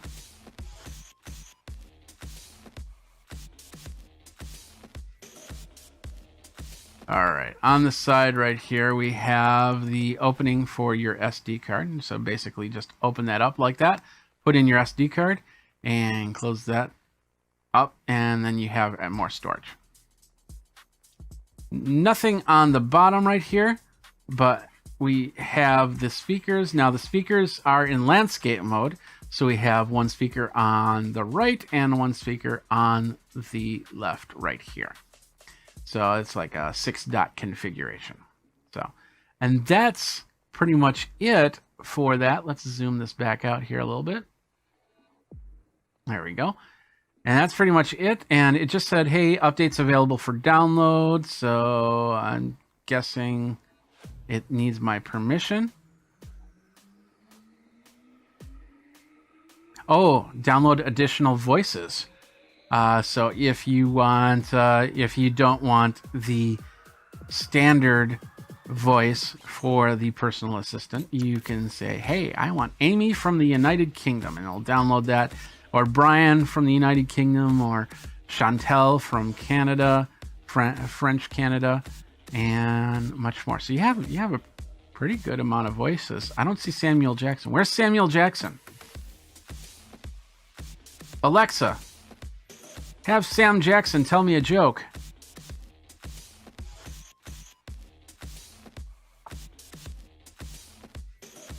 Or maybe not. Okay, so he's not going to do that, but that's okay. So that's it. It's set up. Now, within this time, and we're talking like a 30-minute time period, depending on what you have on your previous Amazon Fire. It didn't take too long, and of course the bandwidth, how long it takes, what type of internet speed you have. It doesn't take too long to load this up and get this ready.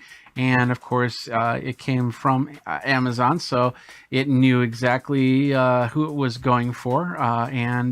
Yeah, it set it up. Looks good. Of course, individual apps you'll probably have to log in from after that. But we're ready to go. We're ready to use this Fire 10 tablet for whatever we need. And I'm definitely going to be using it for this new show that I can't talk about just yet. But if just next week we'll talk about it, or just watch over at Geekazine. Geekazine Twitter, Geekazine Facebook, Geekazine Think Magazine, put in a geek, and you got me. That's it. That's the unboxing and first look at the Amazon HD Fire 10. 10.1, the 9th generation tablet from Amazon. I can't wait to use it for this future endeavor. And if you want to get it, we have a link down in the show notes. Please go ahead and use that link, because it supports Geekazine and all the efforts I do for that. If you got any questions, let me know, and I'll try to answer them best I can. But the better person to answer the questions is over on the Amazon page, because if you ask a question there, you get a bunch of people that answer that right away. So that's it. So that is the Amazon Fire HD 10 tablet unboxing. Thanks a lot for watching. And until next time, you guys, hey, geek out and take care.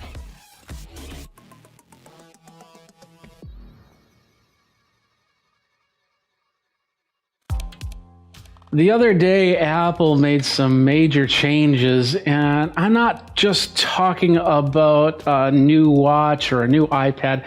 One of the things that Apple reinforced was how we're starting to bring our watches into play, just like our phones. You know, just like that iconic photo of the person surrounded by VCRs, cameras, landlines, electronics that end up being found in today's phone.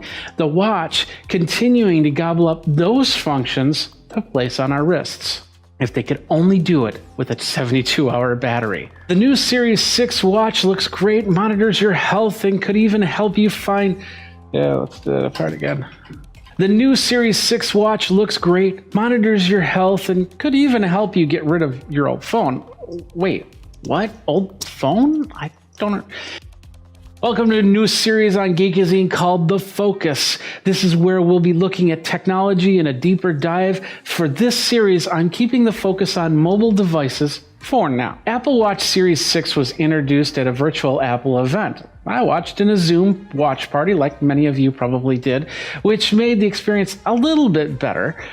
We picked apart whether we should be getting upgraded to the new Apple products or not, and whether we're going to get an iPad, whether we're going to get a watch, whether we're going to get it, whatever. By the way, Apple did talk about a couple new iPads, and I'll be talking about those in a later video. But let's deep dive on this watch thing, because it's coming out on the 18th, which is only tomorrow for if you're watching today, and of course if you're watching after tomorrow, it's in the past. And Apple Watch is in two versions, the Series 6 and the SE. SE is technically the Series 5 with a few extra features. And Series 6 will start at $399, while the SE will start at $299. Processor on the 6 is the S6, while the SE is the S5. Did you get that? Okay, perfect. And then that was the previous chip on the Apple Watch. Both chips are dual-core processors, with the S6 running about 20% faster from some people's findings. Both watches, along with the Series 5, the Series 4, and the Series 3, will run Watch OS 7. Now, all of these watches are water resistant up to 50 meters, have LTE models available for a little bit more, built-in mic, speaker, Wi-Fi, GPS, and a battery of up to 18 hours. The Series 6, the Series 5, and the SE will have Bluetooth 5.0, wireless through the W3 chip, along with the compass, always-on OLED, and the Retina option, 32 gigabytes of RAM, and the 44 and 40 millimeter sizes. The things that set the Series 6 apart from all the others include the following. To start, the new watch will be basically usher in a cableless connection. You'll need a magnetic wireless charging cable for power, but you'll either need the iPhone, you'll need an iPad, you'll need a Mac, or use the cellular service, if your watch has it, to get any software updates, photos, notifications, or anything like that. Another new feature is the U1 ultra-wideband support, which adds spatial awareness. Now think of this as a ping and receive type service between two devices running ultra-wideband. You can find out how far you are from your phone or iPad, and AirDrop will actually be using the service to send and receive files, as it apparently does a better job than Bluetooth will. So music, messages, and more will transfer faster to your watch. The U1 chip is not in every Apple device, though. iPhone 11 seems to be the only other device that has this chip, even though the upcoming iPad Air is still without the U1, which is a little bit odd. Now, the Series 6 will add a lot of health features. Even Tim Cook stated during the event a lot of case examples of people's lives being saved simply because they wore their watches and the watches warned them. It'll be interesting to see comparison of Apple Health versus Google Health, which already has some of these features. Actually, even my bathroom scale has a few of these features. Do you have any other devices that also keep track of your health? Let me know by commenting below. Now, the watch will have a noise sensor. It'll have a heart rate monitor with irregular notifications like previous models, and the SOS feature, but it'll also add blood oxygen and electrocardiogram, otherwise known as ECG monitoring, all in an app. To put this into perspective, I actually used to test ECG devices many years ago. Now, whenever you see a video with someone in bed and a whole bunch of wires connected to them for a sleep study, that's usually the full ECG experience. Now we can do that all within a watch. Well, kind. Gen 6 will have the second generation optical heart sensor inside to monitor all these new functions, and with the upcoming iOS 14, we'll be able to give you a full readout of on your phone or iPad. Another new addition, which I'm guessing that your 5, your 4, and your 3 watch might be able to utilize, is the new types of bands. Included are bands that have no latches or hinges. Now, as a drummer, I would guess that I would need that latch, but you never know. If the band is easy to slip on and holds stiff to any size wrist, then it could be a great new addition and easy to take on and take off. Keep in mind that the sensor needs to be as close to that skin as possible at all times for a fully accurate readout. Fitness apps have also been updated. You can stay motivated even if you cannot go to the gym. The new fitness subscription model will let you have a personal trainer right on your wrist. But will you use it? Comment below and let me know. The SC Cellular has another function, a watch for your kids to keep in touch with, all controlled by just one phone. So you don't need to get your 8-year-old the brand new iPhone, whether it's going to be the 11 SE, the 11 Super Max, the 12, some city in California next to a coast, nice wind breeze, and anyway, you'll be able to parent your child through the watch. No cameras, but there will be audio ability. Control of what's on the watch will be done by the person with the iPhone. Now, I could see some other really cool uses for it, like employees, not have their phone nearby, and then it's connected to a main phone communication hub that goes throughout maybe a warehouse or maybe, just on the road.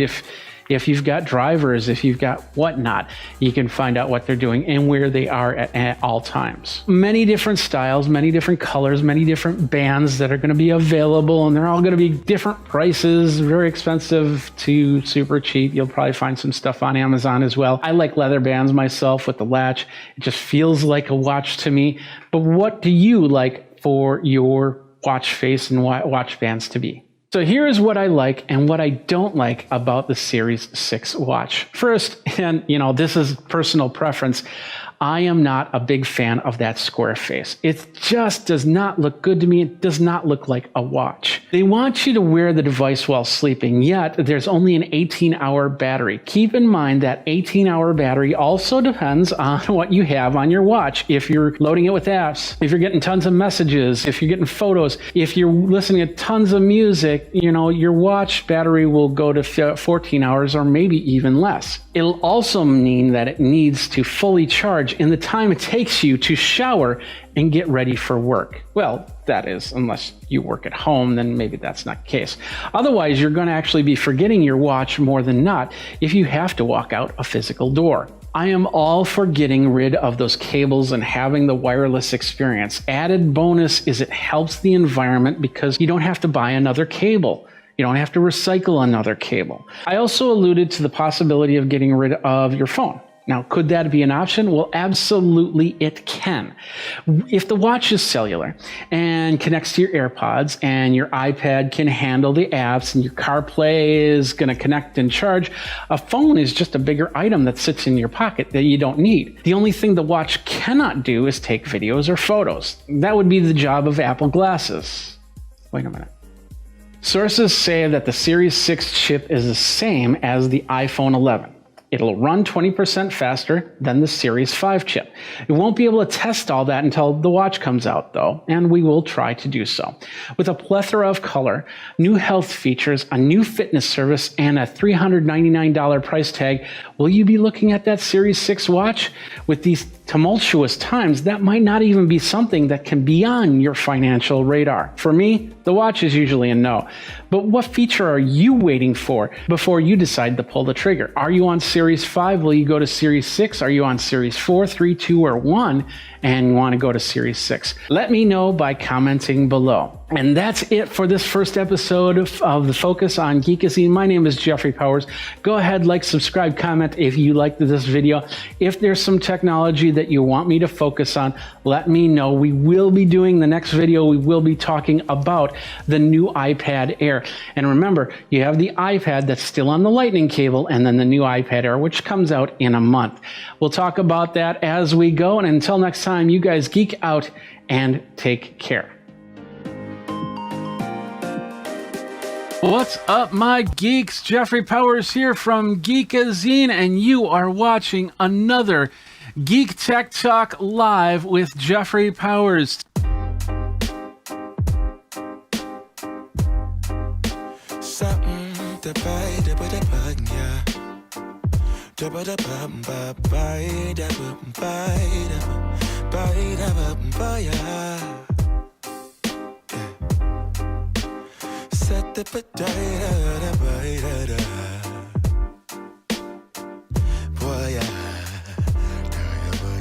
The HP Never Stop 1202W is a loaner model. I do have to send it back, but nobody's editing this video or this my posts on Geekazine.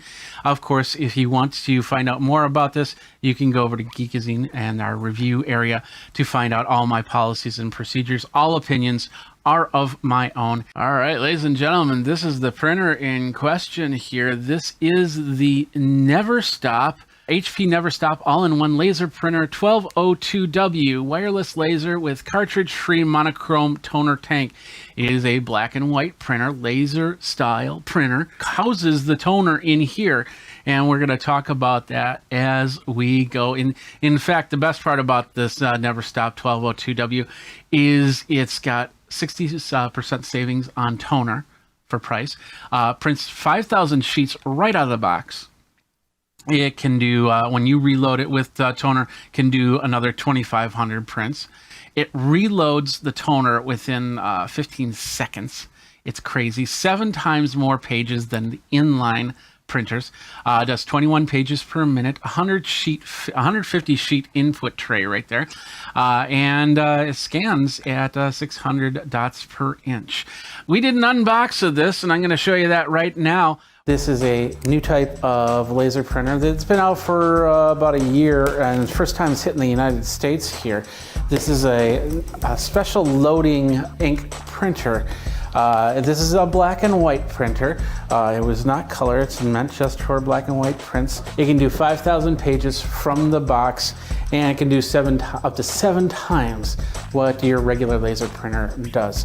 The reloadable toner ink is the key here because it's a cartridge that you put in and you let it load, and it loads in a few seconds and it goes from there. So let's open this up and see what we got. We're gonna pop it open. What do we got here? So inside we get a couple plastic trays that will go into the printer. Looks like we got a USB cable right there. We've got the power cord, which is a standard 3-prong plug cord. And we got cardboard, and then of course the printer. This is a lighter printer, but you definitely want to watch out how you unload the printer from the box so you don't hurt your back. We got some instructions here that show you all the places. They're usually marked with orange tape, so it's easy to determine what you need to pull out. So let's go ahead and do that. There's some styrofoam on the top. I think this is one unit here, so it can pull up right so you can try and pull it up. What I like to do is I like to set printers on their sides and then slide them out that way. It's usually the easiest thing to do when you're doing it all by yourself.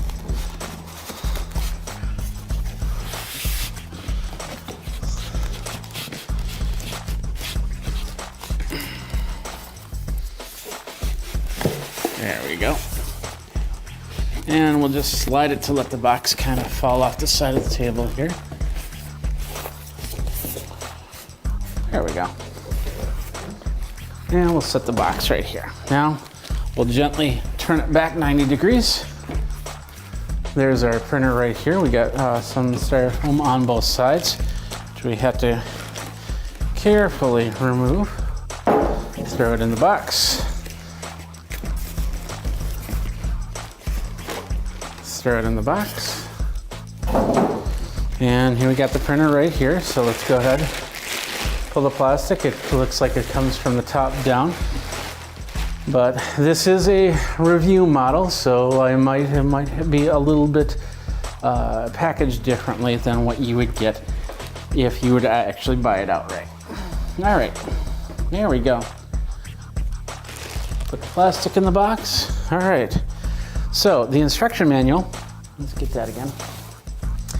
Like I said, tells us where all the tape is, but we have the orange tape that'll tell us as well. So we'll hit the orange tape right here and right here to begin with. And we'll cautiously set this on the box because we are going to be returning this model. We got a little plastic film, we'll leave that be. Okay, that flips open. So there's a little scanner right there, pretty cool.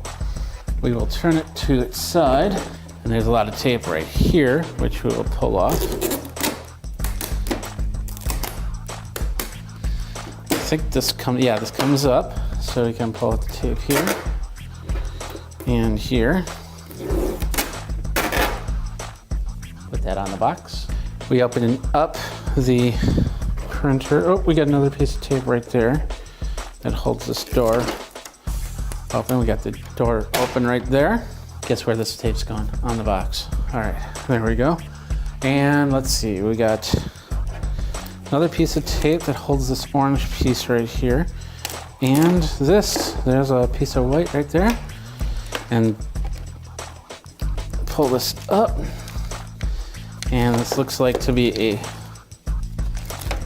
a lot of stuff here. There we go.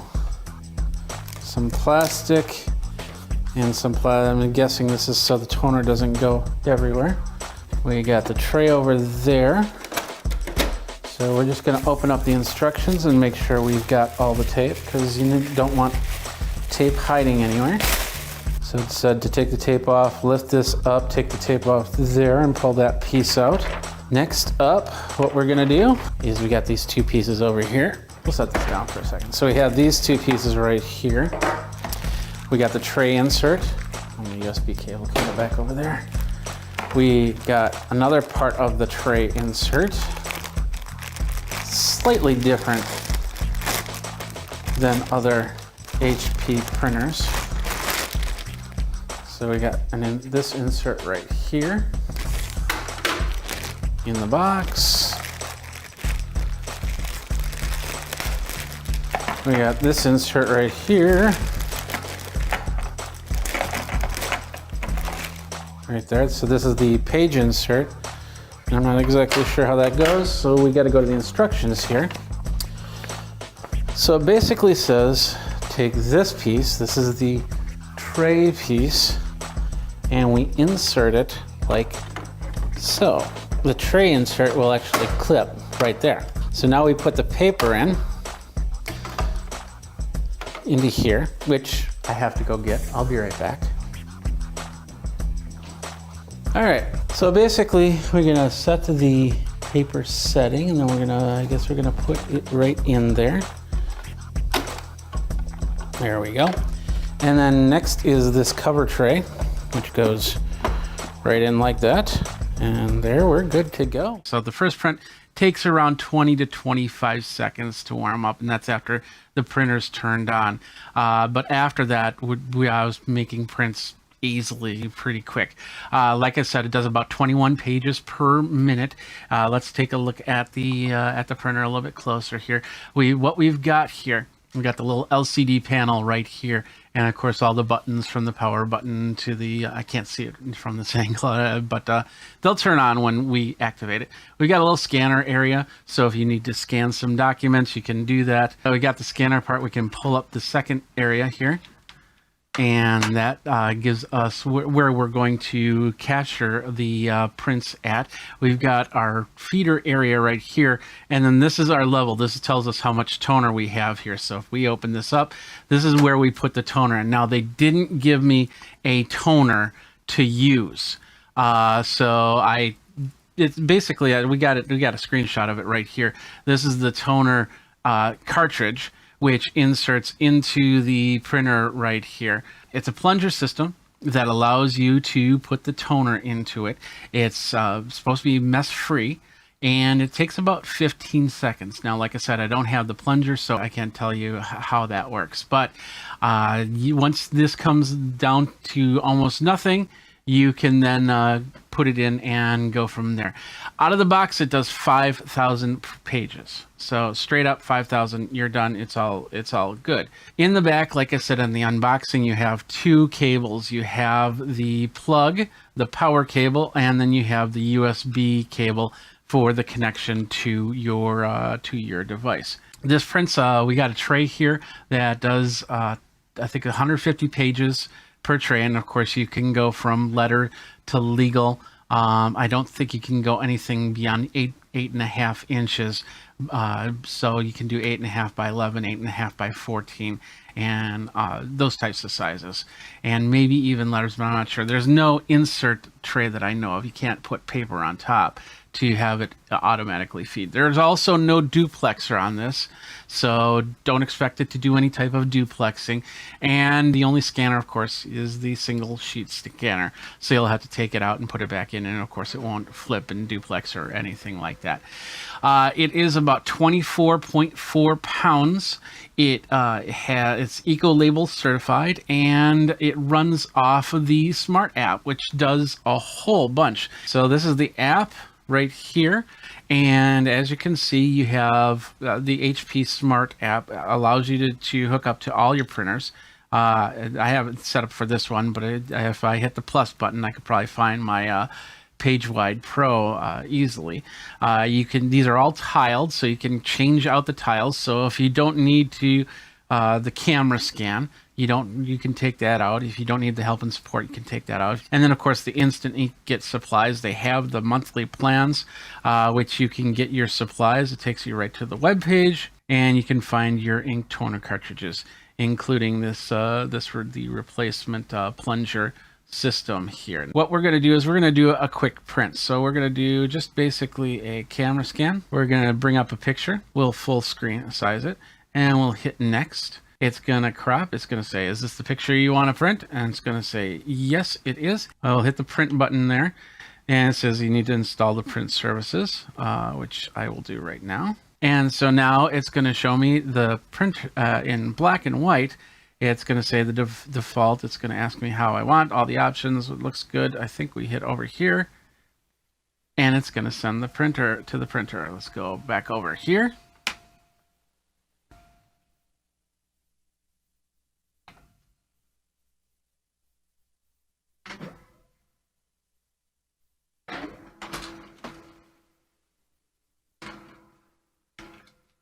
And this first one, this time it took about 15, 16 seconds. And then, of course, here we have the print. It's not my best print, of course, because this came from, I took pictures from another device to show off that device. So, but as you can see, it printed well. It's got a small little border on the sides. I don't know if we can get rid of that at all, but we can, we definitely have that right there. So that prints the page. Once again, 150 pages through the Smart App. There's also a fax option, which is really cool. I don't have it set up yet because you have to kind of leave the app to do that.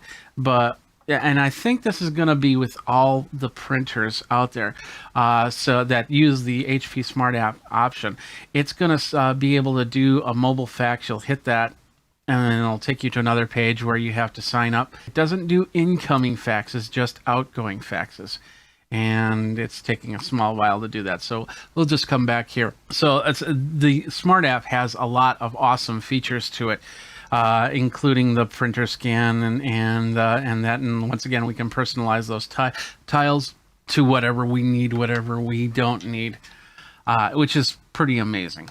Some other things about this printer, like I said, it's under 25 pounds, so it's easy to lift on my own, as you saw in the unbox.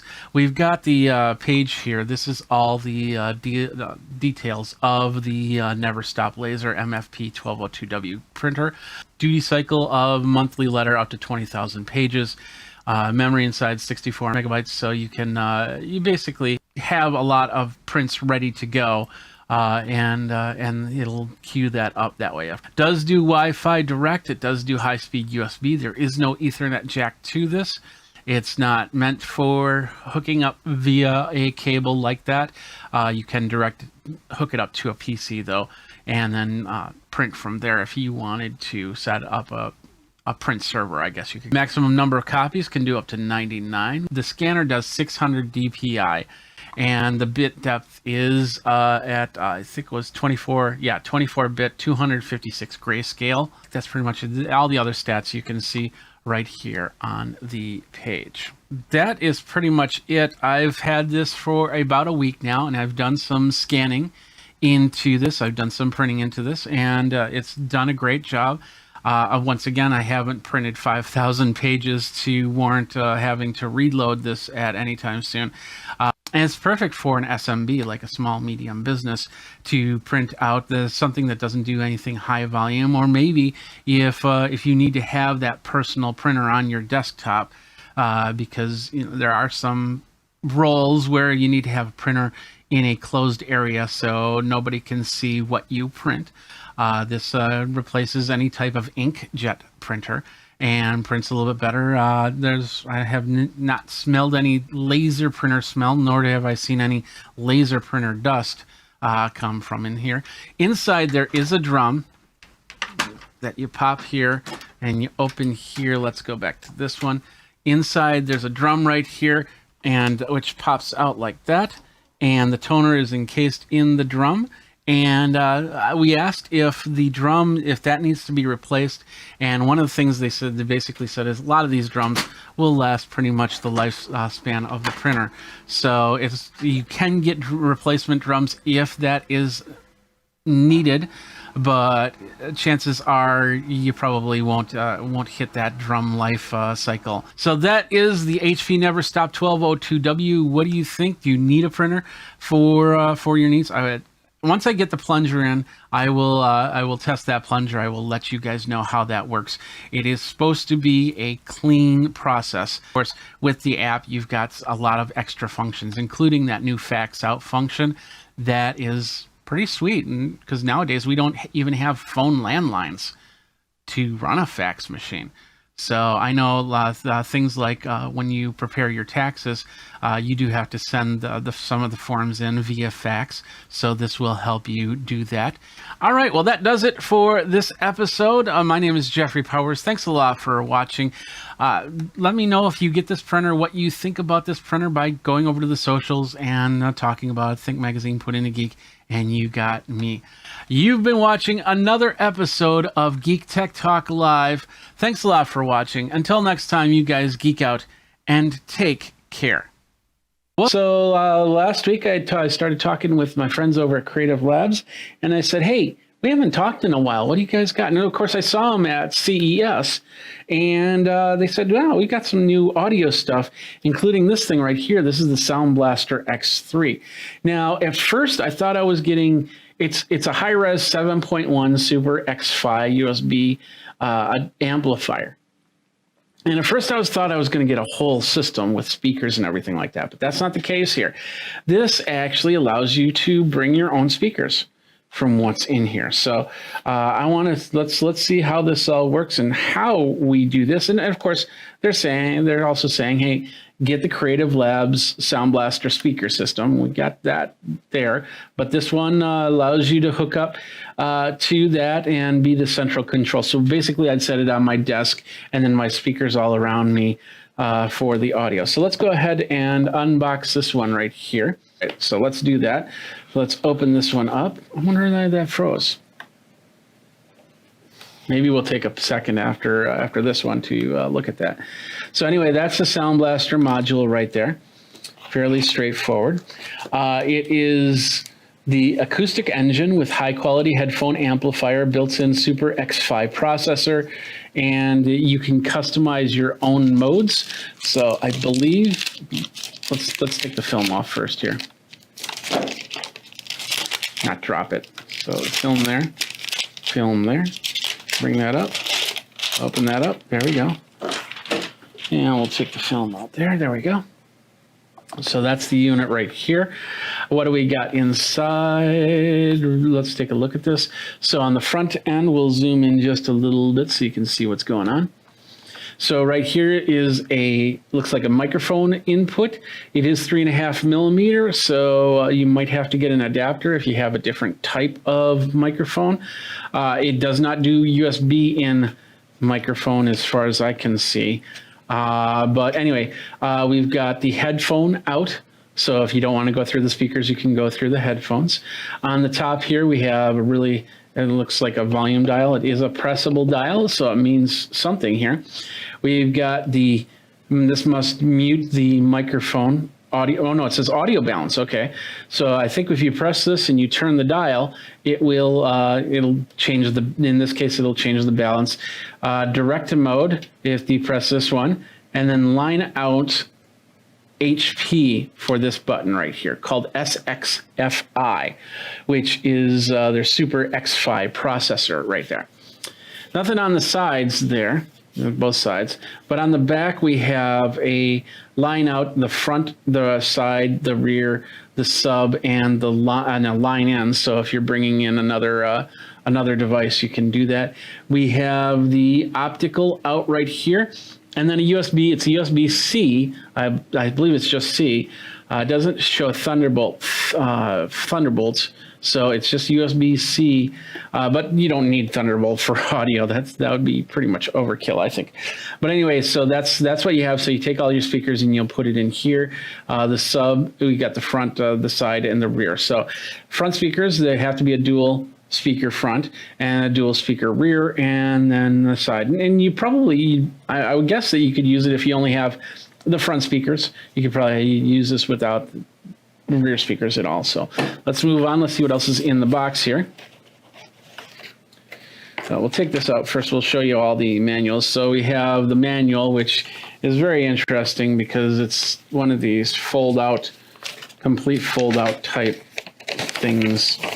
I'd rather have it in booklet than just a single sheet like this because this can get kind of confusing. But anyway, let's see. Yeah, it's showing the front view, volume control knob, the microphone control, everything, Super X5 button, like I said, headphone jack, and then, yeah, everything exactly as I said there. And you can get a 5.1 analog speaker system and a 7.1 analog speaker system to use with this. Also in here we have the worldwide warranty.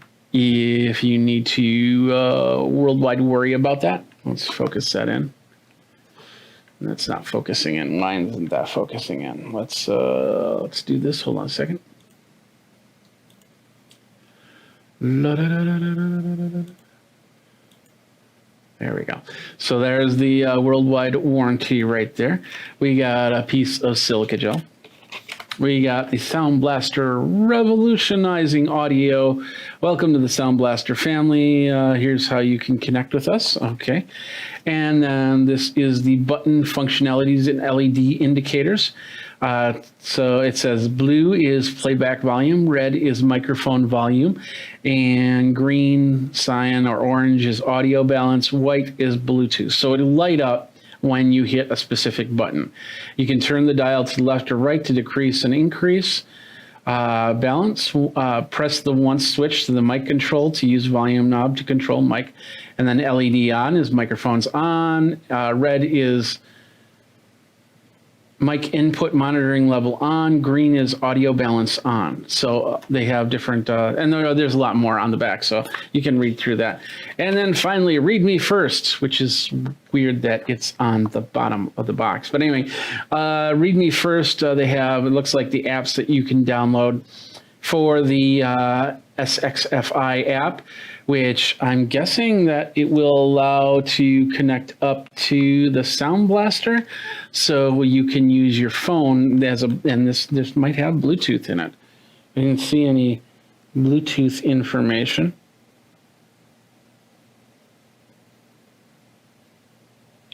But anyway, that's interesting. And that's pretty much it inside that box right there. That's the Sound Blaster. Oh, no, it's not it. We've got this side box that I need to deal with really quick. So let's pull that out. Let's do that. And let's zoom out a little bit. There we go. And on the side here, we have, this is their USB. Oh, yeah, it's a USB-C to A plug. So eventually this might even just switch to USB-C to C, but for now you get AC to A. And it looks like it is 2.0. Usually when it's white on the inside there, that usually says that it's 2.0. If it was blue, then we'd be looking at 3 or better. So we got that, and I think we have something on this other side too. Probably the plug. I thought there was a plug. No, I guess not. I guess this is powered through the computer. So nothing there, nothing there.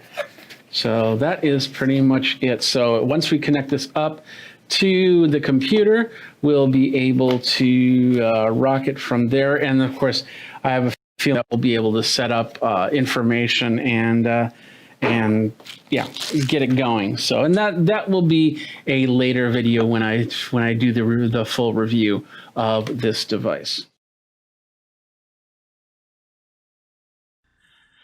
Hey everybody, Jeffrey Powers here from Geekazine, and welcome to the inaugural version of the afternoon show. And I should probably get rid of this little thing down here that says pre-show. Not pre-show anymore. It is this inaugural episode of the afternoon show. Jeffrey Powers from Geekazine, Think Magazine, put in a geek. Socials will be popping up right here. You can follow me everywhere. Just Geekazine, there you go. And we've got a great group of people. We've been talking for the last 20 minutes now, learning about each other. Some of them know each other already. Over on Restream.io, we have, first of all, to my left, it would be my screen share, which has absolutely no name but screen share. And then next up, we have Anya Razina. and hopefully I'm getting all these names correct. I apologize if I mess it up. Down below we have Stephanie Liu, and then Rob. Next up is Dan Willis, who's in the middle square right there, and then down on the right square. This is going to be the fun name to say, Rob Balasabas. Oh, nice! Yes, thank you. I was thinking I always do a musical thing in my head, so I go Balasabas, do do do do do, Balasabas, do do do do. So anyway, thank you guys very much for being on the first pilot episode of the afternoon show. We're gonna keep this as loose as possible, so we'll be going back and forth talking about different things. I'm going to start with Anya here, since you're in the upper right hand corner. You're the one that actually put a lot of this together, so thank you very much. Why don't you tell everybody about who you are and what you do? Yeah, absolutely. Well, first of all, thank you so much, everybody, for joining. It's a pleasure to be here. Thanks for having me, Jeff. It's definitely exciting. I don't do multi-people panels too often, so it's always a little bit of a thrill. I do lead influencer relations at Restream.io. That is the service that allows you to stream to multiple platforms at the same time. Your live video can go to YouTube, Twitch, Twitter, Facebook, LinkedIn, all those good places. And we also have a studio, which is where we are right now, that allows you to stream directly from your browser with overlays, video pre-rolls, guests, community comments displayed on your screen, all that good stuff. And a lot of these people here joining us are kind of like part of influencer relations team and our Restream movement group. So it's very exciting. We're going to talk about live videos, I guess, and happy to share any insights on what worked for us, what didn't, and everything in between. Okay, perfect. Thank you very much. Next up, we have Stephanie Liu. Hey, hi everyone. I'm Stephanie Liu, and I'm a live video strategist. I help brands and entrepreneurs take their live videos from unknown to unforgettable. So thank you for having me. Well, that was short but sweet. Awesome. And you're also a hypnotist, a certified master hypnotist. Did I read that correct? You've done your homework. Look at yeah, you. a little bit. So, are you going to hypnotize us into whatever you're selling, or because you're not not in a trance? Yeah. No, I would love to have contract negotiation stuff for sure. Absolutely. All right. Well, next up we have Dan Willis. Why don't you introduce yourself? Hey guys, I'm Dan. I'm the Millennial Motivator. I work with companies in building community-focused branding. Really, just diving in and building a committed community around your brands. I also trade stocks live in the morning and helping people learn how to do the stock market in this great COVID time. So a lot of new retail traders in the market. I spend about 2.5 hours every morning breaking down how that market works and how people can get into it without feeling overwhelmed. I have one share of Facebook stock. True story. It's worth it. Yeah. It'll become 2 shares. Eventually, I know that they will split. That's true. Yeah, it's coming. No, I used to do some stock trading, and then when I started Geekazine, the first thing I did was get rid of all my stocks because that becomes money into the end of the show. So and then I burnt through all that. So that's why I only have 1 share of Facebook stock now. You'll be a rich man one day. I will. I'll be dead by then. But anyway, Rob, why don't you introduce yourself? Hey, everyone. Jeff, thanks for having me on here. My name is Rob Balasabas. I'm the brand evangelist at TubeBuddy, which is a YouTube tool. We've got over 4 million channels that use our platform at the moment. And so I'm the brand evangelist. I get to connect with our influencer partners, our users, and then find cool ways for them to connect with each other. I have a live show on the TubeBuddy channels called The Creators Corner, where I just get to talk to different creators and different brands that help our community. So that's me. Yeah. And we're both, I'm also part of the TubeBuddy system there, and also an influencer there, although I don't do the brand ambassador stuff. I've been on early on, and a lot of the features that they really got into TubeBuddy, I was like saying, you need this, and they said, and they were going, oh yeah, we got to add that. So I've been on TubeBuddy for a long time. It's a great program. So, all right, let's first of all, if you want to ask questions, we do have the chat. Of course, go in your chat wherever you are, on Facebook, on YouTube, on Periscope. Periscope. I don't have a LinkedIn Live just yet, so we're not on LinkedIn Live, sorry, but we're on Twitch. So ask your questions there, and we'll get them up here. We're going to start, see if there's any questions in there. And it just says one thing, two things, is Dan Pog by Euro 37. What's up, and then Dan by Gaming Goodies. So what is that? What is the Apparently, about that's that? the most popular guest we have here. Somehow Dan is the star. Well, Dan's the man. Is the screen shared? These are guys that it's- trade with me during the day. These guys are typically guys that are in that trading Discord. So they figured they'd swing through and see that I'm actually a marketer as well. I don't just trade stocks all day. All right. Well, let's start with the easiest of questions, and that is, we're now 5 months into this whole COVID thing, stay at home thing, whatever. Let's talk about how that if it has changed. 'Cause for me, it was literally I was building the new studio from Studio A, and we're in Studio B now. I was building the studio anyway, but it was just kind of getting things done a little bit quicker. So we'll start. Let's start with. We'll go to the opposite end. We'll go to Rob and ask that question. How has this changed you in the last 5 months? Yeah, I mean, for me, I've always been working remotely, so it hasn't really changed my work life so much. It's definitely changed what we do at work. A lot of a big part of what I do is travel to different conferences, and obviously that's not happening. So that's why we've really gravitated to live streaming to connect with our users and also do collaborations with all our different partners that we would normally do when we're in person at different conferences, right? We would meet up at a coffee shop or, do a collaboration interview in person. So we're just transitioning that online through live streams. So that's really how it's changed. I mean, as a business, everybody's gravitating to YouTube, which is primarily what we're all in on YouTube. So people are consuming content there. They're creating side hustles and businesses and channels and their audiences there. So that's directly related to our busyness at this time. Show of hands, who's going to miss their either Diamond or 1K status next year? Nobody? No? Nobody? Does it? Who else travels for their job? Okay, Stephanie. Dan, you don't do any traveling at all, or? I go to a few conferences every year, but I do the majority of my stuff via remote. Okay. Yeah, so I love going to conferences, don't get me wrong, but my travel points are the least of my worries. Okay. So tell us how this has changed for you in the last 5 months then.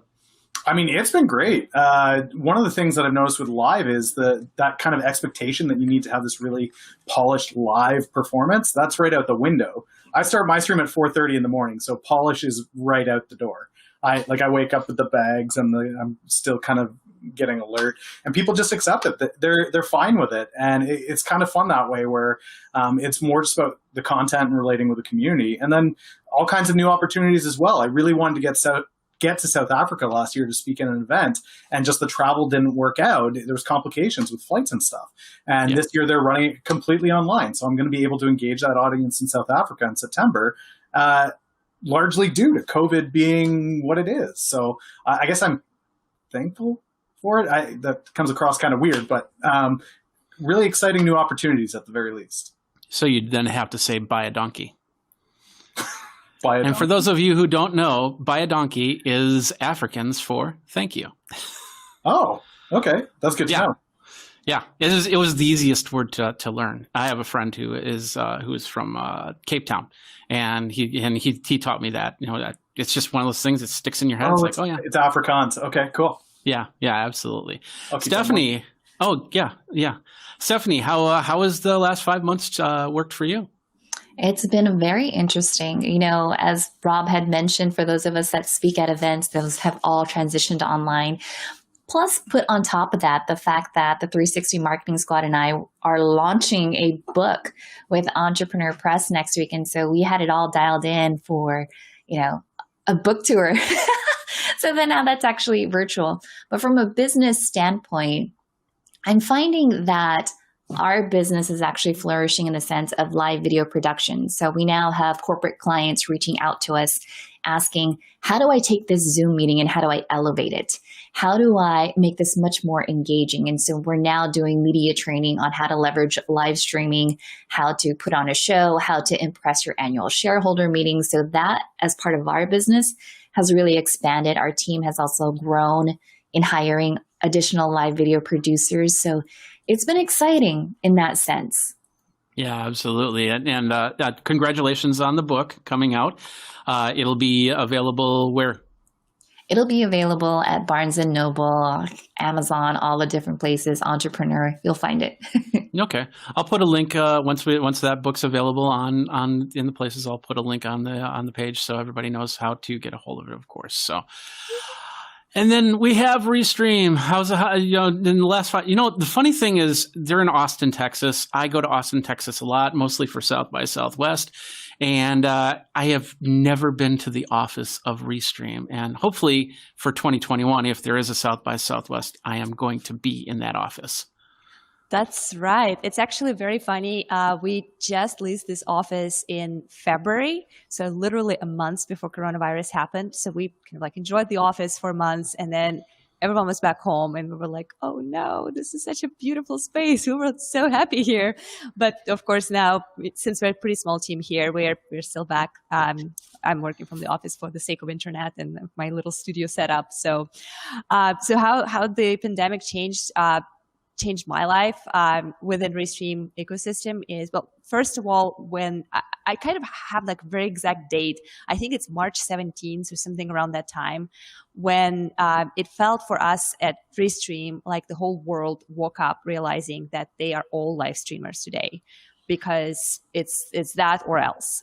In order to stay relevant, in order to stay connected with their communities, they had to figure this out. And we had a massive spike of new users, of people who had an account with us who immediately decided that they need to resume this conversation. So it was overwhelming, but at the same time, very exciting that people kind of got back to streaming in general, to live video, and kind of rediscovered or discovered it for the first time. People from all industries. We saw churches streaming, we saw fitness trainers, we saw musicians, politicians. It was really exciting and overwhelming. And for me, because around that time, I started to work with influencers and kind of grow our evangelist and brand advocacy program. It was a little bit of a change of focus, but that helped me meet amazing people and, actually start my own live show so I could kind of speak the same language as those folks, with you folks. So there was a lot of change, mostly positive. The only thing I really miss is traveling. But that's hopefully coming back eventually. Yeah, absolutely. And of course, I've been using Restream for a little over a year now with Geekazine Live. Of course, that happens 24/7 of all the videos of when I used to go to conferences back and forth. And it's been a great program to have in my arsenal, so I don't have to use all my bandwidth trying to go to several different places on the interwebs so people can watch the show. So. Thank you. Thank you. All right. Well, big thing is, with all this, we're still working. We're still trying to make money. Dan, you've got the stock market. Dan. Sorry. Yeah, Dan, you've got the stock market show. I thought I said your name wrong. I apologize. You got the stock market show. Have you been doing that since COVID, or have you been doing that before COVID? No, that was just since COVID. I took my understanding of how businesses operate in December, actually right after Social Media Marketing World, when I came home from there, I realized that there was going to be a significant change in how things were done with conventions and conferences. So my travel for the rest of the year, I had essentially just marked it off that Canada probably won't let me fly into the States anyway, so I might as well look to transition to something else. Live streaming was something I'd always want to play around with a little bit more. I had a Twitch partnered stream anyway from a few years back when I was in esports. I figured I'd fire it up again, give the stock market thing a try, and just try to help all these retail traders that are using their stimulus checks to trade the market to try to help them hold on to some of that stimulus check. And it's been really interesting. It's been great to meet people from all over the world. Restream makes it really great. What I love is not having to pick a community where I can, Twitch, Periscope, LinkedIn, YouTube, all at once. They're all in there. And it's kind of cool to see those different communities where Twitch, you get a bit of a younger demographic, and then LinkedIn, you got the very professional and prim and proper, or at least business minded anyway. And then Facebook, my mom shows up and she's like, "Hi, I love you, son." So it's kind of nice to have that mix and blend, that you're able to engage so many different people, irregardless of what niche you're in, I think. Okay. Rob, do you agree to that? You're muted. Rookie. Multi-streaming is really powerful. So, we have different communities. Like Dan said, there's different communities primarily on YouTube, but we also have people that we want to reach on LinkedIn, on Facebook, our Periscope, our Twitter, channels are really active with our community as well. So, multi-streaming has been like just such a game changer for us, especially during lockdown, for sure. And you also at TubeBuddy, they also have the back end stuff, the Discord server and the and things like that. That you don't have a Slack channel, do you guys? No. We have a Discord. We have our community forums. So we've got different, community is huge for us at TubeBuddy. So we try to meet our users where they are. And there's a lot of, gamers, for example, on Discord, a lot of YouTubers on Discord. So we have a Discord server, and then we have our community, and then everywhere else. So, it's a big part of what we do. And Stephanie, what type of channels do you guys have to get your message across? Oh, of course. Yeah. Well, that's where Restream comes into play, right? So we're everywhere, especially on the Facebook landscape. We have the Facebook business page. We have the Facebook groups, LinkedIn, YouTube, Twitter, and Periscope. So that's usually where we're at. And just like everyone else, it's always interesting to see the dynamic. Like, one of the things that I love most about Restream is the analytics of knowing where the majority of the audience is coming from. And for someone that actually produces events for clients, it makes you so much more valuable as a team player to come in and say, I'll produce a show for you, and I'm going to come and give you the actual analytics to say who your audience is, who your big fans are that you need to support, and so on. So it's been good. Awesome. So we got a few things in the chat here. No questions, but some people that want to say hi. This first one is really weird. This guy, Rob, how do you pronounce that? Hey, everyone, goes Rob. And then, of course, Equinox Productions goes, good evening. And C. Ova says, hey there. And as we're doing this, I do have to make that note to Anya, the whole idea that we're now blocking Stephanie every time I show a message. We need to think about that. So I will present everyone. Ta-da! You don't have to do that, but thank you very much. So great point. Stephanie's got. Oh, go ahead. Yeah, I was just saying that's a great point. Room for improvement. That's the beauty of live shows. You learn something new about the product every time. Yeah, and we were on a couple days ago, and we were going through this whole how this all works. As I was trying to figure it out myself, because I was just doing one-on-ones at the beginning, and I think I got a pretty good handle on things between what I normally do on my live show, and you saw some of the graphics on that, and then of course going through a Restream on that, and that makes it even more powerful for sure. So, all right. So Stephanie, you guys talked about the book. Rob, is there anything that is coming out that you wanted to share that you haven't yet? For us, no, TubeBuddy, we are just heads down, trying to handle all of the. I'm checking if my mic is muted. Do it once, yeah. No, we're just heads down. Right now, we're just trying to handle all the new traffic, new users. Again, with everybody at home consuming YouTube, building YouTube channels. We're just directly related to that, busyness. So yeah, nothing super exciting to announce or plug or anything like that, but we're just heads down we're focusing on more educational content. That's really what we're creating. You'll probably notice that on our channels, on our live streams. We're bringing on experts to really talk more about YouTube strategies rather than like specifically TubeBuddy more. So we're just trying to help new YouTubers really understand how the platform works, and then TubeBuddy will come in as a solution to make that easier. But that's down the road. Yeah, absolutely. That I've seen a lot of videos and just amazing stuff, and I of course I do some stuff myself, not on TubeBuddy. Maybe down the line we'll see how that works, but definitely learning a lot from the TubeBuddy sides. How about yourself, Dan? Anything to announce on the show, like super secret? September is the South Africa Innovation Summit, and this is the first time that they've actually been able to just really focus globally. Normally, they've been really inhibited with having largely African speakers and people directly from that continent. But with them going online, they're trying to pull in, instead of a massive amount of speakers, they're narrowing that group to about 8 to 10 speakers that are experts from all over the world. So it's actually really exciting to engage that continent, which is just got a bit of a different vibe as far as how they do digital marketing and social, but it's giving it a real global feel to it. So I'm pretty excited for it.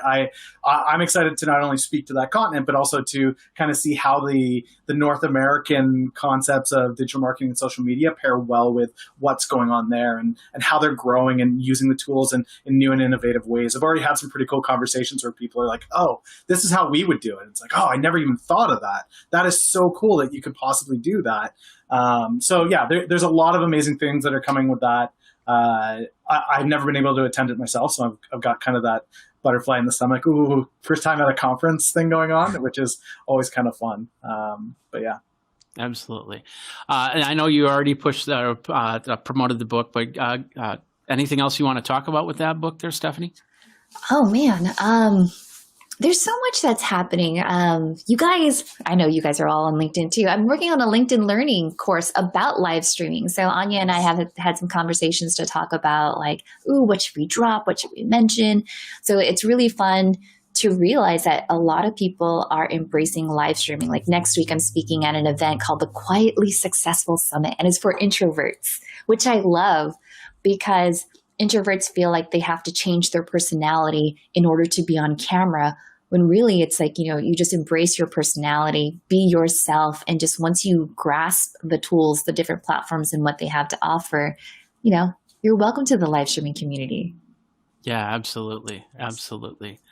Anya, let's talk about Restream, and because I just opened this up today and I'm looking at the interface, and I noticed that there's 2 buttons now as opposed to 1 button, which does this resize to full screen for you.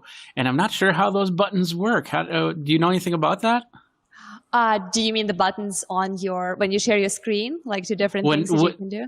When I go from here to here to show you full screen, there's another button that does this. Yep. Oh, I see. That brings the, here we go. The boxes I have never seen that. Like, that just showed up yesterday. Yeah, this is new. This is one of the updates, and this is kind of how we operate right now. And just in general, this is kind of like Restream way. We are a lean startup, lean approach company. We do multiple iterations. We constantly push new features, test them with our beloved influencers, first of all, because they are just the gold mine of great feedback, interesting ideas, feature requests. So we have like a whole Slack channel just for them, so they could share their questions, concerns, and thoughts of what would be better. So that's why it's not uncommon experience for Restream users to show up and be like, oh, a lot of things changed, a lot of new buttons popped up. So yeah, this is the difference. So some people requested that if you sometimes want to showcase either a person or your screen, you don't want those multiple little boxes with other participants in the bottom, because they potentially might be blocking someone's content if you're sharing your screen, or they just might be unnecessary and just kind of like distracting for the video. But for some situations, you do want to show all the participants if it's like a panel discussion and you really want to see the emotions and like what people are doing. So this is why we have those 2 buttons now, so you can kind of like pick your poison. Awesome. I love Well, your poison. It was so cool. Like when it popped up, I was like, this is like Honey, I Shrunk the Kids. Like what just happened? Yeah, exactly. so we're all Like, down here. Yeah, here we go. Like do something crazy. You're hypnotizing us. Stop it. I just have to remember what Equinox Productions is kind of interested about the platform that we're using here to do this and how we connect to using this and how difficult that is. So, I mean, how do you guys feel about bringing people in on stuff like this? Is it pretty easy as far as it goes? Because this is the first time I've ever done one of these. I'm not even sure how difficult or easy that was to get us all in here and put this all out like this. Stephanie? It's seamless, honestly. If you're used to clicking on a link as you would in going to a Zoom meeting, this is like the same exact thing. You go in there, you connect your camera and your mic, and you're good to go. So very easy. No NDI technology required. Rob? That's a good question. Yeah, you don't need the NDI technology. You just give your guest a link and then they just click on it on their browser and they show up on your dashboard. So as the host, it's pretty intuitive. Like you got to, obviously take a bit of time just to get yourself familiar with it. But once you kind of see how everything works a couple times, then it's pretty seamless. And you look like a pro to your audience really fast. Yeah, instant pro level live streaming. One thing that I noticed, I don't know if you guys saw this, because when Rob was like, oh, rookie mistake. Did you know that on the keyboard, if you type M, it'll mute and unmute you? Yeah. I was like, oh, that's so sick. Command if you do Command V, it will also turn off your video, but maybe don't do that because it will turn off your video. Yeah, don't do that. I mean, I'm just impressed with the simplicity of it all. Like, traditionally, I use OBS. I'm one of those old school Twitch broadcasters, so OBS is what I've always used, and that there's a significant. I know, Rob, when I was on talking to you the other day, we were breaking that down, and there's a significant learning curve to OBS. But this looks like people are saying it looks more fluid than Zoom, but it really does seem like that same simplicity as Zoom, but applied to streaming. The number of people I know that are doing their business calls on Zoom, and it's that constant struggle of, are you okay? Can I talk to you on that? Is that okay over there? Is this okay? Is that okay? Okay, great. Now let's record the interview. Okay, let's try that. Okay, does that work? No, that doesn't work either. This just seems to solve so many of those headaches. Yeah, absolutely. And the biggest headache is doing a lot of live stream or recording a live stream. I use Wirecast. When I do all my recording, is in Zoom. You have down here is the little name, and up here is when somebody shows up, it drops down saying this person has joined. And if you're recording a screen, all of a sudden it's called a dirty screen, and your screen gets dirty, and you have to do creative things like crop in the borders so they don't see those buttons, and it's sometimes a nightmare. So I like it when things are easy and clean, so I can just bring people in. NDI being one of those things. I know we're going to get to the questions here in a second here, but NDI being a great program for that. So we'll start with the first question here. And that was from Equinox. He goes, what platform are you using to produce this show? Everybody, 3, 2, 1. Restream. There we go. All right. Second question, also from Equinox. How do your presenters connect to the show? Anya, do you want to explain how that works? Yeah, absolutely. I was actually going to add one little thing to your awesome praising comments about how easy and how seamless that is. It is important to remember that for your guests, they do not have to have a Restream account, and they don't have to register or create any kind of username, profile, anything like that. And I believe Zoom does allow you to just click the link and connect, but a lot of platforms actually require you, for the better experience, to have an application or to actually log in and have an account. So Restream doesn't need any of those things. You just click the link and you're here. As a host, you can copy your link and share it whichever way you want. You can put it in your calendar invite because the link is static. So it basically will remain for all of your live streams until you choose to refresh it. You can post it on social media. Even in your chat, I've seen some crazy shows when people just throw the guest link in the chat and just pull the community in, so they actually pop up as a video box.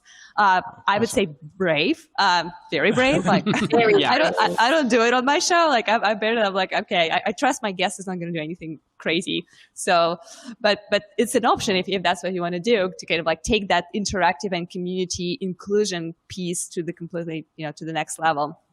And yeah. I ran the first time I did Zoom, I ran an open Zoom, and I made the mistake. Actually, I planned to do it this way. I wanted to see how it worked.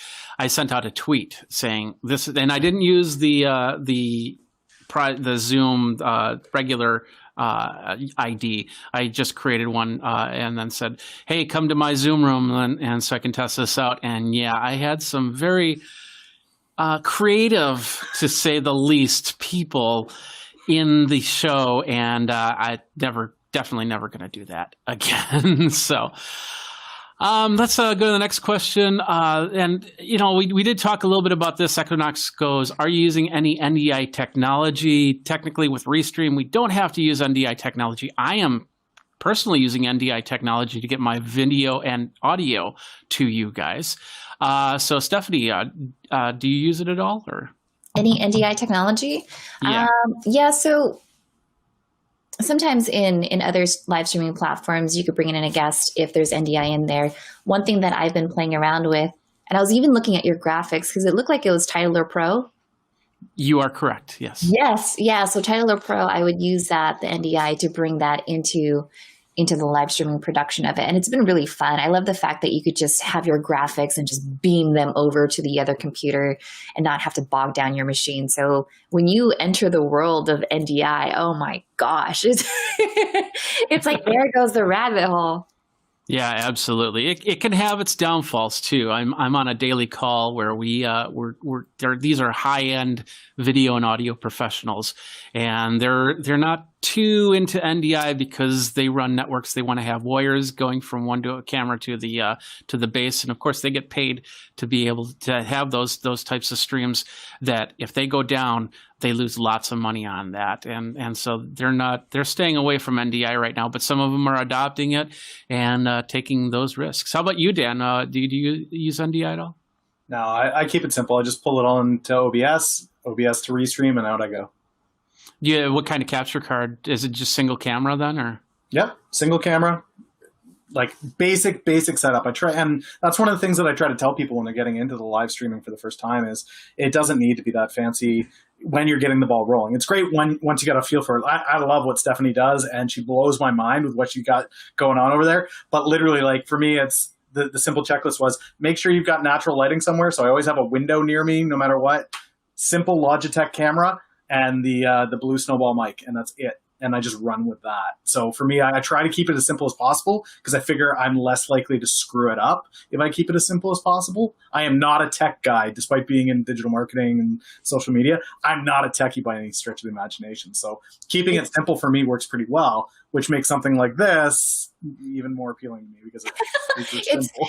It's so funny because whenever Dan brings up like OBS, I'm like, oh, that was like my first love, right? OBS Studio, I feel like was the IKEA of live streaming. And one of those things where it's like, are you really a live streamer if you've never panicked about like your audio sources and like where random sound effects are coming from? Yeah, just OBS, man. I have goosebumps. I'm like, oh yeah, I remember that. That was great. And I mean, there's still some really cool stuff that just people are getting super freaking creative, and it's fun. It's fun. Yeah. It's fun seeing what people create. And, when you're hit with like a problem of like, man, I really want to do this. I want to make my show look different and unique.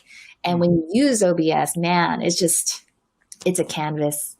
Absolutely. I started podcasting in 2005. I started Geekazine in 2007 when I lost my last real-time job, and I did live streaming on Ustream, and we were hodgepodging. Of course, me being a musician, I had a lot of the audio gear, the video gear not so much. So it was a lot of hodgepodging to get things together, and it was cam twist on a Mac.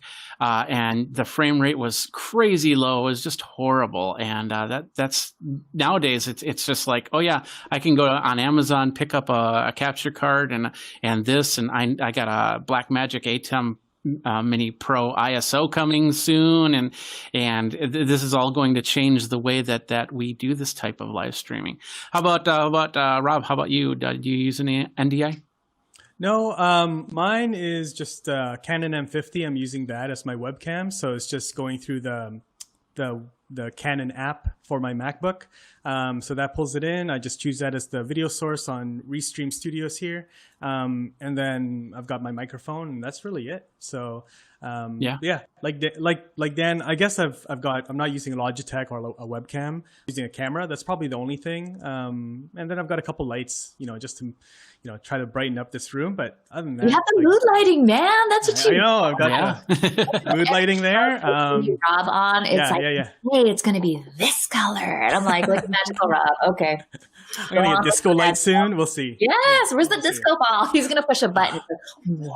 That'd be awesome. Actually, I have a light sitting over here. It's on, but it's not positioned right.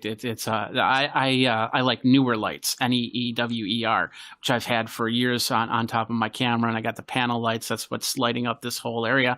But they came out with the 660 SMD LED lights, which can do red, green, and blue, and they have these cool features, so I can have it look like the cops are coming, pulling up, or if there's a lightning storm or something like that. So I'm playing with that light right now. It's a lot of fun, but I personally like to keep it as simple as possible, because then if anybody asks, hey, can you do something for me, then we don't have a lot of different things in the background that we have to move around. So, but it's all about how your show feels. And I noticed, Stephanie, you got a really great background there. Dan, of course, Captain America can't go wrong as well. And even Anya with the Restream stuff, that it's a regular office setting, so it's perfect for exactly the audience that you're trying to get. I was going to say that there is no background going on. It's like whatever I ended up with. I occasionally open that window that's behind me, like next to the next desk. But the thing is that we're on the first floor, and there's a kind of like a pedestrian street right here. And sometimes you see people walking by, and some of them are pretty interesting characters because it's Austin, right? Keep Austin weird. And I was like, yeah, this could be part of my show. This is definitely unique. And I'm not at the level of popularity where people would actually show up and start crowd around and make faces and do something funny on the background. But one day. You'll get there. It was funny because when you first introduced yourself, there was somebody standing at the window right behind you. I'm not surprised. That happens quite a bit. It's never orchestrated. It's always Austin people just doing Austin things, so. All right. Well, the next question, Equinox says he's a vMix specialist.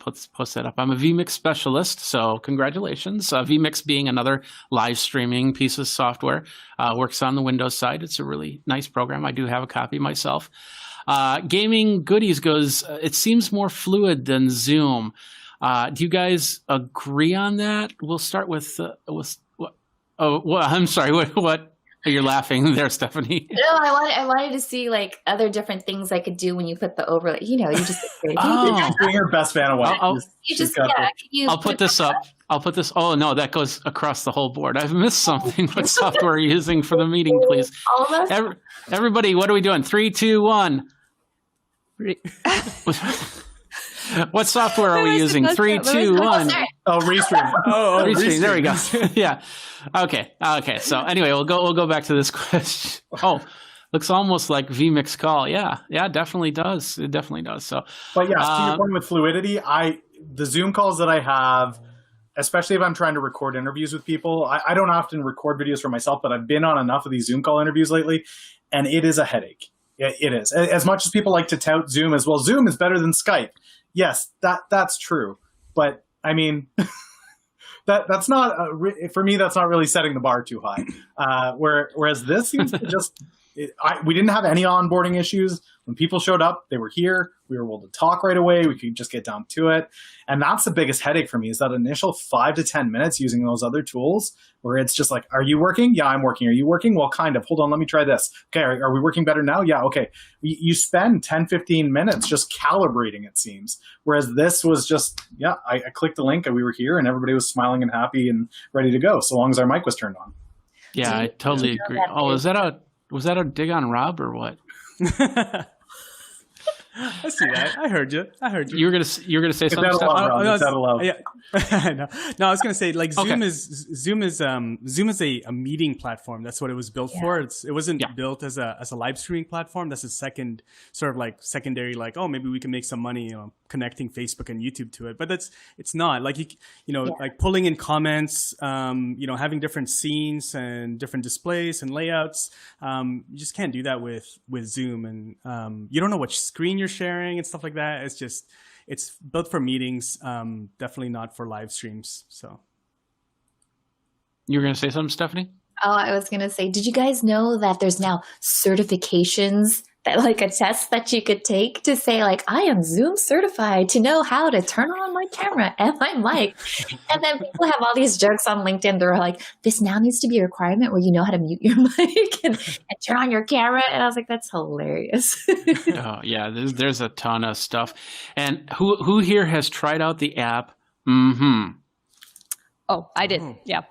Yeah. Everybody's like, yeah. Yay or nay, really quick, Anya. Oh yeah, it's wonderful. I loved it. I felt like I'm inside the iPhone and I'm moving things. It's like clicking and just super intuitive, and I loved it. Yeah, absolutely. Stephanie? Oh gosh, I dissent. Okay.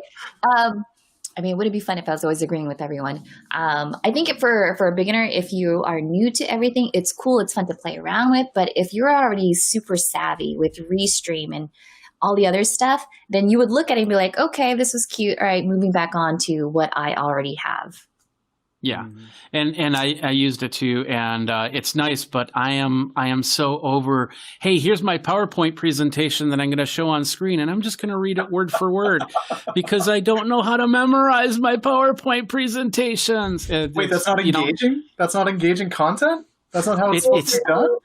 It's not, but a lot of enterprise IT, they actually have to show, work paths and things like that. And yeah, they end up putting a lot of text on there, and it gets really boring really fast. And when you're sitting there recording them going, and I liked, and you're watching it, you're literally watching them as they got on the screen. They're like doing this. And I'd like to thank everybody for coming to my show. It's like, dude, keep your eyes straight, keep them straight. So, Steph, this is where they need that LinkedIn Live course that you're doing. This is how we improve the IT world's presentations. It was so funny because we were doing a training yesterday, and yeah, like totally agree in the sense that like you could see if someone's reading, but I was like, but you know what? If you just put your transcript over to one side, right, then it's okay because it kind of feels like you're looking over at the chat, right? Because then that makes sense. And you could still glance back. That to me was like the hack, was like, okay, you could look over it a little bit as if you were looking at the chat and then go back to it. But if it's like right there, it's like, come on. Mm-hmm. Yep.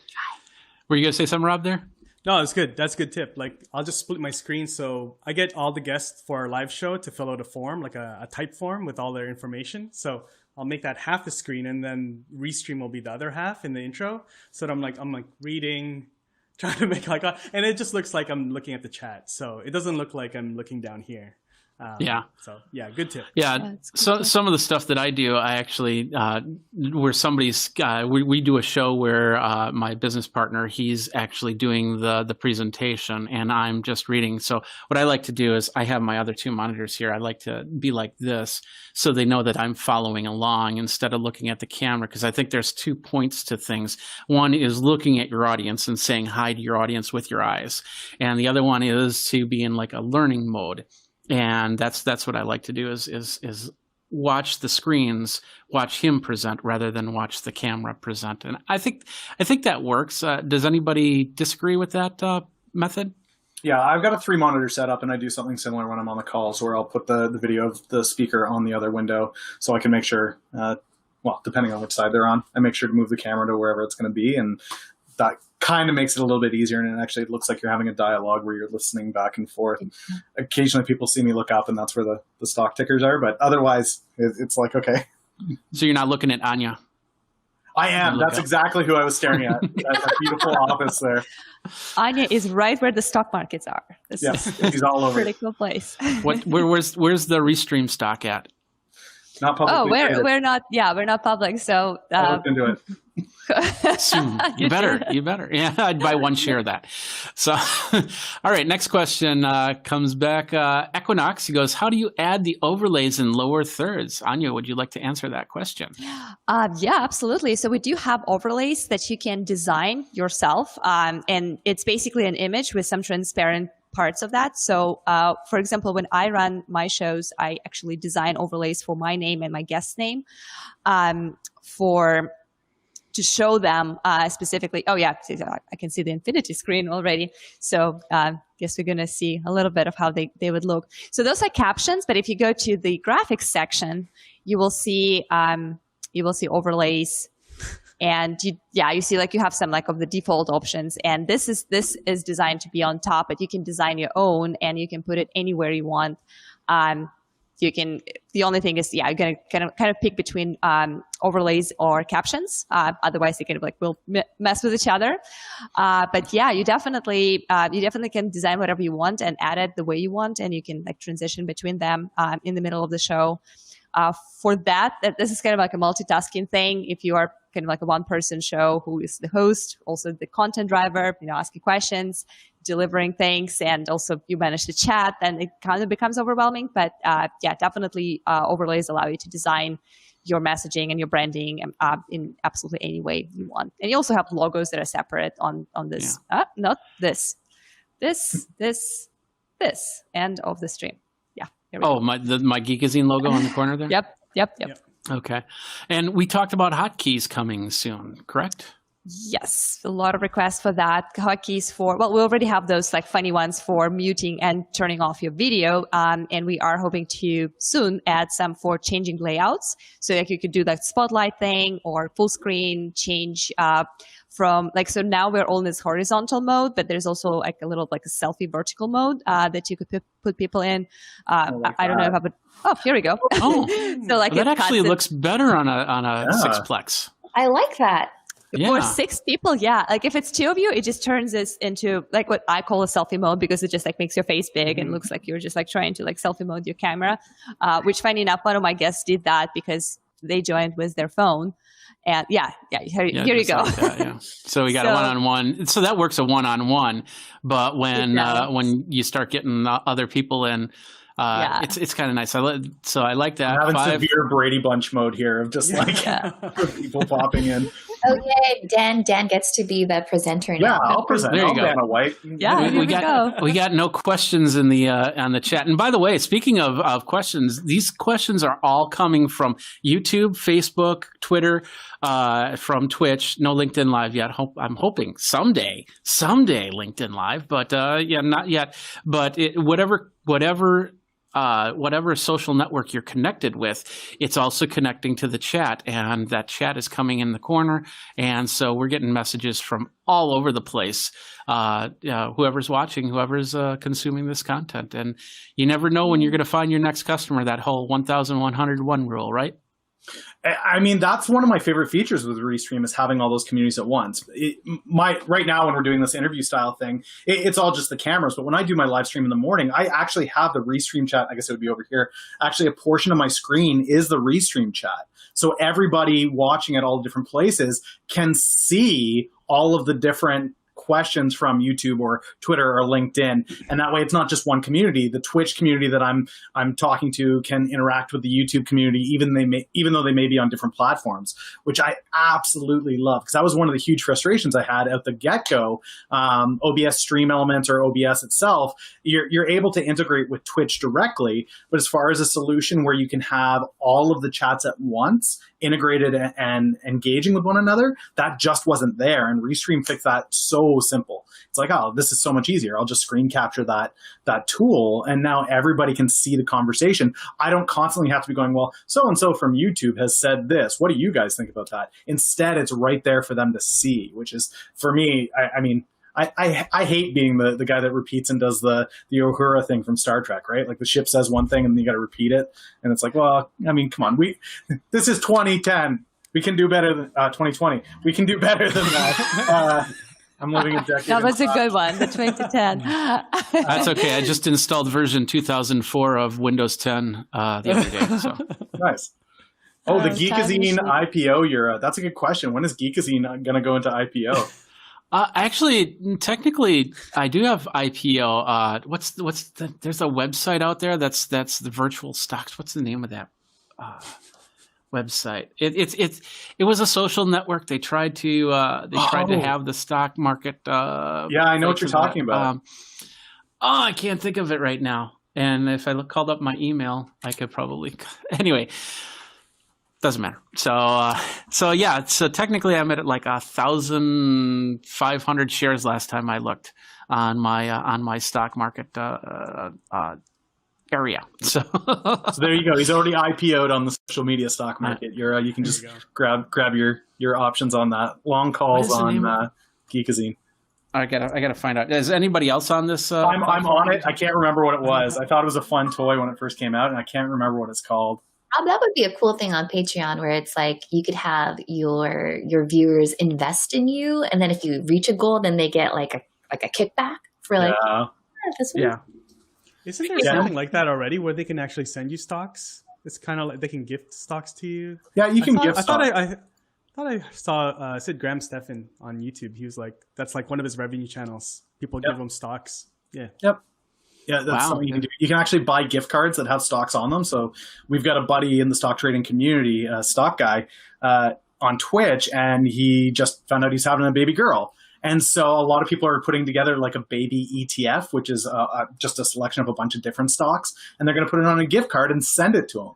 And I thought, that's kind of a fun way to just be able to share and do that. But anyway, I know what you're talking about, where it was like a mix of social media and clout, right? Where it's it's cred. Yeah, there it is. Cred. This is it. Yeah. This empire.cred. Because he had clout and he had cred, and then this company bought cred, and now they're it's okay. So I'm sitting at what is it, 1,219 share price. So if you wanna buy stock in me, there you go.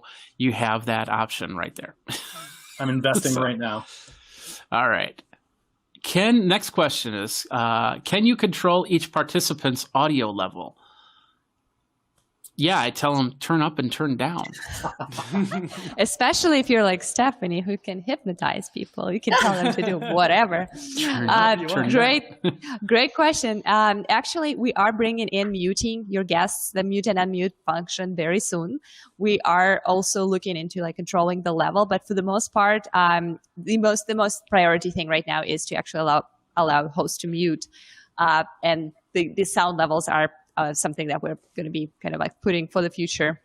But yeah, definitely something that we're looking into. One thing that I like is and you have to deal with it every now and then, and I even deal with that, especially if you're using NDI, is that audio video latency. So you start talking and all of a sudden it doesn't look like you're talking right now, like you're just entered into a kung fu movie or something like that. So I like we've got some great screens, and when I call it up, there's not much delay from person to person. So, all right, don't have any more questions on the chat, so I'll give it to you, panel. We'll start with Stephanie. Stephanie, do you have anything that you want to ask Dan, Rob, or Anya? Oh. Or the whole group. If there was only one piece of live streaming gear that you could keep and everything else had to be basic, what would it be? Ooh. Rob? Ooh, nice. First, I'd probably say the camera. Do I have to say why? Or no? Yeah, yeah, for sure. You can't just say camera. Why? You want to look good. You want to look. Yeah. I think. Yeah, I mean, especially if you're live streaming, I think the visuals are important. Obviously, audio is too. But I think if I had just my MacBook, mic, my built-in mic, I think we could get by. But I would rather have that than sacrifice using the MacBook webcam, the built-in webcam for live streaming anyway. So the camera. Dan? Funny. I'm actually going to go the other way. For me, it's the mic. I find people are very forgiving about visual. If you go pixelated, it's not the sharpest quality. You don't like Captain America for whatever reason. Like, they'll forgive that if the camera's not great. But if your audio is garbage, nobody is sticking around to watch it. I don't want to watch it. They don't want to watch it. I completely understand where it's like that high screeching, awful, distorted mic sound. It drives me bonkers to watch people that go live with that. So for me, it would definitely have to be something, and you don't have to spend a lot of money. There are a lot of great mics out there that work really well. I know I mentioned Blue before, but Elky does some. Rode mics work really well. There's lots of great mics out there that are very cost effective, but having that quality mic for me, I think, is really important. Are you showing a mic there, Rob? Or yeah, there's the little one, the little Joby one. Yeah, I'm actually reviewing this. This is the Movo VSM5, and it's on a Blue Yeti Compass boom arm. But yeah, I have tons of microphones myself. Anya? Oh gosh. So I was gonna say, like, where's the basic, where's the bottom ground of where you start? Is it just like your laptop and like nothing else? Because in that case, I'll pick internet connection because guess what is gonna ruin your stream big time, whether you have the most badass camera and microphone and lights is that, that kind of limiting internet connection. I recently got this adapter to actually connect my internet through Ethernet, so basically cable versus Wi-Fi. And this changed my game big time. Like, I am so happy I can stream full HD. I can do all kinds of great things. I'm not worried anymore that things will get disconnected. So, and a lot of times we hear from our users saying like, oh gosh, this didn't work for me. Oh, I'm pixelated. Oh, like this is delayed. And literally 9 times out of 10, it's because something is going on with their internet. So for me, that would be, for the quality of stream and kind of like sustainability of that would be my priority. But in terms of this mic versus camera battle, I'm definitely a mic person. And that's why you can see that I'm proudly sitting here with my AKG, because I do believe that people are more forgiving to video than audio. And a lot of people experience your live streams as a podcast, actually. Like, a lot of people who are watching us right now are having us on the background while they're doing their other like work or things. So I would definitely prioritize audio over video if I had one more extra thing in addition to internet to add to my setup. Yeah, I totally agree on that. I'd go audio over video, but the one thing I would want to keep is my producer, because then they'd have all the equipment. So clever. And then of course Equinox goes, I will not give up my Stream Deck, LOL. And that who all has a Stream Deck here? Let me get to this. So. Am I really the only one? Really? No. Geekazine's got one. I just can't. I don't. Oh man. Stream Deck is who has X keys? X keys is the closest competitor to Stream Deck. So yeah, it's just basically a hotkey button. So and of course it doesn't work here too well. But if I wanted to switch between my different cameras, I can do that. And over on Wirecast, it does a great job on that. So I can totally understand that Stream Deck is a good thing. But if you don't have audio and video, that's the point. What's the point? So, All right, we're getting close to the top of the hour. Do any of you need to get going, or? I've got the market up there. I'm good to hang out. So. Okay. Well, let's finish this section really quick. Let's go to Dan. Dan, is there any questions that you have for the group? Oh man. Everybody is talking about live video all of a sudden, which is really exciting for me. Even on YouTube, I'm seeing a lot of people that traditionally would be pre-recorded content or more curated, polished content, making that transition over to live video. I'm wondering with you guys, which platform, and it doesn't have to be one that you're currently on, it could be one that you've always wanted to try, but which platform for live video has you most intrigued headed into Q4 or 2021? Stephanie. Ooh, I just realized that you could start live streaming into Facebook events. And for those, content creators, educators that just don't want to bother with landing pages, ClickFunnels, and all of that stuff, having the opportunity to create a Facebook event where tons and tons of people, millions of people are looking at Facebook events daily, to monetize that event and leverage a live stream in there, I think that is really going to gain some ground, especially with the fact that like the fees, they're free for the next year right now. Wow. Really? Mm-hmm. Oh, wow. Okay. Cool. Rob? I would say, actually, thanks to Dan, actually drawing some attention when we interviewed Dan on our show. Really intrigued by Twitch at this time, especially obviously we're going after YouTubers, so there's lots of streamers there that are gamers, but also interested to see what the interest is for more business type content, tutorial type content around growing their live streams or their YouTube channel. We've got a lot of partners that are there, not talking about gaming. So yeah, in the next couple quarters, you might see us on Twitch. Yeah, I'm on Twitch, and I don't do any. I try to do games and fail miserably. So it's a nice extra for streaming. Anya? Yeah, that's interesting about Twitch. We traditionally always thought that people who use Restream and go on Twitch are gamers. We just like categorize them like that. And we're like, yep, that's it. That's the indicator. And it is not the case anymore. So we kind of like had to rethink the way we see our user base in that sense.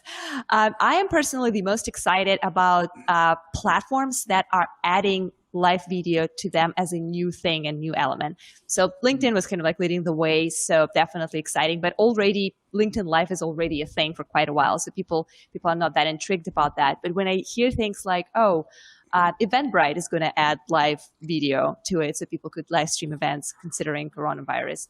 When Mixcloud recently integrated with Restream, saying, "Hey, now DJs can live stream video to their, traditionally playlist platform where people would just connect and listen, and now they can actually see them play and perform," like those kind of things. Amazon Lives adding videos so people could benefit from e-commerce, talk about products, and immediately have a little link where you can click and buy that.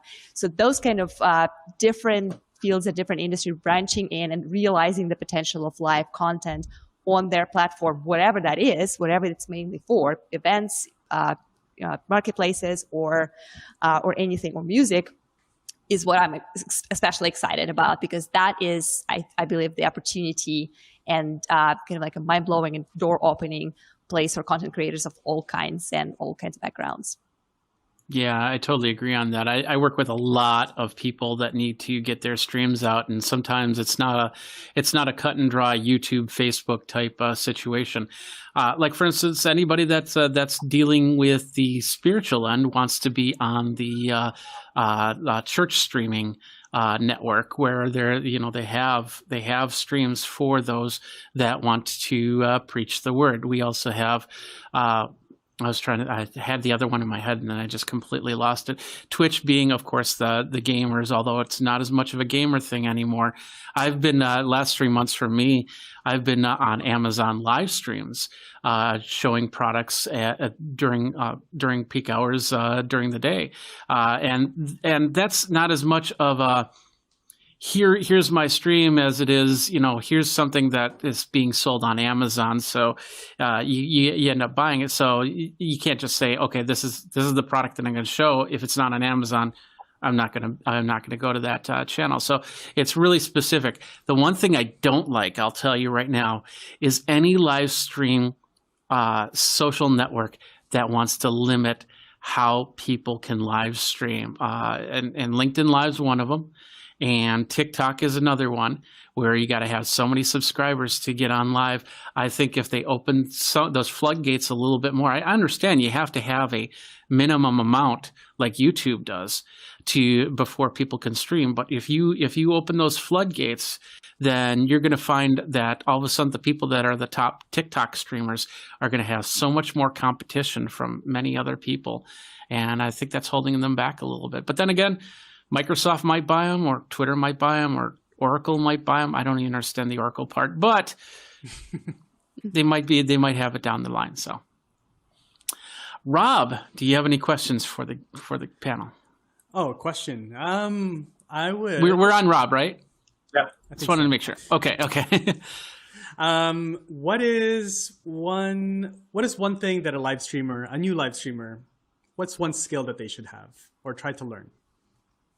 We'll start with Anya.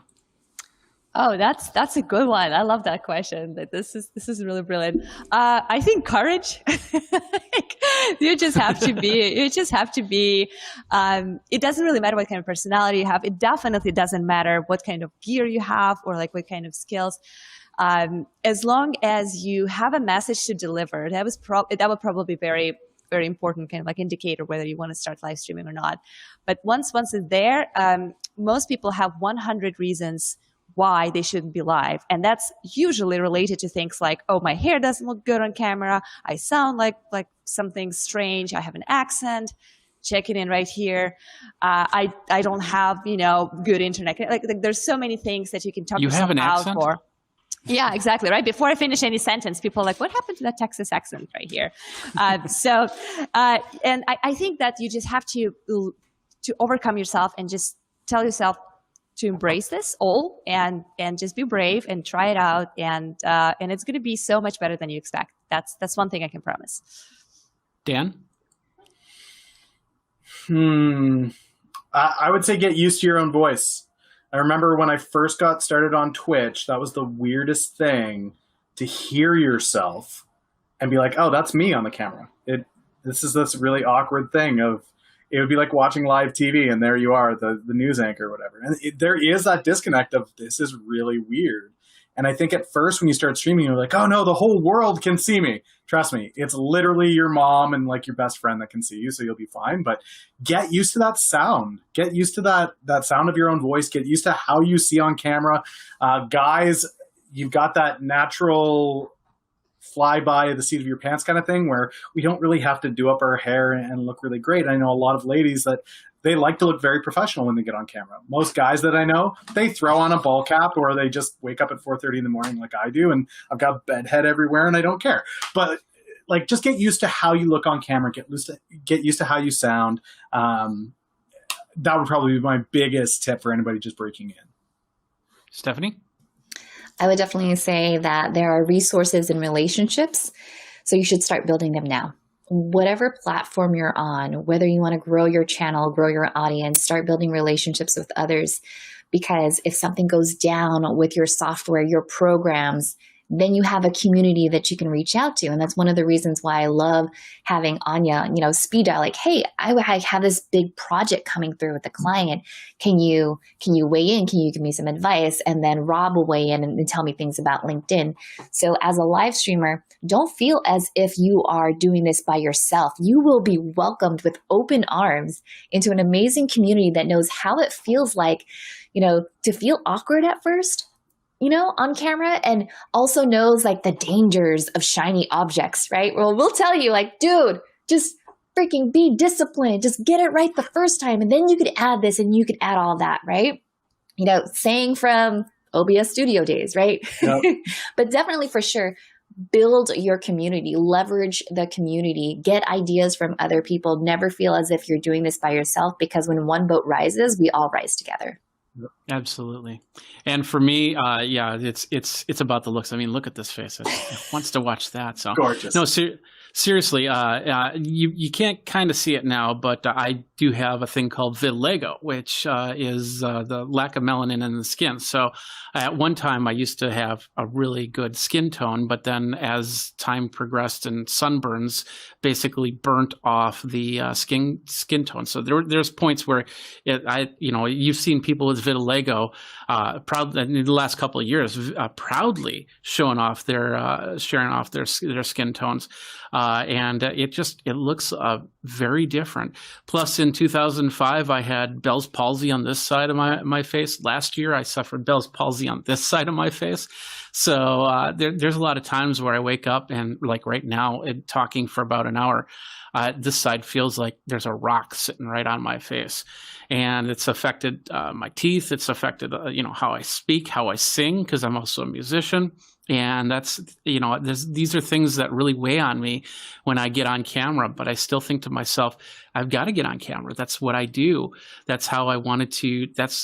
Otherwise I'd be still in enterprise IT doing the 9-to-5 job thing, and maybe not even having a job right now because of a very uncertain time. So I'm glad I did that. So I hope that would inspire anybody to make that change and do that from there. So. Yeah, absolutely.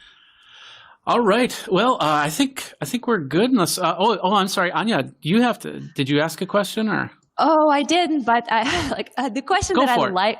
the question that I like to ask, and if we had a little bit more time, because it's more like a story, tell a story question, is I like to ask my guests who I interview to tell an epic fail story, like how something completely wrong and terrible going on with your stream. And I believe it is very encouraging for people who are starting or thinking about starting, because a lot of those people look at me or Stephanie specifically, because her streams are so good, so polished, so perfect, and think like, oh my gosh, I will never, like everything will go wrong with me, like everything will go wrong with technology. So I like to share those stories, but maybe we can, since, it will take quite a bit of time if everyone's like sharing this story. So maybe you can just describe your live streaming journey in one word. Like, what is one word that describes your path from 0 to 1 or 100, wherever you are today, in terms of live streaming and content creator? We'll start with Dan. Your first question is actually easier. Go ahead. If we've got time, go ahead. Tell your story. Okay, I'll give you both. Momentum would be the one word, I guess. Where, like Stephanie was saying, just get going, and that tiny little snowball becomes an avalanche before you know it. If I think back to the first Twitch stream where I was completely clueless and never done live anything whatsoever, people told me I was too much of a boomer to actually make Twitch work. Momentum has a funny way of rolling, and now I'm a YouTube partner and Twitch partner and LinkedIn Live and all that jazz. So it rolls, it grows. As far as the fail, if you guys go to my YouTube channel, and I leave these failures up so people can have this encouragement. If you look at my first 3 to 5 videos, there's no audio. I am literally talking for 10 minutes straight, and there is no audio whatsoever. And I published the video anyway, because I knew 300 videos down the road, somebody's going to say, well, it's easy for you because X, Y, or Z. And I could always point back to those first videos and go, there's not a single ounce of audio. The algorithm on YouTube hates these videos because there's no sound for it to understand what is happening right now. So, if that was going to be my biggest failure, check out the YouTube. It's there. I leave those videos live. No audio whatsoever. Love it. Stephanie? I would say the one word would definitely be, it's a blessing. I had started live streaming because I left the agency world to start my own agency consulting. And, God, you guys, back then I had so many limiting beliefs, so many reasons for why I shouldn't do it, but it was a blessing that I got the courage and I did it. And it's such a blessing to be able to be, here with you guys, to talk with you and have this community that's so absolutely supportive. So it just, you never know what's on that other side of fear. Mm-hmm. And so when you cross that, there's just so many other opportunities that come from it. Now, as far as a fail story, this is probably my favorite. I had Bella Vasta on the show, and in the middle of the show, we're like 15 minutes in, I see, you guys know what I'm going to say. I see the batteries start to blink, and I was like, you didn't put in the dummy battery? Like, oh my God, rookie, what's going on? Right? And so, but Bella, she's such a pro, because I was like, oh, Bella, I did something really funny. I went to a client event, totally forgot to plug in my battery. And at that moment, she knew exactly what I was saying. It was like twin superpowers. And then, so what you hear all of a sudden, like legit, I put her on the screen, and in the background, you hear me like plugging stuff in. I didn't mute my mic, which is like even better. And I'm like, plug this in. And then I come back, and then Bella goes, and now we're back, because she stopped hearing all like the sound. But that was my fail. Can I have the link to that? Just find the one with Bella. I really want to watch that. Oh, and that's a good thing too, is that you could repurpose your bloopers, right? So yeah, I'll definitely put it out there. Like, remember that one time, Bella, where I had to crawl underneath my desk midstream? Nice. Rob, and you can't talk about how you forgot to unmute yourself in this episode. He's muted right now. Exactly. So I am, Yeah, so I guess my whole live streaming work has been like, it's not one word, but it's just open doors. So yeah, like I started live streaming, I would say probably 2 or 3 years ago when I was still at a company called Thinkific. And so we were doing live streams, you know, from the phone initially. And we were doing interviews on Facebook Live from our phone, telling the guests to just like join the live stream, and then we would bring them on through the app. So it was like really, really like very rookie. And then we started using platforms and stuff. But that just opened doors. It just opened doors for influencers to invite us to their show, and it just kind of snowballed from there. So just like what, you know, Stephanie said, you know, there's so many opportunities that open up that, you know, if you don't take that leap to show up in front of the camera, there's just so many things that you're just missing out on for your business, for your personal, you know, growth and your career. So that's what I would say. And then from there, things evolved and relationships started opening up, and opportunities with TubeBuddy, you know, sort of started to blossom, and that's why I'm here now. And then yeah, it's always the audio. So there's 2 things, I guess. There's audio, same thing as Dan. There's some older live streams that if you guys go back on my channel for like 10 minutes. My channel was still new. My YouTube channel was still new, so there wasn't too many people there on the live streams. But nobody said that my microphone was off or muted. So it was like 10, 15 minutes of me talking, just moving around and stuff, and there's no audio. But I leave it on just like Dan does. I also leave on some older videos where the introduction was really long, and I'll share with you guys the link, but people would call me up like, oh, your introduction's so long. Just guys, if you're watching this, fast forward to 3 minutes. And because the introduction is so long, but I just leave it on there just like Dan does to like tell people like, hey, it's not, you know, you don't start from like this point. Like you can check out my older videos and all the fails there. So yeah. Okay. And what was your word again? My word? Open doors. Open doors. Open doors. Okay. Two words. Okay. Go ahead, Stephanie. I was going to say, if you ever want more engagement and more comments on your show, mute your mic and then just talk. Because then everyone will be like, you're muted. Or put a typo in your title.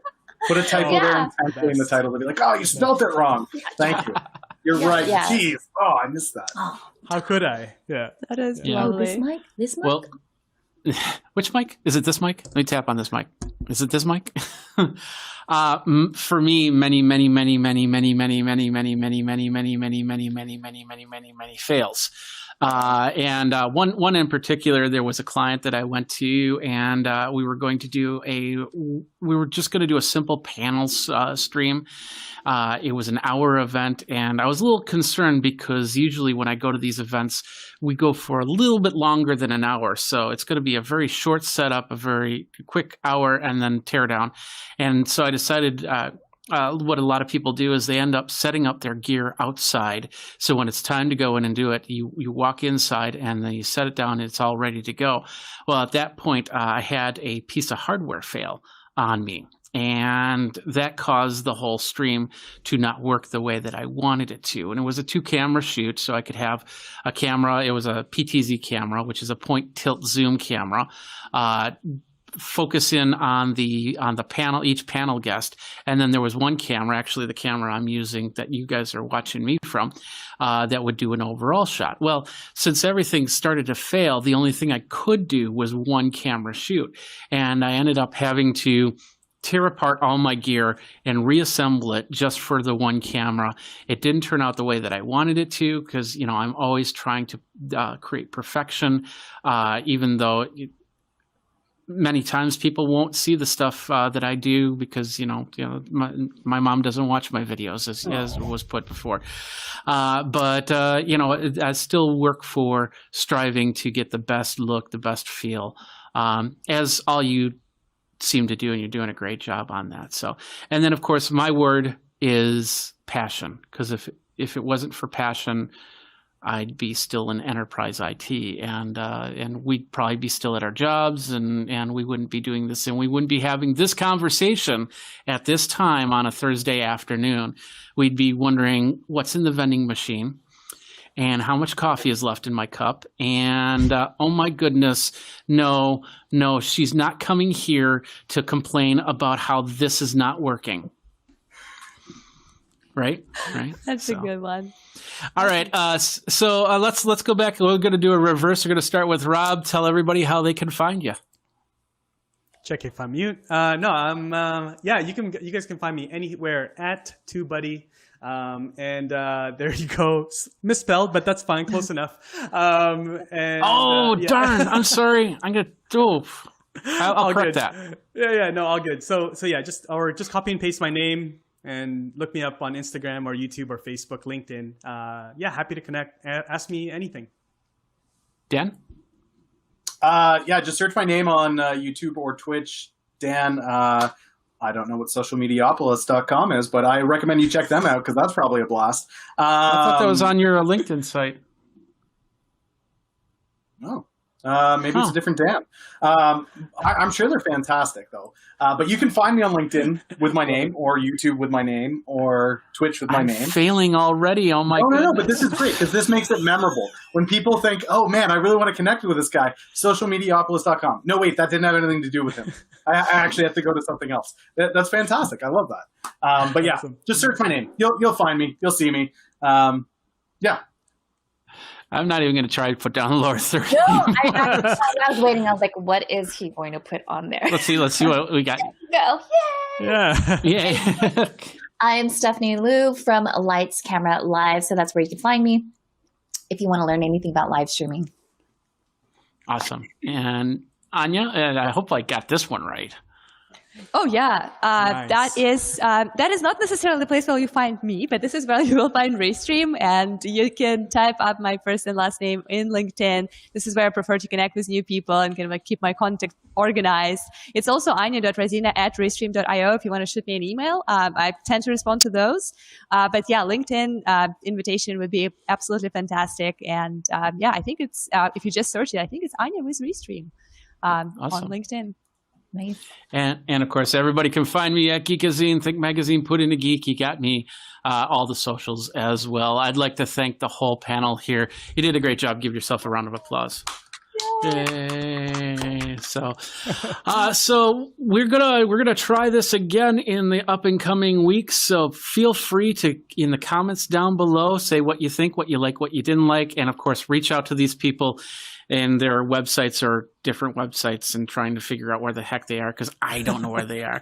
I had LinkedIn pages all ready, and I was going to show them on screen, and I never did that either. So it's always a continual trying to figure out how things work. So thanks again to everybody that came on the show, and you guys stick around for a second so I can thank you after the show. But I'm going to go like this. Thank you guys very much for watching. This has been the afternoon show, not the morning show, not the evening show, not the late show or the late show, the afternoon show with me, Jeffrey Powers, and it's part of Geek Tech Talk Live. Till next time, you guys geek out.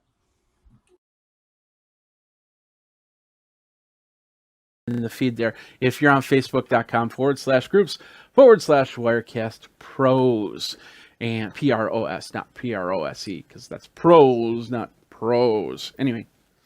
Let's talk about this. The Wise Cams, awesome stuff.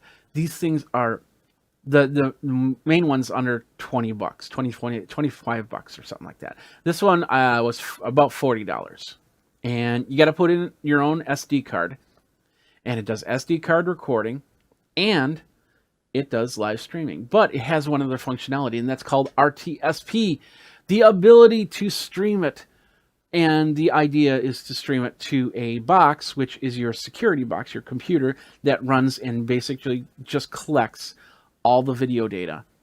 So you have one unit to research from rather than all your units to going into the app and going, okay, what does this camera do? What does this camera do? And I've been using this for, going through different security cams, because of course Geekazine does do review security cameras. And the Wise, I'm actually ditching one of my older security cameras because they keep disconnecting. And it's really sad. And I've talked to them about it, and they say, oh, there's nothing you can do. And of course, technology gets old, you got to replace it. And, replacing with one of these systems, if they're under $100 a camera, that's pretty cool. And bringing it into a security box, which that can record it, or you can look at it on the app, one of two ways.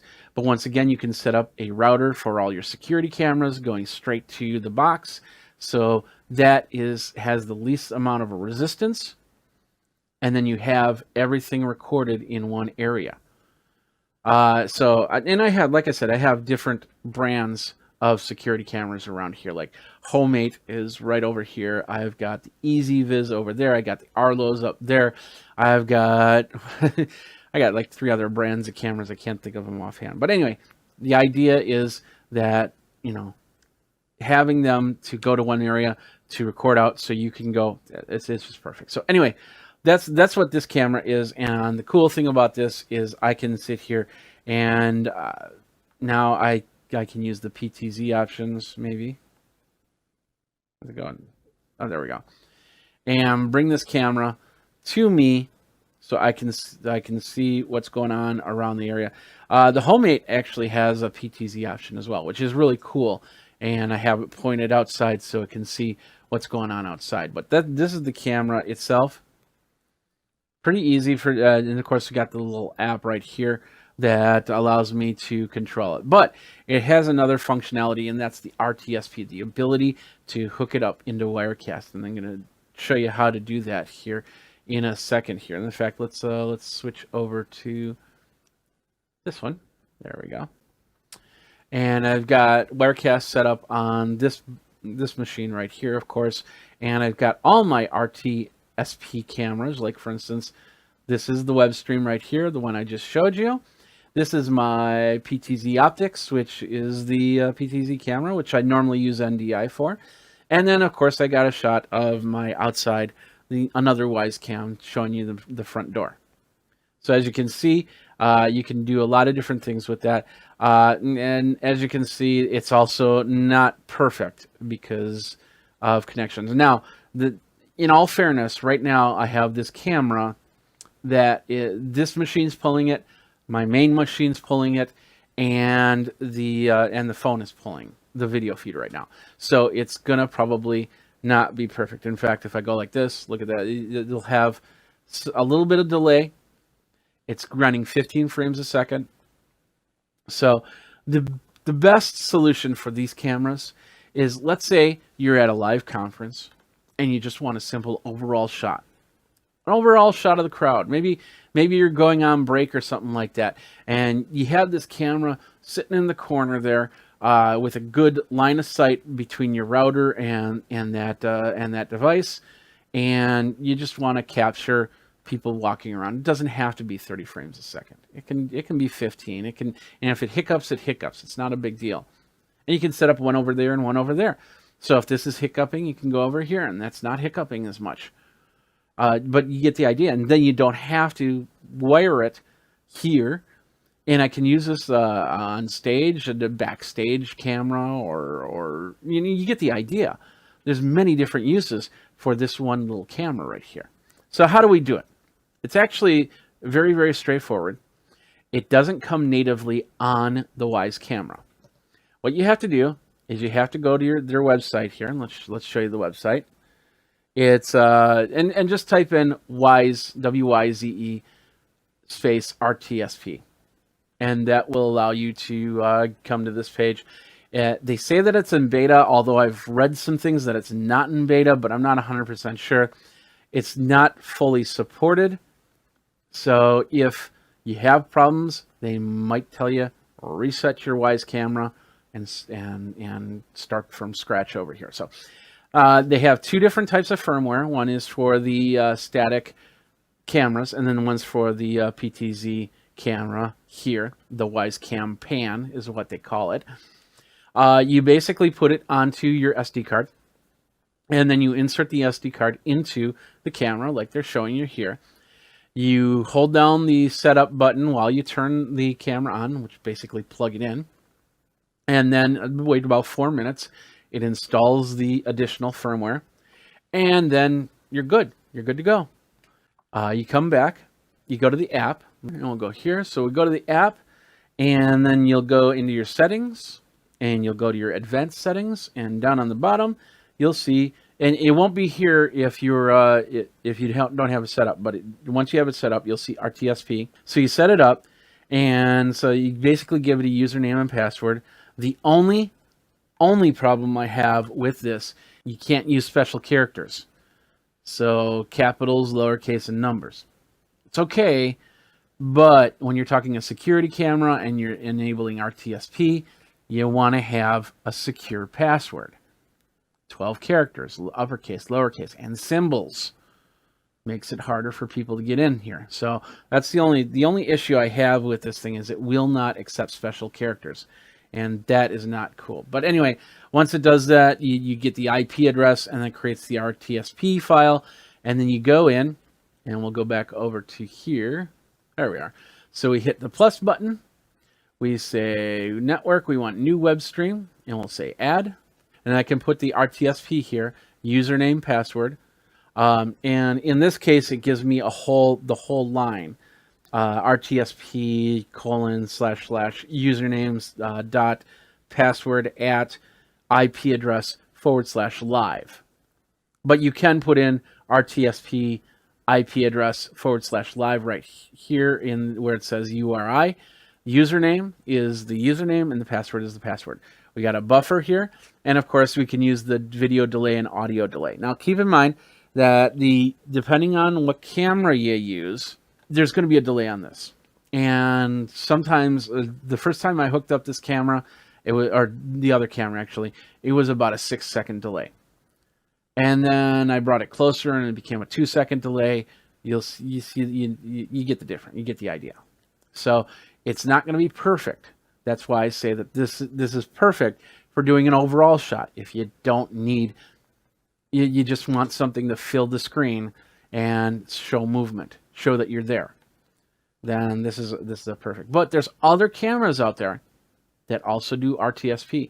And of course, their protocol is tweaked a little bit different. That they're going to make updates to this as they go, which might even improve the RTSP here. And if it can do RTSP, can it also do NDI? Let's think about that. A lot of your cameras, any camera that has some sort of wireless to it, might be able to also do other protocols like the WebRC and RTSP and NDI and whatever new protocol comes out in the years to come. It's very possible that with a firmware update that could change that whole thing for a lot of different cameras. So it's awesome. And like I said, the best part about this is I can put this in a place. I could put this on the ceiling. It's so lightweight. I could put this on the ceiling and then have product views coming from overhead. And if it skips out or anything like that, it's fine. But I don't know. I think it's a great camera to have, and especially if you're doing a whole bunch of stuff and it's all of a sudden it's like, hey, can you do this type of camera? It's like, I think I can, and you can pull these out of your bag and go from there.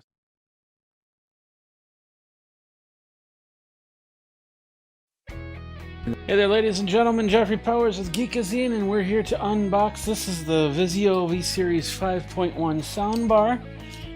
It is similar to the soundbar that we did a couple of years ago. It has 6 total speakers, 96 decibel in sound, 5-inch wireless subwoofer, and then surround speakers and everything else, pretty much DTS, Dolby sound and everything like that. So let's go ahead and unbox this. See if I can remember how this works. We got something right there. Let's go up the line. There we go. Looks like we got the tape right there. There we go. Does not want to open. There we go. Here, it's now open. Set that to the side. Let's pull back these flaps. take out some of the foam here. We got a box, just like before. I think these are the speakers right here. So we'll set these to the side for now.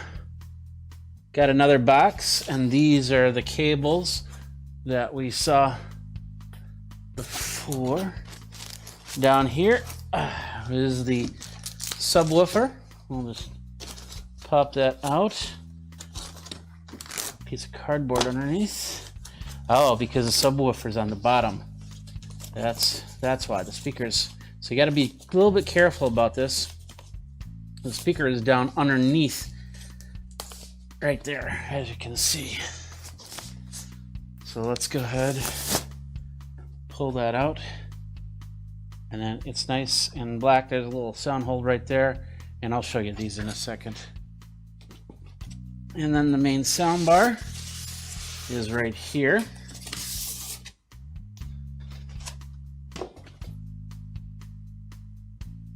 So let's get this up on the table and take a look at everything. All right, so we got everything here on the table. Let's take a look at what we've got. First of all, we're going to take a look at the subwoofer. It is in a nice matte black. There's a little Vizio on the top here. We got the sound hole right here, and we got the speaker, which is exposed down here. So you want to be careful that you don't puncture that at all. We take a look at the sound hole really quick. Let's move over here and zoom in a little bit, or a lot of it. We have the connection. Basically, we have the connections to the satellite speakers. We have the power button and connect button. No, I guess there's no connect button this time. Just a power button. The previous model had a connect button, but it doesn't look like it. And then the AC in, so just a standard cord right there. I don't see any other buttons or anything like that on this unit. It's nice, flat black. Really nice. Let's move on. Next up is this right here. This is the sound bar itself. We're gonna, don't know what I did with my knife, so we'll just work with the foam. And once again, you want to be careful because there's speakers and indentions. You don't want to accidentally puncture one of your speakers. That would be bad. Here it is, the 36-inch sound bar. Move that out of the way. So it's right there. There it is right there. Nice and long. On the back here, let's take a look at that. On this side, it basically says, this is the HDMI ARC is right here. We'll take this off and set that right there. So that's the ARC cable. And then right above it is the optical cable. Let's see if we can zoom in some more. So there we have the optical cable right there, the HDMI ARC. And on this side, this is what they're calling the voice assistant send through. So if you want to bring your Echo or your Google Home into here, this is where you do it. It's an auxiliary in and an auxiliary. On the top, the buttons. Now, the one thing I didn't like about the last version was those buttons, you couldn't see them. The other one also had a fabric top. This one is solid plastic right here, but you definitely have the power button and looks like a page button of some sort of Bluetooth button, and then a volume up and down button, and very visible options right there. All right, and on this side, what do we have? It looks like we have a USB and the power. So USB on this side over here, and then your power, your plug over here. So 36 inches for the sound bar itself. It's not too bad. Looks pretty sturdy, and we got some rubber feet on the bottom to so it doesn't, of course, transfer sound, and then doesn't look like there's any other buttons or anything like that. Let's see. We got speakers. Feeling on the sides, we have two side speakers and one middle speaker right about there. All right, that's the sound bar. Let's take a look at the satellite speakers now. There we go. Those are the satellite speakers. Not much to them. We'll pop one out. We'll pop them both out, of course. Let's just do that. There we go. And these are the satellite speakers. Yeah, they look really, really small. Take a look at these. Gotta zoom out just a touch here. So, okay, they kind of look like like books themselves. They have a little Vizio on the side. On the back, little mounts for a stand, and then of course the plug to the subwoofer. So 2 of them, and of course these would go behind you like here and here. So we got that. Let's just take out the other one since we're unboxing. And there we are. So we have 2 speakers. It can be put on bookshelves. It feels like they need to be like this more than like this, but I'm not sure. Let's feel where the speakers are. We got a hole right here. So yeah, there's a speaker right here, but nothing up on top. So that must just be aesthetics. Now, the reason why I said that they feel like here is because take a look at this. The feet are right here. So I'm assuming if they're set on a table, they're set like that, like so. Let me move that out of the way. There we go. So they're set on the table like so. Rather than on the sides like I'd expect them to be. So they would probably go like this. And if you have them on a stand, I'm not sure just yet if they will go on the stand in a vertical or horizontal motion. But I'll have to look for, there's probably instructions in this big box. So let's go ahead and move these out of the way. And then finally get into the cable box here. More tape. There we are. Let's open up the box. And as you can see, there are cables galore in here, including the 2 power adapter cables, which are right here and right here. Power adapters for power cables for the bar and for the subwoofer. We have the satellite speaker cables. They're probably about 25 feet, but I'll check the instructions to double check on that. Up on top here, we have a simple phone jack, or not phone jack, but stereo jack, TRRS stereo jack. Let's zoom in right here. Zoom it in. There, yeah. So basically a stereo jack to stereo jack, which is so you can plug in a phone or another device. So next up we have here, looks like an HDMI cable. I don't know what type of HDMI cable. I usually get my own HDMI cables because these are usually not the best cables in the box.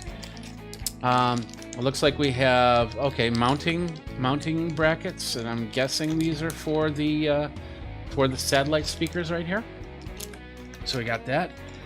Okay, yeah. So these are for the sound bar right here. So some metal brackets, so you can actually set them up on a wall. Possibly, yeah. And so I would guess that these would go in, this side would go on the wall, and then the speakers would set up here, which is interesting. And then, of course, a couple, or maybe it's the other way. I don't know. I'll have to check.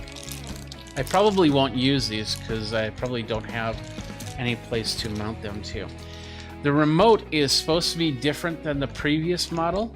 Let's just open this up and take a look at this remote really quick.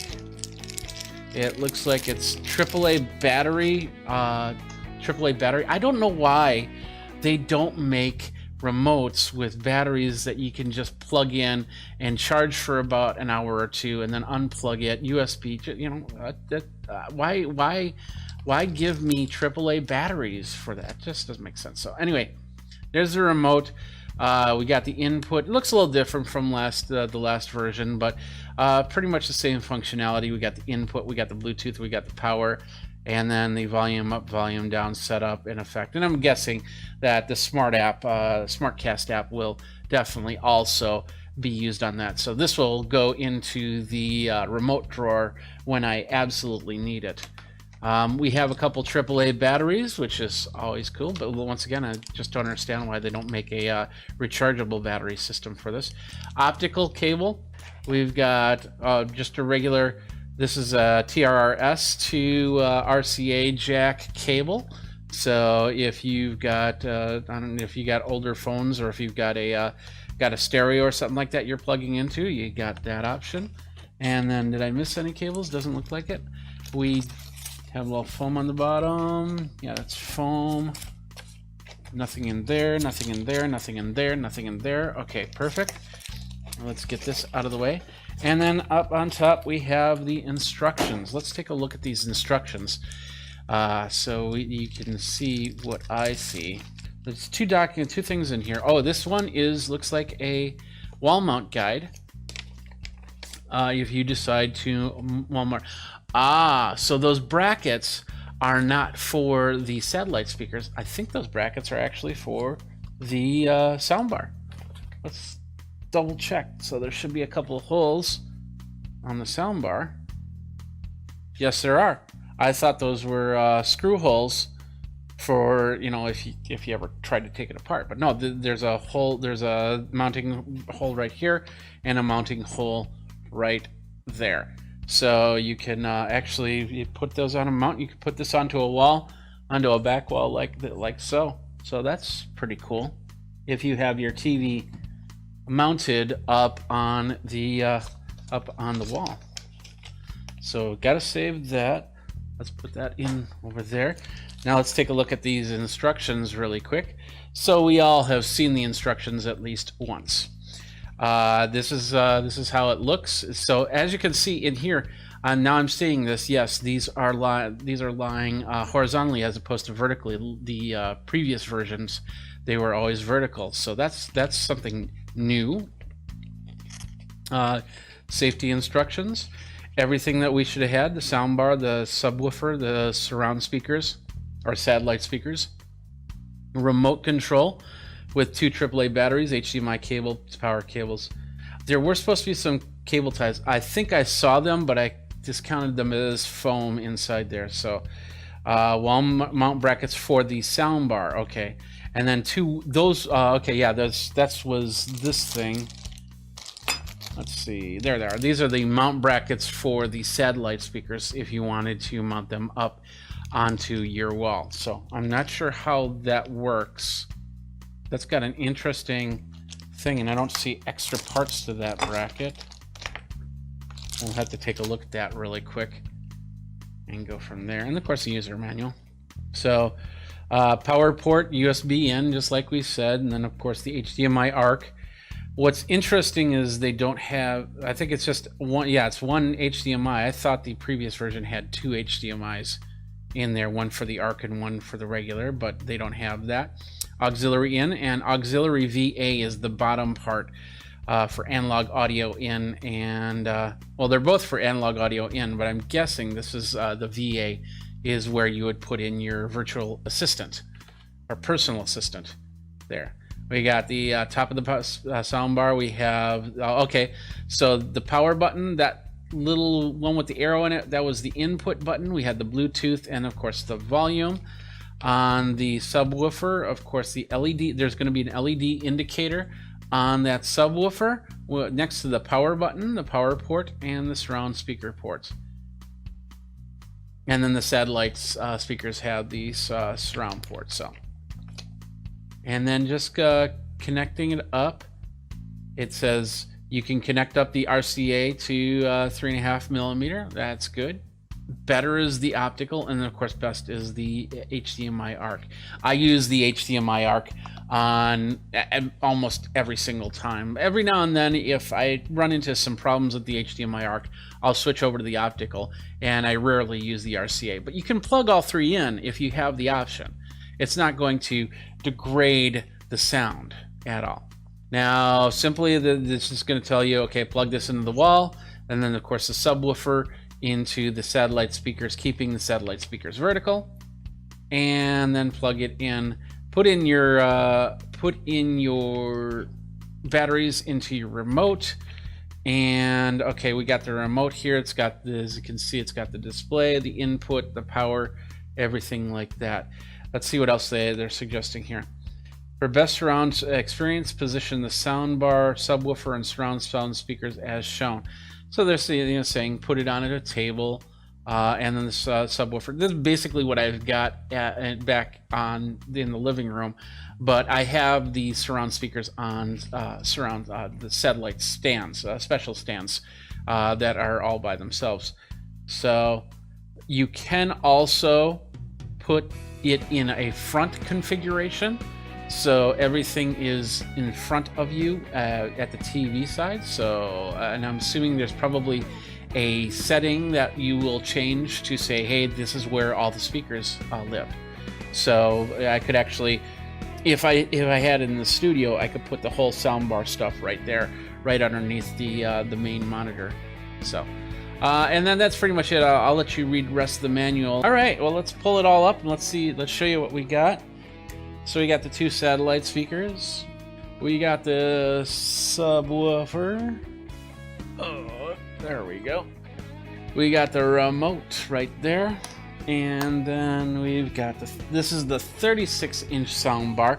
I know that they will make other longer versions. I don't think they'll make anything shorter than the 36. That is everything in a nutshell that you get with the Vizio 5.1 soundbar, the V51H6 soundbar. And that's everything right here.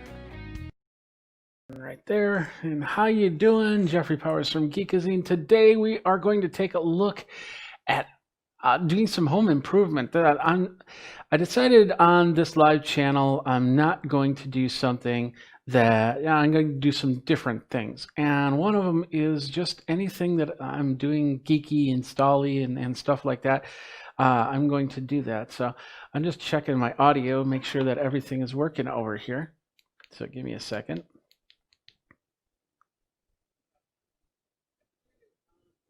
Okay, so looks good, sounds good. We're going to leave that running there. So basically, what we're going to do today is I'm going to install a backsplash. This is the backsplash that I got. It's from Stick Goo, and we're going to do that. We're going to do that next, and we're going to do that in 3, 2, 1. What's up, my geeks? Jeffrey Powers here, and you are on another Geek Tech Talk Live with Jeffrey Powers. What's up, my geeks? Jeffrey Powers from Geekazine, Think Magazine, Put in the Geek. You can find me on the socials that are coming up right here, and I'm doing something different, a little bit more geeky, a little geeky home improvement is what I'm calling it. And today I am going to be doing, installing, improving the kitchen. In fact, the kitchen, that's the plan, is to do some stuff while we're staying at home and getting that looking a little bit better. So I've decided to work on how my kitchen looks. I'm going to be painting some of the cupboards, and I'm going to be redoing some of the floors. But today I'm going to do something very, very simple, and that is just bringing in a backsplash to really make the make this whole thing, the kitchen, start to pop. And this is what I got here. This is the Stick Goo Marble Look Peel and Stick Tile Backsplash. I was looking for something that had a marble-ish or a stone-ish look to it. I was torn between that and another one which had a more rockish feel to it. But in order to use that, you had to have something stronger than a knife to cut it. And that was one of the requirements. I didn't want to get into, too much major cutting of something that would be like stone. I don't know if it was stone or not, but anyway, I settled on this, not to say that this is bad or anything like that. I like the way this looks. I like the idea of this backsplash from Stick Goo. It's glossy, but it's not like a linoleum. It actually has a texture to it. It bumps out. You look at it and it looks like somebody put stone with grout on it. And that's what I was going for on this whole thing. First of all, let me just say something in the chat here. Hello. There we go. And yeah, so what we're going to do is I've got a camera actually set up in my kitchen over here. There it is right there. And I have it nice and prepped. I had to take out the coffee maker, we have an air fryer, and a couple other things, clean the countertops, and basically get it ready for putting on that back wall. We're only going to put it on the back wall, so I'm going to show you how to set it up, and of course start at the corner, move to the side.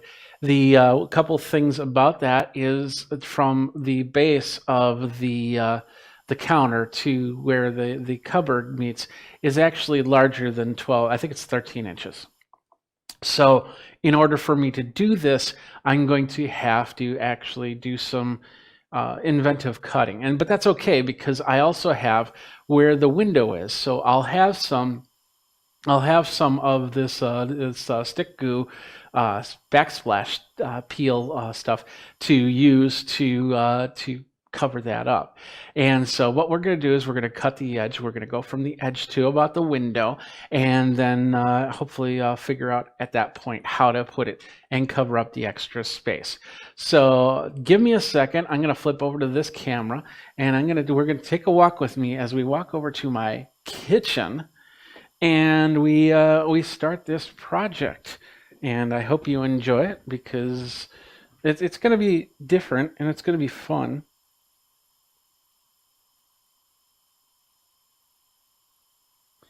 And let's see, let's go from here. There we go. There we go, right here. Oops.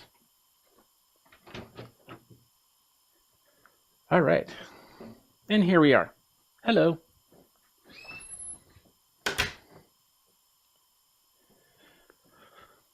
I'm just going to set this right here so I can see. There we go. So basically what I've got here is the stick goo tile. This is the tile that you see on the list here. On the back, it's got a, I don't know, it's like a not perforated, but it's like little dots, and these little dots are meant here to actually help be a guide to your work and everything like that. Let me just move this out of the way. So I'll put it there. So anyway, so you will be able to use that as a guide for when we cut, because what you'll want to do is if you do any cuts, you'll want to do a cut on the back, not on the front. That way it'll separate better. So, and basically these are 12 by 12 tiles, so they're going to go like right there. And you can't, I don't think you can see it, but there is a little bit of gap right here, which I believe one of these bigger rows will be able to fit right on top there. And I'm hoping that that's where I'm going to get that from here. Preparation. The other things that you want to have something to cut on. So I have a nice little piece of wood that I'm going to be using to cut on to cut the edge here. And of course, some sort of ruler. I'm just using some plexiglass, but you can get a ruler. You also want to have a good cutting tool. Now, there is this Rex Betty 4-pack of cutting tools. If you have to do a lot of crafts, tools like these are really nice. And then one more thing that you definitely want to get, and that's the 3M. Where'd it go? The 3M sanding sponges. This is all about the prep of this area to get it ready for your use. So this is how it works. So to begin with, I'll turn on this light to give you a little bit extra light here. But to begin with, you basically want to clean off your area, and what they recommend is a degreasing cleaner. You can also use like a degreasing dish soap or something like that, and then you basically clean it down, rub it down, let it dry, and then what you want to do is you want to take the sanding sponge and then go across it and just kind of flatten down the wall a little bit. If there's any type of bumps or anything like that, it's not going to stick too well. This is a drywall, so once it flattens out, it's going to be nice and ready to go. We'll just do a little bit more.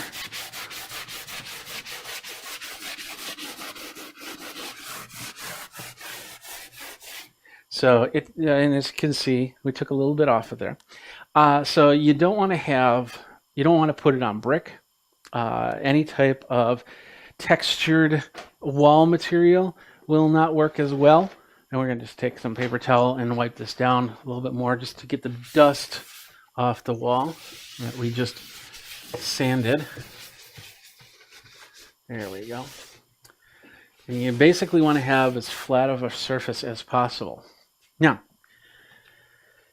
putting these on is just basically peeling it off and sticking it on. That's the easy part. But we got a couple different challenges here. The first one is we've got the corner here, which of course, if you put this like this, it's going to look a little awkward. So we're going to make a cut down here to start a corner piece. And then we've got the other challenge of the socket here. And I'm going to show you how I'm planning on doing that. Let me move this in a little bit better so you can see what's going on. And let's get started. So, to begin with, we're going to have to make a cut. Now, to do that, we got to figure out where this is going to go, and because how it's going to set onto the wall here. So, I'm going to make a cut right down this line, and I'm going to probably use this seam at this brick, so it will go right down that line. So, in order to do that, I'm going to find out where that lines up. And that didn't line up to those dots. You see these dots right here? I want to try and line them up to the dots, but still have enough space here. Now, keep in mind, with this, there's also a plastic front here that you will end up peeling off at the end. But you leave that on for now. So it's going to go like this. I'm going to probably, maybe to this line. Let's see if there's...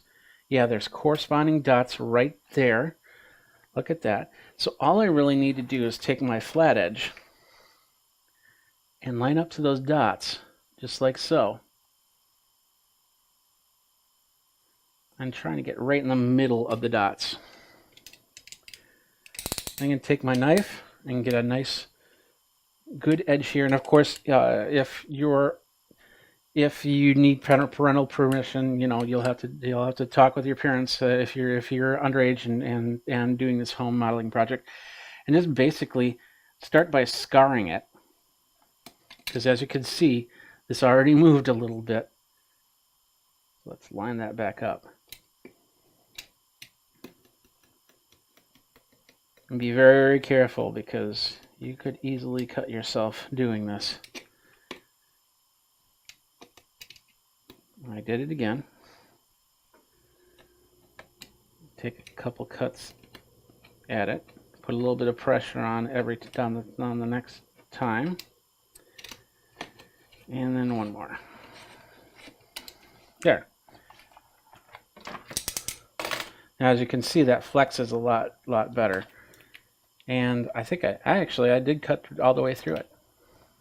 So a nice even cut, nice flush cut. We have a little bit at the end, so I can kind of take that and adjust that out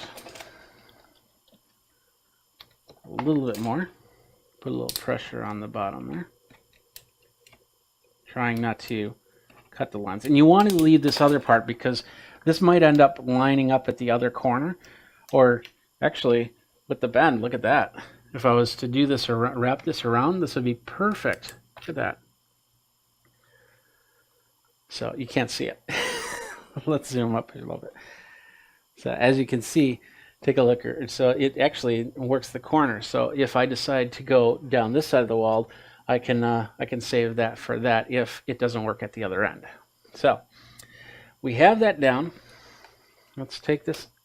We're going to try and take it off and not have the plastic come off. So I'm just going to do this one more time, nice and gently. Try and get through that plastic coat on top. There we go.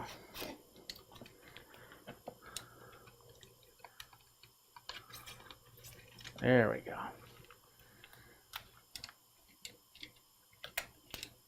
Perfect. And, it looks a little bit off. Just maybe a touch off in my cutting. I should have probably worked it out a little bit better, but I'm good with this. So it's, you don't notice it too much. So what we're going to do now is we're going to take off the back piece, which is just basically paper, and that brings out the sticky side of things. There's a couple different ways you can do it. You can start by going down the line and then put it down and peel it, or you can peel it all off and then place it. We're just going to do it with this first piece, because that's going to be the easiest for this. Bring that down, bring that over, and place that down. There we go. Look at that. That looks nice. Even if I don't end up using like this this one of these bigger tiles to cover up this top area, it's not going to be too noticeable on there. You really have to look to see what's going on there. And then of course you have this piece of paper with all the holes left over. Let's just set that in the trash. And we'll go to the next piece. Now, the next few pieces, it's going to be fairly straightforward. You're just going to be lining and going down. And we'll get to this outlet in a second here. So, we'll set that aside. And I'm also not going to take off that front protective layer until I'm done with this whole thing. So the idea is that you line up and just like a puzzle piece, you push it in and bring it in and you'll have the next piece done. So in order to do that, like I said, you can do one of two ways. In this case, what I'm going to do is I'm going to peel off a little bit so I don't have a lot of sticky side fighting against me. When I lay this down, I'm going to fold that. And there's a reason why I'm folding this one and not cutting them off. You can cut them off with scissors, but I'll show you that reason why in a second here. So I'm folding that. Maybe I'll pull up just a little bit more. There we go.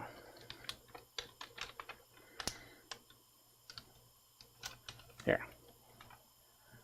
Now, I'll put this into place and I'll push these down, being very aware of how this is staying on the ledge here. Stick it, pull it out a little bit, and then pull out the paper. Now this one, don't throw this one away, and then there's a reason why. I'll show you in a second here. Take your hand and go this way to bring that whole adhesive down. There we go. Look at that. So now, let's see if we can move this over a little bit. You can see that better. As you can see,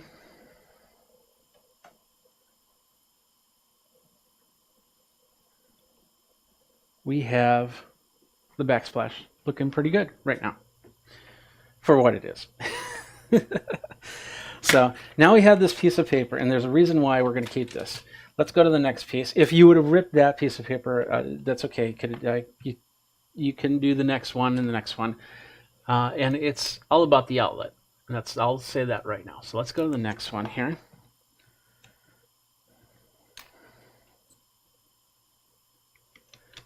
And of course, if you have any questions, you can. There's a comment area. You can definitely ask questions. I'll try and answer it as best as possible. But we'll definitely go back to the page and take a look at some more information on that when we're done putting this half of this backsplash on. I'll finish the rest offline. So I'm just going to do that and fold that out. And then I'm going to bring this in. I'm bringing it at an angle, as you can see, to try and match the edges, like I said, like a puzzle piece, so I can keep it aligned with down on the ledge here. Put it down. I'll bring it out just a little bit to grab onto the paper. Pull the paper out. In this case, I'll pull it out just a little bit more. And then finish it out, slide it through. And there, we have the next part to our backsplash done, which leads us to this part right here. This is going to be fun because now we have an outlet here. And they say, well, just basically cut out the outlet. And that's all well said and done, but you can't, when you do it like this, you're eyeballing it, and that can always be not that fun. So this is what I'm going to do. Piece of paper, remember that? I'm going to line that piece of paper up as best as I can. Right there. And make sure that it's not bubbling, because I did put a couple folds in there. And try and line it up as best as I can. Now, right here, I can take, where'd my knife go? all the way over there. I can take my knife. Let's do that again. Just, you know, you can also measure. You can definitely take a tape measure and figure it out. Measure twice, cut once type thing. But what we'll do is we'll take our knife and we'll go right to the edge. And we'll make a cut like that. And then we'll figure out from the bottom, hold down on the bottom, figure out where that corner is. And we'll make a cut like that.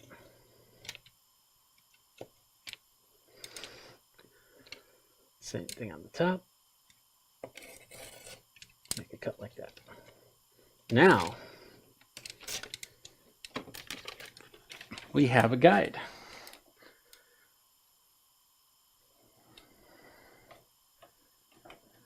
With that guide, I can use that on the next piece. So I'll bring this down in the right direction. I'll put it like that. And now, as you can see, I think you can see, kind of see. Let's get in the frame so you can see. Now I'll have a guide, and I can even match up the holes on here, I believe. No, they do not match up. That's interesting. So don't use the holes as a to match it, and then you can make your cuts from there. Once again, nice and easy. And I'm just going to do corner cuts to make sure that I got it right. So now I have cuts here and here. I use my flat iron, my flat edge. As you can see, that's not lined up. So let me just double check on that to make sure I did it right.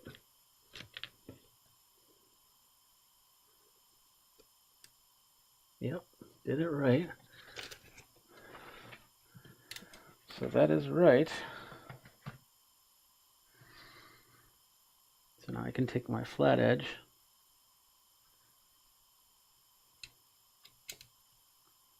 and ever so slightly score it.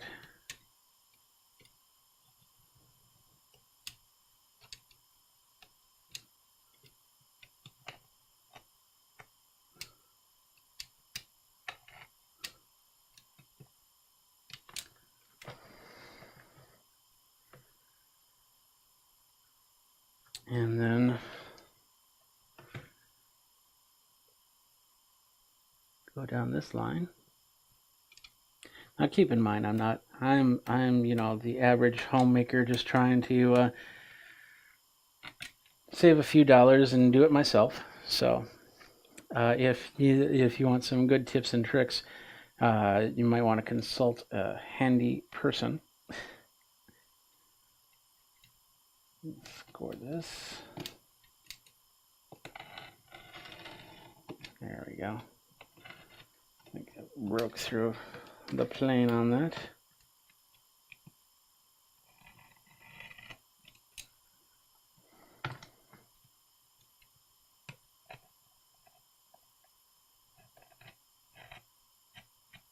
There we go. And of course, if you watch the video, this is exactly what they said on the video. So.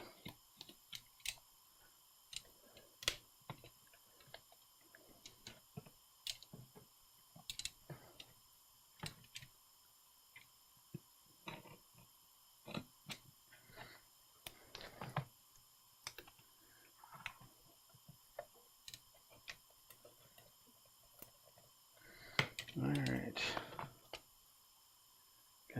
Got that. Let's see if we can just finish this up.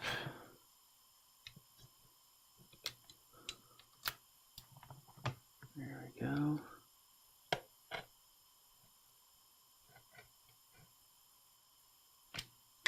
we go.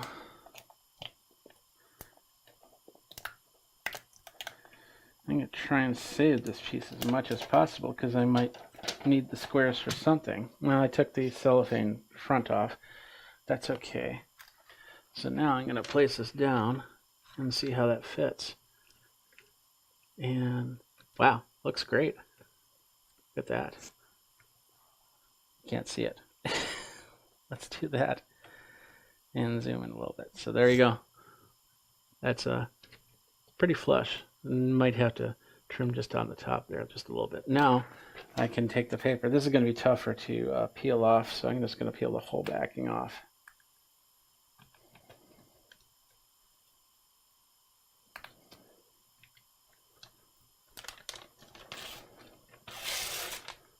Rip.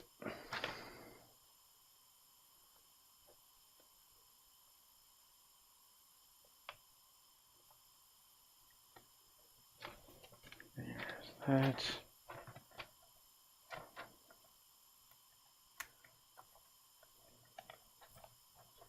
And that. And now we're going to place this down. This time, like since I have this fully adhesive edge, I'm going to try and kind of walk it in, corner it and walk it in like that. Bring that down. I might need to make another cut right there. It looks like it's just slightly over the plug socket. But for the most part, we'll take this cellophane off. There we have that piece now up and going. So let's take a look at how this works, how this looks so far.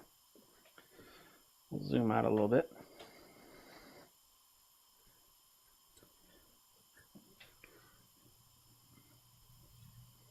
It's looking pretty solid. You really have to look to see where the seams are. And of course, if you look up, you'll see a small area. But once again, like I said, you can then take a small piece, like this big piece right here, and put it up there to really cover it and go from there. Let's continue on. We'll move on down the line.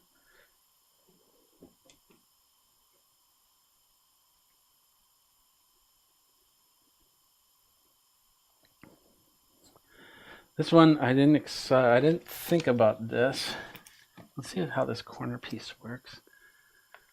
It's a little bit wide, but it could work to fill in that small gap. But I also have now this ledge to deal with. So, and I was going to use this extra for the top here. So I'm going to try and figure out how I can do that. And in this case, I might have to pull out a tape measure. Always have a tape measure handy just in case. And if it looks like a Green Bay Packers helmet, that's even better. So with this, now I'll take this and I'll still see it looks, it's about right there. So 2 5/8. Figure it out. 2 5/8.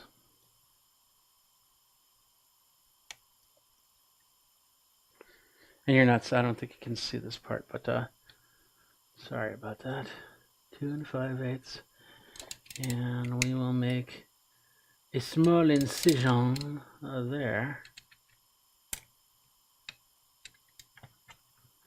And then I'll come down, let's see, did that one, so I'll do this one. This one is 2 3/4. Well, maybe that was 2 3/4. Okay. So do that again. Measure twice, cut once. That's what I learned in shop class. And my dad was a construction worker, so he taught me that a little bit.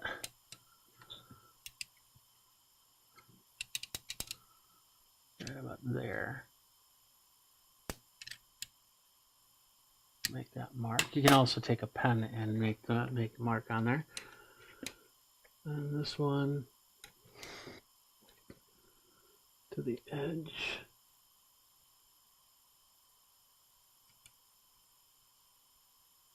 It's 2 3/4.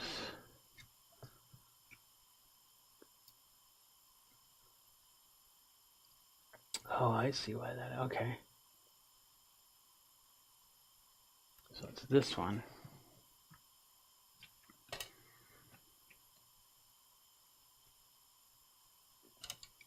2 3/4. I'll make the incision. The problem is that stone, or that stone looking part, is about, we'll start at the 2-inch mark since we've got that thing in, about a 1/2 inch for that. So for this one, we got to go down a 1/2 inch.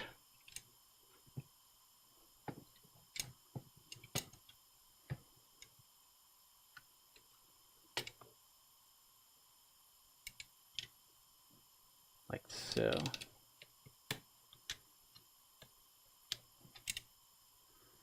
There's not much space there, so I'm going to try and figure the 1/2 inch out from here. There we go. And now we'll have that part of the backsplash done here. Now we've got to figure out where this is going to end.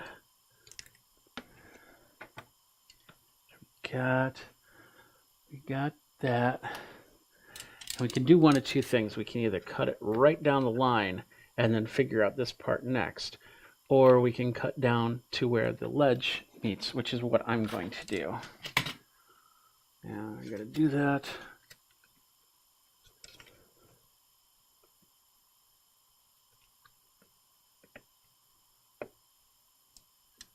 Which looks to be, pull that over here a little bit. Let's use the right side. There we go. It looks to be 5 1/4 high. So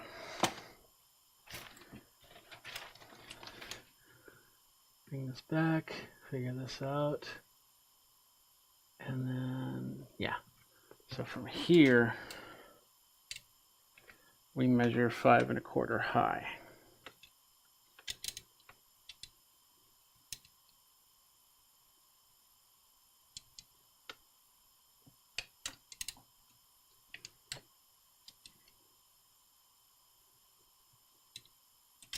Can line up where the other lines are.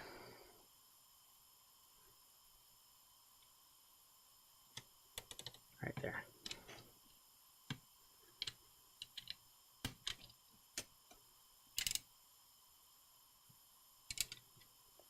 Five 1/4. Right there. There. Now I've cut my lines in the sand. We'll see how that works. Bring the flat edge back.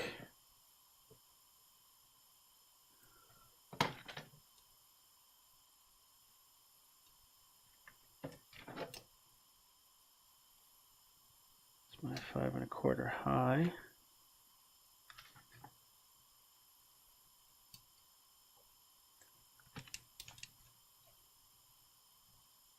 And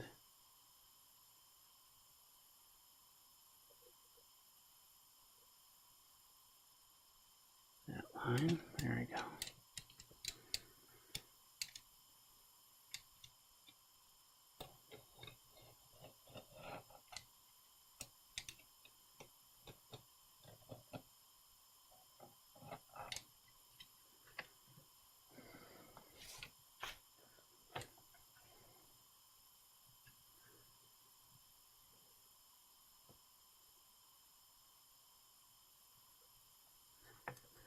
And for, where'd that go? There it is right there.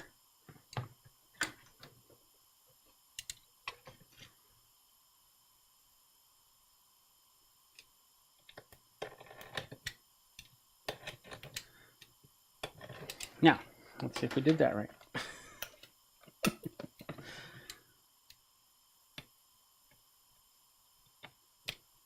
Be very careful on that.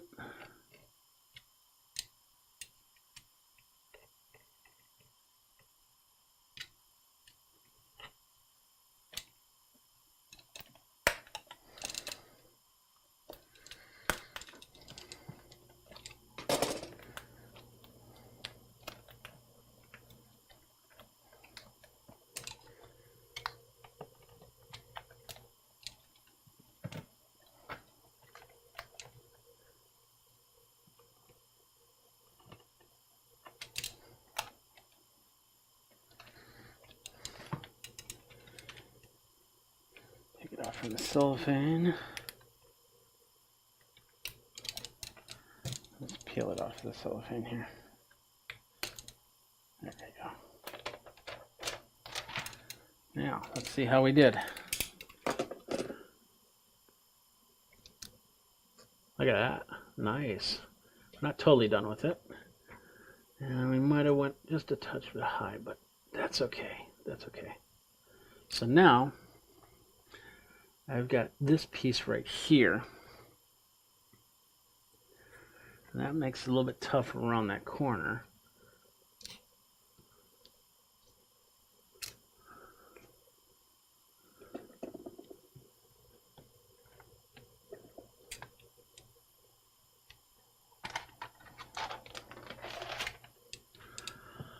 So what do we got?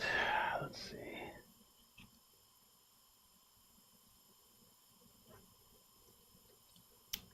What I'll do is I'm going to cut it right here, right in that grout area, since this is going to be an interesting cut. So now I have this piece that I can place right in, which is what I'm going to do right now.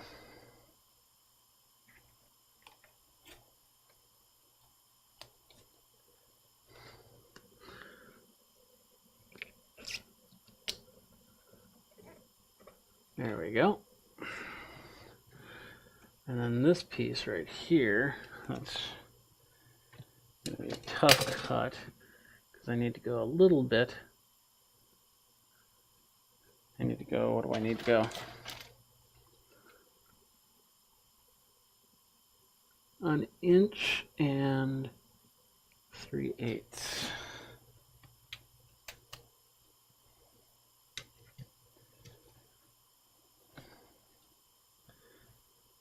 It around. There's those lines, there they are. So an inch and 3/8.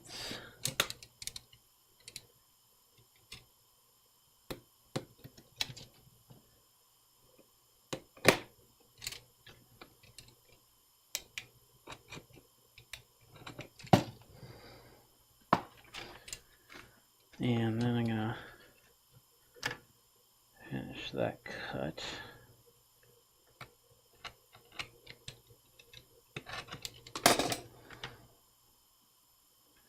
Pull out the piece, check it, looks pretty darn good. Peel it off.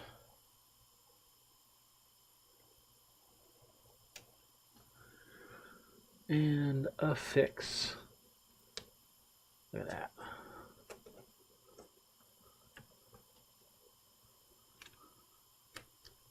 There we go. Now, what I can do is I can continue on with this and go from there. So, you get the idea. This is what it looks like. Let's go back in the studio and continue from there.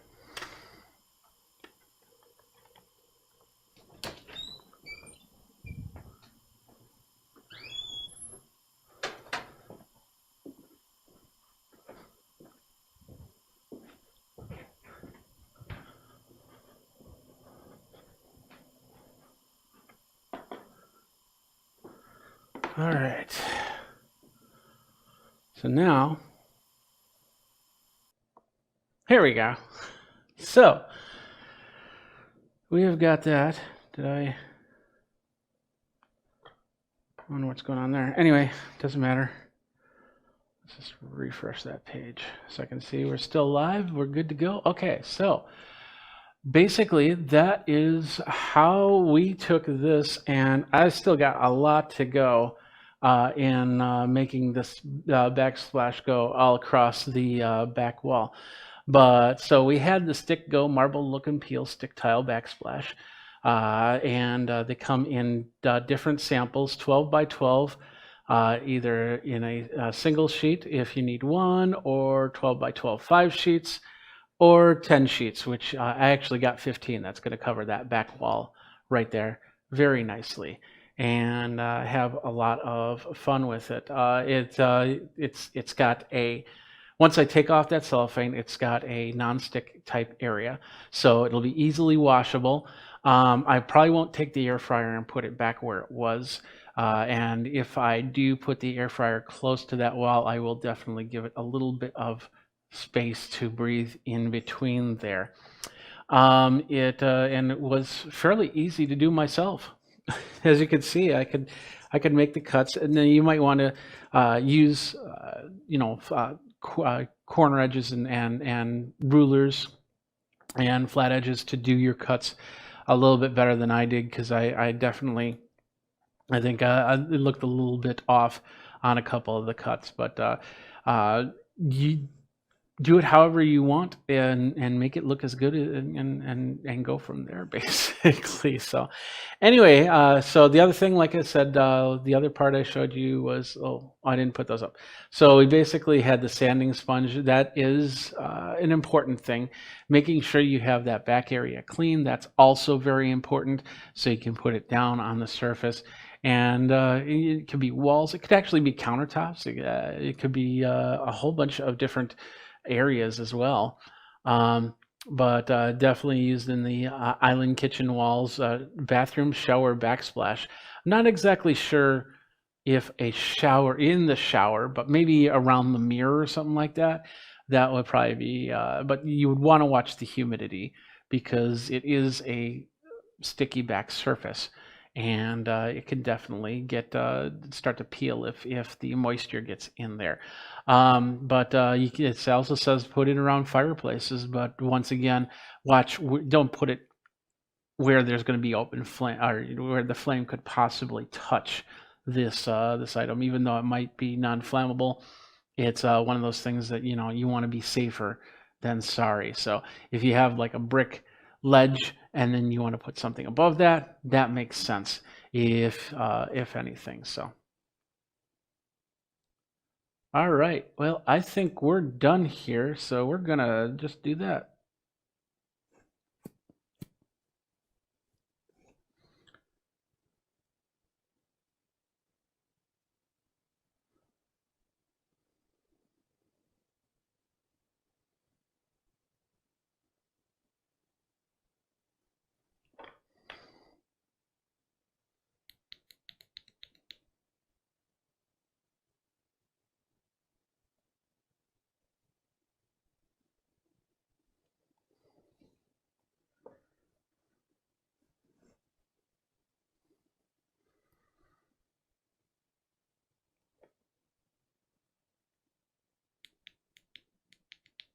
All right.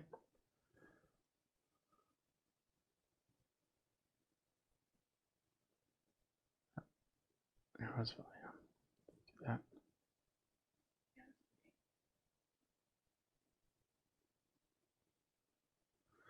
All right. It looks good. Sticky back surface, and it could definitely start to peel if the moisture gets in there. But it also says put it around fireplaces. Okay. So with that said, with that done, that does it for this episode of Geek Tech Talk Live with Jeffrey Powers, putting on a backsplash. That's a lot of fun. I still have a long ways to go, because it has to go all the way on that back wall, and now I'm thinking of doing the sides as well, to give it even more of a cool look. So thanks a lot for watching. You guys geek out. Follow me on the socials. Until next time, and take care on Geek Tech Talk Live. Bye. Hey everybody, Jeffrey Powers here from Geekazine. We got another review here today on Geek Tech Talk Live with Jeffrey Powers. What's up, my geeks? Jeffrey Powers here from Geekazine. Think Magazine, put it in a geek, and you got me. We do reviews, we do interviews, we do a whole bunch of stuff over at Geekazine here. So thank you guys very much for coming to the live channel. You saw the socials there. That's how you can get a hold of me. Today, we're talking about this little product right here. It is the Inevafit Eros. Inevafit Eros, hopefully I pronounced that right. It is a body scale, a Bluetooth body scale, which connects up to your iOS. It connects up to your Android. It connects up to your tablet, your phone. It tracks more than just your weight. And yes, I am going to step on this scale and we're going to talk about it. First of all, I want to talk to you guys about my review policy. I got product to review from Inevafit. The product is, I got no sponsorship, compensation, or anything like that. All opinions are of Geekazine. We've got the review link right there. You can check that out to find out more about my policies and procedures when it comes to reviewing products. So, all right, well, we got the device over here. What this is a body scale. It's standard scale, looks like a standard scale. It's a Bluetooth scale. It connects up via Bluetooth to your device and allows you to track, not only find out what your weight is, but track how your weight is going. Now, we got the Bluetooth scale here. What we're going to do is I'll eventually step on the scale. You'll get to find out how much I weigh, but it's going to tell you, the scale is going to tell you a whole bunch more than just your body weight. And it's going to be able to track so you know what you're doing. Now, I have it loaded up on my tablet here, and so you'll be able to see what's going on. All right, let's take a look at the Inevafit Eros here. This is a, like I said, it connects with an app. $49.99 for the scale. The app downloads on the iOS or Android Play Store. You can then connect up anything basically with the calibration. You can then basically step on the scale. As you can see, there's like these metal design. It's like a hexagon right there, but the metal parts of that's actually what's going to be telling the scale your body measurements. Now, I believe you can wear socks, and definitely we will not go bare feet, because I know there are some that don't get too happy when they see bare feet, and I totally understand that, because I'm one of them. I haven't gotten a manicure in a while because, you know, the salons are all closed, but I will be wearing socks. I believe you can wear socks, but you know, you might change the information there. So the best thing to do is actually step onto the scale barefoot, so it can work with the contacts, because that's what those metal pieces are. They're contacts. Here, I'll show you right here. So you see the metal lines right there.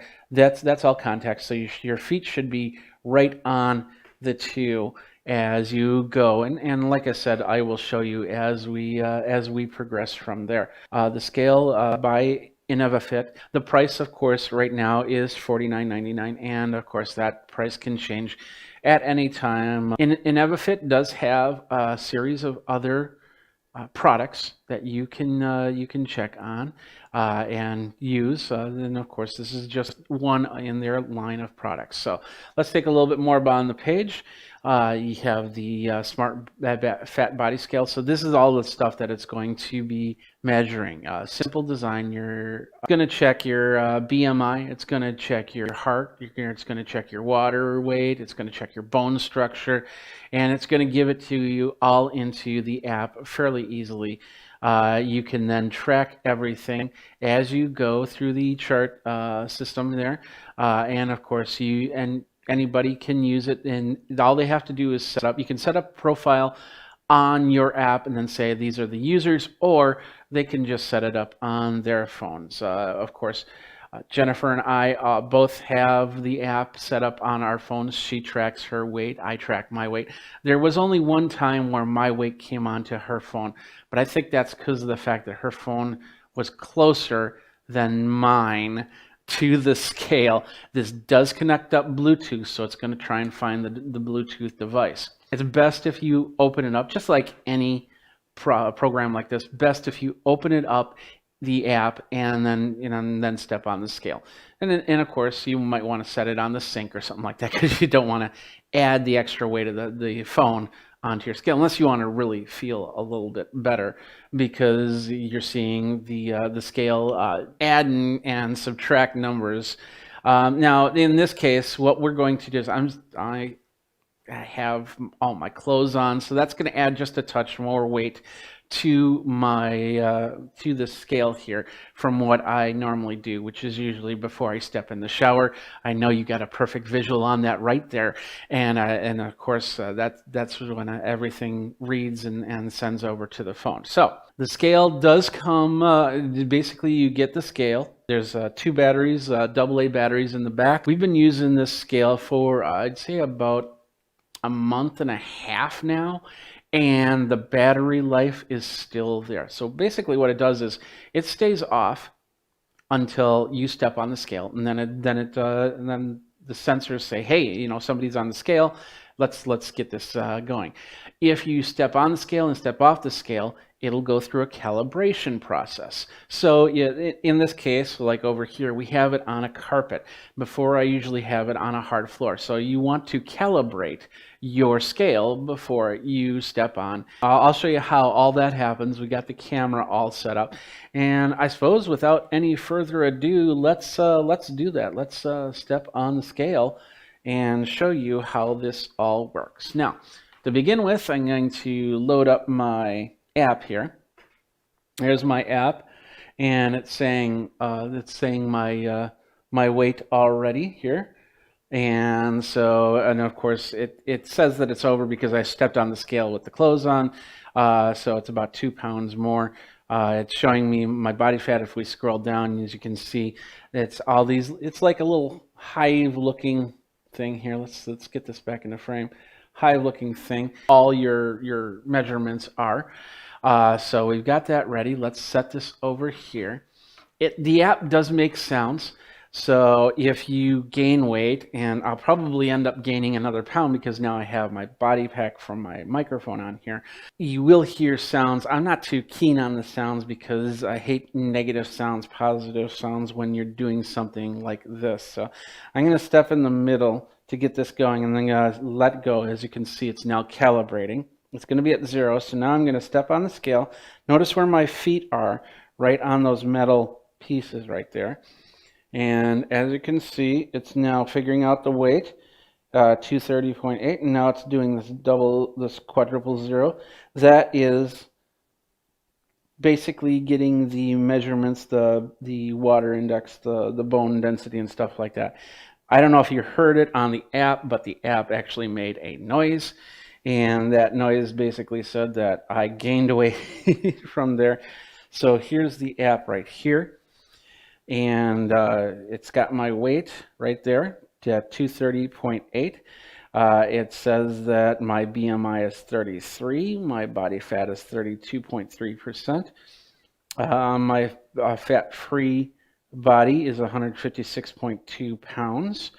My subcutaneous, is 20. We got a whole bunch of measurements here. Now I can go into the tracking, and I can see. Well, I can see my weight went up, but once again, I am wearing clothes. My BMI went up, my body fat went up, and tomorrow when I step on the scale without clothes on, this will all go back and normalize itself. So we've got all these, my visceral fat, we've got the body water, which my body water, and once again, with socks on, that might not be telling them the complete story. The best story. Skeletal muscle. So as you can see, now I can track that. And it's been tracking that for a few days. We got week, we got month, and we got year